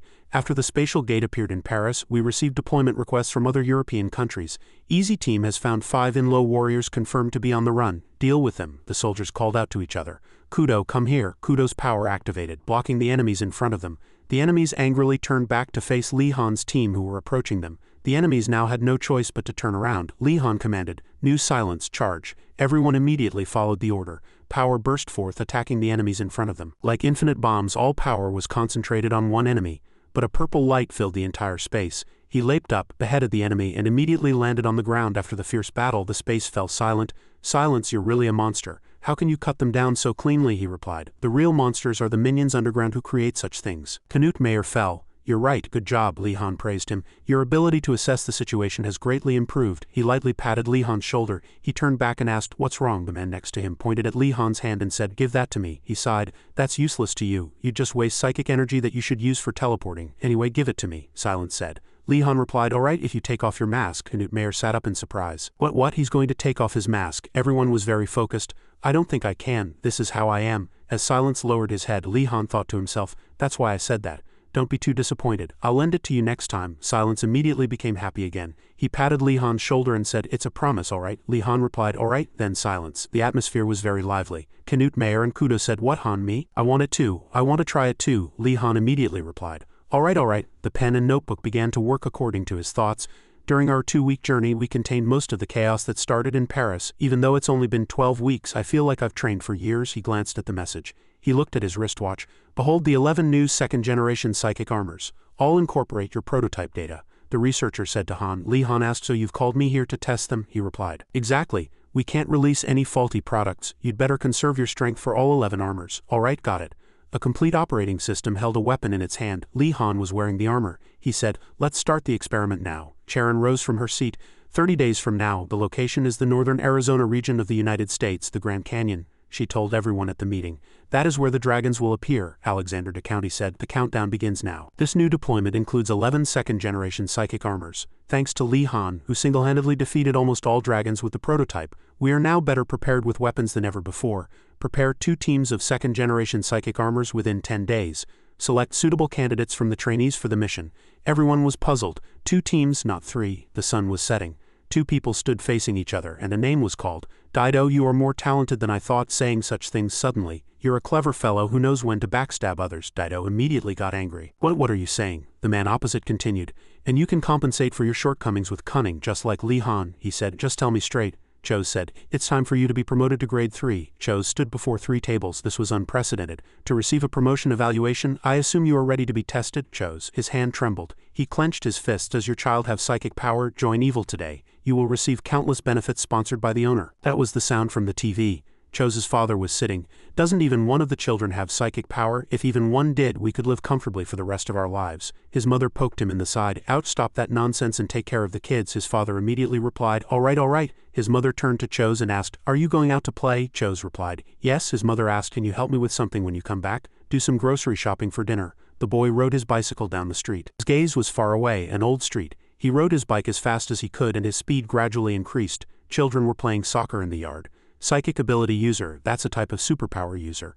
"I heard the government pays him a lot of money. He'll be richer than a soccer player." Chose played with his friends and said in disbelief, "Really?" A basket of vegetables came towards his face. "It's all lies," the merchant said. "Those bastards just take children and let them die fighting monsters. If you have a special ability, don't let anyone know. If you're caught, you'll die." Chose returned home with fresh groceries. He held an onion in his hand and wondered if what the merchant said was true. Suddenly, the onion in his hand glowed. He was very surprised, and it moved towards Chose on its own. He pulled his bicycle and muttered to himself, "Don't tell anyone. Anyway, I don't want to fight monsters." Chose closed the door and entered the house with the grocery bag. "I'm home." The house was bustling with children playing. His father was slumped on the sofa. His mother, who was cooking, turned and replied, "You're home just in time." Chose reminded, "Don't make any more noise." His mother said, "Just leave it there." Chose obediently replied, "Yes." Chose immediately pushed his younger sibling against the wall. He said, "You rascals, I told you not to make any more noise." The vase above was about to fall and all the children were panicked. The vase swayed and Chose's mouth dropped open. The vase fell straight towards the cradle where the baby lay. Chose was terrified. He extended his hand forward and power burst forth. His mother was very surprised. Everyone else couldn't help but pay attention. His power was able to catch the vase, then he could even move it to a different location. Returning to the present, a pile of documents lay on the table. "You've always been on the list for promotion. The only reason you were excluded from the final test list was because your psychic power was weak, but I don't think you've shown all your abilities. Now is the time to show everything you've got. As Cho's emanated power from his hand, light aimed at the 3 people in front. They all stood watching his power. 2 of them shouted anxiously, Hey, Red, isn't that too dangerous? Red calmly took out a cigar. This is a flame created with psychic power. It can even burn specific objects, of course, assuming he can perfectly control it. The power began to spread wider. He recalled what the merchant with a tattoo on his hand had said in the past. It's all lies. If you have a special ability, don't let anyone know. If you're caught, you'll die, Cho thought to himself. Hey, uncle, no need to hide anymore. His power lit the cigar. The 2 people next to him turned pale. They rechecked their bodies. I am fine, Red said. That's a cool way to light my cigar. This ability is more than enough to pass the evaluation test. Cho's will be promoted to grade 3 starting tomorrow. There's no turning back now. Cho's turned and left before their eyes. I'll do my best to eliminate them. In his memory, his family's image came to mind. A light shone straight down. The armor box floated into the air. The blonde young man was angry in the cafeteria. His face was filled with rage. It caught everyone's attention. Knut Mayer said he's having another temper tantrum because he was rejected from becoming a second-generation enhanced soldier. Demichi added, I heard they only select trainees who have been at this rank for at least a year and trained for 5 years. The reason he's angry is because Han was the only exception. The scene shifts to a deep forest. This is our first mission. Our main mission is to wipe out all minions, but our real goal is to get used to working with psychic armor and as a team. I think I can do this mission alone. Haha, the others heard. Li Han said, Mew is an A- grade psychic from the south. I mean, we don't need to wear these suits to take down minions. It's a piece of cake. Do we need system formations and all that? Are you listening to me? Our main goal isn't to eliminate minions. We need to get used to working with psychic armor and as a team, Mew replied. All right, don't be so serious, Amy. I was just joking. The man standing opposite them sprayed something. He didn't say anything more. Li Han thought both Mew and Amy are skilled like Simon and Kudo, but Han seems to have a lot on his mind. Busy footsteps. The formation quickly began to move. Silence and I will approach first. All right, time to work.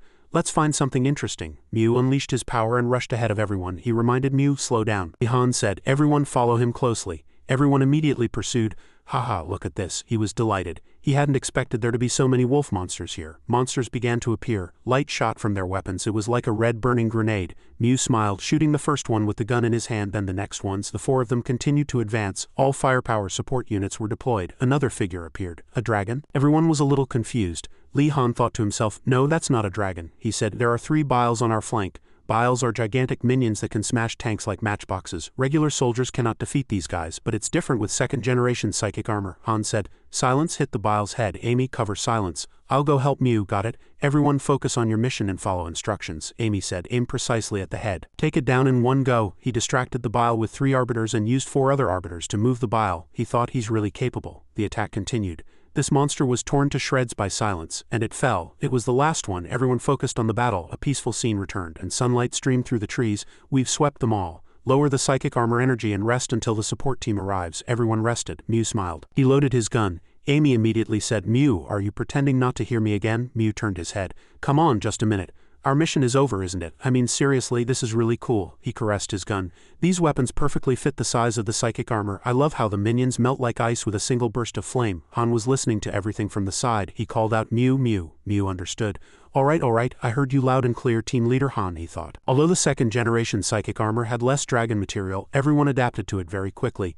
They were veterans in terms of battlefield experience. Before the attack in the Grand Canyon, I need to get them under my control. He looked up at the sky as he shouted loudly. Monsters rushed at them. They charged like moths to a flame. A huge gun was set up and purple light erupted when it attacked. This is mine, a voice was heard, and a shield was erected in front of him.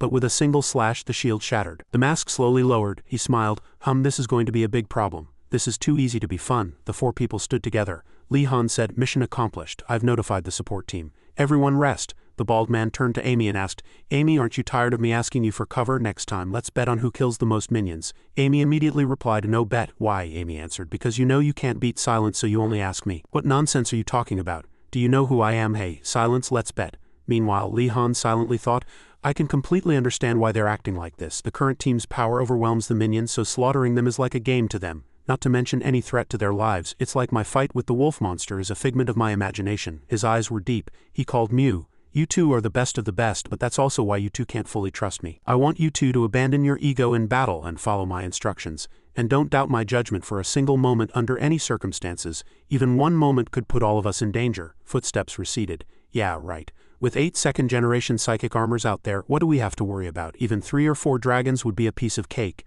and his way of treating us like subordinates is annoying. I mean, what does he have that's technically better than us? Mew was angry. Amy explained, but Han is our team leader, technically what he said isn't wrong. Mew immediately said, yeah, I know, but I have my limits too, you know that, we need to keep an eye on him. A person standing behind them spread his palm and looked at them. He immediately charged. Mew spotted him and turned his head, but he had no time to react and there was a bloody gash. This masked man muttered to himself, I shouldn't kill him, right? We can't change team members now, besides we can't form a team with only 3 people. The 2 people were still directing his thoughts from the front. I'm sparing you out of respect for Han. Thinking so, he turned and left, the Grand Canyon filled with smoke and dust. Small tents were clustered together on the barren ground. Nuclear weapons, no close combat needed here. It seemed the plan was to sweep the minions with nuclear weapons. Diz asked, and we won't die too. Ray said they would give them protective gear. What if we turn into mutated monsters? Will we have horns on our heads and furry tails? Blonde youth wondered. Simon, who was behind him, said, you're already a monster. Stop talking nonsense and get back to your position. You're starting to annoy me. Canute Mew approached him. I don't like you talking to me like that. Why are you taking your anger out on us? It's not our fault you failed to become a second-generation enhanced soldier. This angered Simon. What? Say that again. Come out. Canute Mayer was also unafraid and said fine. Everyone watched as they walked. The 2 went outside the tent. Diz asked, should I stop them? Ray said, go watch. Diz turned and smiled at him. Carter Jane was lying in the sickbay at that time. She didn't understand what had happened. She asked herself if she had collapsed again due to a seizure. She got up. The time between seizures was getting shorter and shorter. Maybe it's better to die now. Suddenly her eyes widened. A white-silver dragon, numerous monsters, and purple light were advancing. Many people were lined up and the prophecy was breaking. She rushed frantically. I need to report this to someone as soon as possible. The syringe needle fell from Carter Jane's hand. She left the syringe needle and quickly departed. Red alert, a spatial gate is forming. Thunder rumbled and red light engulfed the entire space. Canute Mayer and Simon stood side by side slapping their palms together. Alessandro Leo said, 5 days earlier than the prophecy, the armors contracted and transformed into full human forms. Li Han was fully armed and light emanated from both his hands. Li Han's golden hands were filled with passion. The sky seemed to rip in two and his eyes gleamed. Charon had just rushed over. Alpha Team and Blue Team, prepare for commands. She panted, her body trembling. She thought, it's not just the time that's changed. All prophecies have changed, but how? She looked at the monitor screen. Carter Jane asked, is it because of the white-silver dragon? The monster roared and spewed out blue toxic substances. Alessandro Leo and Carter Jane gasped at its actions. This monster grew larger and larger, ravenously devouring everything around it. The black dragon was ravenously devouring its own kind. It seemed to be devouring the white-silver dragon's psychic core. Mew wondered, what on earth is going on? Why are dragons killing each other? Li Han observed intently. He reassured them. Everyone calm down, this might be to our advantage. Then we'll have one less dragon to fight. The teammate next to him turned to look at him. The white-silver dragon glowed with a mysterious blue light growing wings and its power doubled. The door behind it was also slowly closing. The gate has closed, the commander reported to Alexander. Only one dragon remains. There are no traces of minions, Alessandro Leo commanded. Alpha Team, Blue Team, it's your turn now. It roared and charged from its spot. The white-silver dragon flew through the sky. All arbiters are on standby. We will target its left wing first. Then Blue Team will destroy the right wing and we will immediately proceed to Phase 2. I will assist Silence as an attacker. You distract the dragon with Blue Team. And Amy, support us from behind. We don't seem to have anything to worry about. After all, Han can take down a dragon by himself, Alexander said. This time there are 8 members in the second-generation team. As long as this guy isn't as strong as Jupiter, we'll definitely win. Jupiter, that was the blue ocean golden dragon that Han had captured before. Carter Jane prayed eagerly. All right, we've got its attention. Attack, destroy its wings. Everyone followed his instructions and power enveloped the warrior's body. As he brushed past his opponent, purple light erupted, and he spun several times. The team members attacked together. Han gritted his teeth and his friend shouted, Han, you two are finally working together. His friend inwardly said thank you. As planned, one wing was severed. Han said, everyone attack right now, everyone charge. The monster continued to injure them, and everyone watched their victory through the monitor, rejoicing. The white-silver dragon fell to the ground. That's awesome, sweep them all away, everyone advanced, each holding a weapon in hand. Those Blue Team guys, they're going to take all the credit. Mew asked, what are we waiting for? We should go too. They were still surrounding the white-silver dragon's corpse. He replied, we still have time, Mew said. Decapitate it before Blue Team arrives, Han observed from behind. Something's wrong. Why did they lure such a weak dragon here? There must be something more. He felt uneasy and warned, everyone fall back. Alessandro Leo was very happy with their glorious victory and jumped up.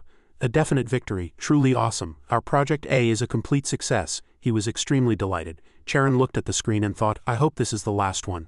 Blue Team prepared swords made from parts of the dragon. We will move and attack together. Everyone advanced together. Immediately an alarm sounded. Everyone stop. Blue Team. You too. Retreat immediately. Mew turned back, annoyed. What's the problem? Han reminded them. When everything goes our way, we must be extremely cautious. It could be a trap. Let's take time to calmly assess the situation, he told everyone. If I'm wrong you can mock me all you want, but if there really is something wrong it's not just a game, it could lead to death, so what are we supposed to do? Just wait for it to wake up? Alpha team, do as you wish. They didn't follow his instructions. Just leave the dragon's head to us. Mew was furious. Damn it, everyone had weapons in their hands. Interesting, Mew. Amy didn't listen and continued to advance. Don't try to stop me, Amy. I just want to finish this quickly and rest. You should think carefully too. You don't want to be an unnamed part of the heroes, do you? Amy said. Why me? Han shouted. Amy, get back to your position immediately, he replied. Sorry, Han, but I think Mew is right this time. They continued to approach the monster. Han muttered to himself, I just hope I'm worrying for nothing. Everyone surrounded the dragon. Everyone ready? Everyone raise your weapons high. I'll count to 3. 1, 2, 3. Mew immediately charged forward. A whistling sound was heard and blood splattered everywhere. They were injured. Mew looked down at his body. He trembled. Oh, what is this? Where did it come from? One teammate's neck was severed. The second teammate's neck also detached from his body. Han said loudly, Silence, return immediately. He thought, what is that? What on earth is attacking them? They fell to the ground. Han observed the in-low mages.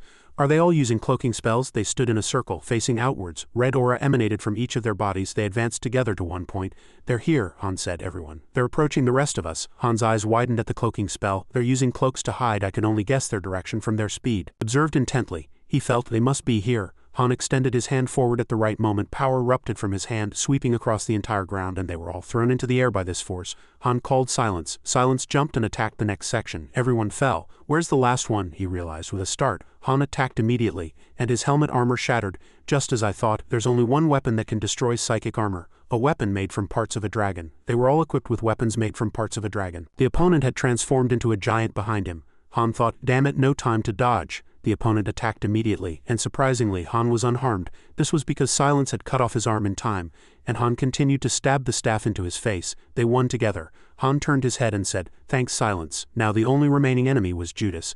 Judas was very strong and walked majestically through a cloud of dust behind him. The howl of a wolf echoed in the mountains as if it would blow everything away. As the roar continued for a while, Han thought, the psychic armor isn't shaking, so the howling isn't over yet. Han took up his weapon and said, He's coming. As the opponent gradually approached them, Han gritted his teeth and dodged. Silence also didn't give in and attacked the opponent from above with all his might. Below, Han also attacked him. As he shouted loudly, his sword flew into the air and his only weapon was his staff. Han was dazed, and the opponent took this opportunity to attack again, and with immense force Han fell to the ground. Their clash created a massive explosion on the ground. Silence held on with 2 swords, thinking, the swords aren't deeply embedded enough. The light disappeared, leaving only smoke. Han looked at the opponent and rose again, continuing to attack him. Han didn't hesitate to turn around and counterattack empty-handed. His power tightly bound his arm. He rushed at him. His eyes glowed and the power flew directly at his opponent. As he fell to the ground, Han aimed the sword in his hand at him. The situation was reversed. He immediately plunged the sword straight into him and Han gasped. He felt the bloody sword in his hand and the opponent fell. Han looked up at the fierce wolf that had just been growling. He's starting to breathe. We need to escape, Han thought to himself. A sound echoed and Han turned around to see a purple flash behind him. Han focused and closed his eyes and felt it. The light source passed through like electricity, and the light seemed to penetrate several layers of earth. No, nothing could be seen. A strip of land was destroyed. Han looked at his body and thought, still alive, such immense power. The voice startled Han. You created a new canyon in an instant. Well done. It would have been a waste to let you die so early. From now on, our team will handle this problem. Omega Team moved. A member of Omega Team stood before him. Han observed, what about the remaining psychic armor? He recalled a past conversation. Z had replied, just in case. It's not that I don't trust you, right? He turned around. As you said, other teams also exist. Don't ask any more questions. Being too curious can cause problems. Han looked at Z's back. You wouldn't be saying Jack Quaid killed the children a train 6 years ago, would you? Z immediately turned to him. Then if everything goes wrong, will you do the same to me? His eyes turned red and Z summoned his red flame power. Do I look capable of eliminating you? Han said nothing more and returned to the present, thinking, I don't know how those children were taken care of, but they probably didn't all die. Then they could become massive bombs. The wolf still roared, but flames flew in his direction. The Omega Team members were ready. They approached the opponent. You with the skull mask, will you help us? If we concentrate our attack on his neck, we can go below and aim for his core. Silence continued to listen. They fought together. One leapt, one threw, one punched, and the monster roared in vain. Han looked at them. Omega Team. A blue light once emanated from his body. Silence said, I want to talk to those children. Silence also told Z, they are too dangerous. They are criminals who killed not only trainees but also comrades. You know this better than anyone. One of them might even shoot you in the head. Will you be able to control your anger when you meet them? It would be a lie to say I have no hostility towards anyone, but I won't fight them. Silence replied. Z closed his eyes, then opened them and looked towards Silence. Z thought, I'm sorry, but I'm in a position where I have to persuade you now. They are monsters who have already given up on being human. I don't know how I controlled them, but he continued. Anyway, it's definitely not for the faint of heart. Silence stood alone. A sound was heard and he raised his palm and looked. Can you hear me? Han. The sound was transmitted to Han's headset. Han thought, if what the Red Sergeant said is true, this is the work of the Chief of Staff who holds real power, not the Commander. If war breaks out now, the Chief of Staff will be promoted to Supreme Commander. Omega Team must be the work of A and the Chief of Staff. He took off his headset. And why did he create them? Water gushed from the sink. Z stood by the sink thinking, I can't believe I said that. Monsters who have given up on being human, this isn't their fault. Z looked at himself in the mirror. It's not A's fault either. It's my fault. He put water in his mouth and spat it into the sink. He leaned his hand on the mirror. Truly disgusting. Z looked at his trembling hands. Until the war ends, until the war completely ends, smoke and flames billowed. Mission accomplished, Kane said. This place is completely destroyed. It's become uninhabitable. They all looked in one direction. Alpha Team's teamwork was perfect. This was the 6th battle since the Grand Canyon incident. Alexander Joe said, but this is the 3rd time. The Prophet was wrong. Carter Jane said nothing. She said, I think it's because of the White Silver Dragon. Every time the White Silver Dragon appears, the prophecy of the future seems to change. It's like pulling a lever and changing the tracks. And the White Silver Dragon was killed by other dragons. That seems to indicate that they will clash with dragons of different colors. I mean, dragons will have different characteristics depending on their color. There's also a possibility that the White Silver Dragon is connected to the Open Gate and needs to betray its own kind. In the distance, Z said, we could have deeply researched the captured specimen, but we know nothing about dragons. D hesitated. But we have no choice but to trust the Prophet's prediction. The only thing we can change is how we respond to them. Our best course of action is to use the Black Orb as quickly as possible. Now it's time for us to prepare for the final battle. I underwent a major reorganization, and first-year students will not be recruited since new psychics can no longer be trained. All psychic instructors either returned to the battlefield or flew home by helicopter. A person left carrying luggage. Are you going back to China? Z lit a cigarette and smoked, asking his friend in front of him. He said, I know you only joined on the condition that you'd be an instructor, but I thought you'd change your mind since the children showed you so much affection. Take care of yourself. The helicopter departed from Z's view and he said nothing. After that he put down his cigarette and looked up at the sky. It's a little sad to see him go. Joanna watched through the glass window. Joanna had tears in her eyes and felt heavy-hearted. There's probably someone even sadder than me. A red-eyed monster roared. 8 monsters were chasing one person. This is Red 2. Lure the minions to the designated area. About 200 have been lured. This is Red Bar who is luring them to the designated target. There are about 300 here. This is Red B. Me too. I've brought about 500. Yes, don't joke around. This is difficult too. Be serious. No matter how many there are, bring them all to the target point. Then our team leader will take care of them all at once. The red armored body glowed with flames at lightning speed. A huge explosion erupted in the forest from the flash and clouds drifted lightly across the sky. It will never reach its peak. I still can't believe how he managed to burn only the minions with that firepower. They sat in a circle deep in the forest and took off their armor helmets. Is that the red team leader? He eliminated all the minions with a single flame. Impressive. As they observed through the screen, Z said, his flame attribute is especially powerful when dealing with a large number of minions. Furthermore, he's the best psychic in flame abilities. What he didn't say was that his best skill was hiding his power. He always regulated his abilities to avoid standing out. For example, despite being skilled in material manipulation, he was classified as D grade and hid his flame ability until survival training. Most notably, he remained a first-year student for a long time, even though he could have been in a better position. Z wondered why he suddenly showed his skills. I think he's in danger. Deco looked at the screen and asked the Prophet, how is the current prophecy? Do you feel any changes? Jean looked at him and said, no, the next invasion is Peninsula Island. I saw a huge minion army and a dragon. Je said, this mission should be entrusted to Alpha Team and Red Team. Golden hands appeared with fiery flaming hands. I won't let anyone go anymore. Let's send them all to hell. Everyone resolved to fight.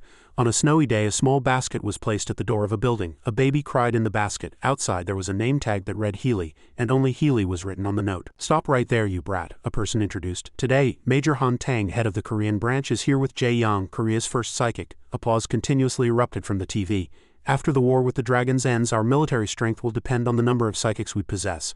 Han ran with a duffel bag, passing the place where the TV was broadcasting. We must increase the number of psychics, at any cost. For now, humanity has a common enemy, but in the future, will be a war among psychics. The TV continued to broadcast. Stop, you're all sweaty, damn it, he shouted as if to shake the mountains.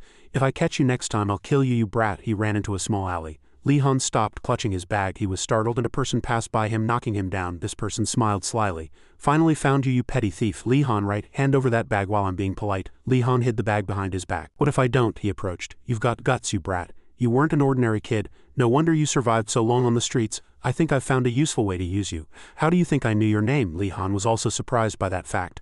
I know everywhere you've lived, you can run, but do you think your siblings can too? Ha ha ha. A month later, the boy approached. Li Han looked at an old man in front of him. He was carrying a bag full of food. He looked back at the boy and smiled. As he approached Li Han, the boy prepared to act. The old man took an apple from the bag of food and gave it to the boy. He asked his young nephew, "Do you like apples?" Li Han was bewildered. Was he just being kind to me? No, don't be fooled. The old man's sly smile holding a sticky apple in his hand was very creepy. He wondered what he was hiding in the bag. Li Han immediately ran. The old man trembled, and then the boy snatched the old man's entire apple bag. "Hey you brat," he continued to run forward carrying a large apple bag. He stopped on the rooftop and thought, unbelievable. He was just being kind to me.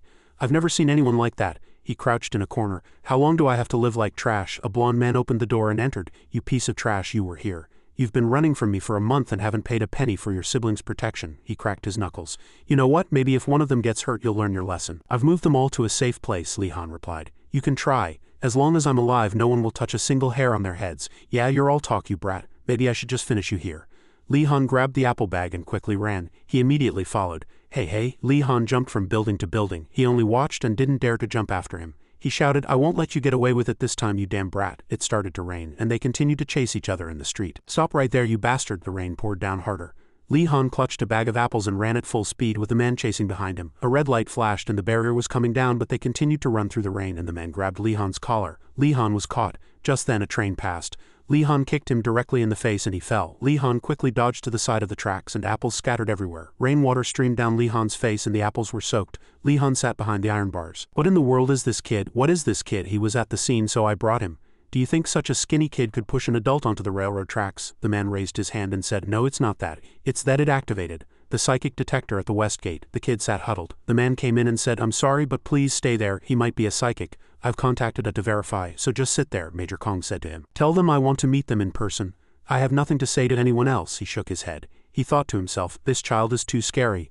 I have to protect them no matter what." The current Han had grown stronger and his helmet was on. He began the battle, recalling images from his childhood. "My siblings, ammunition pouring down. This world and my friends, I will kill all the dragons." The red team attacked and everyone was ready for battle. They attacked all the forces before them. Continuous explosions erupted. "It's just a small grand pack but quite clever. They're using the dead Gron as shields. Elu is probably controlling all of them. Han Li, the Alpha team will confront the dragon." A gigantic monster appeared in the sky. Li Han's team was ready and they attacked directly. Warriors with sturdy bodies and perfect armor stood before the charging monsters. He was extremely focused. Li Han's team also charged at this moment. Li Han called Alpha 3. "Understood," the others replied. They attacked directly. Canute Mayer shouted, "Come here, you monsters." After that shout, his comrades' attacks followed. The monster writhed in pain from a single slash. It screamed miserably. Simon stretched out his hand and said, "Foolish." The monster turned and glared at him, losing its sense of direction. A comrade thought to himself, "Oh, at least he did a good job of distracting the dragon." At that moment, with his comrade's help, he attacked immediately. A single slash directly hit the monster's body, and the monster writhed in pain. "Good, I saw the psychic core." Seizing that opportunity, they charged directly. Li Han exerted all his strength. He advanced in a straight line towards the monster like an endless stream of light. The monster then fell into the burning village. The dragon we just defeated was a red dragon, the same type as the first dragon we defeated initially. Second-generation dragons like Jupiter have unique patterns on their bodies. They are completely different from first-generation dragons. Third-generation dragons, befitting their massive bodies, possess immense size and superior psychic abilities. It's highly probable that they have a strong sense of self-awareness. Beings like Karanat and Bahamut, which we discovered in the ruins, belong to this category. Li Han thought while showering, "We can easily handle first-generation dragons, but they're appearing more and more frequently. We've already engaged 2 this month." At this rate, he hesitated and thought, "Next year a war will probably break out that we'll have to face." Li Han dried himself and stepped out. There was a letter on the table, and he picked it up. The letter read, "To Han, we are doing well thanks to government support. We hope our efforts will benefit our country." After reading the letter, he crumpled it. Li Han thought to himself, "My family would never say such things." He thought, "Do I look that easily fooled, Major Kong?" He secretly threw the letter into the trash can. He lay on the bed to rest. He kept thinking, "Am I doing the right thing?" Helicopters flew through the blue sky and below lay a beautiful beach. For the next 2 weeks they continued to work together. People and vehicles kept moving. Helicopters soared into the sky. 12 enhanced warriors, isn't that overkill for blocking one spatial gate? Canute Mayer was very surprised. Li Han replied, "It means they're trying to minimize casualties. All the places we've been deployed to before have been completely destroyed." Simon sighed. "Australia is the country that has contributed the most money to A. They want us to protect Australia as much as possible, since they're paying for it. A is trying to prove that their investment in Australia is worthwhile by sending all of us to the battlefield, but with 12 enhanced warriors, taking down one dragon should be a piece of cake." Canute Mayer cut him off. Li Han said, "Let's get some sleep." He glanced, and then he too rested with the others. Helicopters flew through the sky and it was sunset. Lee Han said to everyone, "1 room each, choose as you wish." Everyone seemed excited. Australia K Air Force Base. Most of Australia has been unaffected by the war. Girl felt the bed wasn't bad. It had been a long time since she had such a comfortable bed since mission deployment began. Lee Han then opened the door and entered his room. After that, Lee Han bowed his head. After showering, he looked at his glowing watch. He had a new message. "What are you doing tonight?" "I'm going to meet Otto after my shower." "Why?" the other side said. "Then I'll come too. I want to repair my mech suit." "All right, then let's meet in an hour, okay?" Footsteps slowly walked along the road. Simon walked deep in thought about something. He glanced to his left. Inside was a bar with customers drinking. He went in. The bartender turned to him. He thought, "He looks quite young, must be a minor still." The man said, "First time here." "Soldier from A?" Simon nodded, and he turned to the person next to him and said, "Give me that one." A glass of the same drink as the person next to him was placed on the table. Lee Han tasted it and thought, "It tastes like cigarette smoke." Then he downed the glass in one go. The staff said, "You're not supposed to chug it like that." Simon had already finished his glass and his face was flushed. "Who cares? Give me another." A person came and knocked on the room door. Silence was surprised and the door was open. Lee Han at this moment was startled by a headache. "Oh, I'm sorry. I'm not done yet. Please wait a moment," he said as he wiped his head, still wrapped only in a towel, not yet dressed. Silence slammed the door shut without a word and waited outside. He seemed embarrassed. Canute passed by at this moment. "Oh, Silence, what are you doing here?" he replied. "Waiting for Han." Canute asked, "Where are you two going?" "To the lab." Canute was excited. "I want to go too. I have nothing else to do anyway." "If you have nothing to do, go to sleep," Silence replied. Canute asked, puzzled, "Why can't I go with you too?" Silence said, "Not necessarily." But at this moment Lee Han also opened the door and came out. He asked Canute, "Are you going to the lab too?" Canute replied, "No, I was just about to go there," but Silence. Before he could finish, Silence hit him. Canute Mayer slumped down and the conversation was interrupted. Silence turned to his friend and said, "Let's go." At this moment someone rushed up and called him.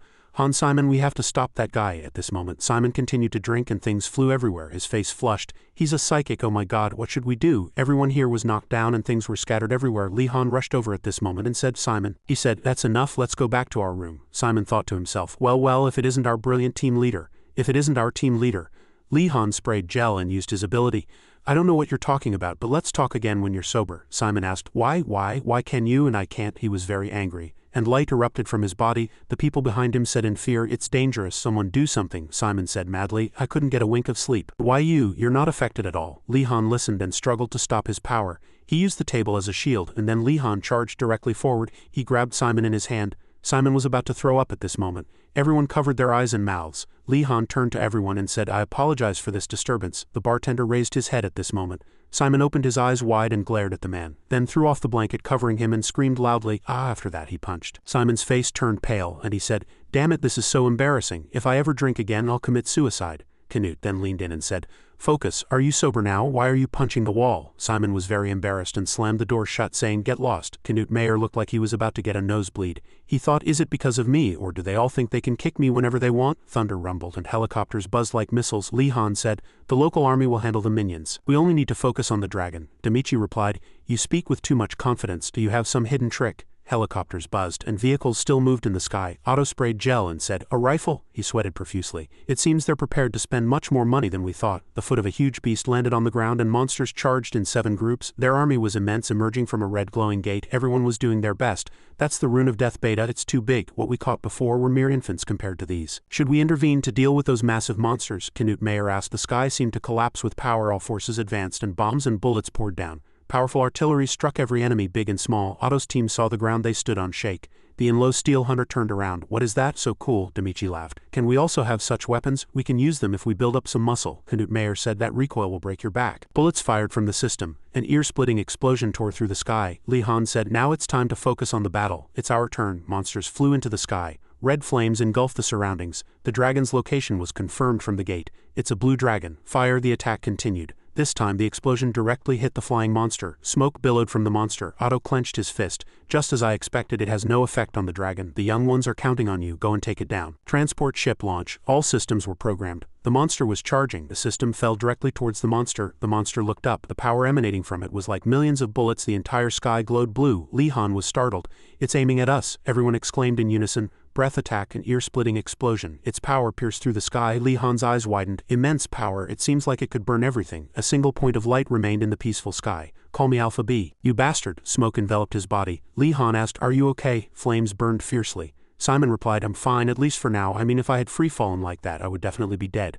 A person holding an orb in their hand threw it. The orbs then fell to the same spot. After that he also jumped down. The orbs then began to hit a person's body. After that he fell through several layers, then directly hit the ground. Damn it, you fell. He said. He was lying face down on the ground. A hand reached out. That hand approached Simon. You survived after all, Knut Mayer said. Simon, Kuro, get lost. You should conserve energy during battle. Something strange, Li Han said. The dragon appeared, but the gate hasn't closed yet. They all looked up together. Was the prophecy wrong again? It certainly seemed that way. Everyone chatted. Li Han gave them hope. This is good news. A 3-on-3 battle. Fierce monsters were charging towards them. Fierce monsters charged. Li Han thought, that white silver dragon must have done something to change the prophecy. Each team will deal with the dragons in order. He thought, is this a first generation or second generation? Let's assume it's second generation. Everyone discussed. Alpha team attack. At this moment the entire team charged. Then this blue dragon is ours. Then the noble team and the team will also take care of the 2 black dragons. Understood. Everyone divided their roles. Jimmy Kai said, alright, take them all down. The white silver dragon unleashed its power. Violet's source of power spread, covering everything. Demichi laughed contemptuously and said,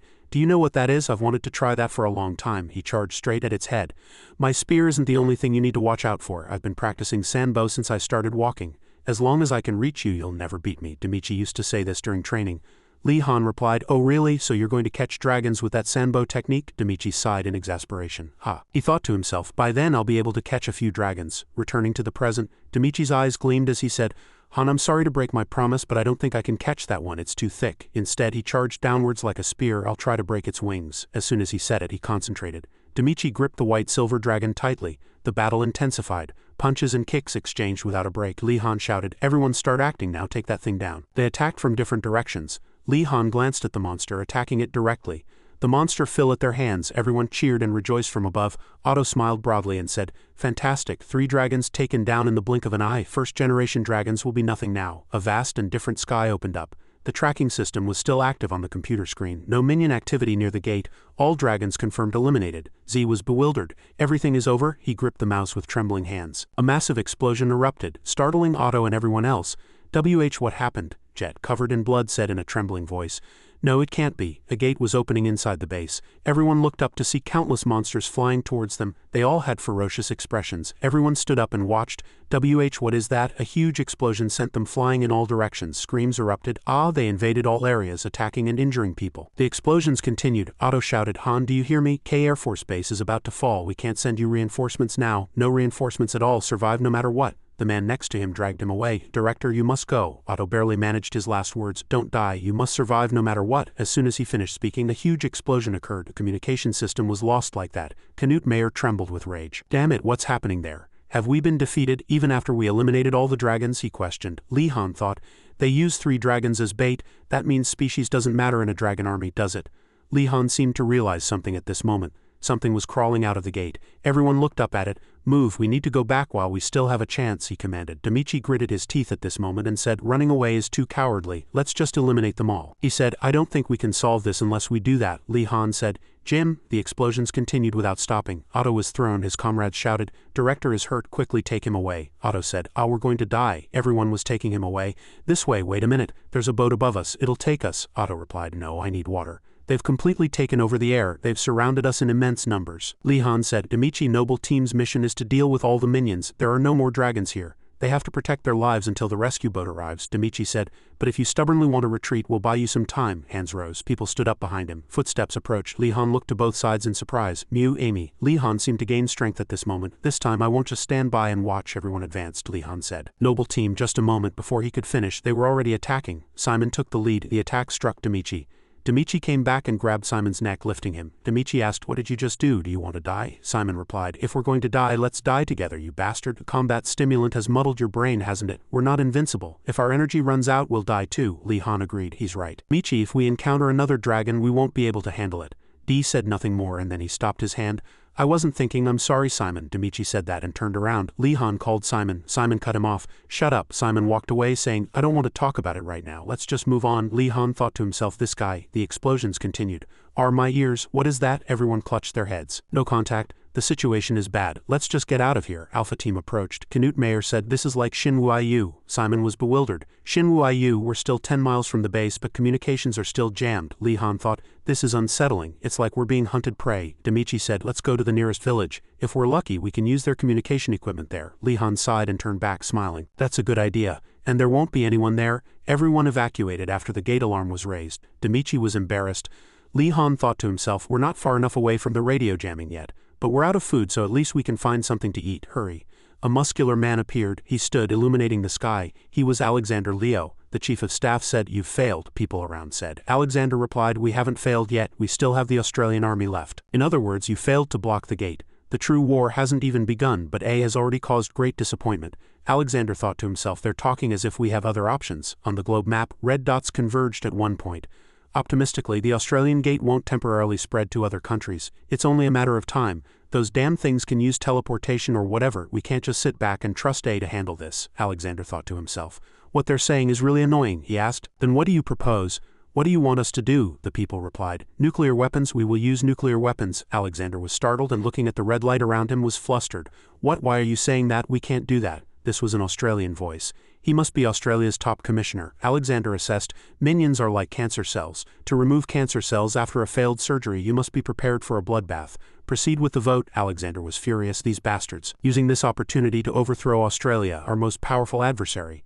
This is truly insane, using nuclear weapons. If it's better than humanity going extinct. Many countries were engulfed in flames in the last war. We can redeploy psychic armor after a nuclear attack. Please stop. We can never use nuclear weapons. Maintain your dignity. We are all making difficult decisions. They clutched their heads with trembling bodies and knelt. For humanity. A dangerous smile appeared. I can almost see their mocking expressions. Can we win this war this way? Alexander wondered. Footsteps echoed loudly.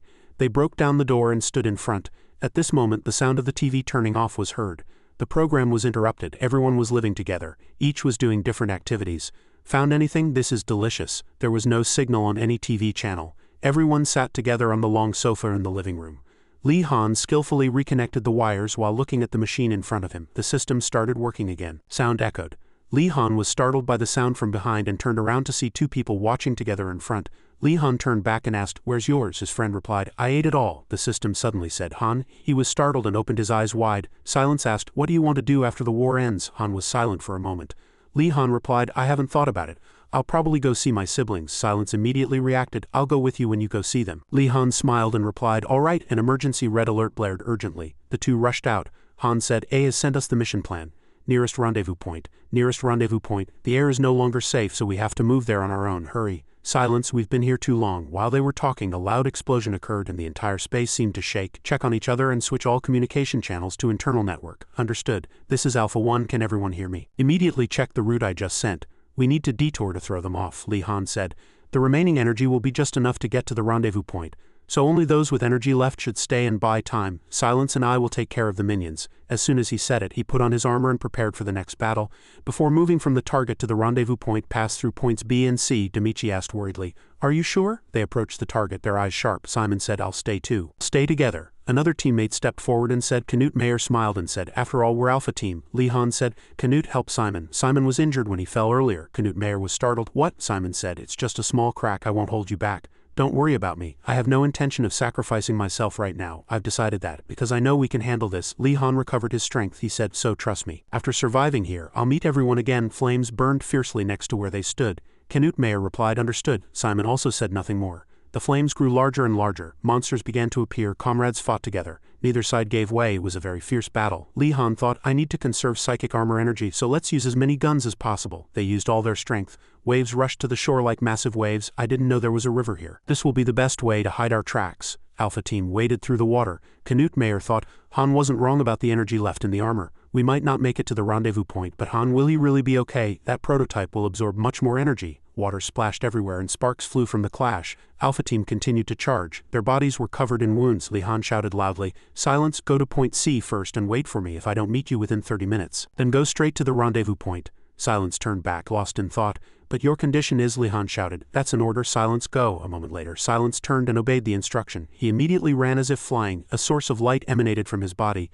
I believe in you, Han. You must survive no matter what. With unwavering trust, Silence placed all his faith in his friend. With firm footing, Li Han retreated. He fell. Li Han hung in the middle of the cliff. Li Han used all his strength. He sat under a large tree and rested. Is this point C? He thought. Silence would have reached the final rendezvous point.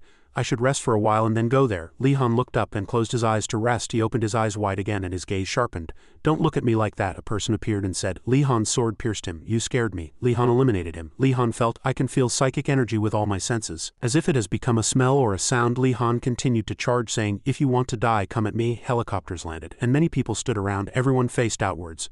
Enhanced Warrior confirmed. Alpha 2.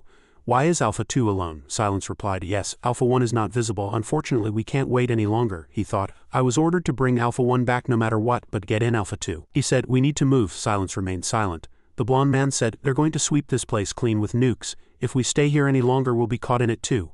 Silence continued to remain silent. Helicopters started up and vehicles began to move. All the helicopters were operational. And with a bloodied knife in hand, a scratched and bleeding body and heavy footsteps, Lee-han was moving. Lee-han asked, am I too late? He was startled by the sound of a helicopter landing. You're just in time, Alpha 1. I'll drop the rope. Lee-han breathed a sigh of relief. The sky turned purple and waves surged. The helicopter continued to ascend. Everyone was seated in the helicopter. Silence sat quietly in a corner.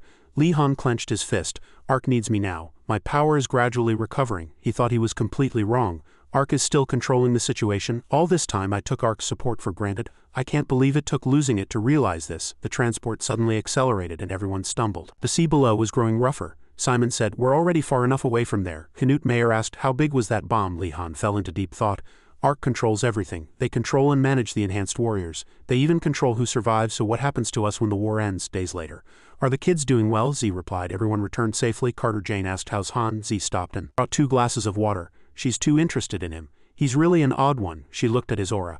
No matter how much I try to see his future, I see nothing, yet he survived. It's really strange, isn't it? Z replied. Wherever he is, he still seems to be a special guy, Carter Jane thought, but at the same time, it wouldn't be strange if he suddenly collapsed and died. He's in a state where he could die at any moment. She pressed her lips together. Damn it, Carter Jane looked at the glass of water. I just want to go home one last time before I die. Z's eyes were bloodshot and he seemed to be holding back tears. He said, that place has been completely destroyed, nothing is left. I don't care, I want to draw something there. Carter Jane's hand trembled and she gripped the glass of water tightly. Please, can't you help me? With your position in Ark, you can surely do it. Z turned abruptly and said, I'm sorry, Carter Jane shouted. You damn bastard, how could you do this to me? The Z I knew would have done that for me without a second thought. Carter Jane threw the glass of water. He would have done that for me. Water spilled. Charon covered her face and cried. On campus, Lee-han and Simon stood facing each other. Simon said, I'm going to request a transfer to another team. Hearing this, Lee-han was slightly surprised and felt a sense of apology, but Simon on the contrary showed displeasure on his face, staring at Lee-han with furrowed brows and blue eyes, urging a response. Lee-han, flustered, replied, I thought we always cooperated quite well, at least as team leader. I won't force you to stay. But at least tell me why. Is it because of what happened at the bar? A vein throbbed on his forehead and Simon gritted his teeth, replying, no. The two sat on a bench and the atmosphere was slightly awkward. Simon bowed his head and said, we just don't fit. It became so clear to me during the last mission. Lee-han seemed a little surprised by this answer. Simon raised his water bottle and said, do you think you're someone who needs to protect your teammates? What I need is a comrade, not a protector. Lee-han explained from his perspective, but protecting the team is part of my duty as team leader. Simon emptied the water bottle in one go, clenching the empty bottle tightly in his hand. A few drops fell to the ground. Simon replied, I'm not as articulate as you, so just be quiet. The wind swirled and Lee-han stood alone watching Simon's retreating back. Lee-han gripped the water bottle in his hand, wondering inwardly, did he transfer to Red Team? A scene from the past appeared. Young Lee-han sat by a campfire with a young boy. The boy said to Lee-han, my mom is a really good cook. Her name is Rose. I wish everyone could taste her food. I don't know if they'd like Spanish food though. Those innocent words stayed with Lee-han for a long time. After the conflict, Lee-han sat in his room and said to Kuro, Jose probably has his reasons. Let's give him some time until he's ready to tell us. The scene shifted to another dark place where Red used his ability to light a cigarette. His hair fell casually across his forehead and Red smoked thoughtfully. He took a cool puff and leaned back in his chair. In his mind he recalled Carter Jane, IV drip in hand, shouting furiously. The Red Team I knew would have done that immediately. Red put the cigarette back in his mouth and fell into deep thought. The Red Team she knew, he asked himself. What kind of person was I? The drawer opened, revealing the items inside. They were a few photographs. Red picked them up and looked at them closely. There was a pure-looking blonde girl in a pure white dress. It was Carter Jane. Red recalled the day he first met Carter Jane. She was an American tourist on vacation in Severin. After guiding the survivors to safety for several days, he sent a distress signal. Red found it hard to understand. But this is a monster hotspot. How could she be here? A comrade said. She said she was able to pass through the safe zone thanks to her ability to see the future. Hearing this, Red looked at her with curiosity. Carter Jane lit a cigarette casually, but a strong wind blew, putting out the flame. Carter Jane seemed startled. It took them back to a past memory. They leaned on the railing watching the waves crash. Carter Jane held out her cigarette, saying, Red, light this for me. Red created a flame on his finger with his ability and lit it for her. With a familiar taste, Carter Jane let out a satisfied sigh. Red looked at her intently, then suddenly burst out laughing. Carter Jane asked, "What are you laughing at?" Red replied, "I used to dislike smokers." Carter Jane immediately retorted, "Oh, and when were you ever my type?" A noisy but peaceful scene. Indifferent gulls sat around them. Carter Jane asked, "Red, what will you do when the war ends?" Red replied, "I'm leaving the military." Carter Jane asked curiously, "Is that all?" Red nodded. "I'm tired of war." Understood. After speaking, she again buried half her face in her arm, seemingly embarrassed. Carter Jane mustered her courage and suggested to Red, "Would you like to go to Texas with me and open a barbecue restaurant?" She secretly glanced at him, afraid he would refuse. "My grandfather taught me a special sauce recipe, and with your pyrokinetic ability, cooking would be a piece of cake." Carter Jane even calculated the economics. "We'll split the profits. I'll take 70, you take 30. Without a moment's thought, Red smiled brightly and replied, "Okay," he cunningly added, "but I'll take 70 and you take 30. "You fool!" Carter Jane angrily rushed forward, trying to snatch everything, but Red's long arm blocked her. We walked the path towards the future together, filled with smiles, hope, and beautiful youth. A photograph commemorating the three people's companionship. Johnny's face, wearing black glasses, filled the entire photo. He gave an okay sign. He was satisfied with his composition. White teeth showed behind a bright smile. "All right, this junk works well." After finishing his work, Johnny rejoined the two. When he arrived, the countdown had already ended. "All right, smile." The old camera beeped. The images of the three were recorded on screen. Everyone had a serious expression. Afterwards, the three put their heads together to look at the photo. Red complained, "Why did you take a picture like this, Johnny? It's terrible. You should have taken something more interesting." Johnny smiled at the two and said, "We're almost done. We should have a picture to remember our time together." In the end, only the seventh dragon remained. Their long drawn-out battle had finally come to this point. The war would soon end. To Red, to Carter Jane, to my friends, when everything ends, I want to live a normal life. But seeing the way the two looked at each other, Johnny felt like a third wheel. His face darkened. Johnny offered a pack of cigarettes to the two as if testing them. "Have one each." Both said no simultaneously. "Me neither." Johnny was more annoyed than before. The scene shifted again. Red stood to the side listening to Alexander. "But she seems to already know this fact." At this information, he silently furrowed his brow deeply. Alex's expression was the same. He too was lost in thought. After that, Alexander asked everyone, would it be possible to freeze her again? At this suggestion, the three scientists present were all horrified. Alex said, "Her ability is irreplaceable. She cannot die yet." He violently slammed the table. "We just need her power one more time at the very end of the war." Red's eyebrows furrowed even more. A look of bewilderment was evident in his eyes. Earlier that day, Red was hurrying down the road.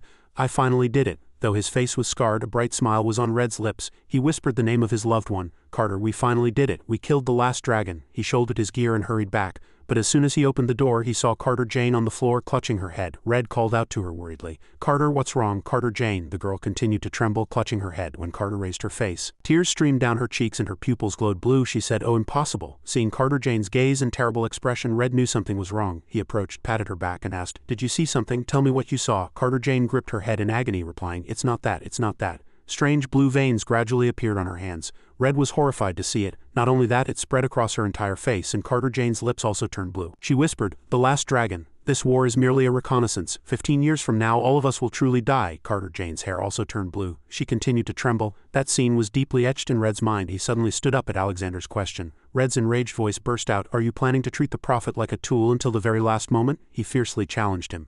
Alexander also replied with a firm voice, "How dare you? Do you think you have the right to say such things to me?" "Clearly not." Red silently gritted his teeth and a vein throbbed. Under Alex's sharp gaze, Red turned and left. As Red left the room, the heavy door closed. Alexander must have clearly noticed his abnormal feelings for Carter Jane. He ordered others to keep an eye on Carter Jane. Night covered the entire AK base. The tripod was neatly maintained. "It's been kept cleaner this time," Red said. "I haven't been in that field for a long time." Charlie burst out laughing. "Haha. The mighty Red in such a situation," he retorted. "Same goes for you, old man." "HMPH, what do you know?" Charlie proudly puffed out his chest. "Far from it. All of them still have to use my designs. Do they think they're great just because they found a new way to apply what I created?" Red said. "I have to go." Charlie asked him worriedly, "Are you sure?" His face grew serious. "Is it really because of the prophet? Are you sure you won't regret it for the rest of your life?" As they grew older, the traces of time became more evident on Charlie's face. Red lowered his gaze and remained silent, as if choosing his words. After that he said, "I've done too many things I'll regret for the rest of my life." Charlie tore at his hair and sighed. He compromised. After that, Charlie quietly walked in another direction. He lifted an old cloth, saying, "This seemed to have stopped working, but I repaired it myself and got it working again." The black cloth was pulled off and fell to the floor. As what was inside was revealed, Red's eyes immediately changed. It was an old-fashioned mech suit. Charlie said, "Even if they succeed in freezing her again, there's no guarantee she'll wake up in her current physical state. Alexander is ready to stake everything on the smallest chance. But she has already saved countless lives. Her day of victory has already begun its countdown, but she has the right to be happy for the time she has left. Don't you agree? As he left the workshop, Charlie's words still echoed in Red's mind. You and the Prophet are to go to Hangar 4. A psychic suit and helicopter will be waiting there. He silently walked down the empty dark road. Red raised his hand and lowered the brim of his baseball cap to cover his face. Suddenly a voice came from behind him. Sergeant Red, where are you going at this hour? He stopped. Red's face seemed to ponder how to deal with the person. Lee Han's golden eyes gleamed in the darkness. He asked, where are you going? Sergeant Red, in the dark alley. Only the two remained, and the situation was extremely awkward. Red's hand clenched as soon as he heard the boy's voice. This voice, Red gritted his teeth, glanced back and cursed inwardly, damn it, Alexander. He'd really send his most troublesome kid to stick with me, Red replied casually. I'm just walking. When Lee Han asked him, Instructor, you're wearing a military cap you never used to wear? Red's blue eyes immediately flashed a dangerous red and his voice dropped. I know what you know, so stop pretending. Lee Han too bristled. He fiddled with his yellow-gloved hands. The protagonist took a combat-ready stance. Red thought to himself that this kid always acted with a purpose. Lee Han believed his instructor must have a good reason for doing so. Red also took a defensive stance. He presumed there were no other options now. Lee Han asked first, what are you going to do? Red was surprised by the boy's question, asking, what did you say? Lee Han put on a cap that appeared out of nowhere. Instructor, do you know how to escape from AK when you take the Prophet? Confusion appeared in Red's eyes. He asked Lee Han, weren't you following me? The protagonist replied, I came to help by the Prophet's orders. Red asked in an annoyed voice, and you just took the Prophet's orders as they were? Lee Han pointed behind him and said, I've already dealt with the officers who were following you, sir. Red growled in exasperation. Lee Han continued as if he hadn't noticed Red's angry expression. We'll enter through the third window on the right. It's closest to the escape route and unguarded. Red remained low, his mind filled with questions. What on earth is this kid trying to do? He found all the blind spots of the surveillance cameras and figured out how to get here. This is not something anyone can do. Red looked at the student he had trained. It's as if he prepared for a situation where Ark becomes the enemy. Lee Han also looked at him. He could feel the worry and doubt on Red's face. Lee Han said, I believe you, instructor, know best among everyone why I've prepared so thoroughly. As Lao Cha said, only those prepared for the unexpected in unexpected situations survive. The two sat side by side in the darkness of the hallway corner. Did you take Lao Cha's words to heart? Still, I didn't expect you to go this far. You're truly stubborn. Red covered his head, sighed and laughed. No matter what happens in this world, you'll probably survive. The two quietly hid behind the hallway corner. The door to the adjacent hallway was heavily guarded by 4 people. Lee Han saw them exchanging something through a gap in the wall. They were changing shifts. Let's wait here for a moment. Lee Han quietly observed the movement on the other side using his 110 vision. The 4 soldiers were signaling each other with hand gestures. There were only 2 guards here. This meant they hadn't anticipated any possibility of intrusion. After all, how could they have expected me, a mere sergeant, to betray AK? Even a powerful organization like ARC is vulnerable to internal attacks. While Red was distracted, Lee Han suddenly rushed out. Red gritted his teeth, guessing, surely he's not planning to confront them with just those gloves? Lee Han darted towards the 2 guards like lightning. Before they realized what was happening, they were electrocuted and sent flying. Double kill. The 2 immediately collapsed to the floor. At that moment, Red approached from behind. He passed the 2 and asked, are they all right? Lee Han replied, I only subdued them using the appropriate force. I learned exactly how to control power surges from many experiments on Kuro, so don't worry. Red immediately recalled the unfortunate fate of Kuro's friend. That night they successfully reached Hangar 4. After checking Red's mech suit, Lee Han retightened the last nut. A helicopter was there. It was finally the moment Cash arrived. A slender hand extended a USB drive. It was what he had promised. Catherine smiled gratefully and said, thank you, Han. Always be careful. Red, standing next to them, said, I never thought I'd say this, but thank you, Han. Lee Han's expression turned strange. Cash and Red left together. She asked who's going to drive this helicopter. Red replied, we already have a pilot who agreed to help. He said jokingly, sounds like I forced him, right? Lee Han frowned as he watched them go, his hand clenched at his side. Lee Han suddenly said, don't you have any last advice for me? Red stopped, turned and looked at him. The student he had taught had really grown tall. Lee Han fixed his gaze on Red, waiting for an answer. Red replied, advice? I don't know. You've already fought more dragons than I have. If I can offer a small piece of advice, don't show too much emotion. No one has the right to blame you, sometimes just because you act human for a moment. Lee Han's hand holding the driver trembled slightly. Is that really what you have to say after all the time you spent training me to be strong, instructor? Red pressed his lips together and looked at the boy. Lee Han gritted his teeth. Red added, the moment you show weakness you'll be eaten alive. Protagonist's past of being hunted for food resurfaced in his memory. Lee Han said, that's a fact I know better than anyone. If that's the only advice you can give me, I don't need it. However, Red's eyes as he looked at him were softer and brighter than ever. Once the excitement settled, Lee Han cautiously looked at him. Red suddenly sighed. He smiled and said, all right, it's fine. Good luck with the fight, Han. This surprised Lee Han slightly. The helicopter had already begun to leave the landing pad, seemingly carrying the strict instructor and their childhood memories. They were gone. Red was always strict, but he always secretly watched over the boy. Lee Han stood watching the helicopter fly away into the distance. The wind ruffled his hair. It moved further and further from the ground. Lee Han's figure grew smaller and smaller. He looked truly small in the night. When they were too far to see each other, Lee Han thought to himself, goodbye, Sergeant Red. The next day at lunchtime the cafeteria was still packed with people. Someone cursed, "Damn it, how could that bastard do such a thing for a woman?" A sergeant next to him said, "They're all in on it. How could he become a war hero? That traitor, I thought he was a heartless bastard, but it turns out he was quite a romantic." The food was kept warm and cooked by the chef. In the chaotic crowd of the cafeteria, Kuro sat with Lee Han and the others. He frowned, quite annoyed by what he heard. Kuro said, "Everyone's talking about this." Demichi bit into a large piece of bread and replied, "I mean, they're not wrong. He's a pathetic guy, and he ran away, didn't he?" Kuro added. But what's even stranger is the commander's silent attitude. Sergeant Red wouldn't have slipped away secretly alone. They aren't even trying to find accomplices. Lee Han just quietly listened to them. After finishing his frustrating meal, Lee Han returned to his room. At this moment he took out the USB cache had given him last night. The hallway was empty, with no one coming or going. Lee Han opened a small virtual screen and something appeared. His eyes changed the moment he saw the message. Only 3 words were written, "I'm sorry." The rest of the content was only partially revealed. "I'm sorry, if I hadn't done that." Red was in a secluded spot in a snow-covered forest. The man walked silently, carrying a deer on his shoulder. He looked like a hunter. A pickup truck was parked nearby. The large deer was loaded onto the back of the car. He inserted the key to start the engine and turned it once. A strong engine roar echoed and his hands rested on the steering wheel. The car drove through the snow-covered forest towards home. Night fell and a wooden house appeared in the car's headlights. As soon as Red got out of the car, Cash also opened the door and came out. She exhaled white vapor and smiled at him reprovingly. "You're late. Did you sell the game?" Red's beard-covered lips curved into a smile. He laughed brightly at Cash's words and replied, "Red is a truly ordinary man now. He even bought dinner." Steaming soup was placed on the table and the two sat facing each other enjoying a warm meal. Cash laughed loudly, held up her bowl and said, "Let's eat it all at once," Red said affectionately. "Oh my, this foolish woman." Seeing her eating heartily in front of him, Red reminded her to drink slowly. When they both finished their bowls at once, both of them made a mess. Cash immediately mocked Red's appearance. The pouring light from the window illuminated their silhouettes. "I betrayed everyone just to see that smile again.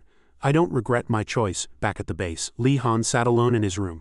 The sound of tapping on the table echoed in the dark space. The protagonist's fingers continued to tap the table according to some rhythm. After reading that USB, his face was filled with anguish. It was just one sentence. "I'm sorry, if I hadn't done that, Red would have died." The protagonist thought there must be something else to this message. What will happen? Elsewhere at the base, an angry voice shouted with a bang, "Annihilated?" Alexander couldn't believe the report he received.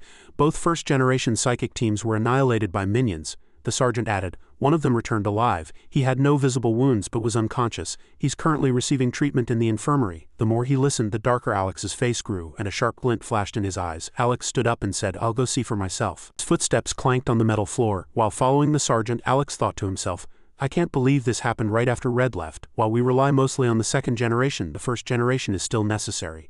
Arriving in front of a heavily locked room, the sergeant said, "He's inside."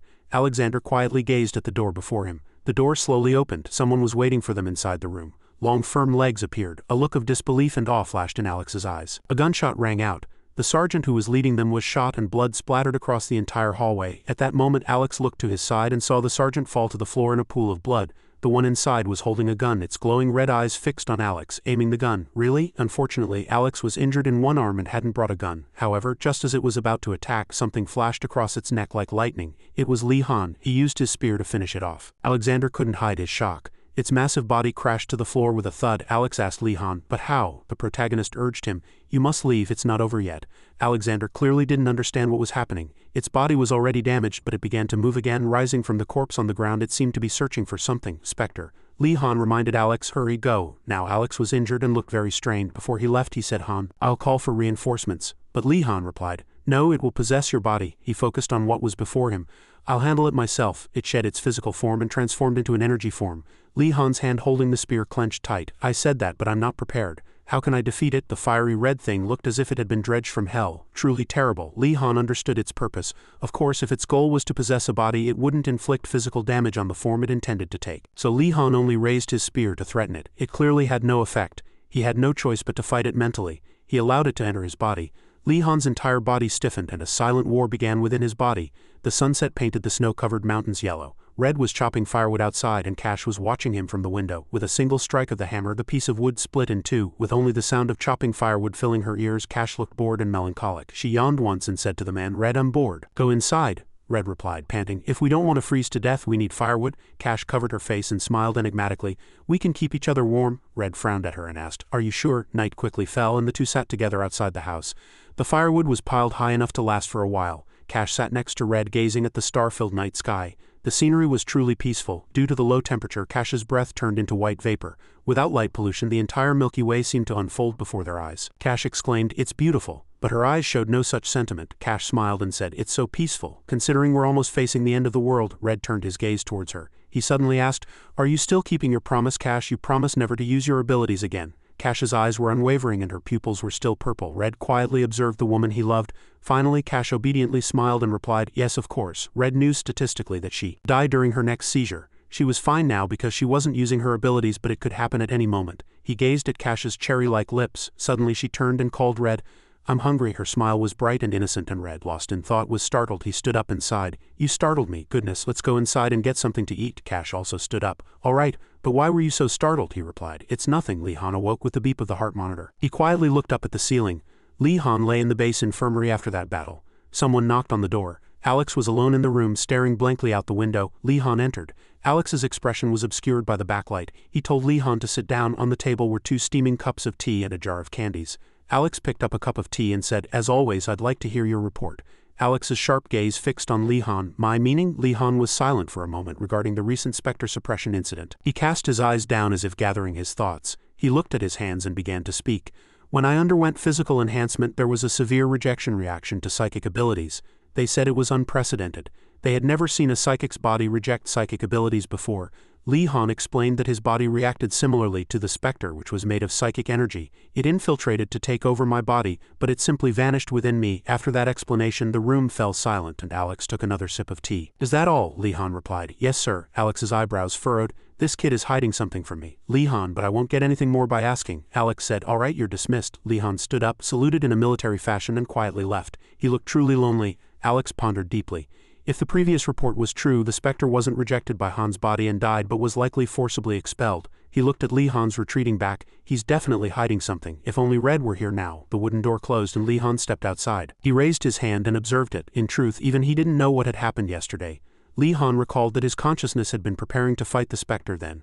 "I don't know why I did it." As it approached, "All I did was reach out my hand." The specter suddenly writhed in pain. Even Lee Han didn't understand what happened, and the specter exploded before he even touched it. Lee Han stood dumbfounded. Footsteps echoed in the empty corridor. "Because I didn't accept psychic abilities." Lee Han knew that his psychic power level was too low to properly control even the psychic armor. So he always thought his special characteristic was the ability to control psychic power well. He stopped and looked at his hands. "But this might be my true nature." Eventually, Red and Catherine also stayed in the snowy mountains for a while. 6 months later, Red parked his car in front of the door and entered. One of his metal legs seemed impervious to the cold. Catherine greeted him with a bright smile.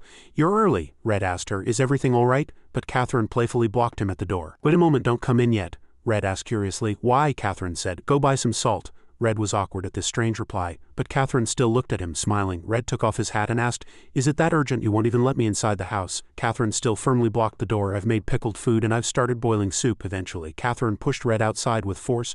Go quickly." Though he couldn't understand, he didn't resist. "My goodness." Catherine still urged him on with a playful smile under her relentless insistence. Red finally relented.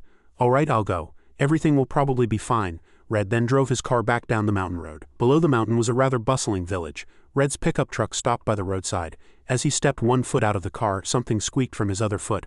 Red was startled by the squeaking sound. He looked down at his metal leg and muttered, "Damn it, I haven't been taking good care of this thing." He then got out of the car and walked down the bustling street. His squeaking metal leg immediately drew the attention of passers-by. But Red paid no mind.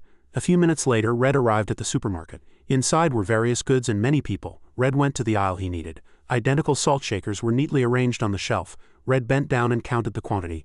Is that enough? At that moment his eyes suddenly sharpened with vigilance. Red picked up a salt shaker and with his other hand, jabbed the elbow of the person approaching him. With a quick and decisive movement the person immediately fell, screaming, "Ah!" Red gripped the salt shaker tightly in his hand, raising it, his eyes filled with murderous intent. The person who had been chasing him was immediately hit on the back of the head with the salt shaker. Salt scattered everywhere, and he cried out in pain.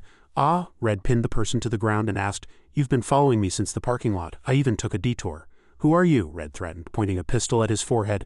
The opponent, sweating profusely, replied, "Wait a minute." Another voice was heard above the two and a black gun barrel was visible.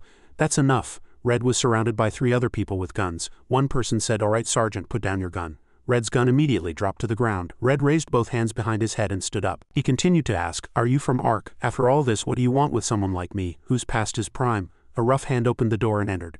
It was Alexander. After the last battle he had lost his left arm, Alexander said.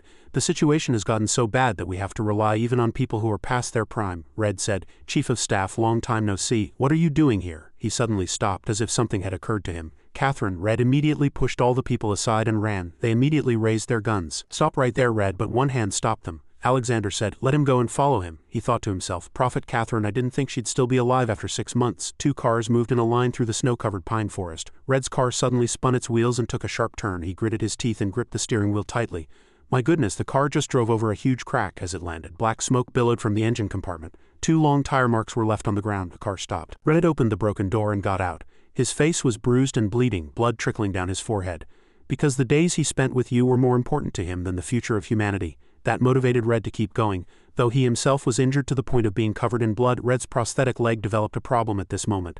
It suddenly malfunctioned and Red fell in the snow. That, however, didn't stop him. Red gripped the ground with his hands and moved, his breathing growing harsher. Finally, he arrived at his cabin. Outside was silent. Red's face darkened. He struggled to move to the door and his rough hand rested on the wooden door. The moment Red opened the door, his heart froze. The angelic figure in the white dress from that day appeared. Catherine seemed unchanged. She said, I love you, Red. Now Catherine simply lay quietly, having passed from this world, but that love was eternal. As the sun rose high, Alex's team also arrived at the cabin. A subordinate asked him, what do we do now? Alex furrowed his brows and was silent for a few seconds. Then he said, let's wait. This isn't the time to interfere. Inside, Red was tightly embracing Catherine's body on the blood-stained floor. Red's entire body was enveloped in gloom. Catherine's scratched and bloody hand hung limply on the ground. Water, heavy and singular, streamed down her cheek. They were Red's tears. He painfully lifted his face, stained with blood and tears, then let out a loud cry. The woman he loved had finally departed. Catherine was merely a motionless corpse. In heart-wrenching pain, even the strong man screamed. Inside, Alex must have clearly heard Red's cries as well. He closed his eyes as if in mourning. Sunlight shone on the leaves, the wind blew and snow fell. Things continued to flow as usual.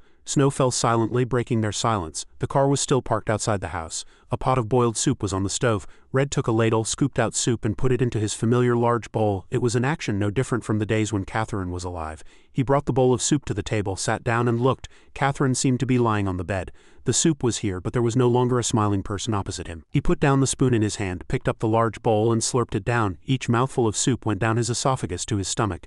After finishing the soup, Red stood up. He thought to himself, everything is ready, Catherine. Red took off his clothes and entered the bathroom to wash himself. Cold water poured down. The razor, unused for a long time, was brought out again. Red made a few basic strokes on his lathered beard. After tidying his appearance, he walked to the closet. His head was shaved short. Red put on his familiar camouflage uniform. He looked at the woman he loved one last time. She was beautiful and peaceful. At that moment, I immediately thought I wanted to go with her. But he stepped outside and the wooden door opened again. As it slammed shut, that place would forever hold everything Red had truly loved the most. It seems there are a few unfinished matters left. Everything was engulfed in flames, and Red's gaze was unwavering. He coldly left that place, leaving behind the burning house and memories. Just wait a little longer, Catherine. Outside, Alex was already waiting. Red truly bid farewell to Catherine. I love you. Countless military aircraft were flying in the sky. Whispering voices of people were heard. Sergeant Red is back, but why? I heard he was on medical leave. Truly foolish. In the control room, Lee Han glanced at the others and reminded them, Ark has no time to consider such things now. Canute grew serious and replied, that's right. The planes continued to move in formation, and the command to prepare for landing was given. The massive engines gained thrust downwards and landed. Below where they landed, it was filled with the corpses of dragons. It seemed a fierce battle had taken place. Kuro disembarked and wiped a bead of sweat from his forehead. Just for a little while, it's fine. I just want to sleep, but there's another problem. Canute loosened the stiff neck of his armor and agreed. Me too, we haven't slept a wink for the past 48 hours. We'll die of fatigue before the final battle. A mission without a break. Lee Han frowned and thought, if this continues, all of us will. Suddenly, something whizzed past above their heads. Everyone looked in surprise in the direction it flew. What's that? Immediately, they saw a gigantic gate in the sky. It came from the gate. Is that Omega Team? Kuro asked. Are they dispatched again to block the gate? Canute also had the same question. Can they really not rest? He said gloomily. They must be in a worse state than us. Ever since they rebelled against Ark, do they not care if they die any moment? Lee Han thought Ark treated them like spare parts. Suddenly Lee Han felt a reaction in his glove. Is it a local network? Lee Han activated his helmet and said into the radio, this is Alpha 1, the other party replied. This is Omega 1 requesting Alpha Team's support, very sudden. Lee Han replied coldly, that is beyond our scope of work. Can't you handle it yourselves? Omega Team said, we cannot handle 2 dragons simultaneously. While we deal with one, the other will escape. Lee Han still replied firmly, request support through your superior. From the other side, Omega Team's leader replied mockingly to Lee Han's words, really? I thought you guys were smart. Lee Han stood still without a word. His teammate asked worriedly, what's happening? The protagonist replied, it's a request for support from Omega Team. he said towards Silence.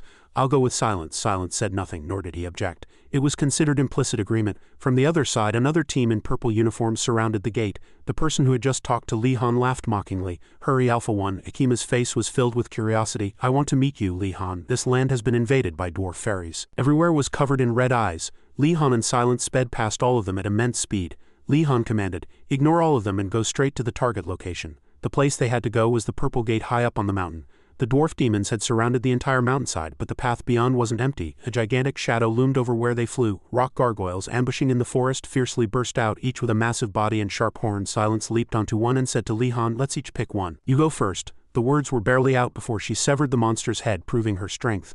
Li-Han also charged, shouting with momentum. Aha! He quickly pulled back his right leg for propulsion and kicked off the gigantic monster's head in a single blow. The massive body slowly fell, and the two continued to advance. Upon arrival, they saw Omega Team guarding a subdued dragon. The two landed in front of Akima. Silence's mechanical voice echoed, is everything finished? Akima smiled and said, thank you for coming all this way. Good to see you again. Silence. Li-Han confronted him. Did you lie to bring us here? Akima put on an innocent expression. No, we really needed help. You just arrived late. Li-Han gave him a sharp look. When a dragon's core explodes, all surrounding communication will be temporarily disrupted. You're a terrible liar, Omega 1. Despite being caught, Akima laughed and replied, I seem to have underestimated you. He said, you're right, Han. It would be better to speak frankly. Li-Han asked suspiciously, surely you're not planning to revive the rebellion that failed before, are you? Silence also looked at Akima, awaiting his answer. We were too hasty last time, he replied. Li-Han said, it doesn't seem like much has changed. Akima stood arrogantly with his arms spread. The only reason we're alive is because ARC doesn't have enough soldiers. That means there's no guarantee they'll keep us alive after the war ends. As soon as he finished speaking, his smile vanished. Akima said with a serious expression, but do you think you're different? You must have thought about it at least once. Li-Han couldn't refute it, as it was too accurate. It was a question about what would happen to them after the war ended. Both Alpha and Omega teams wanted answers. And the only way for them as psychics to survive was to unite as they did back then. And even now I'm just doing what I have to do to save myself and my comrades. Li-Han sneered, comrades, you killed those comrades. You're just a murderer. Akima replied, you didn't know what would happen after that either, Han. Then pointing to the girl next to him, he said, the same goes for Silence. You probably don't remember, so I'll remind you again. In that terrible moment, most of our comrades lost their minds. They were being controlled. My plan was to escape with those who could still make even slightly rational judgments. Akima pointed at Silence. You missed that opportunity. Silence tried hard to remember, but that moment felt like going back in time, and Silence lost control. You begged me to kill you. Hearing those words, Silence became blank. Li-Han was a little skeptical of Akima's story. Silence asked him to kill her. Silence was also confused. Did I really do that? Li-Han looked at the trembling girl. Silence looked very exhausted. But what worried Li-Han was that they might get lost in this conversation. I must prevent Omega Team from getting what they want. Without debating right or wrong, Li-Han immediately accused Akima of lying. This clearly displeased Akima. Li-Han told Silence, he's lying, Silence. Don't be fooled by his words, she nodded in response. Han. Akima said, are you denying my words? That's unlike you. Suddenly a blade appeared and touched Akima's neck. Surprise was evident in his eyes. Akima looked at Silence, who held a knife to his throat, and muttered to himself, this damn kid, he trusts Han unconditionally. The Omega Team members saw this and immediately aimed their guns, saying, put down your weapon. Akima reassured his teammates, there's no need. After that, he glanced at Li-Han and said, that's enough conversation for today. The dragon's corpse is completely burned. Akima said, I hope to see you again, Han. Li-Han turned and seemed about to leave. Before leaving, he said, Omega 1, there are a few things that you, ARC, and others have completely forgotten. First, we must win this war. Everything else comes after that. As soon as he finished speaking, the two immediately flew away. Akima was displeased at being ignored. It's a pity. I thought a lot about this problem. He's really stubborn and hard to move, but one thing became clear today. If I can defeat him, I can defeat all the third-year students. That was Akima's ambition. After that day, they returned to base and everyone gathered in the lab. The protagonist was Kuro. Otto signaled him. All right, Kuro, ready? Despite his worried expression, Kuro replied, yes, sir. Alex, who was next to him, asked worriedly, Otto, Kuro isn't even wearing psychic armor. What are you planning? Otto mysteriously pushed up his glasses. You'll see soon enough. As soon as he finished speaking, 3 control guns were immediately ready. Seeing those weapons, Alex almost screamed, what? Stop right now. But it was already too late. Powerful firepower was unleashed simultaneously towards Kuro. As the fireballs approached, Kuro created a shield in front of him. The young boy looked worried, but the shield blocked the attack. Otto looked at the results over his glasses and nodded. Through his experience on the battlefield, Kuro could now use S-grade skills. Alexander was not so relaxed. He trembled slightly in surprise as Otto said, with highly concentrated psychic energy, Kuro can block physical damage even without psychic armor. Otto spoke excitedly into the microphone. And next, Kuro, destroy everything. Kuro immediately used his ability and struck with superhuman strength. With a single flick of his hand, he effortlessly swept away the fireballs like fallen leaves. Otto explained, His power transcends ordinary material manipulation. In his current state, Kuro can easily navigate the battlefield without taking any damage, Alex exclaimed excitedly. My goodness, he's a monster, Red, who was next to him, quietly watched him. Alexander exclaimed excitedly, this time humanity will achieve complete victory. This proves that Project Ark was absolutely right. Even with this progress, Red was not pleased at all. He thought to himself, I'm worried. Is this power something a gentle soul can handle? Can Kuro, an innocent boy, bear this? There was a knock, and Canute cautiously opened a small crack. He was surprised to see who had arrived. Han, what are you doing here at this hour? Canute's hand on the door trembled slightly. Canute looked at Han's gaze with a worried and confused expression. He hugged his trembling body and made an excuse. I'm not feeling so well. But Li Han firmly pushed Canute aside. The scene inside the room was revealed with piles of medicine scattered on the table. Several empty medicine packets showed they had been used. Li Han picked up a medicine packet and looked at the capsules in the plastic bag. He held it up to Canute's face as if interrogating him. Canute avoided Li Han's gaze. Finally he confessed, yes, that was a combat stimulant. Canute recalled terrible memories. I had to experience crossing countless thresholds of death. And at some point it became my daily routine. It was an ominous sign. If I don't do anything for so long, my body feels like it's screaming. Canute struggled to explain. His hands trembled constantly as if itching, as if wanting to feel the thrill of battle. Canute angrily muttered, damn it, why did it turn out like this? He didn't know what the other person was saying, but Canute suddenly frowned and looked up. What? He forced a smile. If we win this war, haha? I don't know what Canute thought of first. I want to buy a really big ship that everyone will envy. Canute saw the hand in front of him crumpling his empty medicine packet. No one answered, but Canute smiled with relief and gratitude behind the closing door. Sorry for worrying you, Han, and thank you. After that, everything was plunged into darkness. In the cafeteria, Kuro scratched his cheek, embarrassed by the question he received. If we win this war? I've never even thought about that, Silence said. I'll open an Aikido dojo in Japan. The lens focused on Silence and she added internally. Of course, only after going to Korea with Han to meet his siblings. Kuro asked again, bewildered. Aikido? Silence was suddenly surprised, as if she had seen a strange creature. What? She continued to shout at Kuro. Why doesn't a Japanese person know what Aikido is? Let me tell you about the greatness of Aikido. Aikido is… Before Silence could say more, Kuro raised his hands in surrender. All right, I'm sorry. The scene shifted, and Otto, holding a wobbling screw adjuster, curled his lips and raised an eyebrow. After finishing the last work on the mech suit, Otto said, everything is complete. He asked if it was comfortable to move in. Li Han moved his gloves and Otto spoke again.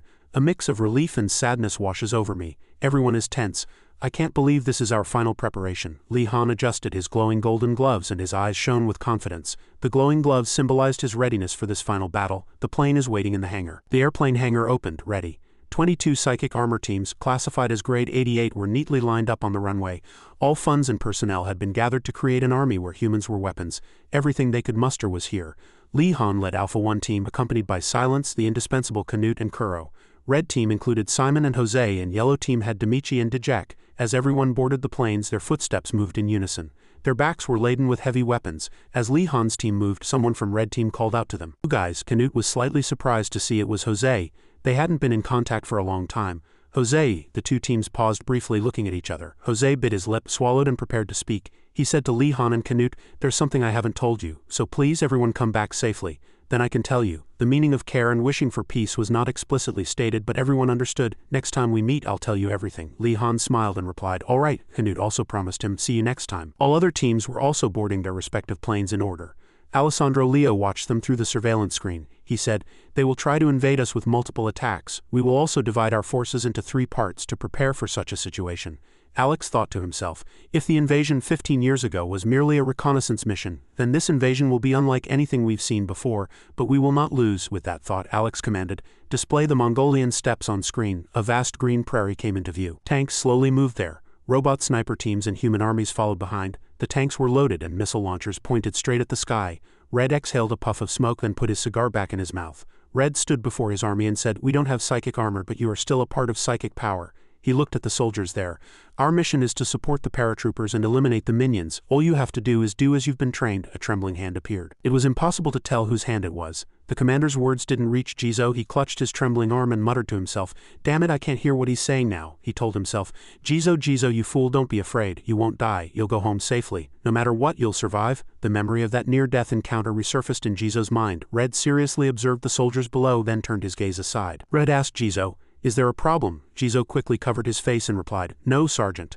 Red put on his heavy hat and reminded everyone behind him, don't lower your guard. He looked up at the sky and asked himself, is this really the final battle? Red's eyebrows furrowed, and in his mind the image of the woman waiting for Red appeared. Cash, just wait a little longer. After that, bright sunlight poured down over the vast steppe, and the elite forces were in position ready. An officer carefully observed the front with binoculars, thinking, it's so quiet you could hear a pin drop. Suddenly, the sky in the distance turned red, with countless shimmering points. The officer was incredibly surprised by this sight, and confusion, fear, and panic enveloped him, sweat pouring down his face. He slowly lowered his binoculars and looked with his bare eyes. He stammered in surprise. His face darkened. He uttered, what is this? He recognized the terrible thing before him, and the information he reported echoed through headquarters. That's a gate, but this made everyone hurry. Everyone showed worried expressions. The military commander sat in the center and said, that's right. He rested his chin in his hand and continued, it's happening before our eyes, but even I can't believe it. A thud echoed, and a series of circular spatial gates appeared. Is this how their main army invades? Orbs were everywhere, rushing down to the ground. The ground defense force, the tanks, fired. Tanks from other units also continuously bombarded. The thud continued to echo. The shelling completely broke the previous silence. Explosions continuously echoed. From within the smoke, strange four-legged creatures appeared. These strange creatures moved very nimbly, continuously evading the attacks of the armored unit. The sound of shelling echoed throughout the entire front line. The creatures were continuously shot, and blood splattered everywhere. An ambush tank continuously fired at the strange creatures. The soldier in charge of the machine gun continuously shouted and unleashed a barrage of bullets. Special forces soldiers were ready to meet the approaching enemy. As the target entered their range, the soldiers continuously attacked with machine guns. They shouted, die you bastards! The enemy mages continuously extended their hands forward and muttered unknown words. They seemed to be casting some kind of spell. The battlefield was in extreme chaos with explosions and red and blue orbs from the enemy side. A soldier shouted. Still many monsters survived the attack. Don't let your guard down. Commander-in-Chief Alessandro Lecco slammed the table. He requested air support and ordered, we must directly attack their gate. A bomber squadron was deployed. Bombs filled the sky and continuous explosions occurred in the darkened sky. Dozens of red spatial gates hung in the air. Winged creatures flew from those colossal spatial gates. As the repulsive grayish-black creatures streamed through the gates, the scene before their eyes was utterly shrouded in the shadow of death. A fierce battle was clearly inevitable. A soldier reported seeing a dragon and requested reinforcements. In an instant, a horrific attack ensued. The dragons were attacking everywhere with immense psychic power. Countless dragons launched furious assaults. On the command center monitor, an officer asked for an opinion. Their breath attacks are destroying us. Should we deploy the first unit? Alessandro Leo thought deeply. I didn't expect much, but is it over already? Unfortunately, we'll have to keep using them as bait. He clasped his hands and rested his chin, waiting for an opportunity. It's not over yet. Use the PFs to distract them a bit more. A dragon's breath attack brushed past a soldier. He gasped, staring at the attack with confused eyes. The spot ignited in purple flames and smoke billowed. Many soldiers were sacrificed in the attack. As the soldier turned, a dragon seemed to be snarling in front of him. Oh no, it was a grotesque creature that had been running on the ground from the start. It had sharp claws and teeth. It was charging at him. Death seemed imminent, but Sergeant Red appeared. He calmly took a stance, yet couldn't escape fear. He gritted his teeth and sweated profusely. When the distance was close enough, he shot the monster, protecting his fallen comrade. He shouted loudly, snap out of it. Jose gasped, still unsettled. He exclaimed, Sergeant Red in the Central Command Center. Reports poured in continuously. Thousands of troops have been sacrificed in battle so far and 10 are needed. Bad news kept coming. Approximately 200 dragons confirmed. Commander, we must deploy the first unit immediately. Leo rested his chin, lost in deep thought. Just as I thought, the second-generation BFs lack experience. Is there really no other choice? Aircraft carrier units quickly appeared. The dragons focused their attention on the aircraft carrier units. From that aircraft carrier, cocoons dropped. The dragons attacked the cocoons in unison, roaring loudly. Despite being attacked, the cocoons quickly fell to the ground without issue. Those chambers emitted black smoke as they cooled and hit the ground, Alessandro Leo said. The cocoons are made of dragon material, so they can withstand any breath attack during descent. A chain of explosions occurred on the ground. Leo said, the first unit consists of 6 teams skilled in flight. They will approach the enemy with close combat weapons. Their mission is to target the dragon's wings and force them to crash to the ground. Information was continuously reported. Excellent. Continue with the next one. Thanks to the mobility of the armor fighting on the dragon's bodies, each team member continuously leapt over the dragon's bodies. Many dragons fell. A soldier screamed as he was bitten. Sergeant Red tiredly raised his gun. Damn it, the monster roared. He shot the monster in front of him, shattering it and bringing it down before his eyes. He gritted his teeth and said, I'm not dying today. Damn it. Information continued to be reported. 60 of enemy air forces have been destroyed. Commander, the second unit is ready for deployment. Leo assessed that 24 people had taken down 200 dragons. With this kind of power, there's no reason for us to lose. The next wave of dragons continued to pour out of the gate. Information about these dragons was reported. These dragons are mostly second-generation types. Deploy the second unit, the elite unit, immediately. From command they encouraged, second unit, everyone, we are counting on you. Demichi moved his joints and said, Did you hear that? It's our turn now. Command encouraged them. We don't know what awaits us after this battle. We don't even know if we'll return alive, but I don't want my friends to go to the battlefield anymore. Everyone heard the command's shouts. Akima quietly smiled and sighed. Simon, seemingly ready, said, "This is really the last one. Let's go end this war." Canute shouted loudly. Ah, he charged valiantly. He leaped onto a dragon's back and plunged his spear into its back. Another person brushed past. That person was Li Han. He reminded, "Silence, go right." It was a double-edged spear. He intended to attack the red dragon soaring into the air. Energy filled the spear. He repositioned himself and aimed at the dragon. Another person. In a brief moment, the dragon lost focus and one of its wings was severed. Li Han exclaimed, "Ah!" After that, he finished off the dragon. He pierced through the dragon's chest with his spear, leaving a large hole in its body. Demichi's voice echoed valiantly over the radio. Alpha Team already got 3. I guess we can't catch up to them, huh? Determination surged. Let's send these wingless dragons back to the sky. Joe's team used fire to pursue all dragons within their attack range. Kuro was also using his technique to deal with the dragons. Kuro's giant blue psychic power hands were gripping the dragons in the air. Alessandro Leo clenched his fist tightly. Only then did his face relax slightly, though still dripping with sweat. He thought everything was going smoothly. Li Han continued as if to deal with another target. He charged forward with his spear. We can end this war. The ground was strewn with the rotting corpses of monsters, and sticky greenish blood and flesh melted away, leaving only bones. The first team stood around the monsters they had just defeated. Li Han took off his helmet, sweat dripping. Canute gasped, wiping the sweat from his face, and asked, "It's not over yet, right?" Li Han, tired, placed both hands on his knees and replied, "Probably. Guys like Bahamut are still out there. We also have to consider the next wave." Everyone looked up at the red circles in the sky. The tension wasn't over because the gates hadn't closed yet. Li Han thought, there's still a third wave. If we can withstand one more attack without them, the situation will be in our favor. This was also Leo's thought. Suddenly, dragons continued to fly out of the gates. These dragons were as numerous as ants, and the defense team looked up in dismay. Unbelievable. Information poured into command from the battlefield. Reinforcement dragons are approaching the gate, and they are second-generation types. Approximately 100 of them. Leo slammed the table and stood up. What? He gritted his teeth and thought, first-generation dragons are mere infants compared to second-generation, but there are 100 second-generation dragons. He ordered the third attack to commence. Airships reappeared, bringing the third team to the battlefield. Li Han ordered all squads to be integrated into one company. The most experienced squad leader would command. The fierce battle began again, and a voice echoed over the radio. The first unit will focus on support. Because they have the fewest methods, fierce monsters chase the soldiers, trying to tear them apart, opening their mouths. They valiantly engaged in battle. Li Han fought with noble ideals. This is what defines my life. I fight for justice. Li Han swung his sword, splitting a dragon's body in two. There was only one thought in his mind.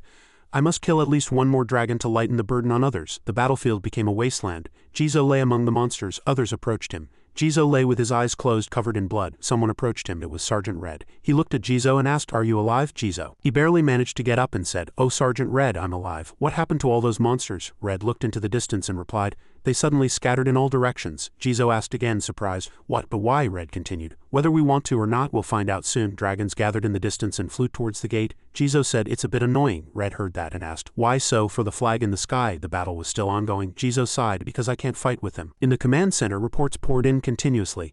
90 of second-generation dragons have been destroyed. The situation is in our favor. Only 12 casualties so far. Commander Leo shot up. He prayed, "I hope this is the end." He was still extremely tense. In his heart, the word please was fervent. The gates were growing larger, merging with each other. Demichi gritted his teeth and Canute's mouth dropped open. "The gates, they're merging," Kuro mumbled in confusion. "Into one giant gate." The gates merged into one and lightning continuously erupted. Another dragon was impaled by a spear, piercing its chest. Li Han shouted, "Focus, we're going to sweep all these dragons away before the next wave comes." In the command center, everyone was staring at the screen. A report came in. Anomaly detected at the gate, unprecedented size. This is definitely Bahamut. Commander Leo was in shock at the sight before his eyes. Someone's arm was bound in chains, with clear red marks on the wrist. An old man with graying hair and a beard screamed, "Ah, ah!" He cried out in a grotesque language, and his eyes glowed purple. Something slammed into the ground, shattering it. Shockwaves spread in all directions. All soldiers were thrown into the air. There were no exceptions. The shockwave was too powerful. A gigantic claw emerged from the gate. Following it, a colossal purple leg slammed into the ground. A repulsive monster revealed its head, bearing sharp teeth. Everyone exclaimed in awe, "It's so big, Han. Is that the same one as before?" Li Han, still recovering from the shock, replied, "Yes, it's definitely him." A spear stuck in his eye, terrible teeth, glowing eyes. "That's Bahamut." The giant winged monster was approaching them. The monster emitted radio waves, and everyone's heads throbbed. The sound echoed in their minds. "You puny insects, this time I will crush all of you." In the command center, a report came after assessment.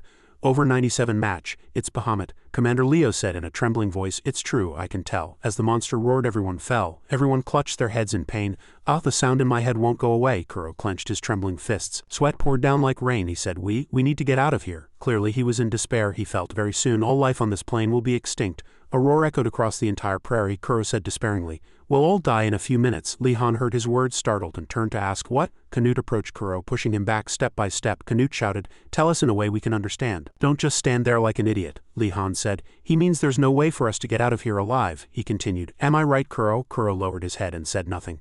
The monster raised its head to the sky and flapped its wings, creating a tremendous gust of wind. In an instant, the monster flew high, beyond the Earth's atmosphere, energy concentrated in its mouth. A colossal purple energy beam fired, heading straight for the ground. The energy beam pierced through the sky and cloud layers. When it hit the ground, the Earth shattered, leaving only smoke and a deafening roar. From command, a voice was heard. "External sensors destroyed. We cannot see the battlefield." Commander Alessandro Leo pointed outside and ordered, "No time to waste. Prepare the planes immediately." Just then, a small hand unfolded. A child was using psychic power, and the tip of the cloth-wrapped stick was rounded. In front of him was probably a young Demichi. The two watched happily as a fish leaped out of the water. Lee Han was probably caught by a guard. He was pressed face down on the floor. Lee Han accepted his arrest bitterly. Returning to the battlefield, the blue prairie was gone, leaving only desolate land. A gigantic crater had formed, and a roar continuously echoed. Lee Han's body was enveloped in a blue psychic energy shield. He asked himself, "What is this?" Over the radio, a voice said, "A shield. I don't have a single scratch. Everyone is covered by the shield." The roar still echoed. In the distance, a group of soldiers witnessed everything. Sergeant Red was startled and said, "Are they all dead? It can't be. No one could survive an attack like that." His eyes were filled with sadness, and in his mind, even if they miraculously survive, it's still attacking us from an unreachable distance. This is the worst situation. Someone continued to bleed, and blood pooled at his feet. Kuro stood tall there, his hand raised to the sky. Blood foamed from his nose and mouth. Canute recognized Kuro. He turned his head. He took off his mask. He said, "Why, you bastard?" He shouted Kuro's name. "Kuro?" His last energy was slowly fading. Kuro's eyes glowed blue, but he seemed unconscious. Lee Han shouted Kuro's name loudly and ran towards him with a worried face. Kuro could no longer hold on and fell backward. Kuro's eyes returned to normal, but they were gradually dimming. Everyone surrounded him. Canute pulled out a syringe and his vision gradually narrowed. The image of Canute injecting Kuro with medicine faintly appeared. Lee Han also used his hand, filled with glowing yellow electric sparks. Lee Han pressed down on Kuro's chest very strongly, making Kuro bounce up. Lee Han pressed continuously, beat after beat. Others also gathered around him. "Keep calling Kuro, Kuro, Kuro, wake up." Lee Han panted. He called out to Kuro loudly. "Open your eyes," Canute shouted. "Damn it, we can't die like this." The aircraft carrier was heading towards the battlefield. Commander Leo asked, "How much longer?" On the other side, they reported approaching the dry zone around the gate. He commanded, "Do you see Bahamut?" The soldier clicked on the keyboard and reported, "Attempting psychic pulse for visual confirmation." The soldier continued to report, "Psychic concentration detected. It's outside the atmosphere. It seems to be preparing another breath attack. According to our calculations, there are about 30 minutes until the next attack. Commander, that monster is still hovering outside, gathering energy for its next attack." Commander Leo commanded, "We need to get there faster. Hurry." The aircraft carrier continued to increase its speed and moved at full throttle towards the battlefield. Kuro suddenly spat blood. Everyone around watched in bated breath.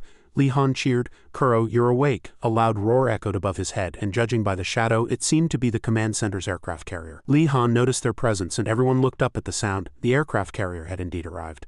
A voice came from the speaker, "Select personnel to board the plane." "There's no time to explain." The plane descended lower. The speaker continued, "We only have about 20 minutes left. We must attack before the monsters do." Alexander Leo said, "I trust you." Lee Han was also surprised by these words. Lee Han commanded the combat team, "The gate is still open, so we still need people on the ground. Only one team will go up. The team to attack Bahamut will be." "Silence, Simon." Before he could even announce the last person, someone said, "I'll take the last spot." Lee Han looked back at the source of the voice. Akima asked, "Are you checking the accuracy level? I'm much more capable than Canute or Demichi. They were only Vanguard before, but I can also play a supporting role." Simon, Kudo and Demichi were a little annoyed by this but couldn't refute it. Lee Han was about to say something, but Akima cut him off.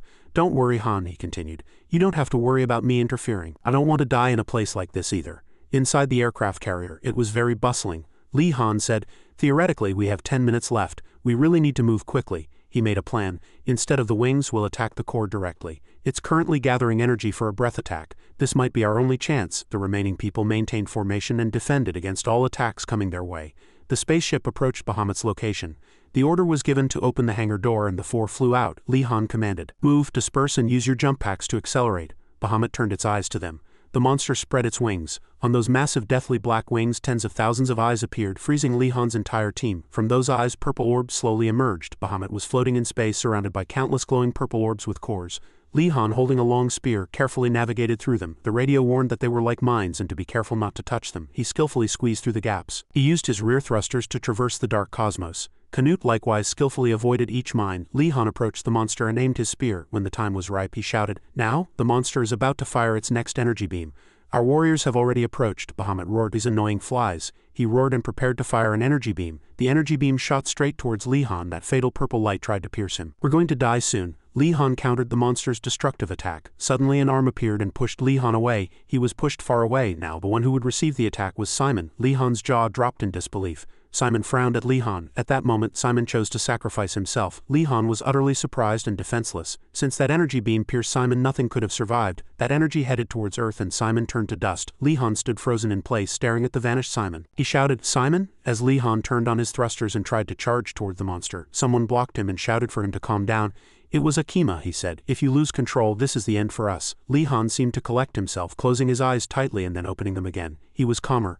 Li Han turned back to the monster and aimed his spear. The monster also seemed to recognize Li Han. He said, "Why you?" and then paused for a moment, recalling the one who had pierced his eye with a spear. He asked, "Are you that one from back then?" Both had one goal. "At least I will kill you." Bahamut directed a purple energy wave at Li Han. He continued to deflect those attacks with his spear. The monster said, "When your damn psychic energy runs out, I'll tear you to shreds myself." Li Han was desperately blocking all of Bahamut's attacks. Li Han shouted, "He's only targeting me. This is your chance." The other person also shouted, "Charge, Silence." While all of Bahamut's attention was focused on Li Han, Silence and Akima flew behind the monster. Silence moved at high speed, thinking of teleportation. She rapidly approached the monster. She concentrated energy into her weapon and her whole body glowed with purple light. Silence spun several times and delivered a powerful blow. The sword struck Bahamut's body. Silence froze. The monster was unharmed, not even a scratch. Akima watched in despair and the radio echoed, "Weapons made of dragon material are useless." Li Han gritted his teeth in anger as he saw his comrade.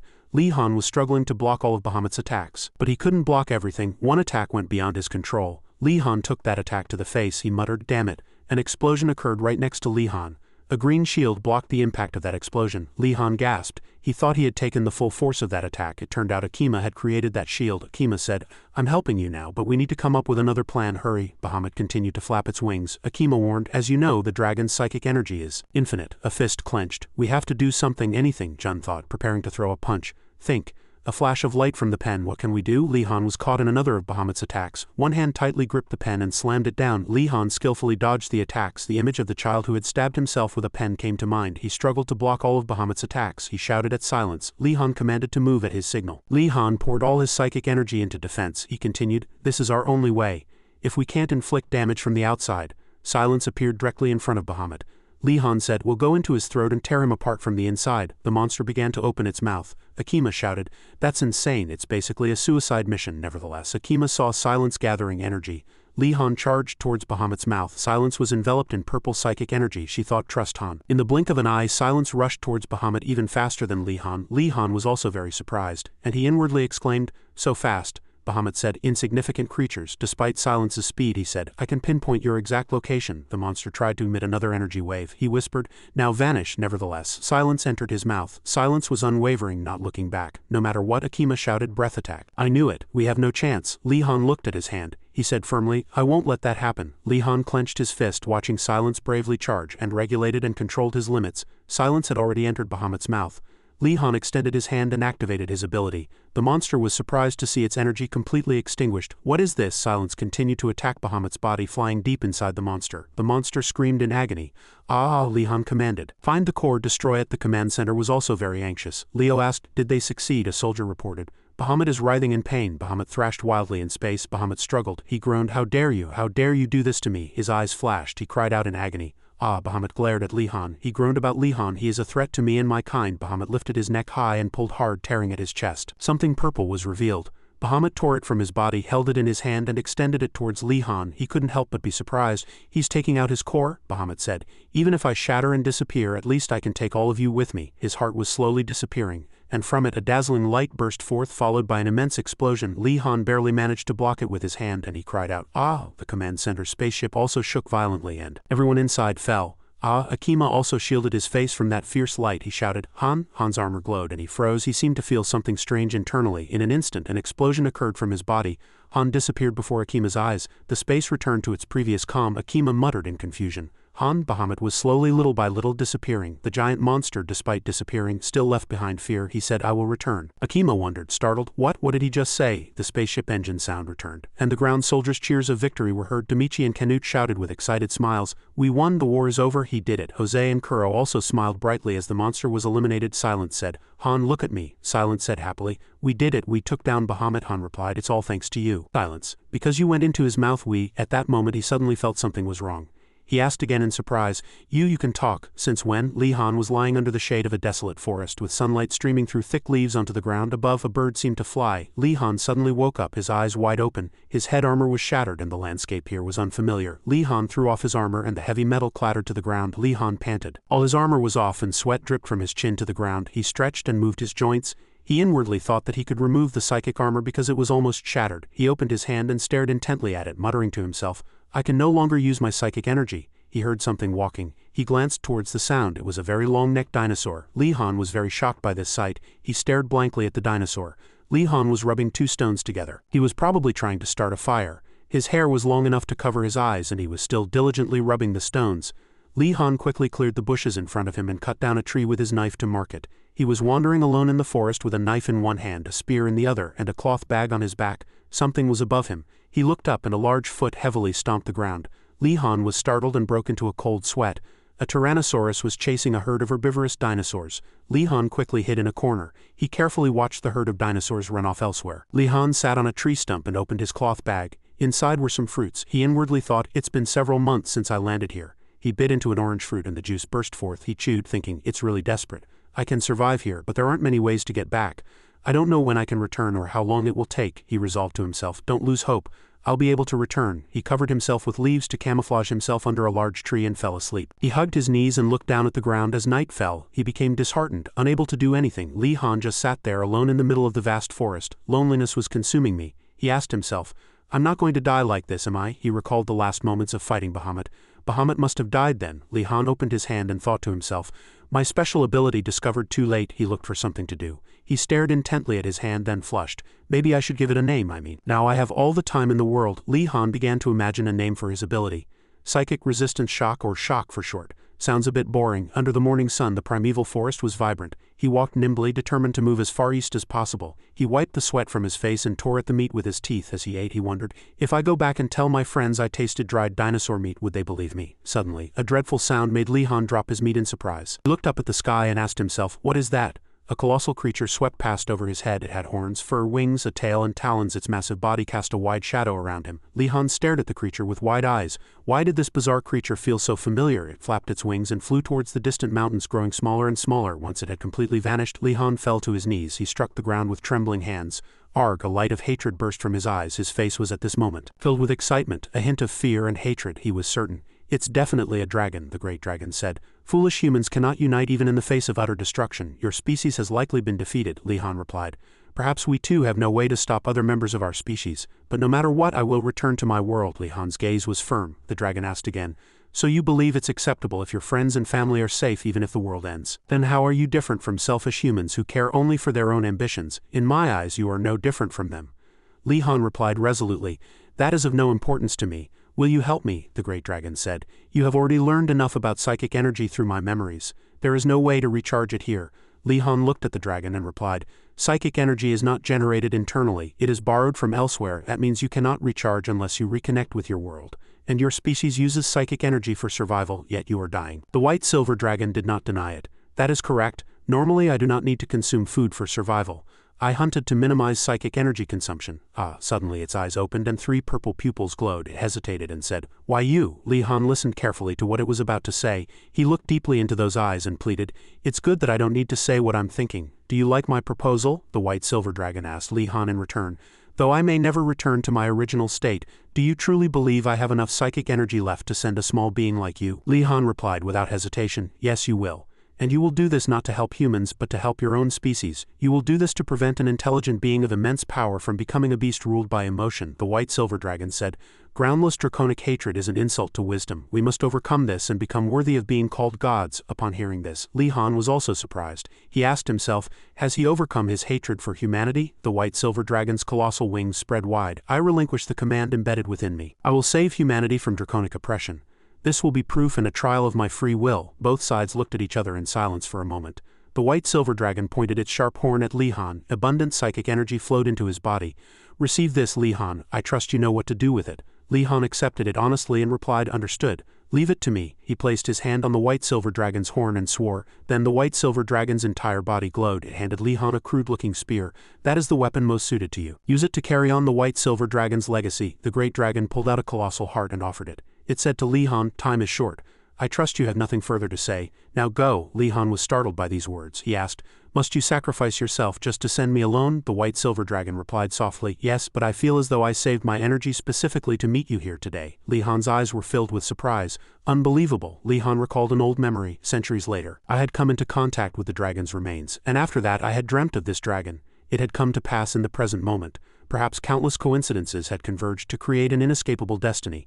That might be what we call a miracle. Li Han said sincerely, thank you very much, White Silver Dragon. Upon hearing his own name spoken by Li Han, it asked, do humans also give me a name? Li Han read the name humans had given it. Kronos. The White Silver Dragon replied, I like it. And soon after, its energy overloaded, causing the entire area to explode. The White Silver Dragon's journey ended here. Elsewhere, a manhole cover suddenly opened from below, and an exploratory gaze peered through a small gap, checking for lurking danger. The coast was clear. After confirmation, they immediately emerged. 3 people, guns in hand, continuously urged each other to move quickly. A rough hand tightly gripped a cross. One of them prayed as they walked, protect us today as well. The person in front said, we'll be fine. The blue-eyed man pointed outside as if to prove his point. Look, the weather's really nice today. Perfect for playing. A thud echoed, and the place they had passed was now nothing but ruins. The blue-eyed man instructed, check that building over there. As he entered, he said joyfully, I found a supermarket, take as much as you can. The city was quiet.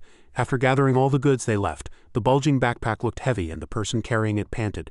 He said to the person in front, let's go back now, I can't take any more. The team leader said, we need to take more supplies. But another person cut him off. At least we have plenty of food. We need to think about the way back too. It was a reasonable point.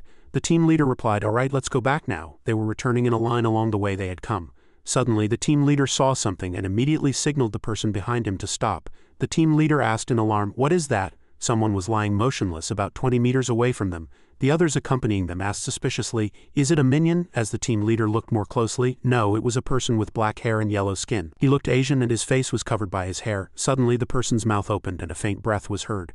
The other 2 asked, he's still alive, what should we do? Let's leave him, we're no better off than him. The team leader hesitated. After that he said, let's vote, we're in America after all. The other 2 were surprised. What's the point? This place is a ruin. The man with the hat said, let's leave him. The Mexican man raised his hand and said, I say we take him. The team leader sighed, put down his backpack and handed his gun to the Mexican man. Hold my gun for me. He cracked his knuckles and said, I'll take him. The person was still lying on the ground gasping for breath, looking like a dried corpse. As Li Han opened his eyes, the face of a blonde, blue-eyed girl came into view. A young voice said, Big Brother woke up. Li Han struggled to open his heavy eyes and several shadows fell over him. The protagonist looked around to see 7 strangers staring at Li Han under a yellow light. As his consciousness returned, his pupils contracted with vigilance. Li Han, with astonishing strength, darted through them. Amidst their shock, he leapt into a corner of the wall facing the crowd. Someone exclaimed in surprise, what, a human can move like that? That's not a person, it's Li Han. Everyone, flustered, asked each other, what should we do now? Should we attack? Asked the person with the gun. Li Han asked himself, humanity? He was utterly surprised. I'm back, I need to be careful with my words. Li Han said, everyone please calm down. I have no intention of attacking. He voluntarily raised his hands in surrender and said, I was just too surprised. It's been a long time since I've seen other people. A man approached and calmed the panicked crowd. All right, everyone heard him. Stop. He smiled at Li Han and said, it's good you can speak English. We won't attack you so you can relax. He asked Li Han, I'd like to hear your story. Will you come with me? At first glance, it seemed like an underground base. The residents were settled in scattered tents underground, and life seemed peaceful. Li Han walked towards one of the tents. As he pulled back the tent flap, the man inside appeared. He was reading a book. Upon seeing the protagonist, the man closed his book and said kindly, you look like a completely different person. A bit worn, but still good to see you. Li Han had washed and cut his hair, and his new clothes seemed to have been given by the residents here. Li Han, hungry, munched on a large piece of bread. The man said, I see, Li Han, so you were able to survive alone. Was it because you received military training as a soldier? Amazing to have survived alone for 3 years. Li Han chewed his bread and thought, has it really been 3 years? It's still an astonishing miracle, a human surviving for 3 years. As he continued to chew his bread without replying, the man laughed and asked, you seem really hungry. Haha, want my share? Li Han was slightly surprised by the question. He replied, no, thank you. He thought to himself, there probably isn't enough food. I haven't forgotten how to be grateful. Under the flickering light, the man began his story. I was once a university professor. That's probably why I ended up in charge here. We desperately need any healthy young men right now. The man offered Li Han a chance to join them.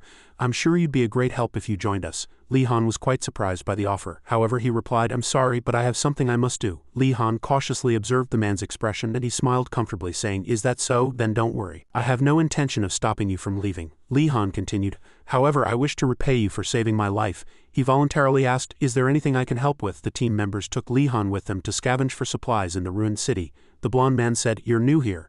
He voluntarily introduced himself. "I'm Colin, and you?" The protagonist replied, "Li Han." Colin smiled and said, "Nice to meet you, Li Han." They moved carrying several empty oil cans. Colin said, "Today we're trying to find some oil. Everything in the city has run out, so we'll have to go a bit further. Though there's no guarantee there'll be any oil there." He chuckled playfully. "I heard you're a soldier, Li Han. I guess we won't have to worry if we meet any minions."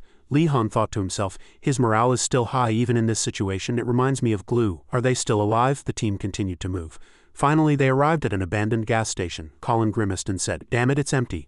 "What about that side?" The young man on the opposite side replied. "Same here," the black man asked. "What should we do now? Should we check another gas station?" Colin spread out a map and replied, "We need to get back before it gets dark. It's too far to go now." Li Han asked, "Is it about 6 miles?" Colin was quite surprised by his participation in the discussion, but Li Han even picked up 2 oil cans and said, "I'll fill these 2 up." Colin waved his hands in a panic and said, "I know you want to help but you can't." The man pleaded, "If you go that far, you won't be able to come back. Let's just go back." Li Han replied firmly, "I can be back in an hour. If I'm not back by then, go back without me. I'll catch up." And with 2 oil cans in hand, Li Han moved along the predetermined path. As the sun began to set, a person's silhouette appeared at the end of the road. Li Han returned, panting, carrying 2 oil cans. As he put down the cans, the others were astonished. "He's back? Is he from the Special Forces? Army? Marines?" Li Han didn't answer, merely panting. "Phew!" Colin, his face pale, covered his face in disbelief, wondering, how on earth can a human do that? As darkness deepened, they returned to the familiar manhole cover just in time. Each team began to unload their cargo and check their supplies. The children also rushed over excitedly. A blonde girl held out a piece of bread. "Here, take this." At that moment, Li Han was surprised by her thoughtfulness. He accepted it and said, "Thank you." The children beamed with smiles when he took the bread. Li Han suddenly asked himself, was I that small when I first entered A? Colin, pointing to himself, said in a disgruntled tone, "What about me? Why does only Li Han get one?" The children innocently pointed at the 2 of them and said, "Uncle can't have one. Uncle is ugly and Big Brother is handsome." Colin immediately chased after the children. "Come here, you kids." The children laughed gleefully and ran away as fast as squirrels. Li Han quietly gazed at the bread in his hand and the peaceful scene before him, his deep eyes filled with untold stories. Li Han closed his eyes as if in prayer. "I hope everyone I love is still alive," Colin said to Li Han as if joking. "Everyone seems to already know what you did today." Reflecting on it, the man was still amazed at how quickly he had run with 2 full oil cans. Colin scratched his head and asked, "You're leaving, aren't you?" Li Han replied, "Yes, I'm planning to leave soon." Colin enthusiastically suggested, "Then I'll give you a gift. A bicycle is the best for long-distance travel." Li Han was surprised by this idea. A bicycle? He had never thought about it because he didn't know how to ride one. Colin gestured and said, "Come on, I'll show you the bicycle. It's on the surface but nearby, so it'll be fine." On the day Li Han left, many people came to see him off. They had been together throughout his stay. Li Han smiled and waved goodbye. Colin escorted him outside. Even as they entered the underground tunnel, the 2 bade each other farewell. Li Han bowed his head and thought, "They're all good people. I want to stay here and protect them," but he quickly changed his expression and thought, "I need to be realistic." A heavy manhole cover was pushed up from below. Colin looked around and said, "It's safe." He kindly approached and pointed to a nearby store, saying, "It's right there, my bicycle shop. I'll give you the best one I have." Colin seemed to really like that bicycle. He continued to talk about his bicycle. "It's as expensive as a used car, you know. It even has a repair toolkit on the back." Li Han's eyes narrowed with vigilance. He ordered the man, "Shush, be quiet." Colin went into the shop and locked the door. Colin, flustered at this moment, grabbed his gun and looked around, saying, "Did we have a visitor? I'll fight too." But he recoiled at the protagonist's cold and resolute voice. "You just need to go over there. That's an order." Colin immediately scurried into his shop and Li Han raised his spear. He thought to himself, "I can use psychic energy now. Are you the first welcome I'll receive?" 3 small blue dragons appeared before the protagonist. They were merely insignificant beings. Colin hid behind the door, gripping his gun with trembling hands. "What did I just see?" Colin looked through the crack in the door with frightened eyes. He doesn't even have a gun. Li Han's spear was already stained with blood. Colin recalled the scene he had just witnessed. He took down one with a single spear in an instant. As the dragons charged, Li Han immediately unleashed his psychic energy. He moved as fast as lightning, piercing the monster's body with a single thrust. At this moment, Colin was flustered, thinking, "Is that guy a psychic?" Li Han's fierce momentum made it clear. Li Han shouted loudly and stabbed another one in the chest. With that single blow, the monster crashed to the ground with a thud. Psychic energy exploded and Li Han's eyes shone brightly. All the dragons were eliminated in an instant. Blood splattered everywhere with the final blow, and Li Han's face, covered in blood, looked like a demon from hell. Sunlight streamed through the crack in the door, making his vision turn white. When Li Han suddenly opened the door, Colin fell backward. Li Han stared intently at the man at his feet, then said, "It's safe now. Go back inside before more of them come." but Colin was trembling all over and couldn't say a word. He reluctantly pressed his knees with both hands and replied, "All right." "Understood, all right." Lee Han looked at Colin again without a word. "Am I also a frightening presence to ordinary people?" After retrieving his bicycle, Lee Han said, "Thanks for the bike, go back inside before it gets more dangerous here." He pushed his bicycle to the middle of the road, set his direction and headed west. There was a military base near the west coast. The sky quickly darkened and the ruined buildings were tinged with a gloomy and tragic color. Lee Han's bicycle kept going, and finally the protagonist learned how to ride a bicycle. It was his first time riding one in his life. The wind harshly struck his face. Lee Han thought, riding a bicycle is more fun. "I feel like I could do this all day," as he leisurely rode along the long road. Suddenly he looked to his left and furrowed his brows. Lee Han stopped his bicycle and carefully propped it up. He took his spear and advanced step by step. The protagonist looked around vigilantly, thinking, "Did they follow me by the smell of blood? They caught up faster than I thought." The spear from his back was already in his hand. Dragons sat tightly packed on both sides of the ruined building in front of Lee Han. Lee Han eyed them cautiously, saying, "Don't you dare touch my bicycle. I've grown fond of it now." The dragons chased Lee Han in a swarm. His long legs ran quickly across the main road. Finally, Lee Han dashed into a room. He blocked the door with a wardrobe. Their sharp claws easily pierced through the iron door. Lee Han gripped his spear tightly, ready to fight. A massive head entered. The protagonist didn't hesitate and immediately pierced its head. As this one fell, other heads appeared again. Not a single dragon remained outside. This meant they had either all left or all come inside. A moment later, Lee Han pushed the door open and stepped out. He had moved so much that he was panting and beads of sweat formed on his forehead. Unable to endure any longer, Lee Han suddenly collapsed to the floor. Beyond the wall, several dragon heads lay motionless, and the scene inside was even more horrific. Through the glass door, everything was in disarray, with dragon corpses scattered everywhere, not intact. Lee Han leaned against the outer wall, catching his breath and recovering his energy. Lee Han looked at his powerlessly hanging arm. "It's harder now. I've lost a bit of muscle mass. An enhanced body isn't as cost-effective as I thought." After dealing with the violent creatures, Lee Han got back on his bicycle and continued to ride. For some reason he rode his bicycle across the desert. The wind whipped up sand, making movement difficult. It was evening by the time the protagonist arrived in the city. There was a gun shop. Lee Han opened the door and it was empty inside. He muttered, "Was I foolish to think there would still be guns left?" Lee Han moved to a large convenience store again. He picked up a bottle of water and drank it all in one gulp. "At least there's food." He filled his backpack with canned meat and several boxes of biscuits. Lee Han's cycling figure was reflected on a white wall covered in graffiti. A very faint sound of impact came through the wall. Lee Han kept moving, but the sound still lingered in his ears, and he suddenly realized something. Lee Han glanced at the wall. It was human voices. They were fighting something nearby. Lee Han gripped his spear tightly and decided to go investigate. There was a small, large-toothed, snarling goblin. On the opposite side was a group of 5 people whispering to each other. "Damn it, why are you just standing there? Shoot, fire!" They all raised their guns and poured bullets into the monsters, but they furiously charged at the people as if unaffected. The bullets struck their bodies but caused no damage whatsoever. The people screamed in fear. They all bounced off. "Damn it, please someone help us." Just then, under the bright moonlight, Lee Han's figure flashed in the sky with his spear. He landed right next to the massive monsters. With cold, sharp eyes, the spear in his hand drew a perfect arc, severing all the legs of the 3 monsters. Losing their legs, they immediately staggered. Before the terrified eyes of the 5 people, the monsters fell to the ground. Lee Han's spear pierced their weak points as fast as lightning, eliminating all the beasts with a single attack. His resolute, cold, and ruthless actions seemed deeply ingrained in his muscle memory. The light of a psychic emanated from Lee Han's eyes. The people could only stare wide-eyed at the swift massacre that had just unfolded. Night returned to its peaceful state. The people quickly expressed their gratitude to Lee Han. "Thank you for saving us. We're alive because of you." Nearby there was a corpse with a pierced stomach. "We lost one person, but without you, we would all be dead." Lee Han didn't reply, looking around vigilantly. The leader suggested, "If you have nowhere to stay, you can always join us." The protagonist extended his hand and replied, "Of course, my name is Han." The 2 shook hands and the man in the red hat said, "Nice to meet you, let's talk as we move." Lee Han walked with his bicycle and the 5 people. The man in the red hat asked, "So you're a psychic too? If you want to get promoted, you should talk to the commander." Lee Han asked curiously, "Commander?" The man in the red hat enthusiastically invited him. "There's no better unit for psychics than ours." Lee Han asked suspiciously, "What do you mean?" The man in the red hat pointed to the backpacks they were carrying. "All these things we collect are offerings for the psychics." Lee Han was surprised to hear that. "Offerings?" one person replied. "Why do you think we risk our lives to bring them these things?" "Because psychics keep our families safe," the man in the red hat said honestly. "I won't lie, it's tough, but we can't complain. Our family's safety is guaranteed." Lee Han furrowed his brows and didn't reply silently. Suddenly the man in the red hat asked, "Have you heard of psychic armor? If you wear it, you can even kill dragons." "I saw it myself." These words precisely hit upon what Lee Han was looking for. The man in the red hat continued, "So in this world there's no safer place on Earth than our base." Lee Han fell into thought. Who is that person? Are they connected to Ark? Are they Ark's friends or enemies? Carefully narrowing his yellow eyes, Lee Han told them, "I want to meet him too." "The commander you mentioned," the man now said, "they would go to Sector 1. That was an area only psychics could enter." The man's subordinates were just delivery personnel, and they were only allowed up to the gate. If you want to enter Sector 1, tell them. They'll welcome a psychic of your caliber. If you join, put in a good word for these people. The man took him to their base. Upon arriving at the gate, a sentry ordered their car to stop. The sentry asked the driver if they were from Sector 6. You're late, the driver said they were delayed.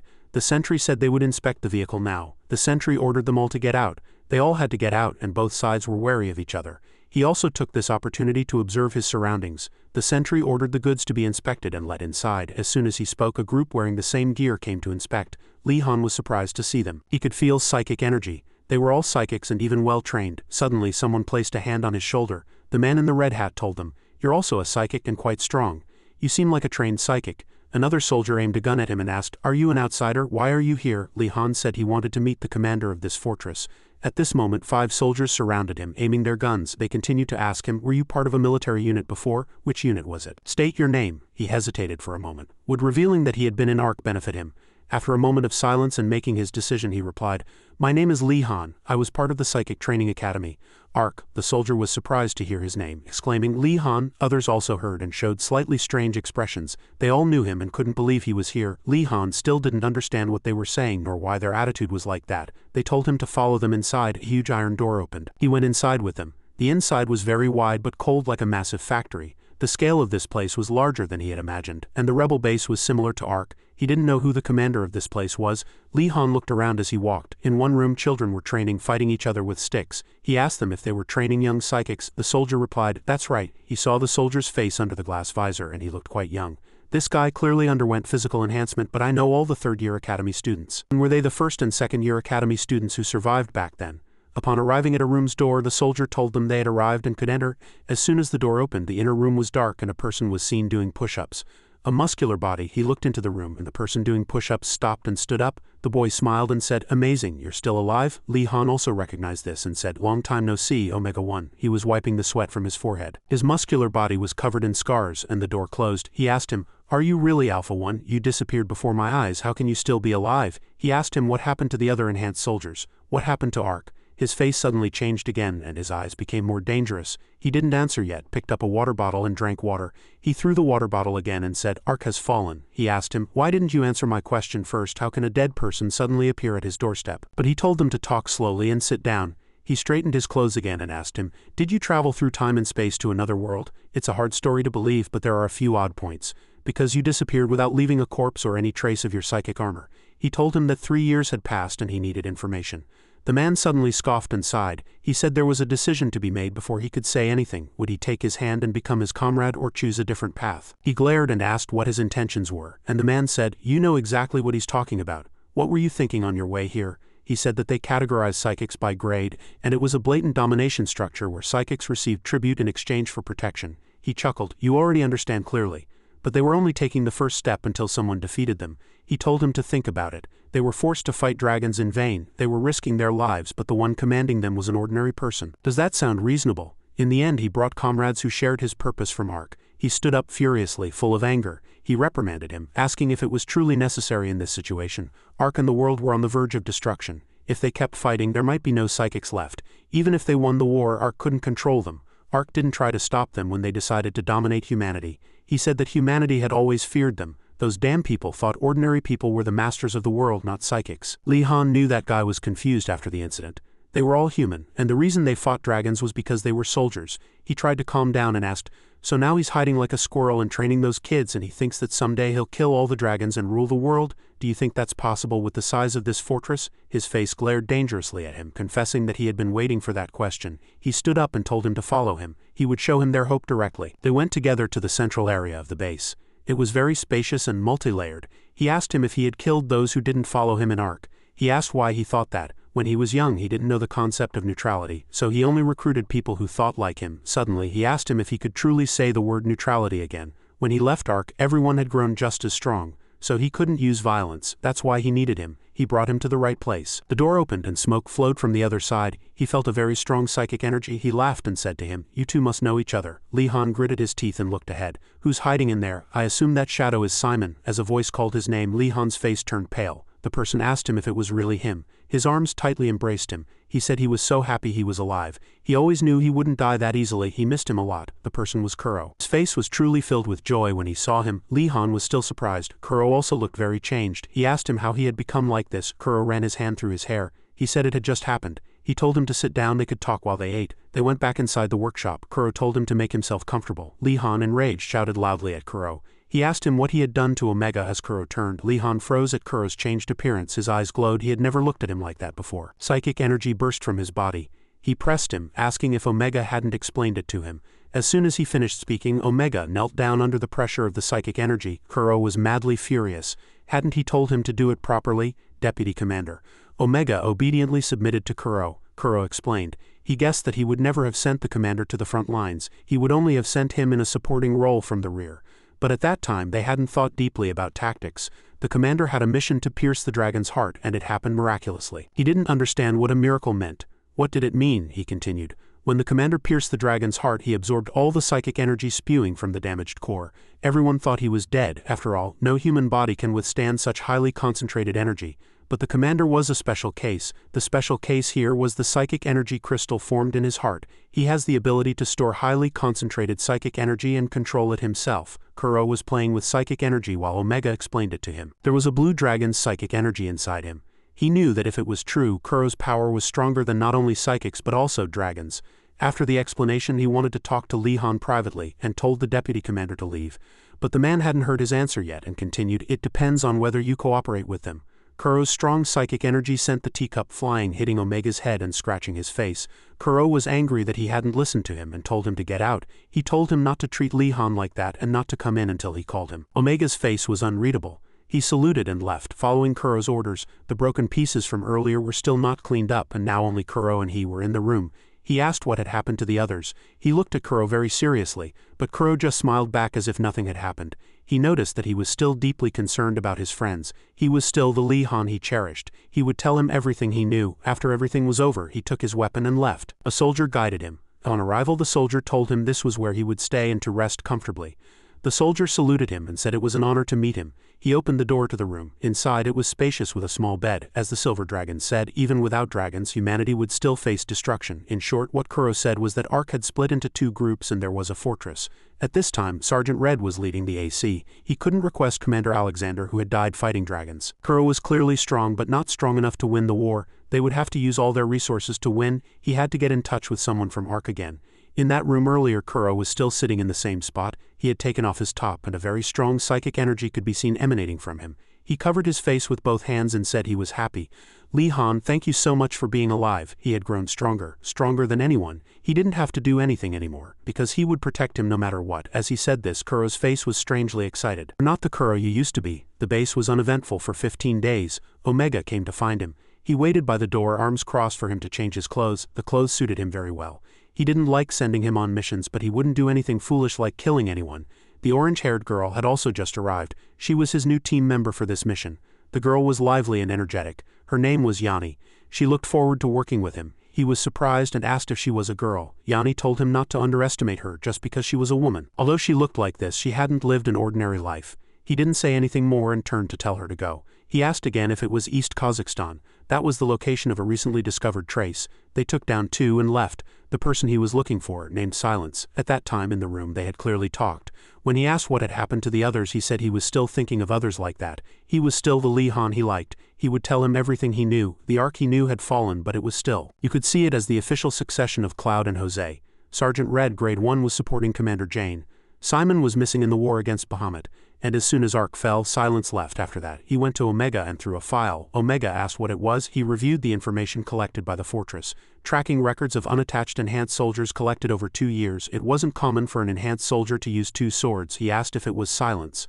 Omega flipped through the file, thinking it might not be, but it was almost certain. They had tried to track Silence in the past and failed multiple times. They didn't know why, but that person didn't seem to have any intention of returning to Ark. He said he would track Silence. That was why they were on this journey. The soldiers stood in 2 lines, saluted him, and left. Yanni watched this scene and said he was very famous here. A hero who disappeared with Bahamut, returned from the brink of death. Yanni said she respected him too, but she didn't know he was so handsome. His sharp gaze looked at her and she turned her head away in surprise to avoid it. She said not to misunderstand, she wasn't interested in men. She liked women. Just then, someone suddenly came from behind. Kuro suddenly called him loudly. Yanni turned and saluted the commander. Kuro shouted loudly at him, "Don't go, brother doesn't need to fight anymore.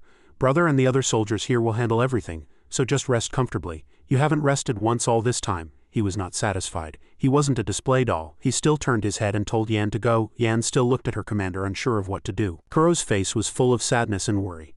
Inside a log cabin in a forest in Kazakhstan, a light suddenly flashed. He slumped down, his strength gone. Yanni stood in front of him, complimenting him on doing quite well for his first time. Usually people throw up and make a fuss. He asked where this was. This was one of the fortress's designated jump points. From the outside it looked like an ordinary cabin, but it was a safe house equipped with everything needed. She could only teleport to places she remembered. This location was closest to Senior Silence. They would have to walk about 60 kilometers. He thought he should take his bicycle. She would share the map and location. That was where the senior had killed the dragon. He asked if there had been any other traces since then. She said they had decided that further tracking was meaningless since then. They had avoided continuous tracking. Considering the movement patterns so far, that person must have gone east. Then she wished him luck. Her face was still playful and cute. He went outside and marked the path he had taken with his knife. What a strange person. Since she was a woman, she did not belong to ARC and therefore had not undergone the enhancement process. He wondered if women always acted on their own whims. As the prophet mentioned, it was already evening and the sun was setting. After a tiring day, he sat down to rest for a while and drink something. He held it in his mouth and opened the water bottle cap to drink. They had almost gotten out of bed and there seemed to be a prairie ahead. A gigantic shadow flew across the sky, covering the ground. He was surprised and looked up at the sky. The monster was flying directly over his head. It was a dragon. Li Han hid behind a large tree until the dragon flew away. Seeing the dragon fly far away, he wished he had psychic armor or at least his bicycle. As night fell, the moon in the sky was very bright. Many human corpses were strewn on the ground, none of them intact. He turned his head to look in that direction. Had that person killed all of them alone? There was the dried corpse of a gigantic monster, probably a dragon's corpse. He went over and observed it for a while. Why would she abuse teleportation? Either Silence had reached the point of abusing teleportation, or there was something Silence needed to protect that made her abuse it. A laser beam shone on his body. He stood up and raised both hands to signal surrender. He shouted loudly that he had no intention of resisting and only had one question. The shadow in front told him not to move. He had to see what kind of person he was. Thanks to the moonlight, he could see that his legs were two prosthetic legs. His eyes glowed blue and he was surprised. This was a psychic. Psychic energy exploded from behind and the form of a beast's face appeared. It turned into something sharp and charged at him. He stood still and unleashed his psychic energy to block that thing in time. He curled his lips and smiled with satisfaction. He said that his reaction speed was still the same, and his object manipulation ability had also improved. Hearing this voice, Li Han recognized him, but he couldn't believe it was him. He took off the torn hood from his head, revealing his blonde hair. It was Simon. He called out to him in surprise. Simon reached out his hand to him. He hadn't expected him to still be alive either. He hadn't expected them to meet like this. He also reached out his hand to greet him. He was the one who should be surprised. Simon's eyes suddenly focused. Then his hand suddenly dropped and lightly hit him. He asked him what he was doing, not understanding. Simon said it was his rocket punch. He said it wasn't fun at all, but at least the kids would like it. Simon turned and left. He told him not to stay here any longer but to go to a safer place, their hideout. He followed them inside. This place was much more primitive than where Kuro was. It looked like a makeshift base and the people here were like nomads. As soon as they entered, children joyfully ran up and called Simon. He seemed very popular with the children. The children clung to him, asking him to do that trick again, just one more time. Simon, flustered, asked them if they hadn't seen the guest. The children were still persistent, so he had no choice but to tell them he would do it just once. The children cheered excitedly. He did the rocket punch trick again, the one he had done to him earlier. He was surprised to see him playing so happily. Oh my goodness, was he really the Simon he knew? Simon's arm was also a robotic arm. Simon poured water into a crumpled cup and gave it to him. Li Han thanked him but didn't drink the water. He said he thought Silence was dead. When asked what happened, he replied that he had simply survived in the same way Li Han had. They had infiltrated quietly but ultimately failed. They failed to prevent the world from being destroyed. He told Simon that it was too early to call it a failure and asked him to come with him. Simon's eyebrows furrowed. He couldn't even use psychic armor anymore because he had lost all his limbs. Li Han said that Simon could move his prosthetic arms and legs. His object manipulation ability alone allowed him to move them as naturally as his own limbs. Moving dozens of EBIT was a bit difficult, but he was still a talented psychic. Li Han mentioned a place called Citadel. After their conversation in the tent, Simon understood what had happened and was startled. He immediately asked if it was a pre-planned event. That was what Li Han needed help with from him. Li Han spoke earnestly. Simon put his water glass down on the table, a slightly serious expression crossing his face. He admitted that he couldn't leave this place. He apologized for not being able to help. A sad expression was clearly visible on his face. Simon was the only trained psychic in this place. He had to protect them. Li Han looked straight at him. He told Simon that staying here wouldn't prevent the world from being destroyed. Li Han persuaded him this way. It might sound arrogant, but if he didn't help, everything would be over. However, Simon also had his reasons. If he followed Li Han, he could save thousands, even tens of thousands of people. But if Li Han saved the world and these children died, it would mean nothing to him. The only meaningful future for him now was with the children. After speaking, he calmly drank his water. Li Han suddenly stood up and said, "You're an idiot, don't be so philosophical right now." His eyes darkened, but he continued, "Do you think someone is going to save the world in this situation? No one is. Hoping someone else will save the world is what fools do. They have to act." Simon looked at him with sharp eyes and told him to stop messing around. This was his territory. Li Han looked down from above. He was confident that Simon had never beaten him. Did you forget? Both their eyes glowed with psychic energy. After the two had a psychic staring contest, Simon sighed. He told Li Han to admit that he had failed to persuade him. Li Han was just worried right now. Li Han suddenly snapped out of it. He sat down calmly. Simon had truly changed. He was flustered that he and Omega were the only ones who hadn't changed. Simon got straight to the point. He asked Li Han to tell him about Silence. He asked if Li Han had come here because of her. He had run into Silence by chance about half a year ago. She dealt with minions and around their hideout. She took what she wanted in return and then left. She said she was heading east. If it was east, it would be Japan. He guessed as much. But Simon said no, she was very strong now. He recalled her wearing a skull mask, tough and unfeminine clothes, dragging a large box. Now she was probably almost across China and would soon arrive in Korea. People with weapons appeared behind her. They seemed to be attacking her. The same kind of people appeared in front of her. Among the many people were some Li Han had once shared food with. No matter how bad the situation got, there were things that person wouldn't do. Once they crossed that line, they were no longer human. Among those people, she was calm and gentle. But she fought with trembling arms, clenching her fists tightly. She killed all those people. They were scattered all over the street. Incomplete compassion and pity were not good actions, but bad ones. Did she live in such a world? The wheels spun rapidly. A truck carrying the two sped along the forest road at its fastest. It was Simon and Li Han. A few days earlier, Li Han had said something that changed Simon's mind. Simon was very surprised. He asked what outrageous thing Li Han was saying. Li Han understood that Simon had to move because of the recently discovered dragon's nest. But leaving it like this was too dangerous. He had seen a red dragon on his way here. It was recklessly burning down the forest. Even if Simon didn't encounter it, in the worst case, they could all die from a sudden attack. So Li Han and Simon had to deal with that dragon. That's why they were doing this now. Simon couldn't understand why Li Han was taking such a risk for him. Li Han could have just left after getting the information he wanted. Li Han asked him why he had pushed him aside and taken the hit instead back then. Simon stared blankly ahead. He said he wasn't sure why Li Han thought that. Hearing this answer, Li Han turned his head without a word and looked out the window. He said, "Wasn't it because you felt sorry, just like I feel now? If I leave you like this, it'll be awful and unpleasant, something I can't forget." Simon suddenly smiled brightly like the sunlight. "What's wrong with that?" The truck left the forest and drove onto an empty plain, then stopped. Simon and Li Han got out. Simon turned his head and told Li Han that this was enough. Li Han raised a gun to the sky and fired a red flare. It was a signal for the others waiting in the forest. Seeing that signal, they began to move. Looking down at the forest from the cliff, Simon wondered if it would attract the dragon's attention. He wasn't sure, he hoped it would. After reloading the flare gun, Li Han fired several more multicolored flares into the sky and spent casings littered the ground. This was the last group. The last people had finally left. He was relieved that the dragon hadn't appeared. Li Han reminded Simon that it was too early to relax. Just as he was about to fire another flare, he suddenly paused. A dragon was flying rapidly towards the east. Simon immediately told Li Han that they needed to get in the car and move. They had to go there immediately. That was the direction the migrating groups were heading. The red dragon flew menacingly over the forest. The people below also saw it. Everyone was startled and terrified. The setting sun illuminated the dragon flying towards them. Simon's truck also moved, following the dragon. Simon prayed silently to God, asking for someone to save them. His eyes were filled with worry. At that moment, the dragon was about to breathe fire. It incinerated the entire forest. The dragon's flames were colossal, and the people directly below it, they were burned in those flames, faces screaming in fear and pain in the fire. The fire was about to burn them all. Among them were the cute little children who had just appeared. People just trampled over each other to escape, but they couldn't get away. Simon drove the truck madly fast. He was anxious and lost his composure. Li Han reminded him to calm down. If he got too excited, everything would be over. Simon knew this too. His face was still angry, but he followed Li Han's words. Their truck passed between two trees burned by flames. The dragon was almost directly above them. Li Han told Simon not to slow down and to head towards the dragon's belly. The dragon unleashed its power towards their truck. Li Han poked his head out the window and thrust his spear into the ground, lifting the truck into the air. At this moment, he used his psychic power to prevent the truck from falling. The truck flew towards the dragon with Li Han's psychic power. Li Han got out of the car, spear in hand, and looked at the gigantic dragon in front of him. Simon shouted, "Brother, kill that dragon." Li Han leaped from the car towards the dragon.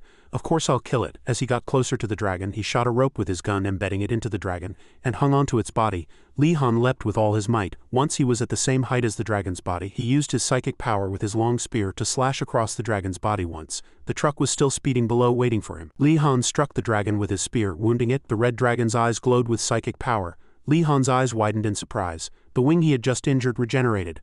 A new wing had just sprouted. Damn it, it was a second-generation type. How could he have forgotten that? He bit his lip worriedly. Li Han slammed his spear hard into the dragon's wing again and fell into the air. He shouted, "Simon!" Simon was startled to see Li Han in the air. Li Han threw his spear hard at the car below. He turned his body and withdrew his hand, the dragon flying in the sky. Power emanated from his arm.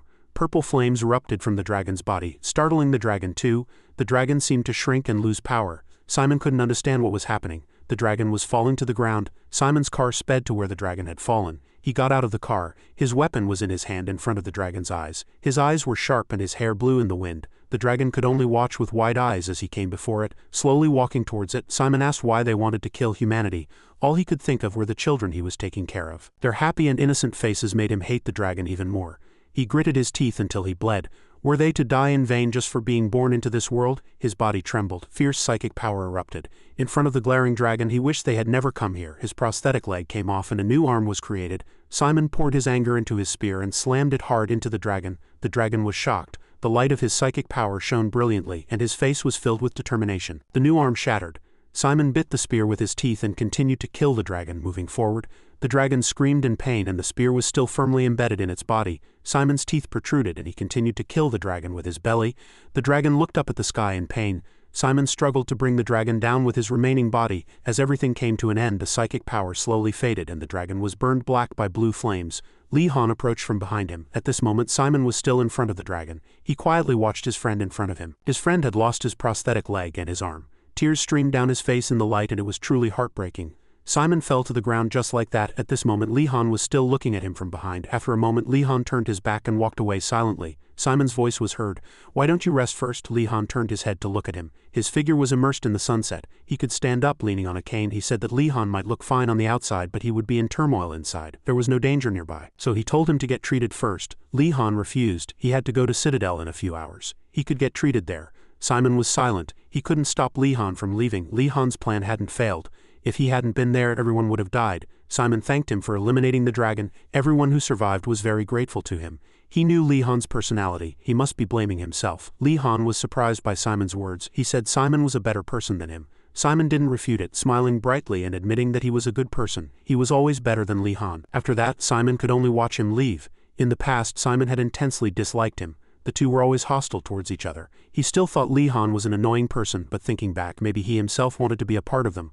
Li Han remembered the sharp object the dragon had given him on his head back then. It said he would know what to do with it once he received it. Li Han lightly touched it. Second-generation dragons shared the same mind as their same-colored kin.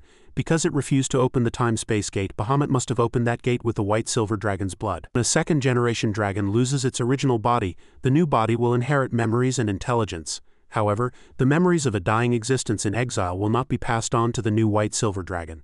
It will grow into one of Bahamut's puppets and open the space gate to their world. It asked him to take good care of its family. It hoped the white-silver dragon's legacy would continue through him. Li Han used what it had given him to create that spear. It wished for him to thrust that spear imbued with its will into the head of the new white-silver dragon. Now sitting in the cabin, he gazed at the spear made from part of the dragon's body. A spatial gate reappeared before his eyes. Yanni appeared. She still greeted him cheerfully. "We meet again, I'm really glad you're alive." Li Han replied, "Of course, and it's good to see you again." As soon as Yanni heard him, her face turned pale with shock. She said in a trembling voice that he wasn't like this. What had happened over the past few days? Li Han recalled Simon's face. That was what had changed him. He was no longer certain. Akima reported to Kuro that he would go to New Seoul to find silence. However, he neither reported what happened in Kazakhstan nor acted as Kuro wished. Akima asked Kuro if he intended to let him act that way. Unlike in the past, they were now the rulers here. Leaders should know the whereabouts of their subordinates. Kuro calmly said, Li Han is not their subordinate. Let him do as he wishes. If necessary, they will give him a status equal to theirs. Akima was surprised. Did Kuro mean to hand over the place he and Akima had built to Li Han? Akima was startled. After that, a slightly dangerous glint flashed in his eyes as he looked at Kuro. When he came out of Kuro's room, he thought their relationship was stronger than he had imagined. That man believed in Li Han like a one-sided follower. Citadel really needed Li Han. He had leadership skills. However, if he caused division or harm to Citadel, New Seoul in Korea would be in ruins. The city was desolate and in ruins. Lee Han cautiously held his gun and observed this place. He had never imagined he would return here. From his observation, there were no signs of life here. Even stray dogs couldn't survive in such a place. The chances of his siblings surviving were extremely low, but that stubborn guy would surely keep searching for his siblings without such worries. He arrived in front of the Uni defense wall. Korea had built cities inside the defense wall for a few elites. Even the people who built this wall couldn't live inside. The city inside the wall was still vibrant, bright enough to light up the night sky. It had been that way since childhood, and it was still the same now. He planned to go inside, and Silence climbed down a ladder below the city. The lights here shone brightly, and she walked in at a leisurely pace. This was a facility that could be used immediately with just a little maintenance. She opened the door and entered a room. She found a packet of ramen, and though she couldn't read Korean, she guessed it was something you could eat by adding hot water. Silence took off her mask and ate a chocolate bar. Fortunately, she found a few chocolate bars and stood in front of the information board again. This was written in English, and she was going to the common residential area when she went to the gym and opened the door. The large room was unlit, and suddenly she smelled something in the room. The room's lights flickered, and she was shocked by the sight before her. Many corpses lay on the floor in the room. She wondered what had caused their deaths. They had clearly been dead for some time, but there were almost no signs of decay. Was it due to the unique environment here? Even seeing it with her own eyes, she couldn't imagine anything. She decided to check elsewhere. While she was still focused on the corpses before her, some people with dangerous red eyes approached her from behind. There were many of them, probably the corpses that had been in this room. Silence sensed danger and immediately fled out the door as soon as she turned and saw them. There were the same kind of people outside, but this group looked much stronger. They wore military uniforms and held guns, continuously firing at her, but she deftly dodged the bullets while simultaneously killing them with fluid movements. She was certain these were no longer alive. Could they be zombies? Suddenly a red light flashed before her eyes. This light was an aura emanating from the corpses. Lee Han also came down using the elevator Silence had just used. He was surprised that the lights were still on. Silence was definitely here. He passed through the room she had just gone through one by one looking for food. He also stood in front of the information board she had found and located her position. Before his eyes was Silence enveloped in a red aura. He was surprised and tried to call out to her. Silence was in a combat-ready stance. Lee Han, startled, immediately threw the bomb in his hand at Silence. The mine exploded with a deafening blast. Lee Han turned his back to avoid injury. He knew that a specter had done this to her. After turning, he raised his hand. As the smoke cleared, he saw Silence charge through the smoke in front of his hand and attack him. He shouted, "Annihilate," and as a white light flashed, Silence paused momentarily. He was dazzled, and the purple smoke before his eyes was a teleportation. He cursed inwardly and turned around to see her teleported to his rear. The two guns Silence was holding suddenly fell to the floor, and a red monstrous thing crawled out of her body. It screamed in pain, and though he missed, it inflicted damage, but he had never used it twice in a row. He asked himself if he could use it one more time. Lee Han, facing her, tried again. Lee Han shot at her, but Silence still dodged. She closed in on him and attacked with a knife, and Lee Han blocked with his gun. Silence once again used teleportation to attack him from behind. He thought it was too late by the time he realized. She kicked his calf hard, and Lee Han stumbled, dropping to one knee. Silence grabbed the helmet from his head and slammed it straight into the wall. The wall shattered from the immense force. Lee Han closed his eyes in pain and collapsed. Silence, still gripping her sword tightly, aimed it at him and thrust straight. Lee Han was still dazed but managed to open his eyes. His face was covered in blood flowing from his forehead. He lifted his head, and as the sword blade was about to pierce him, her remaining arm trembled, blocking herself. He knew this was his chance. He reached out with a trembling hand, touched her, and blasted away the red aura remaining in her body. Silence lay on the floor, and the helmet she wore had a crack in it. The screen still showed only half a skull shape. Then suddenly she was surprised and shot up. Silence grabbed her weapon and stood up abruptly, taking a defensive stance. As soon as she lifted her head from the recent impact, she grabbed her helmet and paused. Silence knelt, and Lee Han lay right in front of her, blood flowing from his forehead. Her entire body trembled, and she was certain the specter had taken over her body.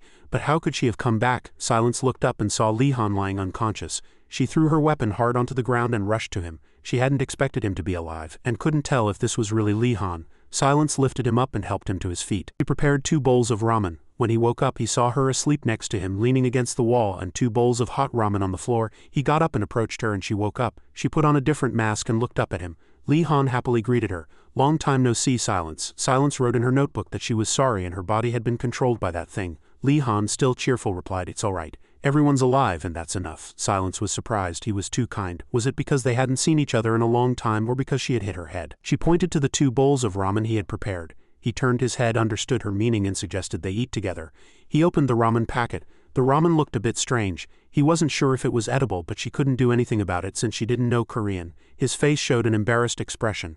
This was a type of ramen where you drain the water and then add the seasoning. When he told her that, she was surprised, holding the ramen packet. She hadn't known there was ramen without broth. He said he would make her something else. Silence wanted to find his siblings and tell them he was alive. If he was alive, she wanted to protect him, because they were the people he wanted to protect. He saw what she wanted to say and thought to himself. It was something even he himself had never done. He said he had put their matters aside some time ago. He stopped thinking about them and made all sorts of excuses. Honestly, even if they were alive, he was afraid to meet them again. Too much time had passed and both he and they had changed too much. But in the end, Silence couldn't find them and wanted to tell him she was sorry.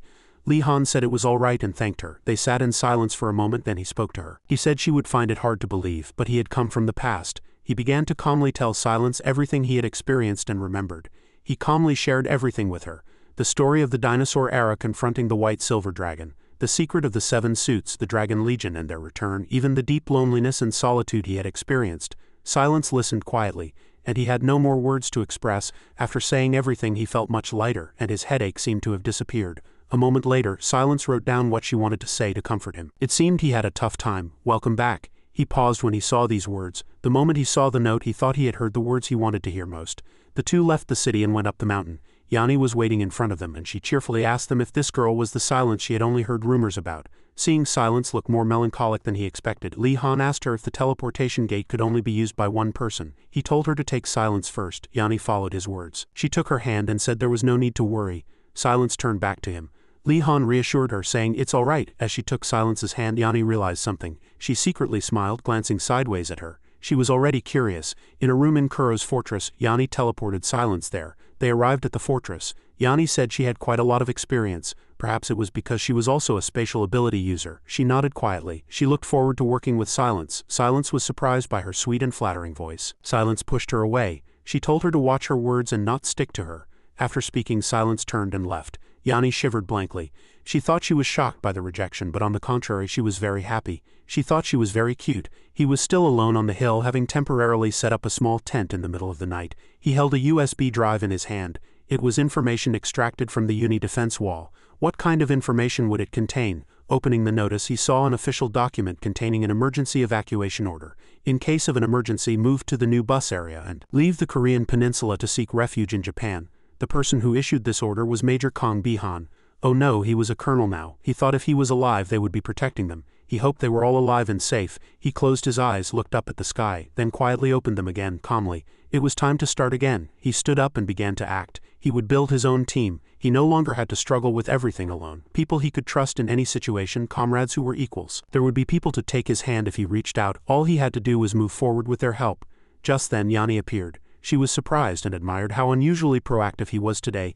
Lee Han really wanted to go back quickly and take a shower. As soon as he returned, Kuro greeted him happily with open arms. He had really brought Silence. He hugged her tightly, but Silence showed no reaction. The three then sat down together and talked. Lee Han said he would contact Ark again. The fortress alone couldn't defeat the dragons. Kuro was surprised, not understanding what he was saying. The fortress, with merely his power, was insufficient to defeat them.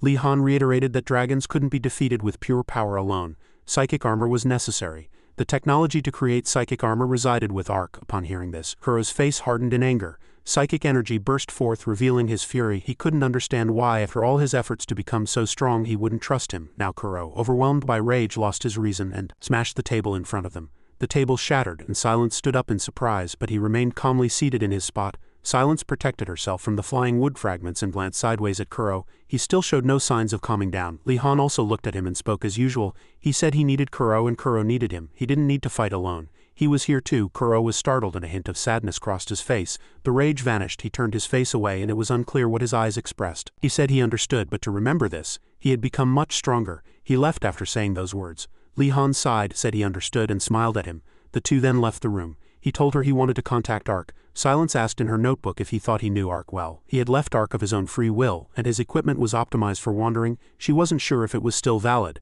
She only knew that this was the path used by the technical department. They used it to recruit important scientists or engineers. When she mentioned the technical department, he was surprised. Otto must have helped her a lot. They would be very happy to hear that he was alive. They had been very sad after his death. She repeated those words to him. He imagined Otto crying. He couldn't believe he had thought they wouldn't care even if he died. She said they might have lost contact. She would go with him. He disagreed and told her to stay here and look after Kuro. She asked again if the arrogant Commander Kuro thought he had become several times stronger. She clenched her fists in anger. He said, embarrassed, that he trusted her. A few days later he went to find Yanni.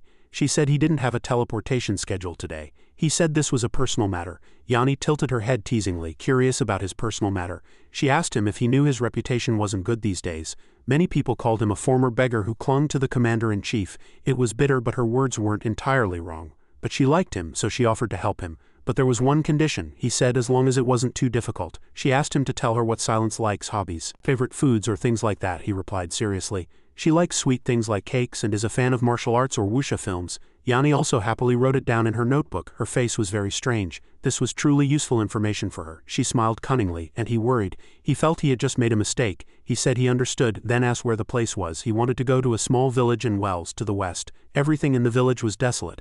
The village near the sea was empty, with no trace of people whatsoever. How much had the population decreased? Even if they won, how long would it take to rebuild civilization? He went to a phone booth and made a call. The other party said something about them. He told the other party blue.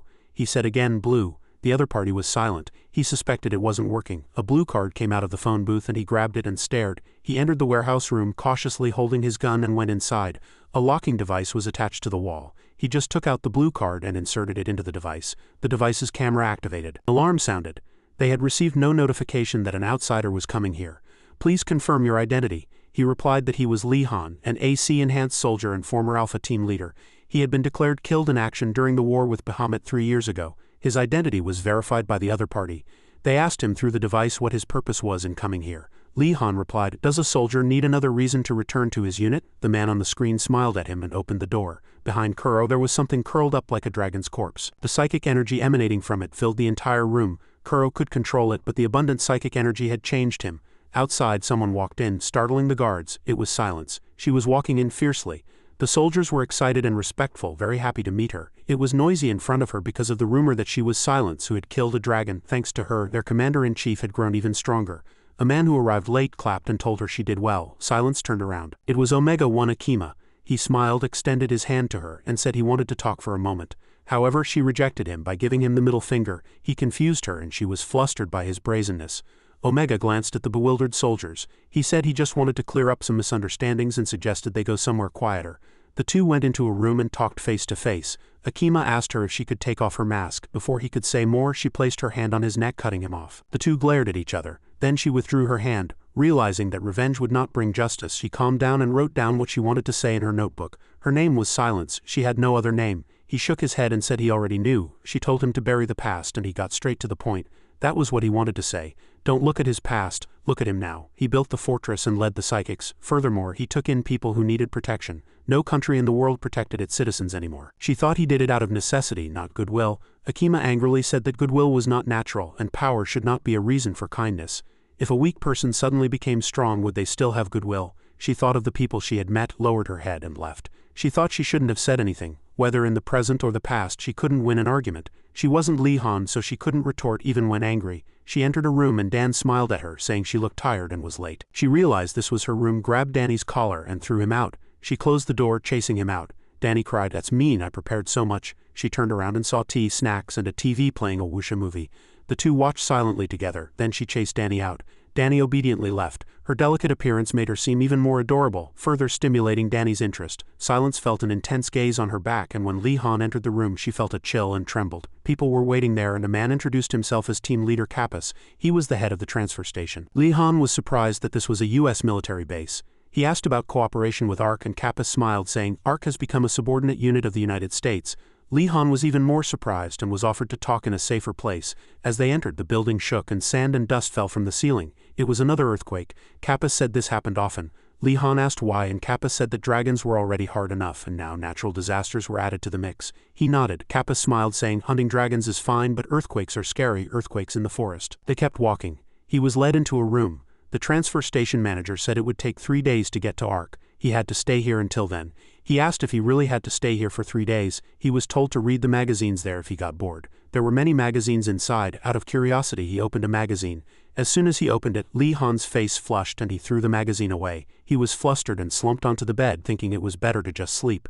Everything was quiet. Then suddenly the room shook violently again. He was startled and jumped up, and the magazines also fell onto the bed. He was sure this was no ordinary earthquake. He couldn't ignore this unease. He opened the door and stepped outside. The guards outside immediately stopped him, preventing him from wandering around freely. They threatened him with their guns. Lee Han ordered them to call team leader Kappas immediately. "Hurry." but the guards didn't listen to him, saying it was just an earthquake, a common occurrence. He scratched his head and said that large nuclear explosions had changed the geological structure, causing earthquakes to occur more frequently. Another guard next to him yawned and covered his mouth as if bored. He knew they were annoyed. If what they said was true, that would be good, but if there was another reason, they could die. He still asked to see the team leader. They told him he was persistent. Behind them, Kappas ran up and told everyone to move quickly. He said this earthquake was not normal. Once the earthquake stopped, they had to stay above ground. When they went above ground, the forest before them was completely destroyed. This earthquake continued to shake. At this rate, the barracks would collapse. The entire UK was about to be submerged in water. They had to move all their equipment. This place had to be abandoned. Suddenly, a gigantic monster rose from the ground, causing vibrations in front of them. It was the Black Swarm Reaper. When he mentioned the Black Swarm Reaper, the soldiers turned around and asked in surprise, "The Black Swarm Reaper is still that big?" The Black Swarm Reaper lunged at them like a centipede. Kappas shouted, "Why are you just standing there? Everyone run immediately!" Before he finished speaking, the team leader ran first. He seemed truly terrified. Others also followed him, running as they ran. Lee Han told the team leader that the monster's body was entirely made of earth and rock. He said they could probably escape if they went to the sea. The team leader turned around, said that was a good idea, and immediately ordered everyone to go to the lighthouse. He told them there was a small motorboat below it, so they should run towards the sea. Once they reached the sea, they would survive. They ran with all their might towards the lighthouse. Just as they were almost at the lighthouse, the Black Swarm Reaper was already close. They had to stop it immediately. At this rate, everyone would die. Two soldiers nodded to each other and called the team leader. He turned to look at his soldiers. They gave their last words to Kappa, saying, "Take care of things behind us." Light shone through the edge of the door. The two soldiers saluted one last time. Solemnly, they were ready to sacrifice themselves. They strapped bombs all over their bodies and shouted as they rushed towards the Black Swarm Reaper. The two suicide bombers became living bombs and exploded. The team leader, surprised, ordered everyone to get down. They left in a hurry. It would recover soon. Thanks to the sacrifice of the two, they were able to reach the motorboat. However, by this time the Black Swarm Reaper had already recovered. The Black Swarm Reaper roared even more madly, destroying the lighthouse before its eyes. The Black Swarm Reaper also plunged straight into the sea. The motorboat had already gone a long way. This Black Swarm Reaper was too colossal. Now that they had come this far, they would be safe. Kappas had never heard that the Black Swarm Reaper could swim, but Lee Han continued to observe carefully. His face suddenly changed. The Black Swarm Reaper was not dead yet. It opened its mouth wide and earth and rocks continuously poured out. Cars couldn't understand what it was doing. He stopped, his eyes wide in surprise. It was spewing out all the earth and rocks from its belly. Once all the earth and rocks were expelled, the Black Swarm Reaper shed its skin. This Black Swarm Reaper was smaller, and its body was not as heavy as before. Kappas shouted, "Are you crazy? Are you going to follow us to the end?" The Black Swarm Reaper dove into the sea. Kappas, with bulging veins in his neck, sped up as much as possible and sent an emergency signal to Ark. The motorboat accelerated forward. The people on it still carefully observed the movements in the water. Currently he couldn't see anything below, but if they stayed here, they would surely die. The Black Swarm Reaper seemed to be quietly waiting for an opportunity to attack right below the motorboat. Lee Han couldn't wait any longer. He immediately jumped into the sea, startling the two. He dove into the sea with his spear. He found the Black Swarm Reaper not far away. The soldiers on the coast thought he was crazy to jump in with just one spear. He held his breath and took a defensive stance. As it transformed into a form adapted to the water, its body greatly shrank. He had to finish it here. The Black Swarm Reaper opened its mouth wide as if to swallow him. Lee Han stood before it, holding his spear firmly and aiming it at the monster's wide-open mouth. The Black Swarm Reaper suddenly brushed past. While dodging, Lee Han simultaneously concentrated psychic energy into his spear and thrust it directly into the Black Swarm Reaper's body. A long gash along the Black Swarm Reaper's body seemed to cut across its entire length. It was made by his spear. In the water, the Black Swarm Reaper cried out in pain. On the motorboat, they were still worried about him. Was he really fighting it? Unbelievable. Kappas chastised them, asking if they were just going to stand there and stare blankly. He ordered everyone to support him quickly. He also finished his preparations, tying a rope tightly to the boat's interior. Just then, he emerged from the water. Kappas jumped down, extended his hand, and told him to grab it. The soldiers on the boat pulled the two of them up with all their might. He shouted, "Everyone, prepare grenades." Kappas didn't understand what he was saying. Grenades were tied around Lee Han's spear. The Black Swarm Reaper was not dead yet. It was almost at the surface of the water. Lee Han stood at the bow of the boat waiting for an opportunity to attack. They had to finish it in one go. The water roared and shook, and the Black Swarm Reaper seemed to leap into the air. It fell from the sky, heading straight for Lee Han. Lee Han alone faced the Black Swarm Reaper head-on. He threw his spear into the Black Swarm Reaper's mouth, and the grenades tied to it exploded with a fierce blast. A powerful pressure was generated, affecting the motorboat as well. Lee Han was thrown and hit inside the boat, and the other people on the boat also lost their balance and were shocked. The Black Swarm Reaper floated on the sea and the boat continued to move. Lee Han retrieved his spear with his psychic energy. The grenades had failed to destroy the spear. Kappas stood up, pointed at him, and said that he was truly crazy, but thanks to his desperate actions, they were alive. Lee Han sat down, panting, exhausted. He had almost died for real. Now even standing was difficult. Kappas still worriedly asked if it was completely dead. He said it wasn't dead yet, but it would take a considerable amount of time to regenerate. That was enough. They had to leave this place quickly. The battle with the Black Swarm Reaper ended at sunset. The motorboat quickly escaped before the Black Swarm Reaper could fully recover. Inside the boat they prepared dinner. One meal consisted of a piece of cheese, a slice of dried meat, and a glass of water. They said he deserved to eat that. During the meal the soldiers talked cheerfully. Finally, Kappas got in touch and arranged to meet the next morning. There was still some time left. He would tell him what had happened. At these words he had to immediately focus. At that time the sky was covered with the shadows of gigantic dragons, and the dragons had destroyed Ark, the artificial island they knew. So the United States had replaced Ark with a new name, Tyrannos. This name he couldn't understand. Kappas explained that it was a nuclear submarine capable of amphibious attacks both on sea and land. The entire U.S. only owned 2 of the El Terras fleet, one belonging to Ark and the other to the U.S. government, he thought. Given Ark's nature, maintaining a fixed base was too dangerous. They had no other escape route. Come to think of it, even Citadel was in danger. The ship passed the coastal cliffs and sunlight shone on the bow. At this time the sun was high and the sky was very clear. They were completely out of danger. Kappas extended his hand and thanked him. Li Han also politely shook his hand and said the honor was his. Kappas expressed regret that this meeting was merely a fleeting encounter. Ark was already moving along its predetermined course. They would probably arrive soon. Suddenly a pillar of water erupted in front of the boat, and expressions of disbelief crossed everyone's faces. That Black Swarm Reaper monster had been following them all this time.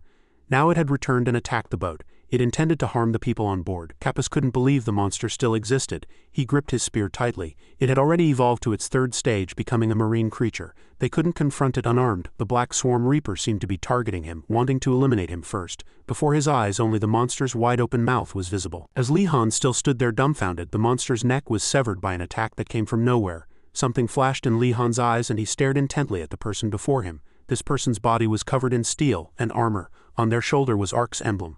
The person before him was magnificent and cool, like Iron Man in a movie. With a single attack they easily brought down the Black Swarm Reaper. The gigantic submarine dove underwater and its interior was truly spacious.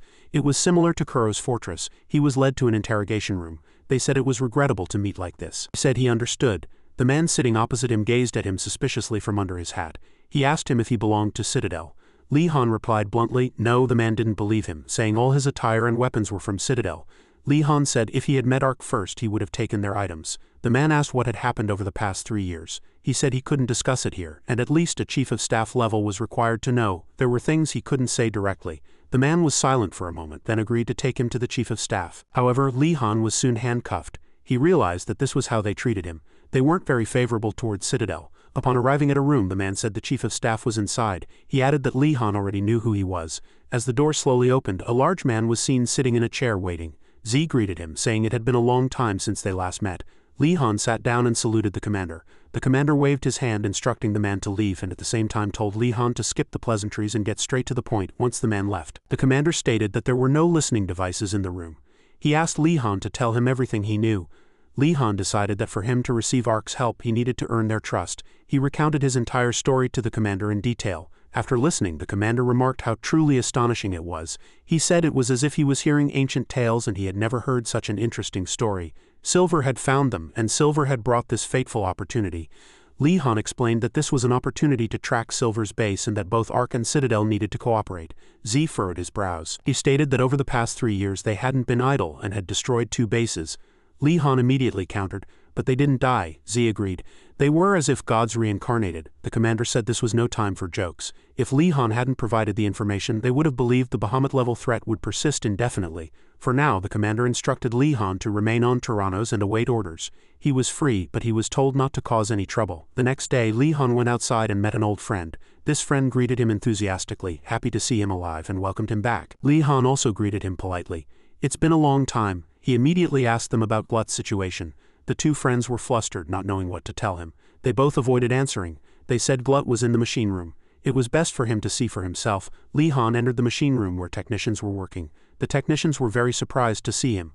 All of them were happy that he was alive and had returned. As Li Han was cheerfully greeting them, a man in blue clothes approached from behind. This man knew he had arrived but said he had been busy lately. Li Han was shocked to see the man in front of him. Otto had changed so much he was unrecognizable. He had become a bald, scrawny old man. Li Han asked him if he had been very sad when he died. Otto laughed heartily, pointing at him and saying that no one was better than himself except him. But first Li Han asked Otto if he had heard that KN was here. Otto suddenly fell silent, and the others in the machine room also looked flustered and embarrassed. Otto pushed up his glasses, thought for a moment, then pointed to the back and said, "Glut is behind that big door." Li Han glanced at the back door. Behind the door was a red sign indicating a danger warning. Li Han was startled. How could anyone think of such a thing? Otto explained that the third-generation psychic armor was inside, an improved version of the second-generation armor they had previously made. The one that had fallen into American hands. It had been completely redesigned. The design concept was also entirely different from the second generation. Since it used a nuclear power plant as an energy source, only a psychic capable of self-regeneration could control it. Its name was Iron Jade. Li Han was flustered. He asked him to tell him that the name didn't mean what he was thinking. Otto confirmed that his guess was correct. It was truly like confining a person in a torture device. The pilot inside had to constantly endure their body being destroyed and regenerated. Li Han couldn't even imagine it. How could that be? Otto explained that only 3 suits of the third-generation psychic armor had been produced. With those 3 suits they had defeated 2 Bahamut-class dragons. But now only Glut remained as the enhanced soldier. The other 2 enhanced soldiers had committed suicide, and then they had dismantled Zark. Mechanics in protective suits quickly appeared to adjust and disassemble the armor. The man inside was revealed. He no longer had strength and had to be supported. Glut emitted a blue light. He was panting, but his face was still resolute, and blue psychic energy burned in his eyes. He mumbled that he was fine, that he could move even with half his body destroyed, so this was nothing. Glut quickly regained his strength, and his head was shaved like Otto's. He turned around, put on his hat, and approached Li Han. Li Han greeted him, saying it had been a long time. Glut replied like the others. "Brother is alive." Li Han asked him teasingly, "Are you planning to become Otto's brother? All your hair is gone. I heard it even falls out as soon as it grows back." This joke changed the atmosphere between them, making it as comfortable as before. The two talked together, and Glut asked him how he had survived. Li Han said he was just lucky. He told him to read the official report when it was released. The two friends then laughed and talked happily, not noticing how quickly time passed. At this moment Li Han suddenly looked at him seriously and asked if he knew that Kuro was in the fortress. Glut's expression changed, and he asked, "Brother, you went to the fortress?" Li Han said he had been to both the fortress and Ark. To survive they needed to cooperate. But Glut frowned and suddenly slammed the water cup in his hand onto the table. "Brother, do you know what those bastards did?" Li Han disagreed and countered that this was a realistic issue. If they continued like this, Glut shouted his name loudly. The table overturned and the water cup shattered. Coffee pinned on the floor. Glut, his voice trembling, could barely speak, finally uttering the name Jose. He said Jose had died at the hands of those bugs. These words plunged Li Han into an abyss of ice filled with extreme disbelief. Glut bit his lip until it bled. He no longer looked at Li Han and told him to leave. The submarine was still submerged deep beneath the sea.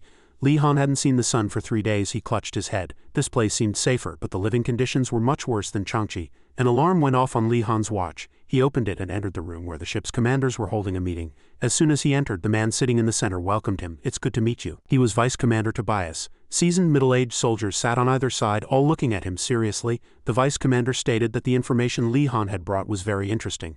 They had reviewed it repeatedly. He asked if Li Han had any way to prove that Hama was resurrecting. Li Han was annoyed. They suspected he had other motives, and that he had been hiding for 3 years, only contacting them now. He could have sought them out earlier. Moreover, the fact that he came from the fortress. Li Han cut him off, saying that he was born and trained in Ark. He had crossed the threshold of death countless times and had killed dragons before. If they didn't trust him, who would they trust? If they waited until Hama's resurrection was proven, they would all die. At his resolute words, some began to doubt and reconsider his statement. Z, already knowing Li Han's personality, merely smiled helplessly and sighed. The commander glanced at Vice Commander Tobias. This man was also lost in thought. Tobias decided that he would arrange for him to meet the Supreme Commander in 3 days. Thinking of Supreme Commander Zion Telephoner, he recalled a powerful old man with white hair. The Vice Commander said that he would come to his senses then. This was the best way to confirm the truth. The Supreme Commander was seated in a large chair, his face terrifying with a bushy beard. Li Han acknowledged, saying he would meet him again in 3 days. The Supreme Commander sat silently in the chair, but upon closer inspection he was confined there. His wrists and ankles were all cuffed. There were many signs of instability on his body. When the Supreme Commander lifted his head, his red eyes were filled with mad psychic energy and his grotesque expression was terrifying. During his free time on the ship, Li Han sparred with Glut in combat training. The two seriously engaged in a physical fight. At this point, Glut attacked him first and Li Han merely defended. Glut asked him if Kuro was still doing well. Li Han said he was doing well. As soon as he finished speaking, Glut threw a powerful punch. But fortunately, Li Han was able to dodge it. He gasped, reminding Glut that their goal was not revenge. Glut knew, but he said they had betrayed them first. Glut punched him, but Li Han blocked it again. After the training, Glut revealed that Omega-1 had definitely killed Jose. He asked him if he remembered what he had said before. Anyone who harmed his friends, no matter what, he would kill them himself. Li Han was speechless in the face of Glut's resolve. He sought out Otto and demanded his psychic armor. Otto was helpless. He said he got straight to the point as soon as he arrived. He knew he couldn't just make armor whenever he wanted. Li Han asked him to reconsider. He was a genius, so surely he had spares. Hearing the compliment, Otto's resolve weakened and he mumbled that he was a genius. He snapped his fingers, asking others if they had saved Li Han's data. He told them to take this man for a physical examination and test his physical abilities. He would recheck the storage, but not to expect too much. Li Han thought to himself, no one knows what will happen next. I need psychic armor. About 3 days later, the Vice Commander took him to a room to meet the Supreme Commander. As he entered the room, the Supreme Commander was still sitting there, in the same posture as 3 days ago. Li Han approached him. The Supreme Commander recognized him and said it had been a long time. Li Han hadn't expected him to remember him. He replied calmly that his mind was still intact. Li Han told him he knew time was short and wanted to prove his innocence. The Supreme Commander gestured to him with a document. He gently flipped through it and said, if the contents of this report are true, you will be the hero who ends the war. Li Han replied that he hadn't come to be a hero. The Supreme Commander said no more and told him to come closer. Li Han approached him, but an intense, thick red aura was easily visible to the naked eye. This was a truly unpleasant sensation. He struggled to resist it with his psychic shield. The Supreme Commander also recognized that his psychic shield was still very strong. If he wanted to prove his innocence, he had to lower it. Li Han said he didn't know how. The Supreme Commander gradually instructed him to relax and clear his mind. At this point his consciousness was blurring. He was tightly bound by the red aura like ropes. They infiltrated his entire body, and he realized this was very dangerous. He clenched his fists with all his might but soon loosened his hands and let go. His entire body now seemed to be completely controlled. In his own way, the Supreme Commander knew he was real. The way to end the war was in his hands, to be precise, humanity's hope, the being who could unite all divided humanity, a dangerous being. He lost control and laughed loudly, shouting. Li Han, even with red eyes, didn't lose consciousness and extended both hands towards the old man's neck. The Supreme Commander was still letting out a grotesque demonic laugh and Li Han's hands tightened around his neck. Red warning lights blared loudly. The soldiers outside burst into the room, cursing him. They quickly rushed in to subdue him. Li Han thrashed and screamed in pain, but the red psychic energy also seemed to vanish. The soldiers subdued him and laid him on the floor, continuously kicking him. Li Han dodged the kicks and blocked with his hands, but he couldn't understand what was happening at all. The grotesque Supreme Commander was still behind them, but none of the soldiers paid any attention to his bizarre state. They directed all their accusations at him, claiming he was an assassin from the fortress. As the soldier helped the Supreme Commander up, he returned to his sickly state. He thought to himself, humans are inherently interesting in their own way.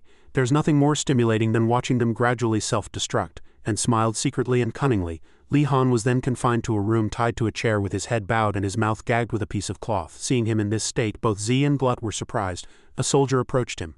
This soldier was tall and muscular, and taking off his coat he wisely and frankly told him to answer honestly or they would make him talk no matter the cost. Li Han still said nothing. Outside, the soldiers whispered among themselves. They couldn't believe Li Han had tried to assassinate the Supreme Commander.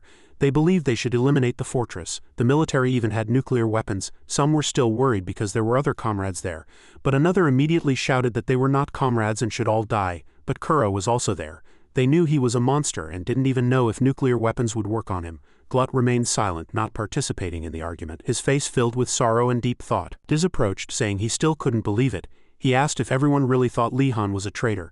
He asked how many people there didn't owe Li Han their lives. Everyone present fell silent. Someone said Li Han was always an incomprehensible person. He had been hiding for 3 years and only now appeared. Diz, furious, grabbed the collar of the person who had just spoken. He asked if just saying something made it true. Diz was so angry he lunged to punch the man and others had to step in to stop him. The man pointed at Diz's face and told him to come to his senses, if they didn't want him to call him a spy. Diz's neck veins bulged as he said to bring him. He wanted to give him a beating, but others held him back and stopped him. At this moment he looked helplessly at the person next to him. Glut was still standing there and he couldn't understand him. He told him to say something. Glut stood silently, hiding his emotions. In the interrogation room, Li Han was beaten by the soldier and blood splattered on the floor. He kept hitting him until he was exhausted and annoyed. He said he was truly stubborn, just as they said. Li Han's entire face was bruised and blood continuously flowed from his mouth. He asked him to call his superior. It's no use talking here. The soldier, enraged, kicked him in the face and cursed him to stop being foolish. He fell to the floor, kicked by the soldier. He said that the Supreme Commander was acting strangely and should be immediately arrested and isolated. He said this so his master would hear it. Sergeant Red said that if he were truly an assassin he wouldn't have been caught so easily. When he was Alpha he never failed a single mission. The Vice Commander also heard his words through an earpiece. He said that even in this situation he was trying to confuse people. As expected, he's from the elite unit of ARC. Z said that from training to actual combat, Li Han was always one of the most outstanding warriors. The Vice Commander immediately retorted that Omega was also one of the most outstanding warriors. He was reminding Z to set aside personal feelings. In that room the soldier was still threatening him. saying that if he didn't answer properly now, he would pull out his fingernails one by one. Z knew Li Han could hold out a little longer and that this was not the time to wait. Z was looking at something, and as he thought, nothing could be found in the surveillance camera footage. But he still couldn't shake his suspicion. Li Han is a very meticulous person, this is not his style. And if he had really planned this, the Supreme Commander would already be dead. Otto suddenly rushed to Z and asked if Li Han was really an assassin. He couldn't believe it. Seeing Otto so flustered, Z told him to calm down as he was still investigating. Otto shouted, "How can I calm down? This is all nonsense. I don't know about others, but I know. Li Han hasn't changed at all in the past 3 years. People can lie, but machines and Li Han cannot." Z now thought what he was saying was truly absurd. Anyway, he needed to calm down. Z greeted him and said they would talk later. But what he had just said truly affected Z. He suddenly turned and said something to Otto. Z stood in front of the Supreme Commander's room door. He decided to open the door and enter. The Supreme Commander was still sitting in that chair. His eyes were vacant. Z said he believed in him. He had led the ARC project from failure to victory. Psychics should be human. Even before they became weapons, he always believed that, thanks to him. People like Omega never appeared again. After observing him for a moment, he continued, "Chief of Staff Alexander was truly an extraordinary person. Now that I'm in this position, I realize my shortcomings. Now I want to act based on emotion rather than reason. Just as I believe in you, I also believe in Li Han." At this moment, Otto and several others were running at full speed to the place where the laboratory videos in the control room were located. They were going there and had to ensure no errors occurred. In the interrogation room, Li Han's fingernails had been pulled out. The soldier gritted his teeth. "This is the 7th one, and you haven't even let out a whimper." He had never seen anyone like this. Something flashed behind him, and he turned, saying, "You in the observation room, tell him to take a break." The soldier told him that they would meet him again soon. Until then, he could look forward to it. He left, and he knew they couldn't kill him anyway, but he couldn't keep going like this. Given the Supreme Commander's current state, it wouldn't be surprising if ARC collapsed at any moment. The problem was that he had to convince others. Who would believe him more than the Supreme Commander? The very person he thought of removed his blindfold. It was Otto. He stared at the person in front of him in surprise. Otto quickly said, "There's no time. Brother needs to get out of here first." They escaped like that. Now they had probably welded the warehouse door shut. Otto said, "Tyrannos will appear in 5 minutes. Then brother opened the hangar door and escape." Li Han was still worried, and even though he told him to escape, Otto smiled strangely and said, "Don't worry. Genius has prepared a few things." Li Han was surprised. Psychic armor, they had 4 minutes left and they were almost there. Otto had modified his armor a bit. It was so crude that Li Han doubted he could use it. It was temporarily made, but Otto assured him not to worry since he made it himself. Otto called it the old man's diving suit. He combined parts from the 1st and 2nd generations. If he had to give it a name, he would call it 1.5 generation. The data showed it was ready for use, but reality and data are always different. If it's you, you can do it. He would complete the test in actual combat. They had 2 minutes left. Glut told him not to forget his spear. Li Han knew that everyone was willing to help him, knowing the risks. Why were they going to such lengths? No, it was pointless to ask. He expressed his gratitude to Otto. Otto cheerfully said again, "You're welcome. Brother has already set up the escape route, so go right now." At this moment, Otto said that Commander Z had asked him to send him a message. "The debt is repaid. Brother will understand when he hears this." Li Han rushed out, and as soon as the soldiers recognized him, they blocked his way. Li Han leaped over them and escaped. They knew it was psychic armor, but they couldn't understand how he got it. He smiled contentedly.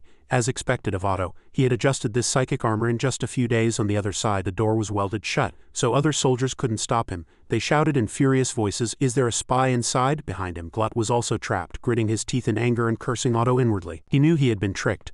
Li Han, holding his spear, burst outside. It were 2 speedboats, and he didn't know which one was his. The scanner inside found his boat. That's it. Suddenly a flash of light appeared behind him, and someone in psychic armor rushed to attack him. Li Han dodged. He knew Glut was in that armor. Glut told him that the assassin had failed and was running away. He said he hadn't expected him to do this and was truly disappointed. His voice was sarcastic. No matter what he said now, he wouldn't believe him. The submarine door opened. Sunlight shone on the vast sea. Glut, of course, would not believe him. If he wanted to leave, he had to defeat him first. Li Han also did not back down and agreed to this. They had to finish this. Glut seemed to be melting inside the armor. He told him not to blame the psychic armor if he lost. He attacked him first as before, and Li Han only defended. His foot slid back, destroying the ground, and it was not just empty words. If he could get close enough, he could finish them off. He had to regain his speed advantage. He quickly ran and leapt to attack him, but he also seemed to be catching up to his speed. He quickly ran away, evading him. He asserted that such machines would never defeat him. He punched him in the stomach and Li Han spat blood, injured. Glut held him firmly and slammed him to the ground. He asked in anger, "Why did you betray me?" Li Han glanced. If he used a pressure wave, he could knock him down immediately, but Glut would surely die. He couldn't do that. He kept hitting him, telling him to surrender. Li Han struggled to hold on, but his system was gradually breaking down. What should he do now? Just then Li Han discovered something.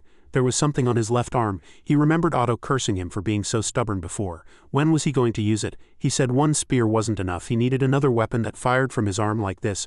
Otto had said it was bothersome. He had said he would do it when the time came. Recalling that at this moment he pleaded with Otto. But at least next time he should let him know. Li Han was still firmly pinned to the ground and something sharp emerged from his trembling arm. Just as Glut was about to deliver his next attack, he began to act. He plunged it straight into Glut's head. The blade pierced his head, but Glut remained calm. He thought it wouldn't kill him. He wouldn't lose consciousness. He knew this, but this was all he had. The shining sword flared up like an explosion. After that lightning attack, Glut lightly lost consciousness. Li Han turned and left. He apologized to him. He hoped he would rest there for a while. He knew he had to leave quickly, but at this moment Glut woke up again. Li Han felt that fact and said, "Unbelievable." In an instant Glut had him on his shoulder. He couldn't understand why. Hadn't he lost consciousness? He was moving by sheer willpower. He carried him into the sky and flew up with him. They flew higher and higher and he struggled to loosen his grip. 2 streaks of light then fell onto the boat. The soldiers inside couldn't tell if he had been caught. Li Han rose from where the two had fallen, trembling but victorious. Glut was still lying there, seemingly defeated. As Li Han was about to leave, he felt a movement behind him and turned. The psychic armor was fiercely burning. Li Han, startled, called out Glut's name. He rushed inside, struggling to remove the armor from his body. He successfully removed a part of the armor. He threw it away and quickly found his body, dragging it out with all his might. At this moment the other soldiers were already fully armored, and the vice commander ordered them to seize Li Han. Li Han suddenly froze. He realized something was wrong. In the flames he dragged something else out. The soldiers approached him, threatening him to stay still. They pointed their guns at him and told him to come with them.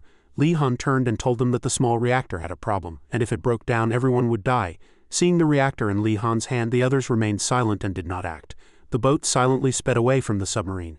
Li Han, still holding the reactor, shouted with all his might to throw it as far as possible. He wanted to show everyone what he would do, who he was. As soon as the reactor was thrown, it exploded violently. The entire sea shook, and his boat was also affected and destroyed. This was an explosion comparable to a bomb. The vice commander, surprised for some reason from behind Z, said, "We cannot deny the fact that Li Han saved Tyrannos." Z would arrest the commander. They would return to Sector 1 and find out who was controlling him from the beginning. Glut at this moment woke up with a startled face as if from a nightmare. He opened his eyes wide and was in a hospital. He trembled and tightly clutched the blanket, his face filled with rage. He rushed to Commander Z. Glut trembled and asked if Li Han was still alive. They stood in front of Li Han's hospital room. He was receiving treatment. Glut asked about his condition. Z only replied that tonight was an important night. Glut trembled and couldn't understand why Li Han was like this. Looking at him in critical condition, Glut's eyes filled with even greater fear when he saw one of his arms was severed. Glut, unable to stand properly, collapsed. Z left immediately without a word, leaving Glut to blame himself alone. "What have I done?" He had once again risked his life to save everyone. Tears streamed down his face. He said, "Brother, why me? Why didn't I believe you?" The vice commander was now in the room, judging whether the commander was a traitor or not.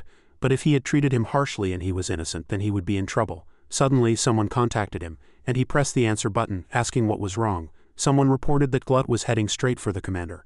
The vice commander was surprised, and the other side said they would sound the alarm, but he stopped them, telling them to wait. At this moment he thought it would be more convenient if there was someone to take the blame instead. If the Supreme Commander wasn't a traitor, pinning all the blame on Glut would be the end of it. He ordered them to pretend they hadn't seen Glut. Glut arrived at the Supreme Commander's room. The Supreme Commander was still sitting there. Glut darkly ordered the Supreme Commander to get up. He pointed his gun at him. The Supreme Commander was mumbling. Glut said it didn't matter who the traitor was now. He had already decided. He would believe his friend. His hand was on the trigger, ready to fire. The Supreme Commander continued to mumble incomprehensible words, and the more Glut listened, the angrier he became. Glut shouted in anger for him to say something. The Supreme Commander actually spoke. He said, "Is guilt due to responsibility?" Glut didn't understand. The Supreme Commander looked up at him. He asked him what he expected him to answer. Glut asked him why he was acting like this.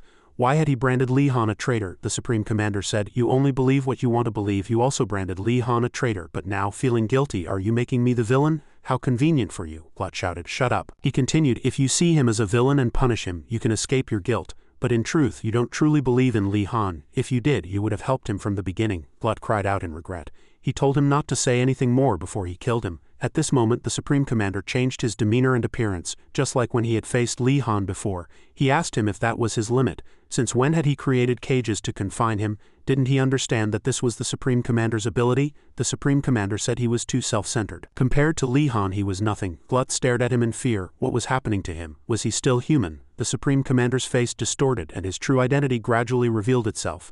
It was not human.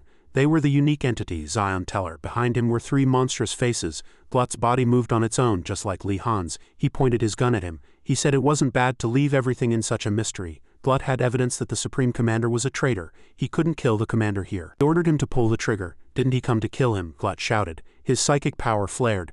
Don't underestimate him. With one hand he blocked the gun aimed at him by his remaining arm. But he couldn't resist and the bullet still fired, piercing his head. Thanks to his psychic power he didn't die and his ability was very strong. He seemed to challenge him.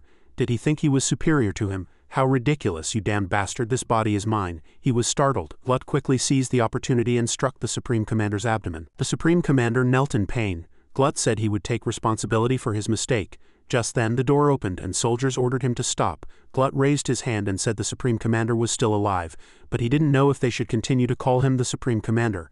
Z told the Vice Commander that all surveillance footage from that time had disappeared. No one saw anyone approaching the Supreme Commander. The Vice Commander said there was a system problem and maintenance was ongoing at that time. Is it a coincidence? Z said it was an extraordinary coincidence. The Vice Commander asserted that the Supreme Commander was clearly mad. It's amazing he survived so long at the hands of a madman. Red warned him to watch his words. The Vice Commander didn't dare to retort and just quietly drank water. Red said, it's true that the Supreme Commander's mind was dominated by something, but it's too early to call him their enemy. The Vice Commander didn't understand. Hadn't he already shown his hostility towards humanity too clearly? Z said that if he truly intended to destroy humanity, there would have been countless opportunities already. The Vice Commander asked if he intended to negotiate with him. Z said that regarding the Supreme Commander from now on, he would take responsibility for him. In a spacious room covered with sturdy shields, Kuro sat in the center of the room in an evolved state. With a powerful aura emanating from his body, Kuro was in a state of serene evolution, emitting blue light all over his body, and blue electricity flowed throughout Kuro's entire body. Suddenly he opened his eyes wide and all space became quiet. In front of Kuro was still a glowing heart. He thought to himself that his form was like a heart. Immediately his entire chest opened and countless other hearts were placed within his chest. And suddenly a colossal source of power erupted, piercing straight through the heart in front of Kuro. In an instant the heart was completely shattered in front of Kuro. The immense pressure of that power still remained within Kuro's chest. Gradually he regained his sanity, and his eyes quickly reappeared. After the task was done he slowly walked out of the laboratory. Akima stood outside holding clothes and waiting. Seeing Kuro walk out he quickly said, "You did it, Kuro." This time it took less than 10 minutes, and the absorption time was getting faster and faster. But Kuro seemed to have little interest in Akima's words. He quickly put on his clothes and asked, "That doesn't matter, any news from Lee Han?" Akima heard and replied, "Not yet, shall I check?" Kuro said. "No, Lee Han is very strong." Akima heard and didn't reply, seemingly deep in thought as he looked at Kuro. After a few seconds of silence Akima looked at Kuro with an unfavorable gaze. He said, "But you are stronger now. Don't underestimate yourself and overrate Alpha." Kuro was not pleased by Akima's compliment and quietly replied, "Lee Han is strong even without psychic powers. I am nothing without psychic powers." No matter what he said, Kuro wasn't interested. He waved his hand at Akima and said, "I'm tired. I want to rest today." As expected, as soon as Kuro left, Akima responded with murderous intent in his eyes. On this side, Kuro had already understood Akima's true intentions. He thought to himself, "I won't be used anymore, Omega-1." As soon as the door opened, Silence appeared behind him with her usual calm face. He sighed, showing signs of fatigue. On this side, Yanni immediately stood up as soon as she saw Silence. With an eager face she greeted him in a sweet voice, "Welcome, Silence. I've been waiting for you for a long time." But before she could even hear Silence's reply she was heartlessly thrown to the ground by him. Yanni fell on her bottom with a yelp. "Kya!" She rubbed her sore bottom and looked at Silence with a pitiful expression. "Ouch, I'm dying of pain." But instead of Silence's concern she received only indifference. Silence glared at her, then wrote "disappear" in her notebook. After closing the door he felt guilty again. He thought to himself, "She doesn't seem to mean any harm, but coming here every day is really annoying." But before he could collect himself, Yanni gave him another surprise. She appeared right behind him. She tilted her head slightly and said, "Do you really think I came here just because I'm free?" Silence felt like he was going crazy because of this woman, Yanni. He clenched his fists and thought, "If you were a man I'd have punched you." Seeing Silence raise his hand to flick his forehead she didn't dodge, but instead faced him directly and spoke flirtatiously. "Wait, you weren't really going to hit me, were you? Where should I hit you so I can hit you back?" At this time in the lounge, the submarine was still moving deep underwater. In Lee Han's private treatment room, he lay on the sickbed with numerous medical devices attached to his body. The monitor showed stable vital signs. Z appeared with a serious face. He asked about Lee Han's condition. The doctor quickly reported to Z he has passed the critical stage. He is stable now. The two looked together at the observation room, which had a transparent glass window to see inside. Z heard and quietly said with relief, "I see, that's a relief." Lee Han was still in a coma, lying quietly on the sickbed amidst the continuous beeping of machines. In his hazy consciousness this thought arose in his mind. Where am I? In a space shrouded in darkness, Li Han stood alone in a vast area. He thought to himself, is this a cave? He continued to walk in the unfamiliar place. As he walked, Li Han thought, this cave was definitely made by humans. As he walked, Li Han suddenly stopped. He came to a complete halt. Li Han looked ahead and was startled. A colossal strange door appeared before Li Han. He looked up at the door and thought to himself, a colossal door? Suddenly, a warning light flashed and a loud sound echoed throughout the space. The door kept moving, slowly beginning to crack open. Not long after, the entire door swung wide open and Li Han was horrified by the sight before his eyes. Something terrifying appeared before his astonished eyes. Wait, go back. Returning to reality, Li Han was still lying on the sickbed with numerous mechanical devices inserted into his body. He was lying on the sickbed in a coma, but suddenly woke up because of that nightmare. Li Han looked to his side. His left arm, which had been perfectly fine before, was now gone.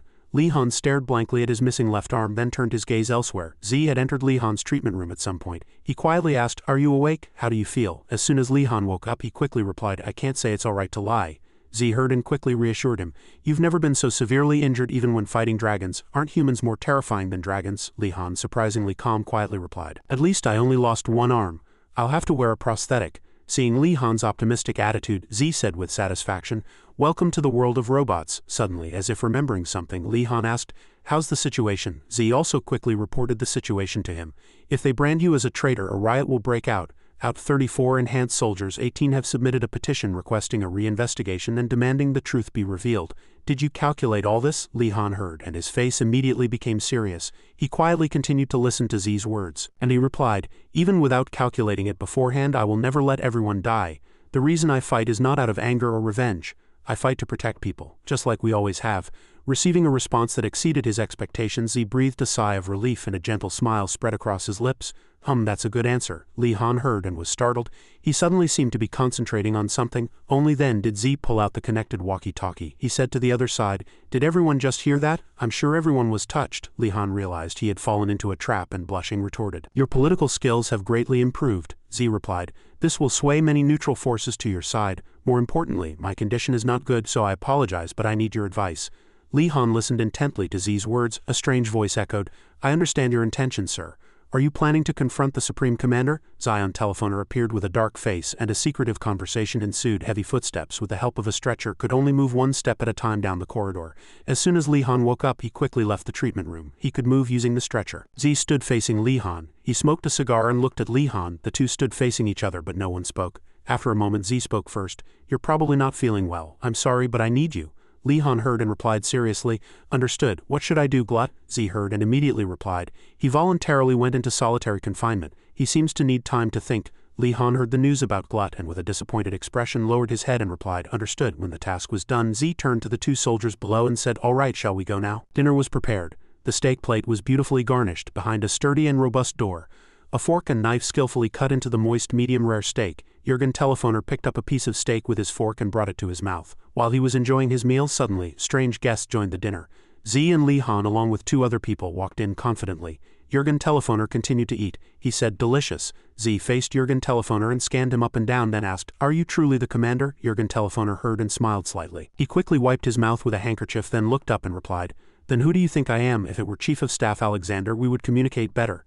Z heard and looked at him silently, his eyes seemingly filled with rough waves. Suddenly, Li Han spoke from the side, wait, please step back, and he stretched out his hand in front of Jurgen Telephoner, blocking him. He paused at Li Han's action, and his calm face from a moment ago suddenly turned into a perplexed expression. The two soldiers who followed him were puzzled by Li Han's action. Jurgen Telephoner looked down at his hand. He was silent for a moment, then spoke, I can't use my psychic power. Immediately everyone was extremely surprised. Was this psychic resistance? Even Z was speechless at Li Han's astonishing ability, but this seemed to consume a lot of Li Han's strength. He had just recovered from an illness, yet he had to do this, and Li Han found it difficult to maintain. When the task was done, he turned around and reported, it seems the commander's current condition is not related to psychic power. Suddenly, Jurgen Telephoner quietly said, Li Han, you have the potential to end this war. I acknowledge that. The two soldiers behind him were still in awe. Everyone was speechless at the fact that Li Han was that person, that he was the one who could end the war. But suddenly Jurgen Telephoner smiled eerily and emphasized, but can we truly believe Silver's words? We are believing the words of a dragon. What if it's a trap? What if Silver is trying to eliminate other hives to become the sole ruler? Or perhaps it's trying to give hope to the remaining humanity and lure them in to eliminate them. Hearing Jurgen Teller's words, Li Han also fell into deep thought. Z immediately ordered the two soldiers, everyone except Li Han get out. Everyone immediately obeyed the order. Yes, understood. Z seemed unable to hide his worry and thought to himself, more terrifying than psychic power is that aura. It can negatively affect other psychics. This man is not the commander. He looks like he's seeing a devil, Jurgen Telephoner said. This reminds me of the Prophet. You always feel guilty. You thought it would have been better if we had died together back then, right? These words struck a chord with Z, and his face immediately changed. Li Han looked at him worriedly. Jurgen Telephoner continued to probe Z's weakness. Truly incompetent, Vice Chief of Staff. If Alexander were here, it wouldn't have come to this. And the door opened. Z and Li Han walked out. As soon as they came out, Li Han quickly asked, when Chief of Staff Alexander died, should Commander Jurgen also be considered dead? Z replied, that is our mistake. We thought the commander was a superhuman. We believed he would endure everything and lead against evil. Li Han heard, and his face turned grim. He said, but in the end the commander is also just a human, weak in spirit, even knowing that humanity would eventually be destroyed. He gave up on himself and became a monster. I always underestimated Alexander, but if he were alive, evil probably wouldn't have crumbled. What will you do now? Li Han asked Z directly. But Z was silent for a moment, then replied, leaders must be superhumans. They have a responsibility never to show weakness. Officially, we will announce that the commander was controlled by an SPC. The commander never abandoned evil and humanity. It is enough for everyone to remember it that way. Jurgen was confined in the deepest part of Tyrannos. High-ranking officers who knew the truth called him a demon. The reason they kept the demon alive was because evil still needed his knowledge. Suddenly, a water glass broke with a loud noise. Shards flew everywhere and yellow water spilled from the cup. Li Han's therapist complained. Tisk tisk, look at him trying to control a prosthetic arm with only psychic power. Does he really think he can fight like that? Li Han replied with an embarrassed expression. I can, I've seen someone fight like that before. The image of Simon with only one arm fighting fiercely came to mind. Simon did it, so I can do it too. Footsteps echoed in the corridor. Li Han struggled to adapt to his prosthetic arm. He thought he should focus on rehabilitation. Before long someone appeared in front of him, catching Li Han's attention. He looked up at the person. It was an unfamiliar man with a hat pulled low, but he was also wearing ARC's uniform. Li Han spoke first. What's wrong? But the man remained silent for a while before replying with an inexplicable statement. Hit me, Li Han asked, puzzled. Why should I? The man answered. Because I did wrong. Hit me until you feel better, until those wounds heal. I won't use my regeneration ability. There's no other way to apologize. Li Han listened and sighed. Then he said, hitting you won't do me any good, it'll just hurt my hand. But the man was still insistent. I'm sorry, it would be a lie to say I don't resent you. Li Han listened, closed his eyes briefly, then opened them again and said firmly, at least I should have trusted you. But we have to move forward, forget the trivial things. Why do you think I saved you? I don't hate you enough to want you dead. These words touched the man, and he happily rushed to Li Han. Li Han, thank you. Just then, Li Han suddenly delivered an upward strike, a powerful and sudden punch that no one expected. The man clutched his stomach in pain, and Li Han adjusted his prosthetic arm. He was in so much pain that he laughed while crying with sweat and snot streaming down his face, barely managing to say, you said you wouldn't hit me. Li Han looked back and replied, but thinking about it again, one punch felt pretty good. Li Han stood in the center of the conference room holding his weapon and explained, to prevent the resurrection we need the power of Silver's Hive. All the ARC leaders focused on Li Han. One of the men blurted out, are you saying we need to find Silver's Hive and pierce it with that spear? There's no way to prove it's true, but we've decided to trust you without question. Z, who was sitting next to him, quickly chimed in. However, finding Silver's Hive is not easy right now. Even with our intelligence network, we don't know when we'll find it. As soon as Li Han clarified, he quickly offered his opinion. We just need to cooperate with Citadel's intelligence network. The entire room fell silent at Li Han's words, and everyone was deep in thought.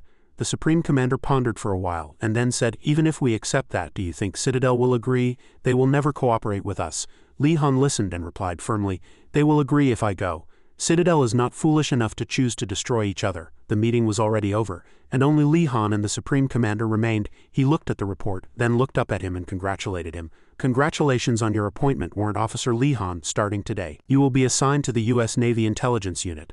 Li Han received the plaque from the Supreme Commander's hand and said, but I'm not even a U.S. citizen, so how can I be approved so easily? The Supreme Commander looked at Li Han and smiled. Does that really matter in the current situation? It's just a formality, but it's better than having no position. We will keep Silver's spear, Warrant Officer Li Han. You will lead the negotiations with Citadel. Li Han replied, understood, upon receiving the order. And as Li Han turned to leave, he thought to himself, he's thorough and a perfectionist but surprisingly soft-hearted. Behind him, the Supreme Commander returned to his original form and had many thoughts. If I tie him down with a position, I can control him to some extent. On this side, Li Han also had many thoughts in his head. Not bad, it's convenient to act independently from ARC. ARC's Supreme Commander had a spacious and towering area. In the cafeteria, soldiers were having their meals. Yanni was enjoying delicious noodles. Opposite her, Simon sat with a serious face. She took a bite and then chided Simon again. She pointed to her head and said, seriously, how could you mess up a lady's hair like this? I'm letting it slide because we're eating together. Simon also knew his mistake. He wrote something on a piece of paper and handed it over.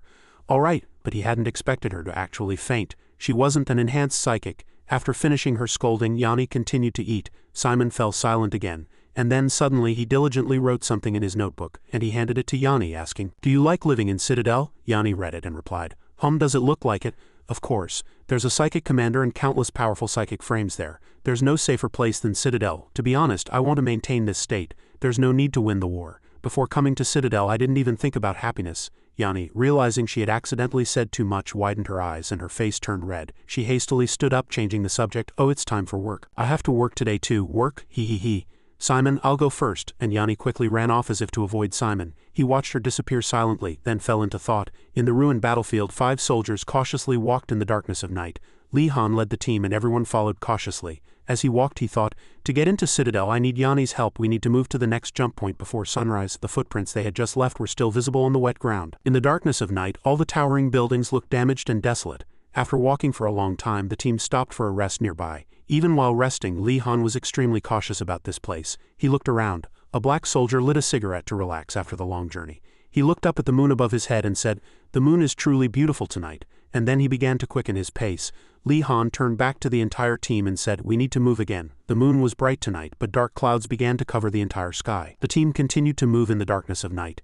Li Han led the way and the others followed behind. The clouds grew thicker and thicker, covering the entire dark and quiet night sky. The 4 members of Li Han's team were especially cautious as they went deeper. Suddenly, Li Han noticed something, and when he shone a light into a nearby alley, he found a very strange shadow. As the light shone, a black shadow appeared, and immediately a strange creature emerged. One person quickly shouted, "Enemy spotted, it's a werewolf!" Immediately, the werewolf leaped over both walls and onto the top of the building. The entire team prepared to fire if the creature harmed anyone, and as others shone their lights, a terrifying sight appeared. It wasn't just one, but countless other werewolves on the rooftop of the large building. The entire team took a defensive stance, but they seemed to be surrounded.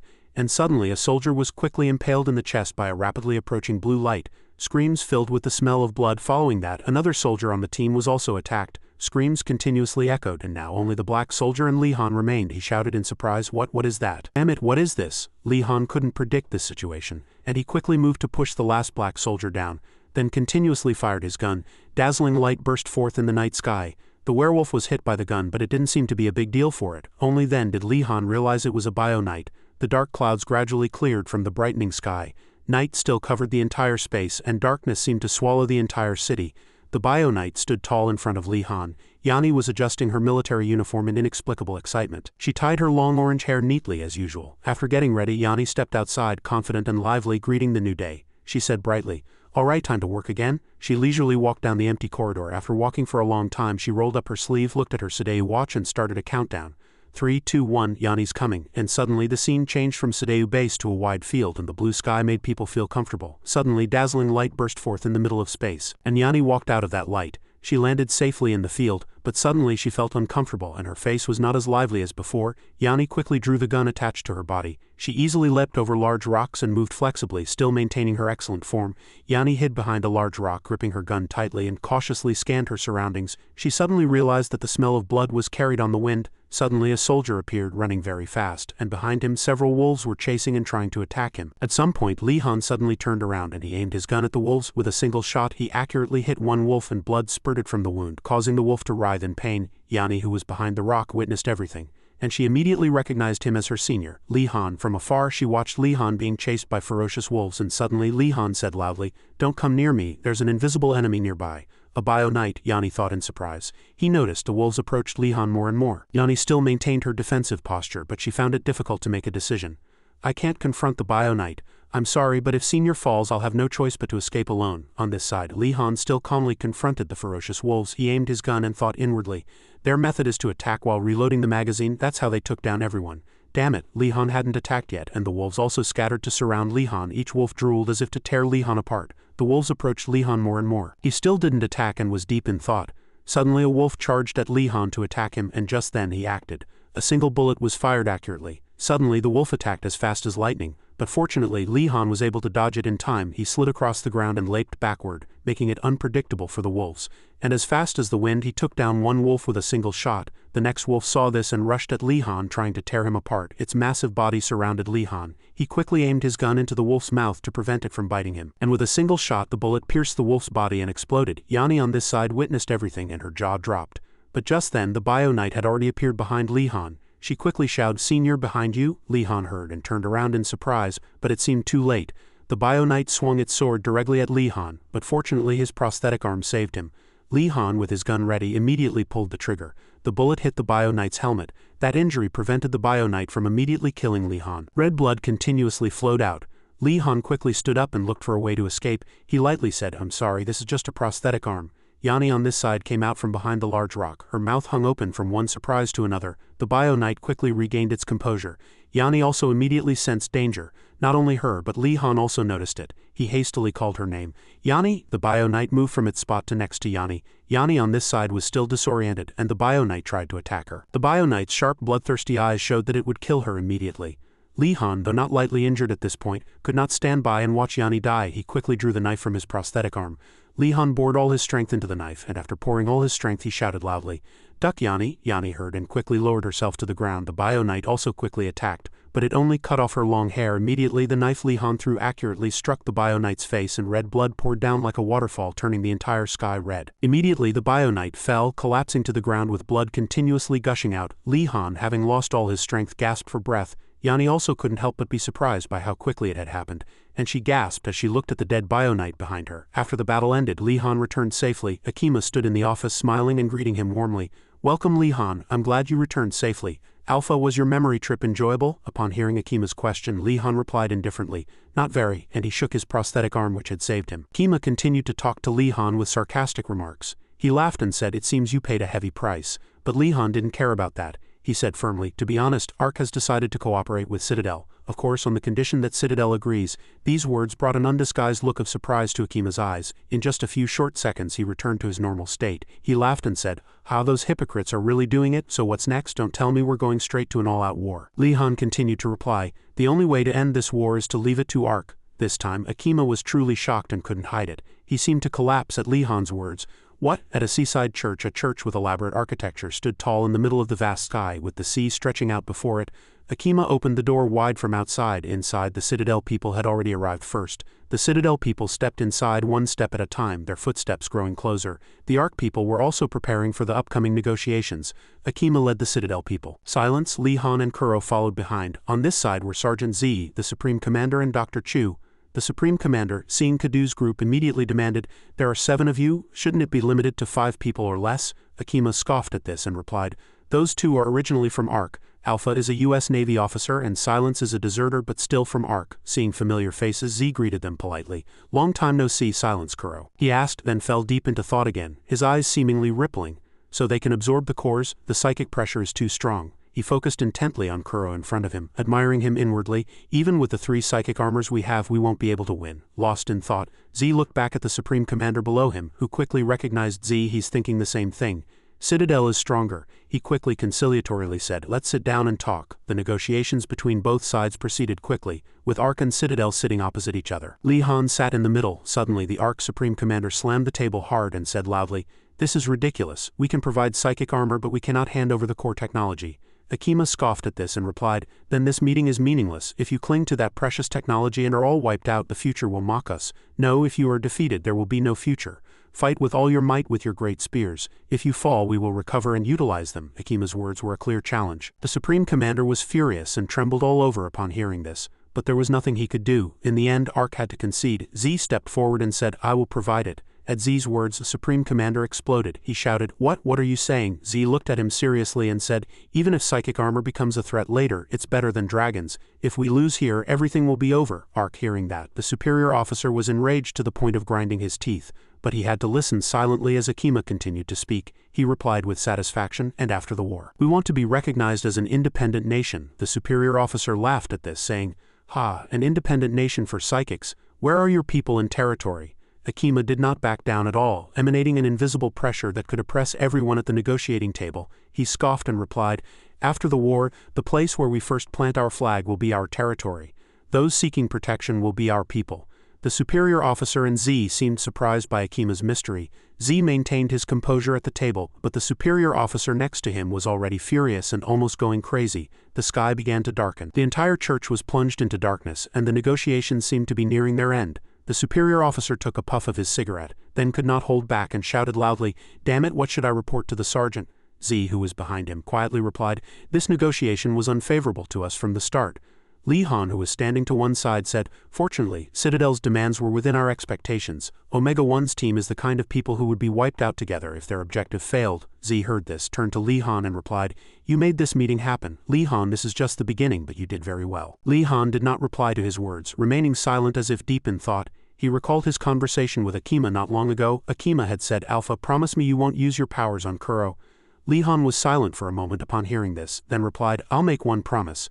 If Ark betrays Citadel first, I will side with Citadel and fight to the end." Kuro's mood suddenly brightened upon hearing this. He said cheerfully, "Good, I'm not sad. It's a very good thing if my ability helps maintain balance and resolves everything smoothly. I hope the war ends quickly. A world without war or conflict. I will make it a reality." Kuro's expression once again became strangely excited, and the source of his latent power seemed to be increasing. Li Han was surprised by Kuro's strange appearance. He returned to reality. 15 days later, a warship suddenly appeared on the vast ocean. The sudden appearance created ripples. The submarine Tyrannos surfaced. The first joint operation between Ark and Citadel had begun. A loud shout echoed. Dimmick. Citadel's psychics also boarded the Tyrannos fleet. Dimmick's face lit up with joy as soon as he heard his name called by a familiar voice. He hurried over and linked arms with Diz. "Hey Diz, you're alive." Diz was also happy to see Dimmick and replied, "Of course, my friend." Suddenly Dimmick noticed a strange man. He thought to himself, some people are happy to reunite after a long time. The blue-eyed man quickly noticed Dimmick looking at him, then hurriedly pulled down his hat, turned around and left. From the opposite side, Dimmick still gazed at him, seemingly lost in thought. Z approached Dr. Chu and asked, "How's the condition?" I'm asking about Citadel's psychic armor." Dr. Chu looked at the research board, then up at the psychic armor in front of him, and said, "Considering they don't have the core technology, they've maintained the armor quite well. I think they'll accelerate their own development once they receive the core technology." Z heard this, looked at the 4 psychic armors and then quietly replied, "Even the US eventually agreed to provide it. Perhaps they think they can attack Citadel before they mass-produce the armor. That applies to human resistance but not to dragon resistance." Dr. Chu heard this, pushed up his glasses and fell into thought. Then he asked, "Who will be in charge of the spear?" Silverdeep replied, "Newt Mir. They are the ones with the highest success rate among our enhanced soldiers." Hearing the unexpected answer, Dr. Chu asked, "Aren't you giving it to Li Han?" Deep replied honestly, "It's unexpected, but Tobias and I agreed on this point. Li Han's app is our last card and the only key to controlling Kuro. We cannot put him on the front lines and risk him. And he is not only an excellent warrior but can also take on a commander role in the control room." Li Han looked up at the countless blue screens. "We will act as bait and enter the area where dragons appear. Humanity has defeated 3 nest-level dragons, and now only 4 remain. One of them is the Silver Dragon's nest. I didn't expect to find the Silver Dragon so quickly, but defeating one will also help." The submarine was still floating on the surface. Akima suddenly asked excitedly, What are you saying?" Kuro did not back down at all, replying forcefully, "I will lead the charge. This is a perfect opportunity to make a deep impression on everyone." Akima heard this, became furious and trembled all over, trying to stop Kuro. But then he thought again, "Damn it, I can't talk sense into him right now." Kuro did not hesitate and said to the soldier next to him, "Prepare psychic armor for me." The soldier quickly replied, "Yes, I'll bring it right away." Kuro was determined. He looked at his majestic reflection in the mirror. "I will teach them a lesson right here, right now. No war will happen until I allow it." The colossal submarine continued to move on the cold water. On top of the submarine, a single silhouette stood tall between the sky and the earth. Kuro, in his psychic armor, looked more majestic and powerful than ever. He closed his eyes and breathed in the fresh air of the sky and earth. Standing in the middle of the vast ocean made Kuro feel better than ever. Accordingly, his power also increased tremendously. Truly amazing, golden and purple. Does he think he's an emperor? The superior officer couldn't stop complaining about Kuro. Li Han heard this, thought for a moment, then said to Kuro, "You're now entering dragon territory. Are you okay alone?" On the ship, Kuro heard Li Han's voice and replied, "Don't worry about me, Li Han." The sky suddenly changed, and Kuro looked up. In the middle of the cloudy sky, a small lightning bolt flashed. And suddenly, strange creatures flew down from the lightning. They came closer and closer to Kuro, but he remained perfectly calm. Ferocious-looking dragons came closer and closer to Kuro, but he paid them no mind at all. He even looked at them with half-closed eyes. Then he immediately raised his hand to the sky. Powerful energy burst forth from Kuro's body. A blue light appeared, illuminating the entire space and his face. With Kuro's exceptional power, a bow and arrow were created. He drew the bow, bending his body, and aimed straight at the dragons in front of him. In an instant, a dazzling arrow was fired, crossing the blue sea in space, and the blue light covered the entire vast ocean. The light was so strong that no camera could capture the image from above. All the monitor systems in the control room couldn't see anything, astonishing everyone. The superior officer was also incredibly surprised. He exclaimed, "My goodness, what did I just see?" He defeated the dragons with psychic power. Not only the superior officer but Lee Han was also surprised, and he added, "And it was a long-range attack. But that didn't seem to be Kuro's full power. I don't even need to use my full power yet, just hit them, that's enough. Imagine all of you being weak and me having superior psychic power over you." Kuro looked up at the still dark sky and declared arrogantly, "You are not enough, you will need to call your leader." Other dragons flew in one after another, and this time there were many more. Kuro did not wait and fired another new arrow at the dragons. The entire ship emitted a powerful blue light, and as the arrow was fired, the entire space seemed to stop. Kuro focused on the arrow in front of him and aimed, and a dragon flew in furiously at immense speed. A fierce and angry expression appeared, and suddenly a powerful light appeared. A large and ferocious dragon appeared. He stood arrogantly on a large rock and declared, "The human is meddling again, but one of them is not ordinary." The dragon's rage erupted, and the lava flames that had slept for years suddenly burst forth, followed by powerful aftershocks. In the burning flames, a dragon with the dignity of a leader flew at immense speed, cutting through the flames and flying into a mysterious cosmic current. He gathered an energy orb in his mouth. Kuro faced such a terrifying enemy, but he had no intention of retreating. Kuro immediately recognized the enemy in front of him as a Tier 2 dragon. In the control room, the superior officer was surprised to hear this. He shouted loudly, "A Tier 2 has appeared." Not only that, Lee Han also said in surprise, "Nothing appeared on the radar yet." Did he see it with his short precognition? "Kuro, can you tell the color or location of the Tier 2 dragon?" Kuro continued to look up at the black sky and said, "No, but I can definitely feel it, and that's enough. If I can feel it, it exists. I can aim even if I can't see it." It was the same for him. Even tens of thousands of miles away, the dragon's power could still be felt by Kuro. The dragon's energy orb grew larger and larger in space. In its beautiful emerald double-layered eyes, a large and strange hand suddenly appeared in space. Suddenly, that hand tightly gripped the dragon's neck, astonishing the dragon. The energy orb, full of power, was destroyed midway before it could be fully gathered, and its energy scattered everywhere.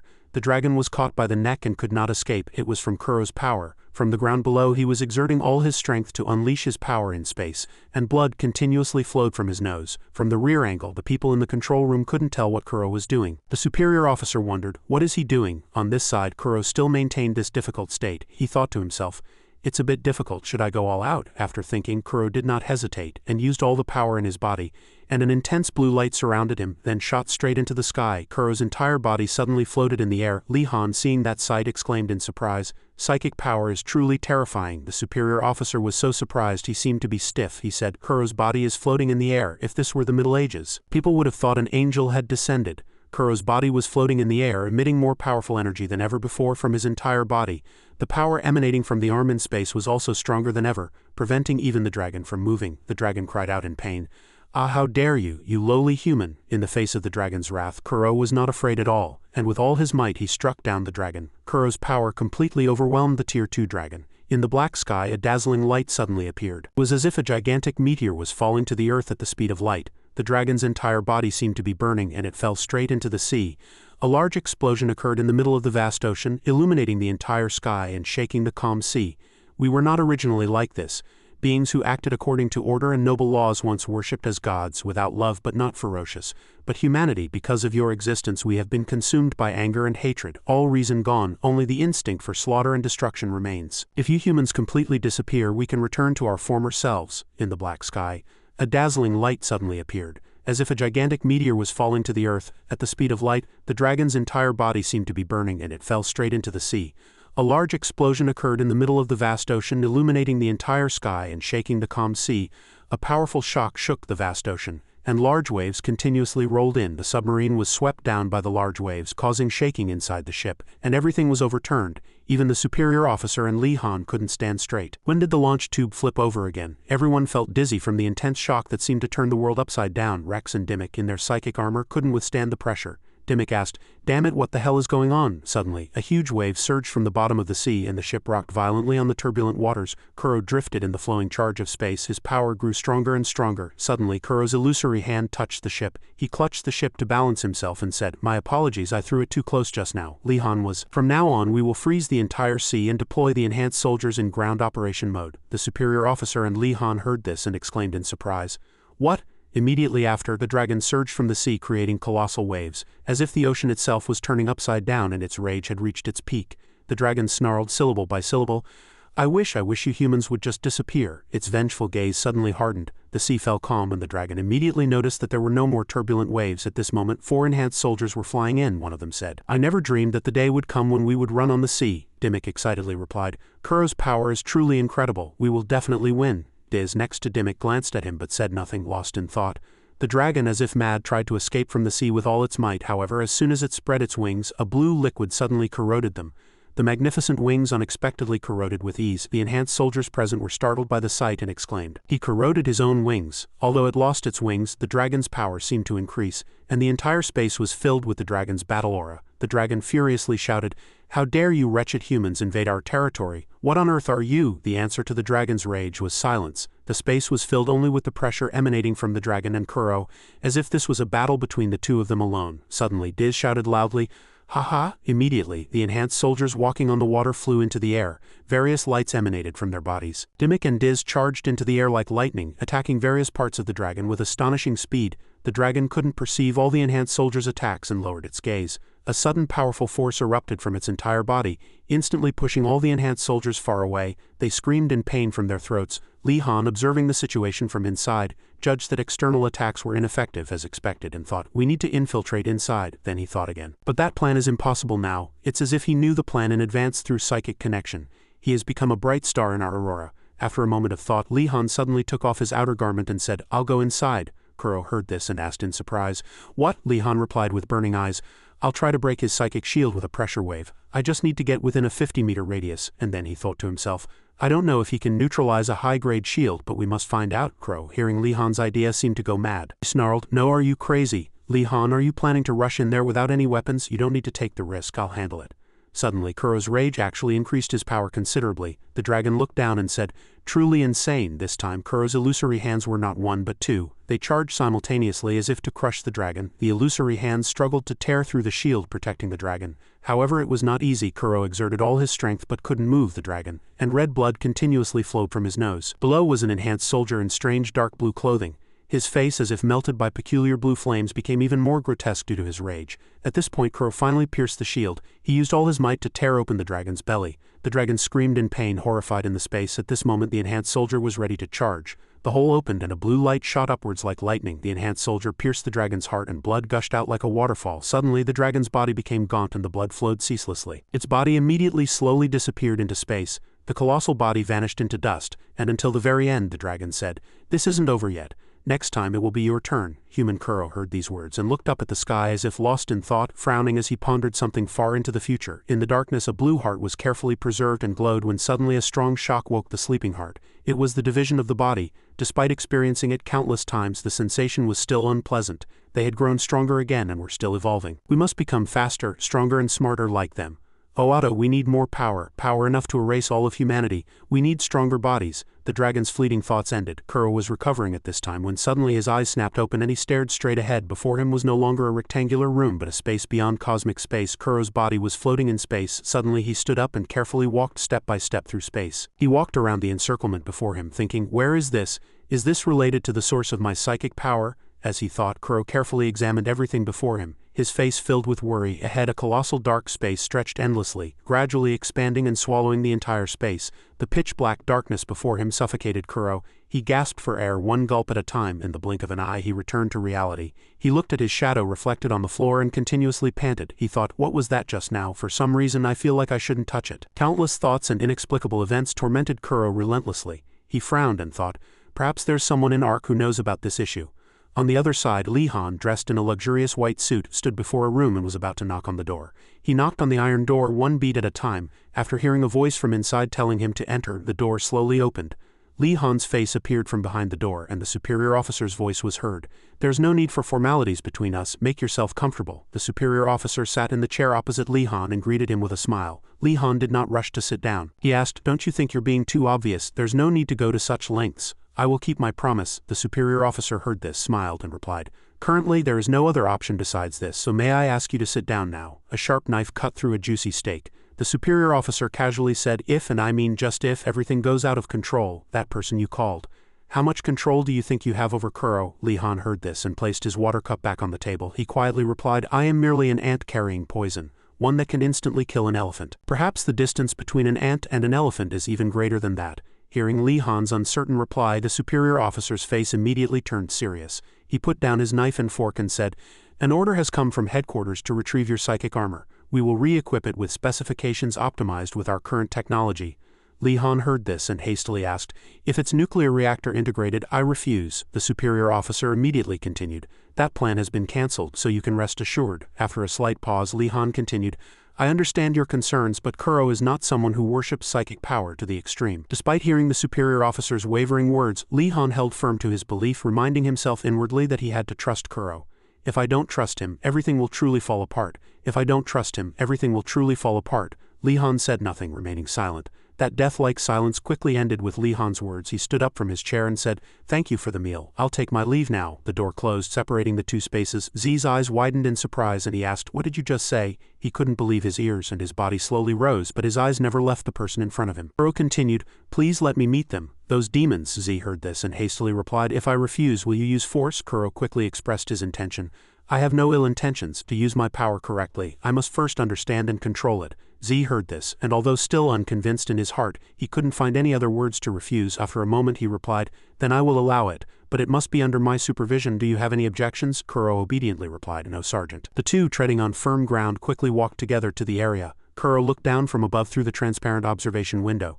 It was an old man with white hair and a long beard covering his entire body. Jurgen Telephoner sat there in the form of a frail old man. Kuro looked down at him and asked, I heard about him before, but seeing him in person is truly unpleasant. Jurgen Telephoner still remained silent, not moving his lips, then suddenly opened his eyes wide, looked at the window and said, do you pity Jurgen's situation? You might find yourself in a similar situation. Once the dragons are gone, who do you think will be the next enemy? It will be you. Kuro heard this and replied with a madly calm face, shut up, I'm the one asking questions. I possess a psychic core and power comparable to a dragon's. What exactly is the ultimate realm of psychic power? Jurgen Telephoner finally shed his madness, listened seriously to Kuro's words and replied, we don't know either. Not getting the answer he wanted, Kuro said, disappointing, the name demon is a waste. Jurgen heard this and suddenly rose from his chair saying seriously, do you want a deeper answer? He then placed his dry, rough hand on the window. The killing intent around him suddenly increased terrifyingly. He looked directly at Kuro with a hateful face and said, place your hand on my hand and match our psychic frequencies. If you show me what you've seen, I will answer all your questions. Z, standing next to him, quickly warned him, but Kuro showed no fear at all. He slowly approached. It's fine, I won't let a guy like that take over my body. Kuro slowly brought his hand close to the window, separating him and Jurgen.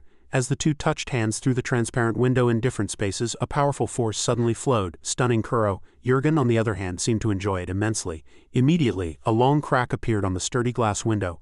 Unexpectedly, the window shattered into pieces, and the entire space was filled with two colossal streams of power emanating from the two men. Z was pushed back by the force of the explosion and he stared straight ahead in surprise. Kuro, on this side, was also not doing any better. He seemed to be struggling. Jurgen, on the other hand, looked very happy. He let out a deafening laugh in the space. The two were balanced, confronting each other with two opposing forces. The power emanating from the two men grew stronger and stronger. The power of the two men struggled to overpower each other and both had equal strength. However, Kuro seemed to be pushed back more, and Jurgen showed no signs of weakening. Z, sensing that the situation was not good, contacted the command center on his walkie-talkie. Command center requesting troop deployment. Everything suddenly became even more serious. Z thought to himself, if Kuro becomes an enemy, the worst-case scenario will unfold. In another space, Kuro, in the form of a child, appeared. In his innocent eyes, the shadow of a stranger was reflected. He said, nice to meet you. Kuro Jurgen Telephoner stood before him explaining everything. He said, now can you show me what you've seen and experienced? Relax your mind. As soon as he said that, Jurgen Teller's body suddenly shattered into pieces. Illusions swirled around Kuro and a common voice echoed, if we combine your experience and mine, we can draw new conclusions. And I will answer everything you're curious about. Kuro stood gaunt, and their illusions quickly clung to his body. At this moment a low voice echoed, stop, you've gone too far. Kuro unexpectedly pushed away Jurgen Telephoner, who had tried to control him. He returned to his usual self and looked down solemnly. Jurgen Telephoner, despite being pushed back, still seemed surprised. He struggled to hold on, his face filled with bewilderment, and he gasped for breath. Kuro declared with a cold face, you are weaker than me. No matter what tricks you use, you cannot take over this body. You've seen enough of my memories, haven't you? Now answer my questions. Knowing that he couldn't defeat Kuro, Jurgen Telephoner finally conceded. He sat back in his chair and said, hey, all right, Kuro. I've seen everything very clearly. Even now I see very clearly that the real monster inside you will destroy this world. Kuro didn't believe these words and asked again, I will destroy this world? I am the real monster? As Jurgen Telephoner finally fell silent, his patience quickly vanished. Kuro lost his temper and shouted, answer my questions. Z, standing next to him, saw this situation and said, Kuro, calm down. Trying to intervene, Kuro hesitated, then grabbed Jurgen Teller's neck tightly with his illusory arm. Kuro, with a hardened face, said in an angry and anxious voice, explain psychic power properly. If you talk nonsense again, I'll kill you. Jurgen Telephoner was threatened and terrified. He stammered, Kukuahaha, psychic power is the force that can destroy the fourth-dimensional world we exist in. Because it is a fifth-dimensional force, it is not bound by the laws of the fourth dimension, which is why people call it a force from a completely different dimension. Kuro listened and replied coldly. So what? Jurgen Telephoner struggled to continue. There is psychic power within your body too. Don't you think it's strange that you can easily overwhelm a dragon's stronghold? Dragons instinctively know that their power can bring down the world, so in their subconscious they always restrain that power themselves. Kuro listened, frowned and replied, you mean dragons have an inherent power-limiting mechanism built into their bodies? Jurgen continued, and you are a dragon whose limits have been unleashed. If you do not use that power with restraint, this entire world will plunge into chaos. If you wish for seawater to no longer be salty, it will happen instantly. If you decide that water should melt and turn into fire, all physical laws will change. The world will change because of your fleeting thoughts or subconscious. A chaotic world where past, present, and future coexist will arrive, and when that happens, you will no longer be human. Z listened and cried out in surprise, that is just a possibility, Kuro. You can still control yourself. The demon only seeks chaos and accepts what it needs to hear. Kuro, seemingly confused, forced out a reply, understood. Z quickly averted the worst situation. He turned to Jurgen and said, enough, this conversation will not continue. Jurgen listened and looked up at the two people in front of him. He gave Kuro a grotesque smile as he bid him farewell. In the conference room, Li Han, the superior officer, and Z sat at a table listening to a voice coming from a recorder. A voice echoed, hello, Kuro. Li Han looked down at the recorder and said, it's possible that everything is a lie meant to unsettle Kuro. Z maintained a cautious stance. He replied, regardless, we need his power right now. No one can be sure if the demon is telling the truth or deceiving us. The superior officer listened to both sides and finally spoke, then what happens after the war? Are we going to let such a dangerous force remain unchecked? If that's true, we'll have to take action. Li Han closed his eyes, seemingly thinking about something. Suddenly he stood up and left. Before leaving, he said, but that's something to think about after we win the war. Li Han completely exited the room, slamming the door shut. The superior officer turned to Z and asked, what do you think, Vice Commander? Z listened and replied casually, what more is there to think about? This world originally belongs to the children, not us old men. In short, you have no independent judgment. In a vast space, the sky and earth changed color, and an ominous atmosphere enveloped the entire area. On the wide ground, a group of people stood gathered. They all wore masks covering their faces, and everyone as one raised their arms high as if performing a ritual. Suddenly, a deep energy vortex appeared in the sky, and intense lightning flashed across the ominous sky. A dragon emerged from the vortex, its body slowly coming out of the hole and approaching the group. A colossal foot appeared, followed by its entire body escaping the vortex. The gigantic, massive form of a dragon appeared in the sky. As soon as it appeared, it expressed its fury. Foolish beings, are you still keeping humans alive? Various images immediately flashed through its mind, and suddenly the dragon paused. Li Han's image suddenly left a deep impression on it. It thought to itself, how could you have returned? The enraged dragon declared, I will tear you apart with my own hands. Its sharp claws, like blades, rushed towards Li Han, who was lying on the ground. He looked ahead with unyielding eyes, even though danger was very close. Just when it seemed Li Han couldn't possibly escape, the dragon was unable to attack. He was sucked back into a deep vortex, shouting in a furious voice, why is the rift closing? The memory of the unfinished battle made the dragon even more enraged, nullifying its psychic power. Until now, there had been 3 major threats. He should have realized sooner. A human as strong as a nest, a psychic nullifier, and a human who killed 2 nests. Listen, everyone, along with the surviving nests, I will unite all the dragon legions again. This time, I will completely annihilate the human race from the face of the earth. His declaration was met with agreement from all the people below. The rift in space widened significantly. On the other hand, in the control room, a flustered voice echoed, what is he saying? Li Han replied, we've lost contact with MC. This statement startled the superior officer even more. Li Han continued, the United States has now vanished from this world. There are 2 Tyrannos-class primary submarines. One operated by the ARC organization, the Tirana, and the other, the MAX, belonging to the U.S. Naval Command. The MAX carries the president, high-ranking officials, world leaders, asylum seekers, and many other prominent figures. Essentially, it is the entire government of the United States. In the banquet hall, a man in a luxurious suit spoke solemnly before the crowd, I have good news. ARC and Citadel have formed an alliance and achieved a major victory in their first battle. Humanity will not perish here. We have a duty to survive, to rebuild humanity, and to restore our brilliant civilization and culture. Because of this, the party was lively. Food platters were emptied and wine glasses were drained. Two men in military uniforms stood in a corner holding their wine glasses and watching the cheerful party. The blonde-haired man spoke. Confined for too long, people are gradually losing their perception of reality. The man next to him quietly said, "Hush, this is the safest place. The war will end soon. Haven't we always reassured them? Without hope at a time like this, they wouldn't survive. They will be the pillars to rebuild human civilization, but at this moment they are merely useless." Meanwhile, the dragon had already landed. He began his slaughter. With astonishing speed, he was like lightning in the sky. The dragon legions flew freely across the sky, taking turns. Suddenly, one of them paused, then plunged straight into the water, causing a massive impact. Bubbles rose fully in the blue water, and the dragon approached the United States submarine step by step. Without hesitation, he poured all his power into an energy orb. On the other hand, the superior officer, having heard Li Han's news, seemed unable to contain his anxiety. Z, sitting next to him, couldn't help but say, "I understand the pain of displacement, but this is no time for sentimentality. All supply chains have been cut. Supplies from Citadel are not enough to maintain Tirana." With sad eyes, the superior officer replied, "If Citadel withdraws to protect its own base, everything could get even worse." From Citadel's side, Akima seemed to be infuriated by the nonsense he was hearing. "We will not retreat. This is not the time to defend, but to attack and destroy the enemy. If we retreat now to minimize losses, we will be annihilated." After speaking, Akima looked down at Kuro. He quickly looked up and said, "We will remain in Terra." Akima thought to himself with a cunning glint in his eyes, "As long as we have Kuro, we'll be fine. Citadel can be rebuilt countless times with just Kuro." Li Han headed to the research and control room. Upon seeing Dr. Chu, he approached and asked, "Is this the psychic armor I'll be using?" Dr. Chu turned, slightly adjusting his gleaming glasses, and replied, "Not bad, it's the version sent by the US. Li Han listened, glanced at his psychic armor and said, "But it's not finished yet, is it?" Dr. Chu quickly replied, "No, it just hasn't been meticulously refined. A communist must have understood the urgency of the situation when they saw the armor's rough exterior. They focused purely on functionality." Li Han listened and said with satisfaction, "Well, different doesn't necessarily mean bad. Are there any differences from the armors I used before?" Dr. Chu explained. First, a psychic detection system is a sensor that allows you to see psychic energy with the naked eye. It's very useful for analyzing psychic phenomena like stealth. Li Han listened and expressed surprise and interest. "Sounds convenient." Dr. Chu continued to explain.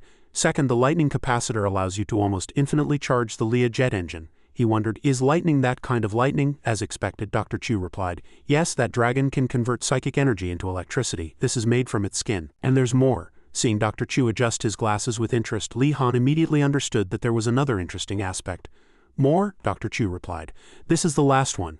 Psychic armor uses a movement system called a power transmission system, which allows for faster and stronger movement with less power. Using this, we can avoid the dangers of physical enhancement and instead train soldiers to control psychic armor. Fortunately, since the US is gone, this technology cannot be reproduced. Even I struggled to figure out how it works. It's a truly peculiar armor." Li Han listened, then fell into deep thought before asking, "Does it have a name, like Iron Maiden?" Dr. Chu looked at the armor and said, "During development, I think it was called Sarah."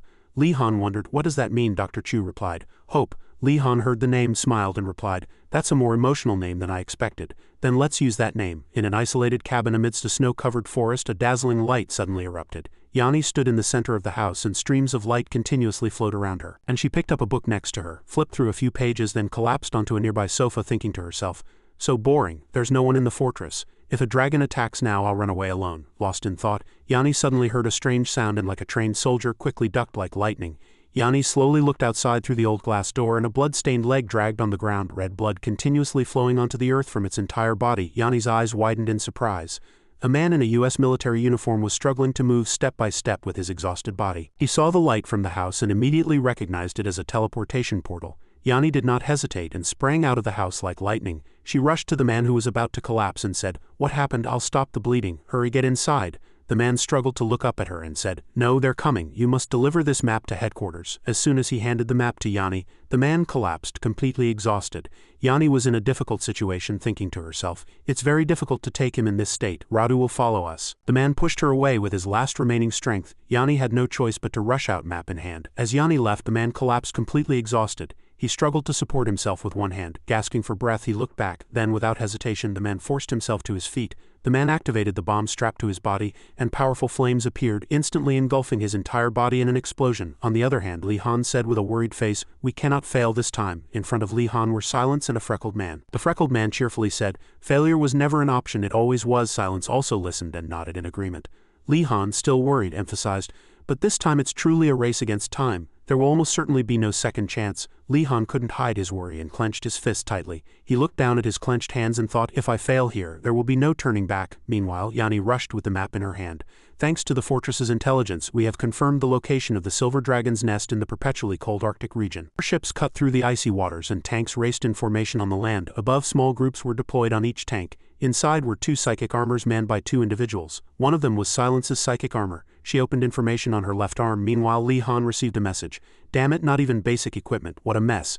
And someone's even sitting on an armored vehicle. Yet they're called humanity's last hope, Li Han quickly replied. 3 years ago we felt the same. When we ascended into space for the final battle, we thought everything would end if we just destroyed it, but that wasn't the case. If everything had truly ended then, what would we be doing now? Silence listened. Then after a moment of silence said, perhaps we cannot live ordinary lives. We are either humanity's enemies or their tools. Li Han listened, smiled, and replied, you're more pessimistic than before. And he thought to himself, but you're not wrong either. However, I don't have time to worry about social conflicts, because my siblings might be alive somewhere. All I can do is kill dragons. The sky and earth shook violently, and a massive whirlwind churned in the ominous sky. Inside the tank, Silence spoke. Han, what are you thinking? Li Han replied softly, nothing. Silence continued, if you're tired, take a nap. No one will say anything if you rest for a bit. Li Han listened and replied, alright, but hey, Silence. She looked up at Li Han and asked why, but he changed his mind again and didn't want to reply. Just let it go, it's nothing. Li Han's joke seemed to infuriate Silence. She growled, are you playing with me? Still in the mood for jokes? Sensing the unfavorable situation, Li Han said, alright, I'll just say it. How long do you plan to keep wearing that mask or helmet? Hearing the question, Silence replied helplessly. You hesitated so much just to ask that? Li Han said. I thought it was a bit of a sensitive topic. Behind Silence's psychic armor was a beautiful face. After a moment of silence, she replied, if there's nothing left for me to fight for, then I'll take it off. Li Han heard her and quietly replied that it seemed she would never take it off. On the other side, colossal monsters had already formed a powerful army. They snarled as if ready to devour humanity, full of menacing fervor. Kuro stood alone amidst them, not showing the slightest fear. He wore his own psychic armor and remained composed. Immediately, they rushed like missiles towards Kuro and the army. But no sooner did they advance a little than they were instantly shattered. The monsters behind seemed to be in utter shock, but then were trampled in despair. Kuro's illusory hand appeared and crushed all the monsters like swatting flies. Immediately after, a fierce barrage of attacks rained down. They struggled to resist Kuro's powerful force, but in the end they couldn't escape. They were crushed. They cried out in despair. Kuro stood firm before the monsters. He frowned at the colossal creature charging towards him. Immediately, Kuro's illusory hand firmly grasped the monster's body, and instantly ended its life, and Kuro coldly watched the colossal body shatter into pieces. The soldiers behind watched in awe as Kuro dealt with all the monsters alone. They soon realized, it seems we don't need to intervene. On the other side, another powerful army of monsters had already formed. They charged forward like missiles. Kuro was ready to unleash all his power on this side, his entire body floating in the air emitting countless streams of energy. The soldiers behind him seemed unable to take their eyes off him. They were astonished. Is he flying? He looks like an angel. Kuro's energy flash plunged into the ground, destroying all the monsters below, turning them into a chaotic mass. He looked down from above and thought, forget the demon's words. I can control this power. With this power I will save the world and open up the future. The soldiers behind also began to carry out their respective missions.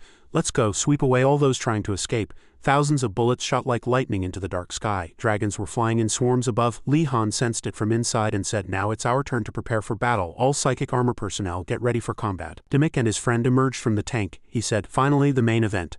My body is itching. Immediately they dashed like bullets, each heading in a different direction. Li Han commanded from inside, Raptor, Nobel, Fox, JP focus on breaking through the rear. Okawa and his group are the support team. Dimik was excited. Woo woo woo. With a single attack, Dimik brought down half the monsters. Unexpectedly, a colossal monster struck him on the head. Dimik, despite the size mismatch, was ready to fight the monster. With a single blow, he was able to sever the monster's leg. It fell to the ground, causing a powerful impact. Dimik didn't stop there and continued to leap up for a finishing blow. One strike split the monster in two. He stood on the ground and after completing his mission, excitedly gave a thumbs up. D said excitedly, alright everyone charge, dragon corpses will rain down in the blink of an eye. As if morale was boosted, everyone charged in unison, excited. Dimik led the way, shouting loudly, alright everyone charge, dragon corpses will rain down in the blink of an eye. On the other side, Kuro continued to emit light beams, destroying the monsters below the ground. But suddenly, a group of dragons flew towards Kuro at super high speed from the sky. Kuro immediately got ready and grabbed them one by one with his illusory hands. As if unwilling to back down, they immediately fired purple light beams directly at Kuro. But it was no use. Kuro quickly used his shield after the attack. He attacked powerfully in anger.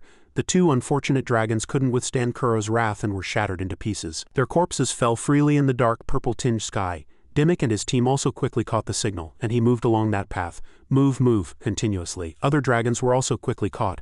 Numerous illusory hands controlled by Kuro appeared in the sky. The dragons' bodies were tossed in all directions in the sky, but the number of dragons still did not decrease. Kuro's eyes suddenly lit up as if he had realized something. A signal was immediately sent to Li-Han. "Get ready, Li-Han, it will appear at any moment." A rift suddenly appeared in the sky. Sharp claws were the first to appear from behind the rift. A colossal dragon slowly crawled out of the rift. A shining spear stood tall in the sky. Not possessed outstanding strength, and he frowned, saying, "All I have to do is stab this spear into that guy's head and it's over, right?" He wore psychic armor and held a spear in his hand. Silence behind him quickly said, "We'll support you." Not even if he fails, silence is behind him. Not became even more excited when he heard the two words fail. He laughed and said, "Fail, HMPH, just you wait." Not quickly activated his rear engine, and a missile emitted its characteristic blue light. Not, with a determined expression, thought, "I will definitely succeed and repay my debt to Li." He shot across the night sky like a blue flash, and Not soared into the air like lightning. Kuro was still facing the colossal dragon in front of him. The dragon said, full of rage, "Does this lowly human dare to fight me?" A message was immediately sent to Kuro. Not as in action. Hold him for a moment. Kuro did not hesitate and immediately acted. He opened a cosmic black hole in the air. Suddenly Kuro turned his eyes and skillfully attacked the dragon's various positions. The dragon, unwilling to back down, immediately launched an attack, fiercely aiming at Kuro this time too. Kuro quickly used his shield to block the attack. The dragon was astonished, unable to believe its eyes. "He neutralized my attack, I can't underestimate him." The battle was still raging fiercely, and at this moment Not arrived. The blue light behind his engine glowed and Not approached the battle zone. He said, "That guy isn't paying any attention to me." "No, maybe he can't pay attention to me," Not said loudly. "Anyway, let's finish this, it's really getting tiresome." He charged forward as fast as lightning, aiming his sharp spear blade directly at the dragon. Not leaped and plunged the spear blade. An explosion echoed in the sky. Kuro looked at everything unfolding before him in confusion, then lowered his head and asked, "What the hell is going on?" Not had suddenly exploded and was free falling. Not had a hole pierced through the center of his abdomen, and Kuro watched in astonishment as Not fell. He couldn't believe his eyes, and quickly came to his senses. Kuro looked up full of rage. Another dragon appeared, but it was another astonishing sight. Li-Han and Kuro both exclaimed in shock. "Bahamut," a completely black dragon declared clearly, "this body will be your grave." Kuro knew he was in a difficult situation, and he thought inwardly, that attack just now, it wasn't in the prophecy. That guy is the strongest among all the nests. Did he really return after all? All the nests we destroyed, all our efforts, were they all in vain? Intense flames erupted, and with them painful screams. Not wearing his burning psychic armor, landed on the ground. He barely managed to hold on and said, "Mission accomplished. Sorry." Silence looked down at the burning Not, then received the spear from his hand. She didn't hesitate and immediately prepared to carry out her mission. She held the spear in her hand and flew into the air. Kuro above hurriedly said, "Li-Han, I'll take care of Bahamut. The rest is up to you." Kuro got ready for battle and thought inwardly, "I'll show them what I'm made of." Immediately, countless light beams rained down on Bahamut's body, but it seemed to be no use to him. With his tough body, he broke through Kuro's attacks and prepared to attack. One human. Immediately after, everything lit up. When the light disappeared, the attack was close to Kuro. Kuro was astonished by the attack that was so close. He had no choice but to hastily evade before the attack could pierce his body. The dragon thought, unable to believe its eyes. He dodged that, but Kuro was not in a good situation either. He thought with difficulty to defeat him. Immediately another space opened and Kuro thought, "I must go all out." Kuro was not in a good situation either. He thought with difficulty to defeat him. Immediately another space opened and Kuro thought, "I must go all out." In the illusory space created by Kuro, he quickly perceived that he had seen it. The space turned black and Kuro swiftly traversed it. In reality too, he smoothly brushed past. This astonished the dragon even more. After successfully evading the lightning-fast attack, Kuro was ready to attack powerfully. Very quickly, he put all his strength into a single attack and plunged it directly into the colossal dragon's body in front of him. It couldn't evade Kuro's lightning-fast and powerful attack. The dragon quickly flapped its wings and flew up in astonishment. It looked at the bleeding wound and said, "Is this really true? Does that guy have precognition?" Kuro looked on calmly with enraged eyes. Then suddenly the wound Kuro had inflicted glowed and exploded powerfully. Everyone watching from below was astonished by Kuro's immense power. He inwardly admired. This was Kuro's true power. Truly amazing. Svarad, seeing his comrade severely injured, approached worriedly. "That's enough." Human, but Bahamut rather restrained him. "Stand back. Silver, this fun has only just begun." Kuro was astonished to see Bahamut's injured body gradually recovering. Regenerative ability. At this moment, Silence approached Kuro and the dragons. She swiftly aimed directly at the silver dragon in front of her like lightning. It also quickly sensed her presence. "Another fly has come buzzing. I'll take care of it." Bahamut heard this and thought, "Why is that guy still targeting Silver? Retreat from the battlefield, Silver." Bahamut suddenly telling Silver to retreat somewhat astonished it. "What are you telling me to run from a human?" Bahamut said nothing, but the killing intent it emitted was incredibly terrifying. Bahamut said, "Go and listen to Tabor Li-Han." Li-Han below caught the signal and quickly reported, "It's moving." Silence, seeing Silver turn and leave, also quickly thought, "It's retreating."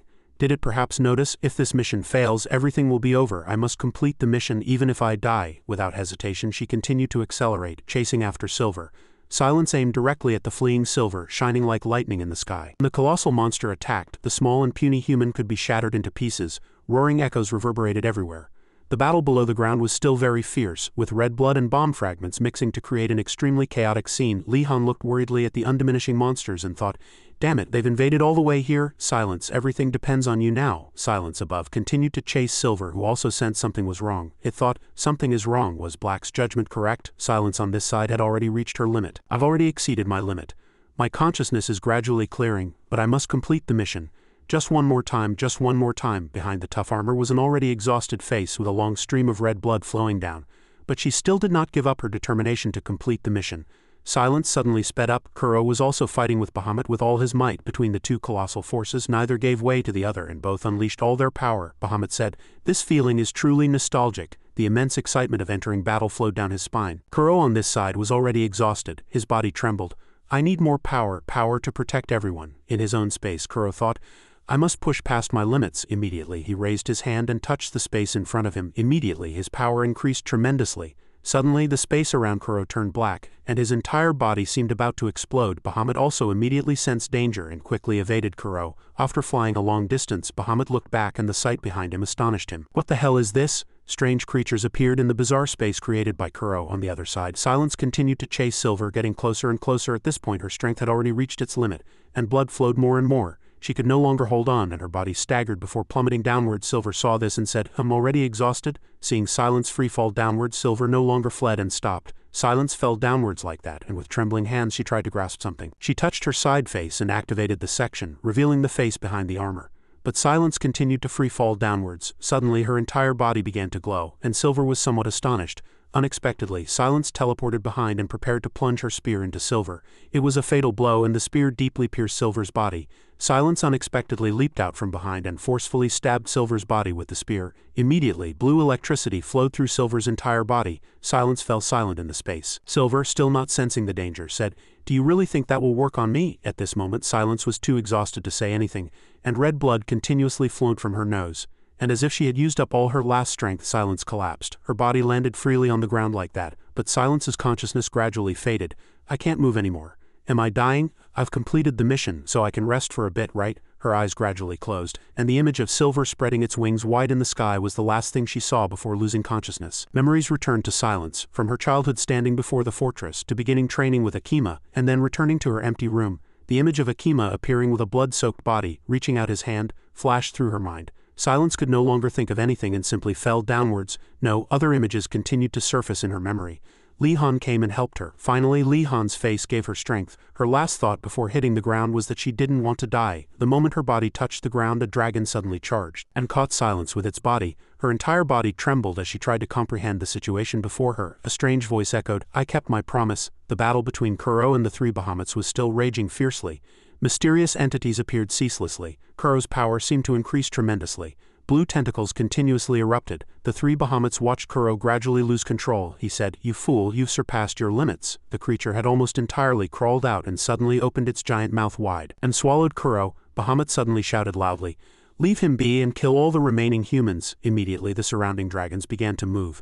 They were ready to burn down this entire region and annihilate humanity. The dragons each unleashed destructive beams. The battle descended into unprecedented chaos. Those beams killed not only humans but also monsters on their own side. The soldiers who witnessed the scene were shocked. "What is this? What's happening?" The Silvers are attacking the monsters. The Silvers continued to attack the monsters below, utterly unconcerned. At that moment, Li-Han, still keeping an eye on the tracking device in his hand, suddenly said, "The Silver Dragon is an ally.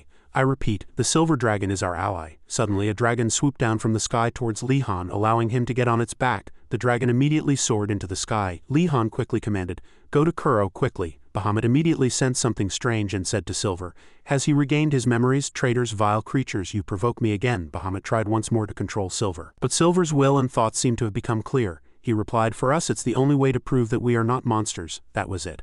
Silver's clear realization made Bahamut even more furious. He growled, "If we kill all humans, we can become rulers again. We will recover our superior wisdom and suppress the endless hatred between us." Tell me what's wrong with my words. Silver didn't seem swayed by Bahamut's words. He calmly replied, we will be ashamed that we failed to control our instincts. We will only leave behind evidence that we are monsters. Hearing this, Bahamut, his brother, shouted in anger, how dare you call me your brother?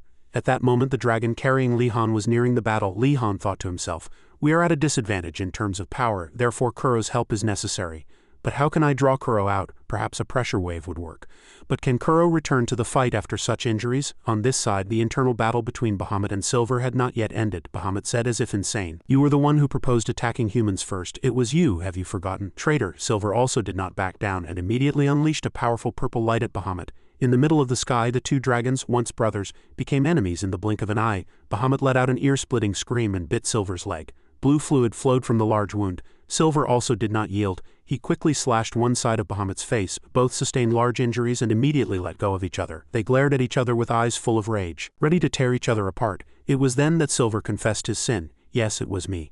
That's why I'm agonizing over it. If I don't fix my own mistakes, who will? Bahamut heard him and replied, a mistake? You just call it a mistake? As soon as he finished speaking, he quickly unleashed a powerful purple beam at Silver. Silver also quickly raised his wings to shield himself. The powerful beam poured directly onto Silver, but it seemed to have no effect. Silver's massive body crouched, but it could not endure for too long. Silver's wings were slightly damaged by the recent attack. Bahamut declared the punishment will be left to them, to my true brother. Just then, two dragons, one red and one blue, flew in from behind. Li-Han stood tall in the middle of the vast space, wearing his own psychic armor. A familiar yet eerie voice echoed, welcome, it's you again. He, you always annoy me. When will you die? Seeing Bahamut appear from behind, Li-Han thought worriedly. He's within the pressure wave range. Without time for deep thought, Li-Han hurriedly raised his hand to block the air. Then an image of Li-Han supporting Kuro with his arm as a child suddenly came to mind. Wake up, Kuro. That voice, that smile suddenly appeared in Kuro's mind, startling him and making him open his eyes. In front of Kuro was Li-Han's hand, just as it had been in his childhood. Li-Han's hand seemed to melt from the pressure of space. Kuro stared at the small light before his eyes in shock, then without hesitation firmly grabbed Li-Han's hand, feeling Kuro's hand. Li-Han sighed in relief and a smile unconsciously spread across his lips. Li-Han quietly said, it's okay to fail, Kuro. That remark, that smile, it was still Li-Han. Kuro seemed to awaken from endless thoughts. Li-Han always told me he would be by my side. Trust me, just like always. Without hesitation, Li-Han continuously stabbed the monster's mouth with the spear in his hand. He shouted, we need your help, everyone is dying. And then Kuro's voice suddenly echoed, no, I can't. I still haven't changed. I'm still weak and useless, someone who can't do anything alone. The image of Li-Han supporting Kuro and saying, you haven't said you give up yet, was now repeating. Li-Han pulled Kuro out from inside and looked at him, saying, right? Kuro also looked at Li-Han and smiled. Having regained their senses, they both looked up at their true enemy. Bahamut, as if he had realized something, immediately attacked. Li-Han saw it and said, damn it, he noticed. As Li-Han extended his hand forward, Bahamut calmly said, I already knew about that ability. You are the first enemy I must eliminate. Just looking at you hurts my eyes. I will personally kill you to bring about your demise. Suddenly a familiar voice echoed, are you cooling your body half submerged in water, Henri? Dimmick and Not suddenly charged in and stabbed the dragon's body directly with their spears. The dragon immediately fell and blue fluid continuously flowed out. Li-Han turned around and said, not Dimmick.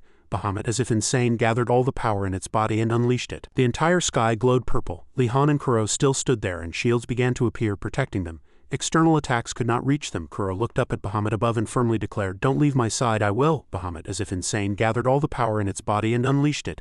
The entire sky glowed purple. The light emanating from its mouth grew larger and larger. Kuro said powerfully and loudly, I will protect you. Bahamut unleashed an immense amount of power, but suddenly that light froze. A solid layer of ice froze the light that was directed at Kuro and Li-Han. Bahamut, seeing that sight, stared in shock as its light froze and shattered. He said as if he couldn't believe his own eyes, this is truly unbelievable, to freeze and shatter light. It was then that Kuro confessed, to be honest, I'm still afraid. If I can't control this ability, something terrible will happen. It could be worse than dying, but if this power truly embodies my will, then I will eliminate them all one by one. Feeling the space change, Bahamut began to react in shock. Suddenly, a vortex opened a large swirling hole in the middle of the sky. Suddenly, all the dragons were swept away. Their bodies began to disintegrate into small pieces. It was as if they were being sucked into the vortex. Bahamut also gradually got caught in the vortex. He stared in shock at Kuro, who seemed insane with immense power. He said loudly, I will crush them all together. The dragons tried to defend themselves from the intense vortex, but it seemed useless. They were swept away. Silver, with wounds on his body, quietly said, do you think such a thing is possible? It is a power beyond our comprehension. Bahamut seemed to try to escape, but the more he tried to escape, the deeper he was sucked in. And his body began to disintegrate until it was completely consumed. He tried to reach out, but it was useless. Finally, all the dragons were sucked into it. Li-Han watched all of it happen in shock. A black hole appeared. Kuro, it's over, Kuro. He tried to wake Kuro from the terrible power that was trying to swallow him. Lee Han saw Kuro losing consciousness and was shocked to notice the monster's tentacles crawling out. Without hesitation, Lee Han hurriedly raised his hand, but the monster had already exceeded its domain, yet it was immediately destroyed. Lee Han suddenly placed his hand on Kuro's back and resolved everything. Gradually Kuro regained his thoughts and himself. The sky turned blue again. Kuro also gradually returned to normal. Lee Han immediately supported his friend and the two free fell to the ground together. Kuro was already exhausted at this point and asked with difficulty, I did well, right? Lee Han smiled and replied, yes, you did well. As the two fell together, a silver dragon suddenly appeared from somewhere and caught them. Akima continued to destroy the remaining monsters. He thought to himself as he stabbed his spear into a tough body, Alpha used a pressure wave on Kuro after all. The two landed safely and looked at what remained after the fierce battle. Kuro quietly said, is Bahamut really dead? Lee Han replied, he was swept into a singularity like a black hole. He probably won't return, because it's a place without even light. We don't even know if his soul escaped safely. Lee Han supported Kuro, and they walked together along the difficult path. Just then a crack suddenly appeared in the sky. Bahamut suddenly appeared. He said as if insane, I'm going to kill you. I'm going to kill you. At least for sure. Lee Han and Kuro fell to the ground. Lee Han looked up at the sky, furious. Damn it to be like this until the very last moment, he thought to himself. I've seen this sight somewhere. He's continuously emitting psychic energy to escape the black hole. We have to push him back in, but if I'm not careful, I'll be sucked in too. Bahamut suddenly attacked. Lee Han knew the situation was critical. He immediately pinpointed his location and soared into the sky like a rocket. The destructive beam was too weak. As expected, his psychic energy was depleting. External attacks were likely to be effective. From inside the black hole, Bahamut's sharp talons crawled out and fully placed themselves on the ground. The situation became even more difficult, and Lee Han thought to himself, now both his arms are restrained. This is our chance. Now die. The dragon's foot powerfully stamped the ground. Lee Han attacked with all his might with his spear. He charged in as if flying, aiming his spear and stabbing Bahamut. In a moment of desperation, time seemed to stop.